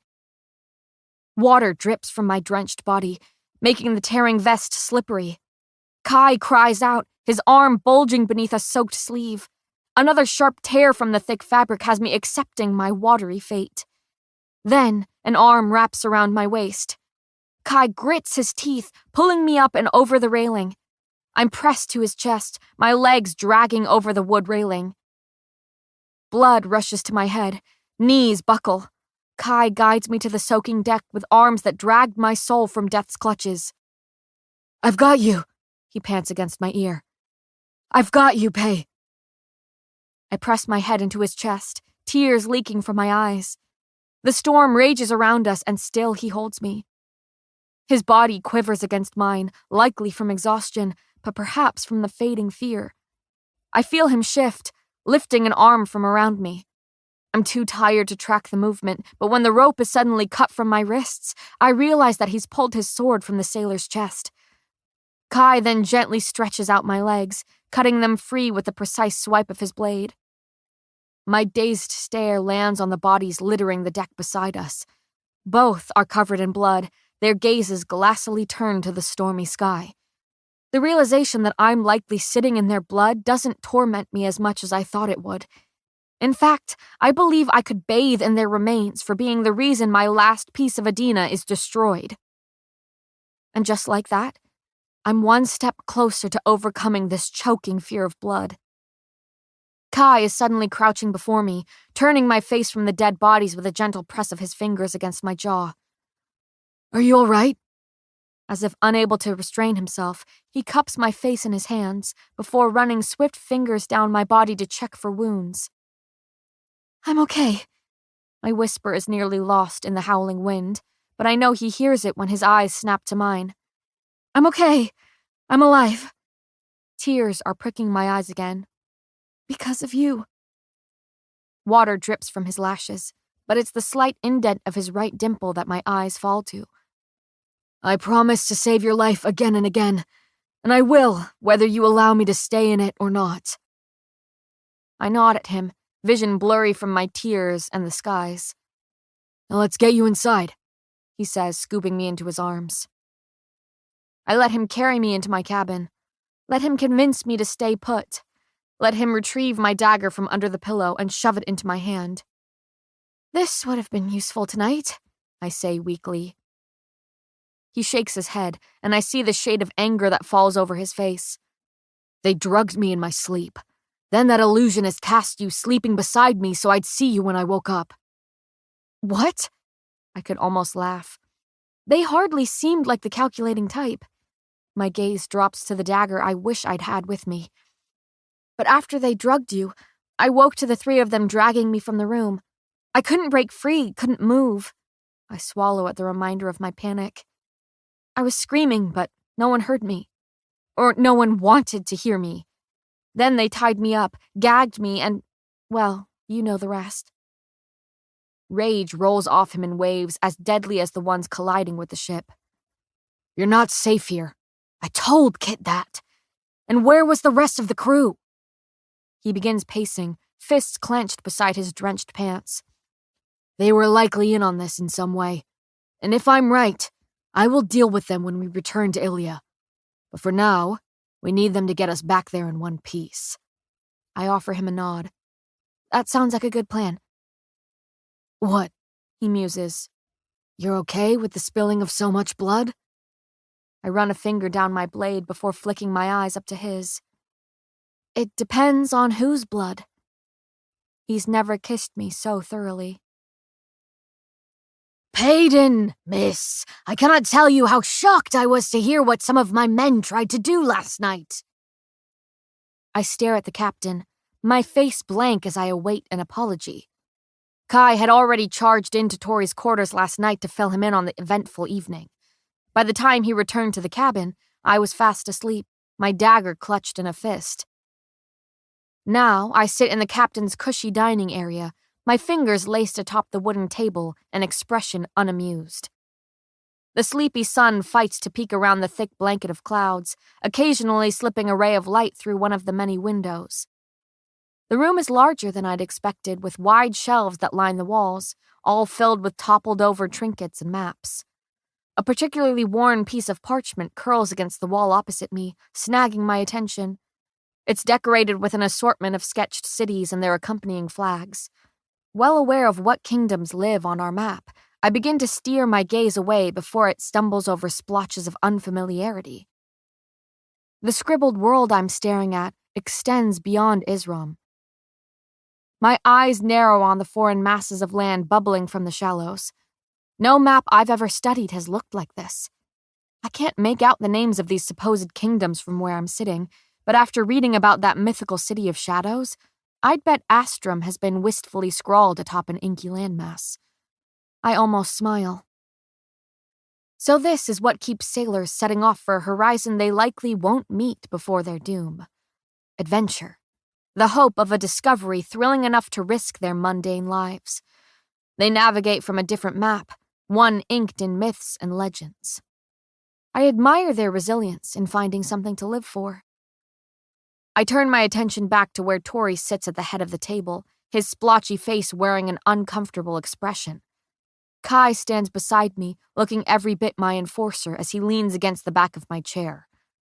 "So you knew nothing of your crew's plan to murder their future queen?" he asks smoothly. "Crew?" Tori bellows. "No, sir. As we discussed last night in private, these 3 men acted alone. There were only a handful of sailors on that deck last night, and most of them were at the helm. We could hardly see a damn thing through that rain." He says this all rather quickly, as if forced to spit out the words before they're forgotten.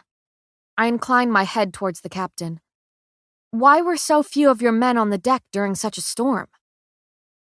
Tori's large hands wave with each of his words. "My crew had been battling that storm for 2 days straight. They needed sleep, miss." He laughs uncomfortably. "I had them on shifts to conserve their strength and—" "Forgive me for interrupting, Captain." Kai says this in a tone that suggests he's certainly not asking for forgiveness. "But I still haven't heard an apology from Miss Gray." I have to fight the grin that wishes to form on my lips. Tori clears his throat and flicks his gaze down to where I sit. "Miss Gray," he says slowly, "I am deeply sorry for the distress this must have caused you, and rest assured, I will not let it happen again." Leaning forward, I offer him a thin smile. "No, it won't happen again. And rest assured that I am not distressed." My eyes narrow slightly. "I'm disappointed." I stand then, letting the chair scrape loudly against the wooden floorboards. As way of goodbye, I add, "I trust we'll be making it safely to Isram tomorrow." It takes Tori a moment to gather his words. Yes, that is correct. We should be docking no later than midday." I flash him a smile before turning to leave. "Good." Kai trails behind, stopping only to throw a question over his shoulder at the captain. "Why was an illusionist on board? They aren't easy to come by, especially not one with sailing experience." "Well, I requested one from the king," Tori explains with a slight shrug.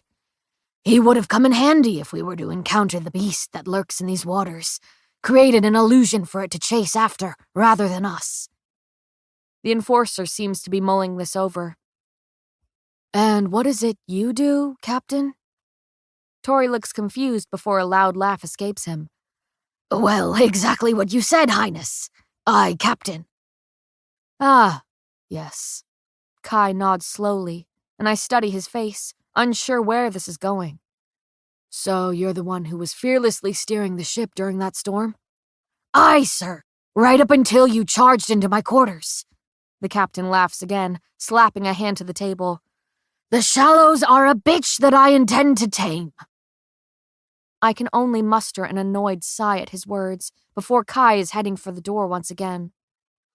"Sorry for killing your men, Tori, but I'm afraid they deserved it, so I'm really not." "Of course," the captain calls after us. "And do keep a watchful eye on your men, Captain." Kai is halfway out the door when he turns one last time. "I know you're capable of it." I follow him quickly into the hall beyond, trying to keep up with his long strides. When we turn into his cabin, I finally blurt, "What just happened in there?" Kai shakes his head. "He knew you needed help last night and did nothing." "But the storm," he said. "No one at the helm could see or hear anything on the other side of the ship with that rain," he finishes for me. "But that bastard was the only one who could." The pieces suddenly click into place, leaving me murmuring under my breath. The captain's a hyper. Kai rakes a hand through his disheveled hair. "He could see and hear you just fine. He just chose not to." I scoff. That shouldn't even surprise me. "I'll deal with him when we get back to Ilya. But until then," he pats the dagger strapped to my thigh. "This doesn't leave your side, even when you're with me." I step closer with a teasing smile. "Oh, especially not when I'm with you. What if I wish to threaten your life?" "Even after I just saved yours?" He says this fondly. I trace a finger down his thin white shirt. "Perhaps I have yet to forgive you for chasing me across the scorches." He pulls me close, his fingers tipping my chin up towards him. And I would do it all again just to hear you threaten my life. That seems foolish, I breathe. Then it's fitting. He runs a thumb over my bottom lip, seeing that I am a fool. I raise my eyebrows at him. You told me you weren't anymore. His lips brush my cheek. I smile when they meet my nose, gasp when they graze my neck. That was pretend, darling. Chapter 31. Payden. I've been staring at a speck in the distance for hours. Only now it's grown into a city that stretches before us. A maze of docks splatters the horizon, sitting within the bright blue water. Dozens of boats bob beside them, some larger like the mangled one we're arriving on, though most are small and sturdy. Squinting, I can just make out the large fishing nets that hang from their sides. I breathe in the sea's scent, willing the ship to move faster. With the storm having subsided, gusts now litter the deck, pushing wind into the large sails. I tap a foot impatiently, my eyes skipping over the crew. They avoid my gaze, focusing instead on their duties and the difficult task of ensuring the crumbled ship makes it to land. With the torn sails, missing railings, and splintered boards across the deck, it's a miracle we aren't sitting at the bottom of the shallows. And that is just the damage I can see. Raise the flag!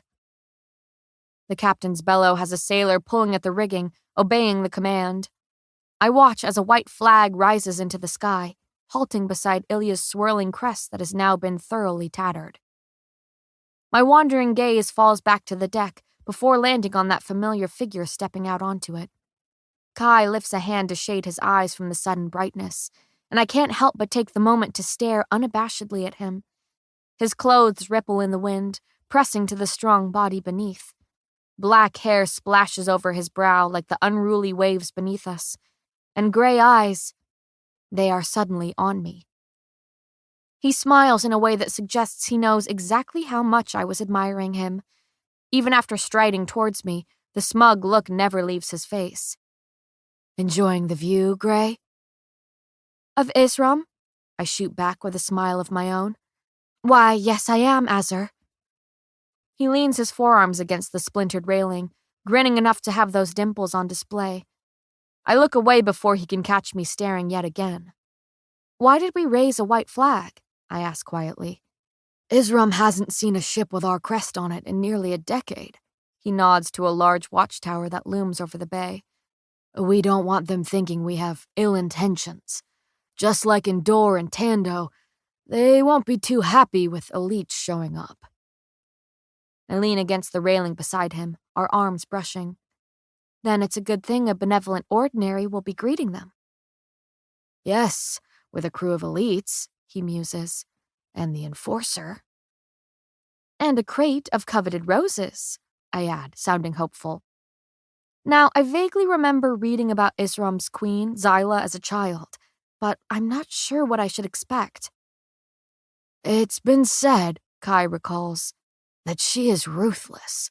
Some say she killed her husband for the throne. Others believe he died of natural causes. He lifts a shoulder in a lazy shrug. Either way, she's helped Isram thrive. They rely on the sea and its fish to survive, and from the moment Zyla sat on that throne, their harvest has been nothing but plentiful. I spin the ring on my thumb distractedly. And it's been several years since she became queen, yes? Kai's eyes meet mine. Nearly a decade ago. I took that bit of interesting information away and turned my attention towards the dock we're heading for. A throng of guards stand atop the weathered wood, dressed in royal blue and holding spears. The sharp tips glint in the sun, forcing me to look away from the odd sight.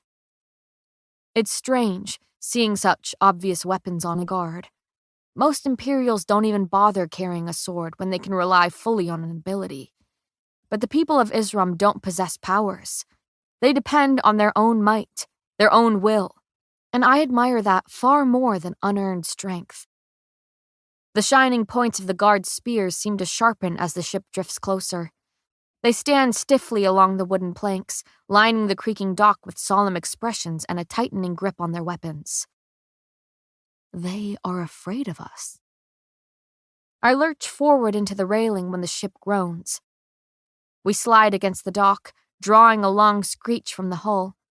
When we finally come to a stop within the port, my wide eyes manage to make their way to Kai's. He wears a familiar expression, one that creeps onto the corners of his features.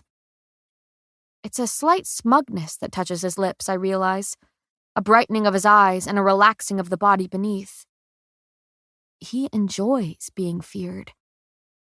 I suppose I would too if even an inkling of his power dwelled beneath my skin.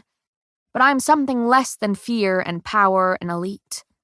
For that reason, I step cautiously behind the enforcer as he strides across the deck. A teetering wooden ramp sprawls between the ship and dock beneath.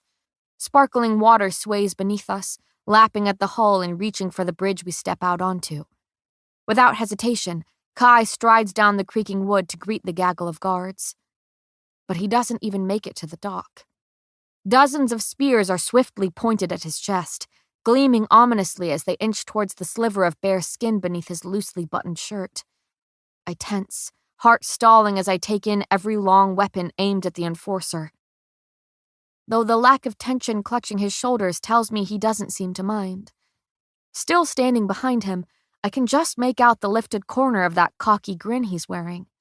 I shouldn't be surprised by this, and yet I want to hit him over the head all the same. Kai lifts his hands slowly, showing his seemingly harmless palms to the guards. Yes, he does enjoy this. Fear is power, and where there is power, there is something for him to wield. "State your business here, elites," booms a steady voice belonging to a particularly gilded guard. Glancing over the golden buttons adorning his uniform, I catch the small pin above his heart. Ilya's enforcer has just met Isram's captain of the guard. "Easy, gentlemen," Kai says smoothly, lowering the tip of a prodding spear with his palm. "I'm sure this is quite the surprise, but we come in peace. Things are changing in Ilya, so I'm here to escort our future queen to meet with yours. She will explain everything." Kai gestures behind him to where I stand, stiff and unsure. "This is Peyton Gray, the Ordinary." Astonished blinks are the only response to his words. I watch the captain and his guards take me in, eyeing the silver hair I earned from the plague. I clear my throat, uncomfortable. "We brought a gift," I blurt quickly, as a gesture of goodwill. The captain meets my eyes, his own skeptical. They are a warm brown, crowded by the lines that a life of laughter carves into one's skin. But that stern expression solidified onto his face smothers the happiness that once came so easily. And yet, even as a middle-aged man, he's quite handsome. "You're telling me," the captain says slowly, "that a crew from Ilya braved the shallows just to reintroduce themselves to the kingdom they shut out?" His question spurs me forward until I've stepped beside Kai and planted my feet before the multitude of spears. "Yes," I say, voice even. "I've fought to survive every day, just like all of you, and I will do anything to see Ilya become free and welcoming again." A long stretch of silence stifles everything but the sound of sloshing water around us. The captain keeps his gaze pinned on mine, though not in a way that tells me he's scrutinizing every disheveled piece of me. I believe it might even be hope I hear in his voice when he orders, "Lower your weapons, men. We are taking our guests to the castle." We have been walking for nearly an hour, cocooned within a constricting circle of guards. They barely bother glancing at me when the enforcer strides among them. Every eye is trained on him, every weapon at the ready to defend themselves from the elite that steps straight out of a bedtime story they tell their children. Captain Torrey walks beside me, surprisingly silent. I was only allowed the company of 2 elites on this hike to the castle. The rest of the crew was left to patch up what is left of the reckoning that currently bobs sadly beside the dock. I've had plenty of time to take in the surrounding city. It's filled with a quieter sort of bustle than Ilya. The cobblestone streets are even and neat, filled with mindful men and women. Bright blue banners hang from roofs and stretch between wide alleyways. Merchants are kind, children are well-behaved, and smiles are shared regularly. It's an anomaly I find both comforting and concerning. I breathe in the salty air and grant myself a moment to acknowledge the warmth coating my face. The sun seems to shine only for me, painting my skin in a soft glow and wrapping its rays around me. A cool breeze ruffles my short hair, and I shut my eyes, relishing the feel of sturdy ground beneath my feet. People stop and stare at the spectacle I don't doubt we are. I'm swallowed by guards, forced to dodge the piercing tips of their spears. They herd us up another hilly path that has me panting before my eyes lift to the towering castle. I step into its shadow, feeling so small beside the massive stone. The castle is encased in a pearly white stone that winks in the dripping sunlight. Tall towers spring up into the sky, casting ribbons of shadow across the path. Billowing blue flags sprout from the highest spires to display what I recognize as Isram's crest. I lift a hand to shield my gaze from the peering sun and scan the flapping fabric. A pair of swirling fish create a perfect circle within the sea of blue. Atop the rippling flag, it seems as though they are forever swimming around each other, creating a constant balance. A barked order from the captain of the guard has us coming to a halt at the base of several pristine stairs. They ascend towards a milky set of doors that match the steps beneath. Everything about this castle is light and airy, as if the sky hanging low above the water was personified. I watch the captain peel away from his guards and head beyond those towering doors. He walks stiffly, seemingly unexcited about the task at hand. But when Kai's rough knuckles brush against mine, the observation and my accompanying curiosity swiftly float away on a salty breeze. My eyes flick up to find a crease of concern nestling between his brows. "Are you all right?" The question is worrying enough to startle one in response. "Why, do I not look all right?" "Gray, you always look far more than all right." He says this with a low chuckle, his voice soft enough to slip past the guards unnoticed. "But I know this is a lot. I want to make sure you're doing okay." "Quite the gentleman you've become," I croon. "Only for you." His words have my smile melting into something sweeter. "I'm okay. Just hoping my benevolence doesn't fail me," I say weakly before continuing to whisper. I have no idea who to be or what to say. Better yet, I have no idea how to speak to a queen, let alone be one.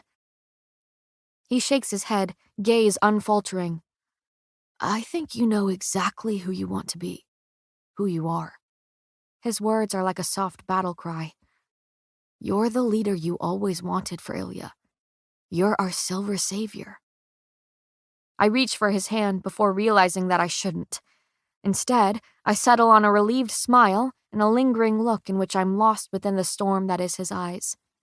It's only when a shadow falls over his face that I rip my gaze from it. "Now there's a ship's name." Captain Torrey shoves past a guard to invade the little space we have. "The Silver Savior. If we make it back to Ilya, I'll need to find me a new ship, and I may just name her that." I glance at Kai, then back to the captain. "I'm flattered." "Speaking of ships," Kai adds quickly, "how is ours looking? I can't help but notice that you seem skeptical about returning to Ilya."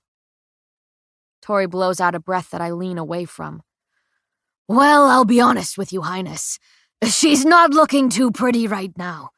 But I've got the crew on it, so hopefully she will be patched up before we set sail." I'm preparing to ask a few questions I likely won't want to know the answer to when a stern voice echoes behind me. "The Queen is ready for you."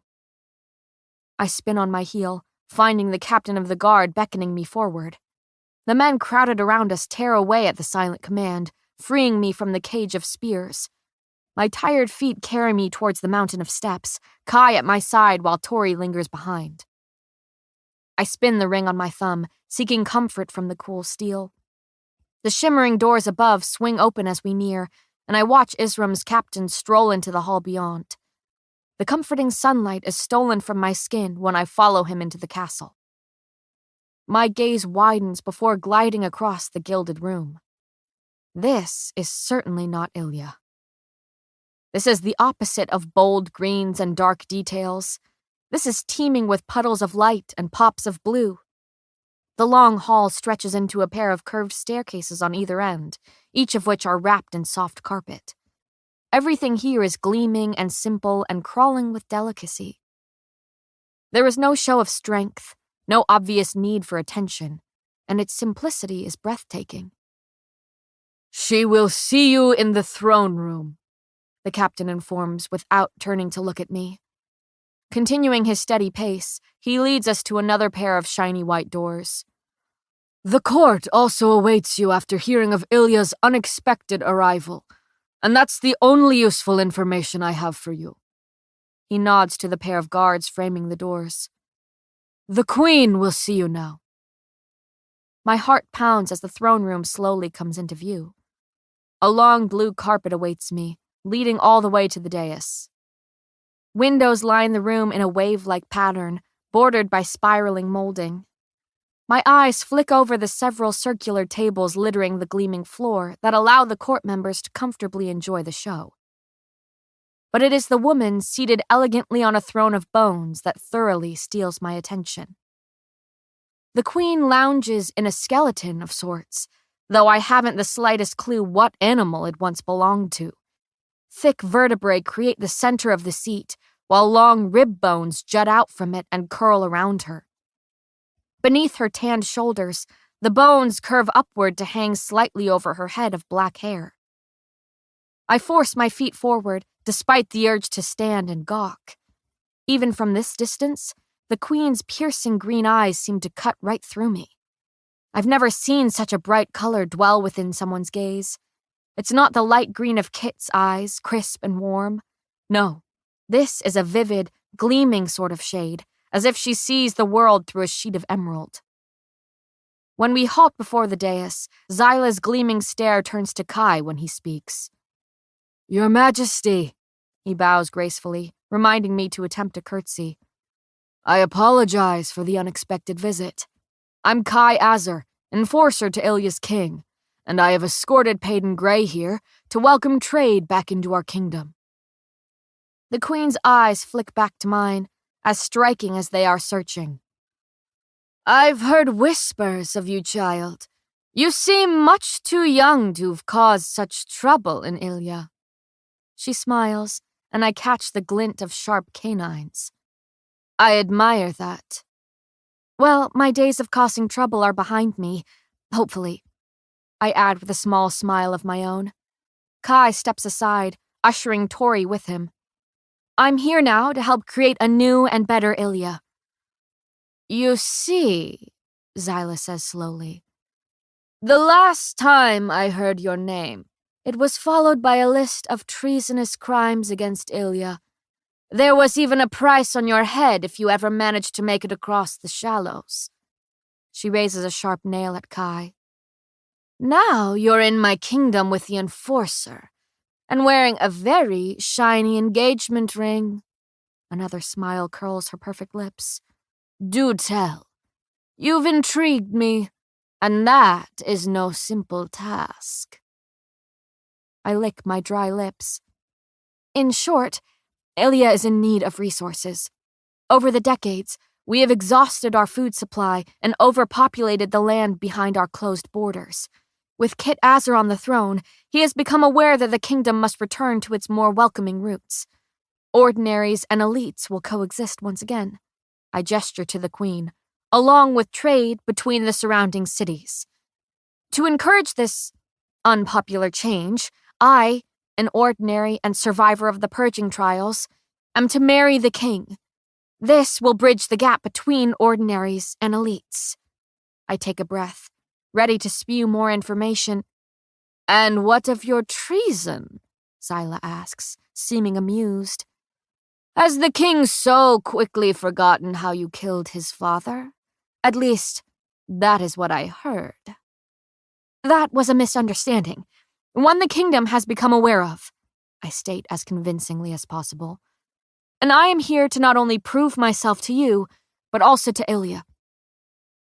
She quirks a dark brow. Go on. I competed in the purging trials as an ordinary. My throat has become absurdly dry. And now, to earn the respect and trust of those elites who despise the idea of an ordinary on the throne, I've stepped into a series of my own trials. The queen blinks before a laugh transforms her harsh features. The sound is biting against her beautiful face. So you cross the shallows? Barely. I smile politely. Yes, benevolence is the second of the 3 B's by which Ilya's rulers live. Benevolence, really? She scoffs. I'm not sure I live by that myself. Then accept mine, I say quickly. As a gesture of good faith, I've brought roses for you and your kingdom to use. I hope the many healing properties they possess are enough incentive for you to welcome us. Her eyes narrow in a scrutinizing sort of way. They are a gift from your king? Yes, Your Majesty.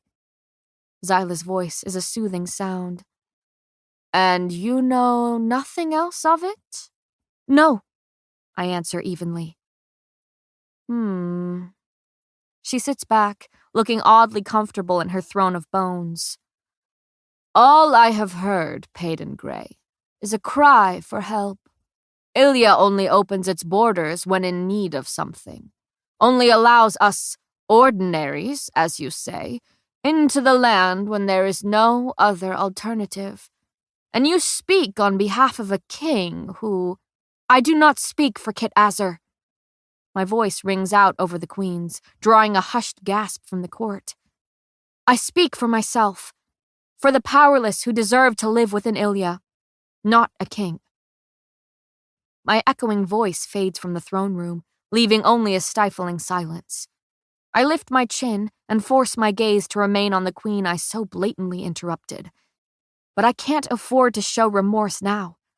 No, I must stand here and exude a strength I don't currently feel. Zyla lets the tension stew between us. Then, another biting smile. Still, I do not welcome Ilya. My breath catches, hope sputtering out in my chest. But I welcome the fact that you need me. The powerful, arrogant Ilya, brought to its knees. My gaze lifts in time to watch the next words fall from her lips. Hear this, child. Ilya has done nothing for my kingdom. We have been shut out and cut off from your coveted resources for 3 decades now. I have no desire to help Ilya out of whatever goodness remains in my heart. But you, her red lips twitch, you remind me of myself. So youthful, so determined. I only hope that drive doesn't darken you. Her words hit a nerve, forcing me to fight off my flinch, because I know what darkness she speaks of, feel it festering in the gaping hole of my heart where Adina once lived. And for the sake of her memory, her goodness, I shove it down. The navy dress hugging Zyla's curvy form flashes as she shifts in the throne of bones. She lifts a hand, inspecting her sharp nails. So, for you, I will attempt benevolence. For Ilya, I will attempt mercy. Relief floods through me. Thank you, Your Majesty. Your generosity will not go unnoticed. No, I would hope not, she says airily. Now, tell me, how did an Ilian ship survive my shallows? Her obvious possession of the sea has me pausing long enough for Captain Tory to speak. Well, Your Majesty, he steps onto the blue carpet, snatching the hat off his head before sweeping into a bow.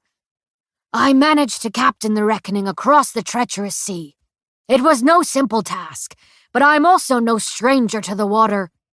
The queen raises a silencing hand. So, I take it that you didn't encounter the beast? Tory stutters. Well, No, but then you have survived nothing at all, she states simply. You may gloat only after you meet such a beautiful creature, and live to tell the tale. Tori opens his mouth, shuts it, and steps back beside Kai. Zyla smiles at this. I'll allow you 3 days to piece back together what is left of your ship.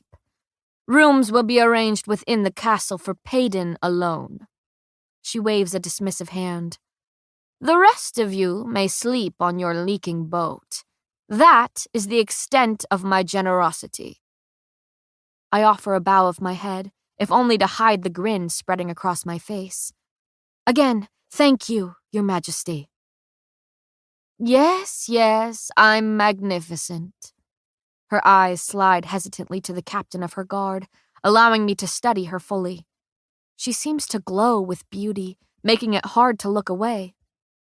Her features are a contradiction of young and old, sharp and soft. Everything about her is a mystery, right down to the age she embodies.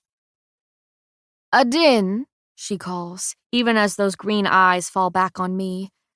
When her captain appears beside me, I realize that the shouted name belongs to him. He folds stiff arms behind his back, locking his brown gaze on the dais' floor. Escort Payden to her rooms, the Queen orders, and ensure the others make it back to their ship. Adin nods, his eyes flicking up momentarily. Happily, Your Majesty. Chapter 32. Kai. Rough bark tears at my sweating palms. I cling to the tree trunk, feeling my feet sway atop the thin branch beneath me. Extending my free arm, I wrap my knuckles against the window beside me. She takes her time. Of course she does. I watch a devious smile curve her lips as she strides slowly towards the bedroom window and into the streaming moonlight. She takes a long moment on the other side of that locked glass, committing the side of me begging for her attention to memory. So I stand there, helplessly, gripping a branch while entirely at her mercy. Shaking my head at her cruelty, I will myself not to look down at the gaping span of open air beneath me. Isram's rocky soil grows few plants and even less grass, but I discovered a small patchy field behind the castle on my search for a discreet way into Payden's room. The few trees that sway back here are clustered close to the white stone, one of which even brushes against Pay's window. And now I've climbed it for her. I hear the latch click before she's finally pushing open the swinging glass pane. You've already broken one arm climbing a tree. Do you really wish to tempt fate again? I smile because I can't seem to help it when she plays with me, but also because she remembers what I had told her under that willow so long ago. Kit and I were visiting Ava when that happened, you know. I watch her eyes widen at the confession she could have only understood now. He bet that I could never climb the willow as quickly as Ava once had, and I knew damn well he was right, but you tried, she finishes with a small smile, and landed face first in the dirt. I chuckle and carefully inch closer to the window. It was worth it. I was visiting A, and for a moment, it felt as though she was with me. My words have something shifting in her expression. And if you fell now? Would it be worth it? I reach through the window to grip the sill, my knuckles brushing her hips. Well, I'm visiting you, aren't I? She flashes a worrying smile that has me adding, that's not an invitation to push me, Gray. Her laugh skitters over my skin as I climb through the window, planting my boots beside her bare feet. My gaze falls to the scar peeking out from beneath the thick strap of her tank. This look doesn't go unnoticed, and she is quick to turn back towards her borrowed bed. What are you doing here? I clear my throat. I didn't see you yesterday. Figured you missed me. That's why you climbed through my window? She snorts. Because I missed you. I've moved before even realizing. My hands are on her hips, and I'm spinning her around to face me before my mouth crashes into hers. It's incessant, fervent, relief.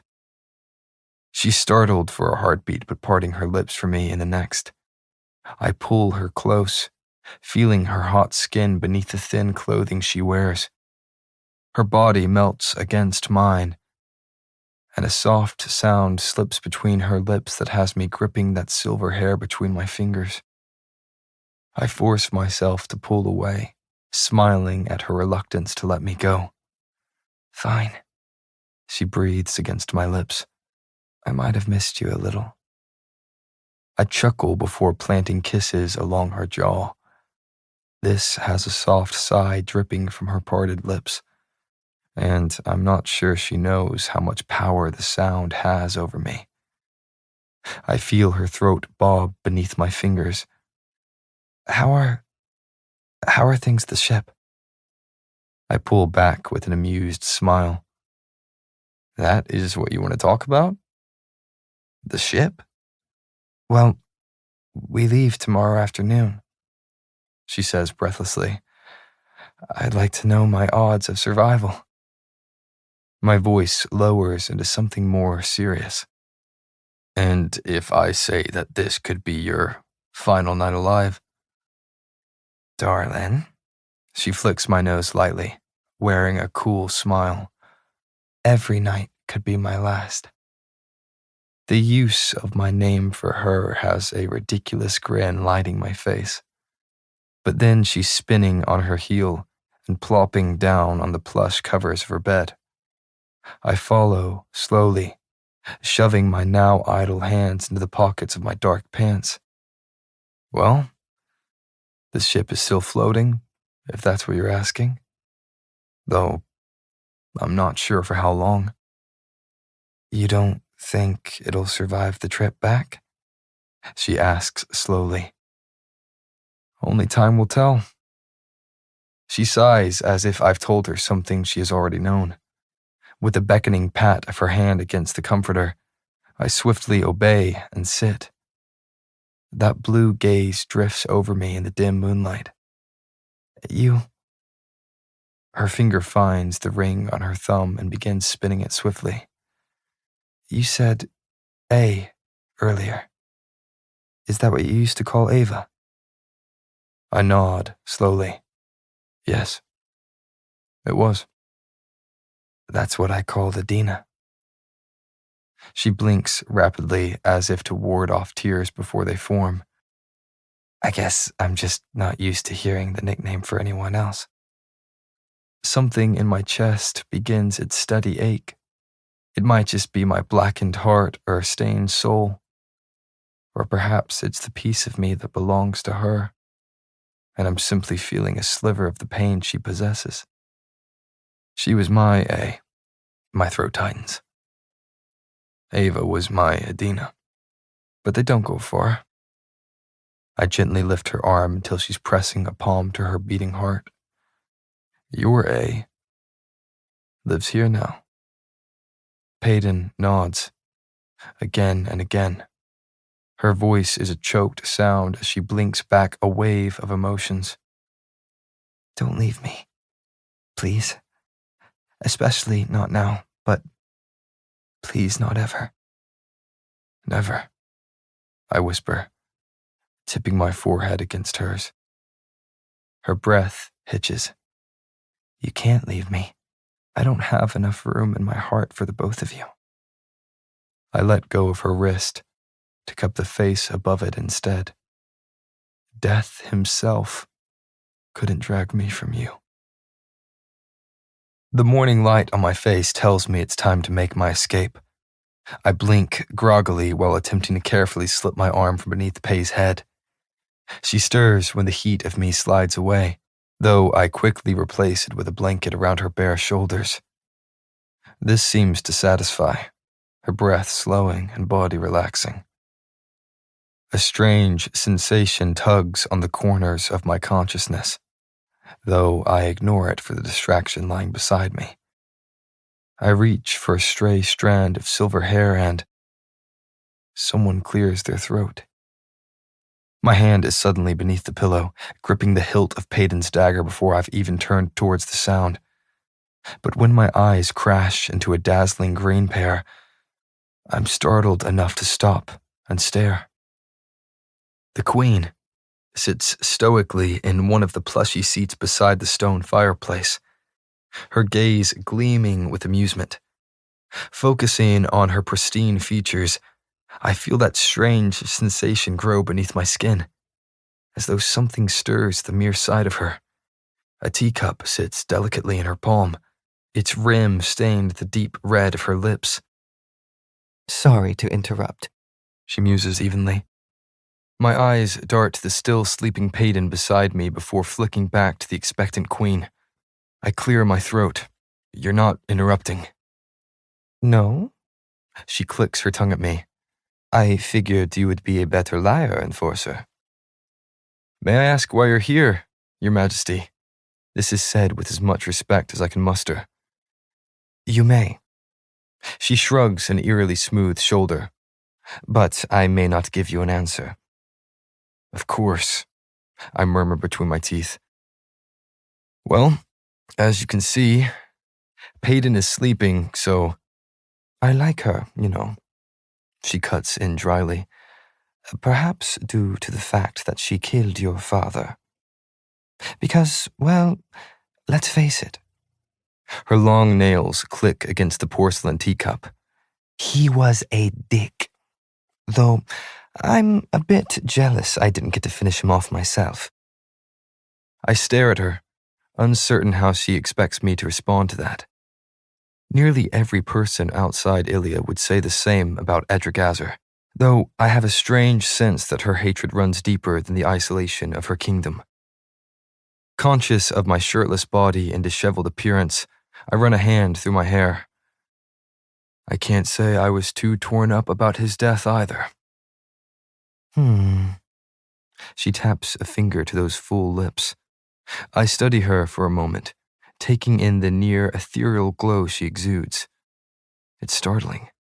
Yes, I figured you might feel the same, considering the whispers I've heard of what he did to you. This has my eyes narrowing in a slight show of surprise. I hadn't expected the tales of my torturous childhood to reach her ears across the shallows, but her sigh of indifference cuts through my thoughts. So, does your brother know? I stare at her. Know what? She takes a slow sip of her tea, flicking a finger between my body and the one sleeping beside it. Take a guess. Heat flushes my body, and I keep my voice steady. I'm her enforcer. Oh, I know. She laughs dryly. I just didn't think this was part of the job description. This is the best way for me to protect her, I manage. She is the future queen of Ilia, after all. She nods in a slow, mocking way. Right. Another sip of tea. So, you're in love with your brother's betrothed? Sorry, she says innocently. That's just what I'm gathering from this little interaction. I stand from the mattress and pull a shirt over my head. I'm just doing my duty. Well, she sets the teacup down on the small table beside her. In my experience, there is love, and there is duty, but there's never both. My chest rises and falls quickly. I know I can't have her. Do you? She tilts her head at me, black hair tumbling over her shoulder. It seems as though you've convinced yourself otherwise. I open my mouth only to hear her speaking again. There is love within duty, and duty within love. You can't have one without the other. And yet, she takes a deep breath, her gaze distant. You can never truly have both. So choose, Kyaza, the girl or power, and whether or not she is worth the destruction of everything you are. I say nothing as she waves her dismissal at me in the form of wiggling fingers. Now out. I'll be having breakfast with a fellow queen now. Her sharp words follow me at the door. You know, you are quite the pretty prince. In a different life of mine, perhaps, I would have kept you for myself. Chapter 33. Payden. My teacup lands on its saucer with a wince-worthy clang. I glance up at the queen, only to find her eerily green eyes already running over my disheveled appearance. She seems content to watch me squirm under her gaze, following each fidgeting movement I make. I'd awoken with a start, as though commanded from my sleep. But there she was, sitting lazily in a velvet chair and sipping from a porcelain cup. I was forced to stumble from the bed and sit immediately at her impromptu tea party. My eyes wander over my shoulder quickly, meeting the rumpled bedsheets I rolled from. I only hope Kai did as well, long before the queen slipped into my room. "Oh, he left," she says evenly, lifting the teacup to her lips. I nearly choke on my sip. "I'm sorry?" "The enforcer," she clarifies. "Yes, we had a quick chat before I sent him on his way. Didn't want a boy here during our tea time." She says this as though we share a secret jest, as though her last sentence was far more important than the one before. "So," I clear my throat, trying to sound unbothered. "So you saw him?" "I did."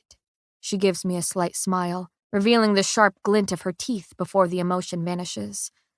"I also saw right through his obvious feelings for you." I open my mouth, heart racing and lips forming the beginning fragments of a lie, when she speaks right over my attempt to salvage the situation.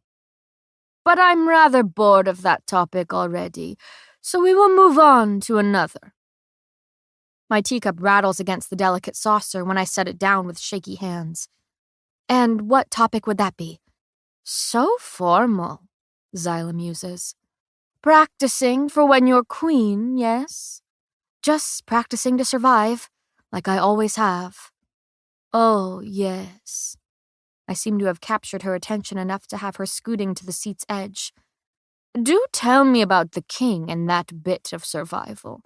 I want to hear every gory detail. Did you really plunge a sword into his chest?" Her expression is giddy. "And then a dagger through his throat?" "I did."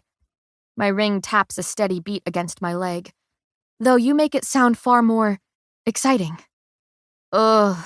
She sits back, her arms draped over the chair. "That's because I'm jealous. He was a bastard, that king. I wish I was the one to lure him into death's arms." My eyes drag over her perfect form. "Really?" Her smile is sharp. "You should know better than most that looks can be deceiving, Payden Grey." On that, we agree, and she's slightly less intimidating for it. "How did you hear about me?" I venture. It seems the whole kingdom knows who I am, and yet there is no longer a way to relay information across the shallows. Her smile is fearsome. "I have my ways. Perhaps one day I will share them with you. Now," another sip of her tea, "what about this new king? Do you plan on killing him as well?" The queen's words are smooth, thought out, even. Her genuine question has me gawking. Such an innocent sentence has never struck so hard. "Of course not." I breathe into the chilled air between us. I would never." She clicks her nails against the wooden arm of her chair, shrugging slightly. "Well, if you say so. I figured he was as much of a dick as his father, so—" "He's nothing like his father," I cut in and try not to regret that decision when her eyes narrow. "He's saving Ilya, even begrudgingly. And I will marry him if it means the kingdom is united." She raises a hand, her nails piercing the air. Fine. I didn't realize you trusted him so much. I manage a nod, though I'm not sure I should be agreeing with her. My relationship with the king is strained, and I fear my actions have forever driven an invisible wedge between us. Tell me, Payden, Zyla croons, her voice a sort of lulling melody. Are we going to be friends? My answer is honest. I hope so. Splendid. She smiles like it's a weapon. I do love a good enemy, but I have no need for any more of those. As do I. A pause. Thank you for your generosity. I hope you find the roses to be a fair trade for it. She stands, signaling the end of this conversation. Her gaze is piercing, as though searching for something within mine. Yes, our healers are not nearly as advanced as those in Ilya. Her words are blunt in a way I admire. Of course, but it seems you've already helped this city thrive without our assistance. She smiles distantly. They didn't want me to rule. And now, here I am, their savior. She turns away, leaving me to watch her glide towards the door. Oh, and Payden, she turns, her long fingers wrapped around the handle. Don't fear power. Wield it. Perhaps even let it control you. The queen smiles sharply. Being an ordinary is not what makes you weak. It's your heart. I miss land.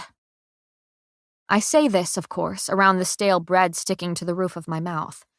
Kai picks at the plate of bland food atop his lap, legs spread out on the wooden floor. My own are crossed beneath me while my back rests against the bed. This has become something of a routine, the two of us sitting on the floor of my humid cabin, talking about nothing in the hopes we will forget to taste the food in our mouths. Kai's gaze lifts to mine. Well, you still have 5 more days of missing it. Thanks for the reminder, I grumble before taking a sip of warm water.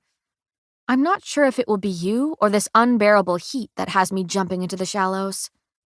You know, he says genuinely, I can't think of a single reason you'd wish to escape me. Your arrogance is astounding as always, Kai.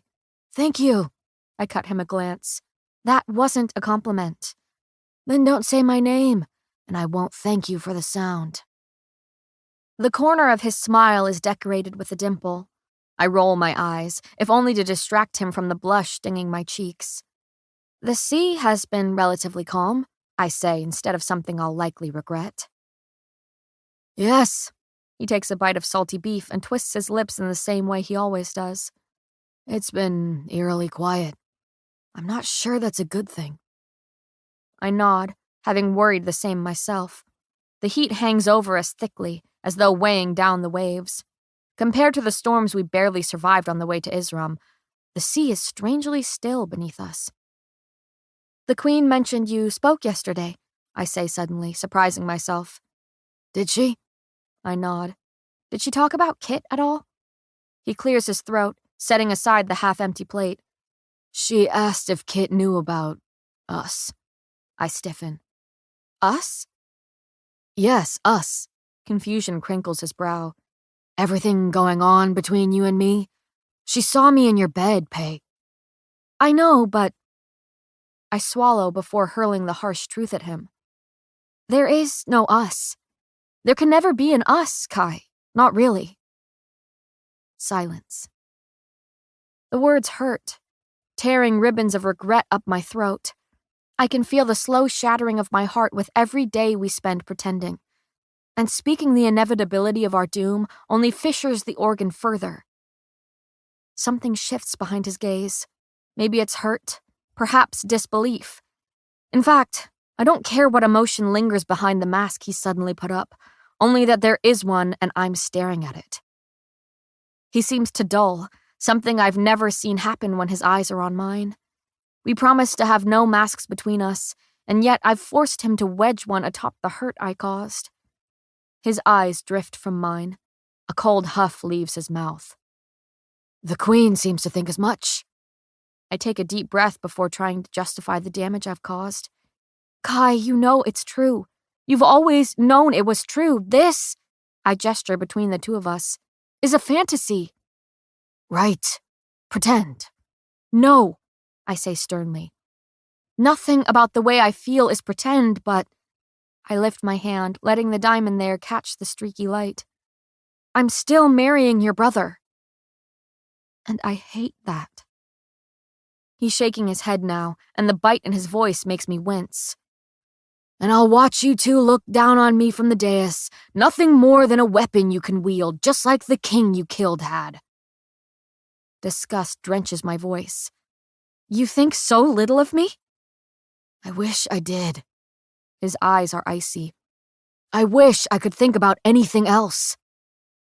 My voice settles into something stern. Hurt hardens me, and I spew the damning truth I've avoided for so long. What did you think we were going to do? Hide for the rest of our lives beneath the willow tree? The words are harsh enough to penetrate his mask. He blinks at me, voice low. Well, that's where I will be, hiding from the royal couple. I shake my head. Tears sting my eyes. You know why I have to do this. He laughs, and it's a biting sound I forgot him capable of. Of course I know. But don't you see? That doesn't matter. He lifts a hand towards my face before thinking better of it. I'm selfish, Peyton. I burned your home to the ground just to have you, and now it is all of Ilya standing in my way, tempting me to light a match. His words are jarring enough to have me stumbling over my own. I'm sorry. You know, I never wanted any of this. Well, it doesn't matter what either of us wanted, does it? He leans back, expression cold. It was all a fantasy anyway. Kit is who you, the Silver Savior, were destined for. I watch him stand to his feet in one swift movement. I was nothing more than a distraction. I follow quickly after him, my expression hardening at the mocking nickname. The words I hurl at his stony facade are far from the truth, but hurt sharpens them on my tongue all the same. Maybe you're right. You'll find that I typically am, Majesty. My chest heaves, mere inches from his. It's anger at our cruel fates that has me lashing out. Maybe I should distance myself from this distraction. A muscle twitches in his jaw. Maybe you should. Fine. Fine. I give him one last withering look before spinning on my heel and heading for the door. But the harsh words he mutters have my feet halting atop the rocking floor. And what exactly did the Queen ask you about Kit? I stand there for a moment, hand clutching the door's rough edge. Then I'm whipping around to meet his gaze of indifference with words that are equally so. She asked if I was going to kill him. There was a long pause wedged between us. And are you? Again, I say between clenched teeth. You think so little of me? You know I do not. My eyes flick up his rigid body. Then you should know the answer to her question. He looks away, crossing his arms over the broad chest beneath. Good. Because if I have to choose between you or Kit... I know. I murmur.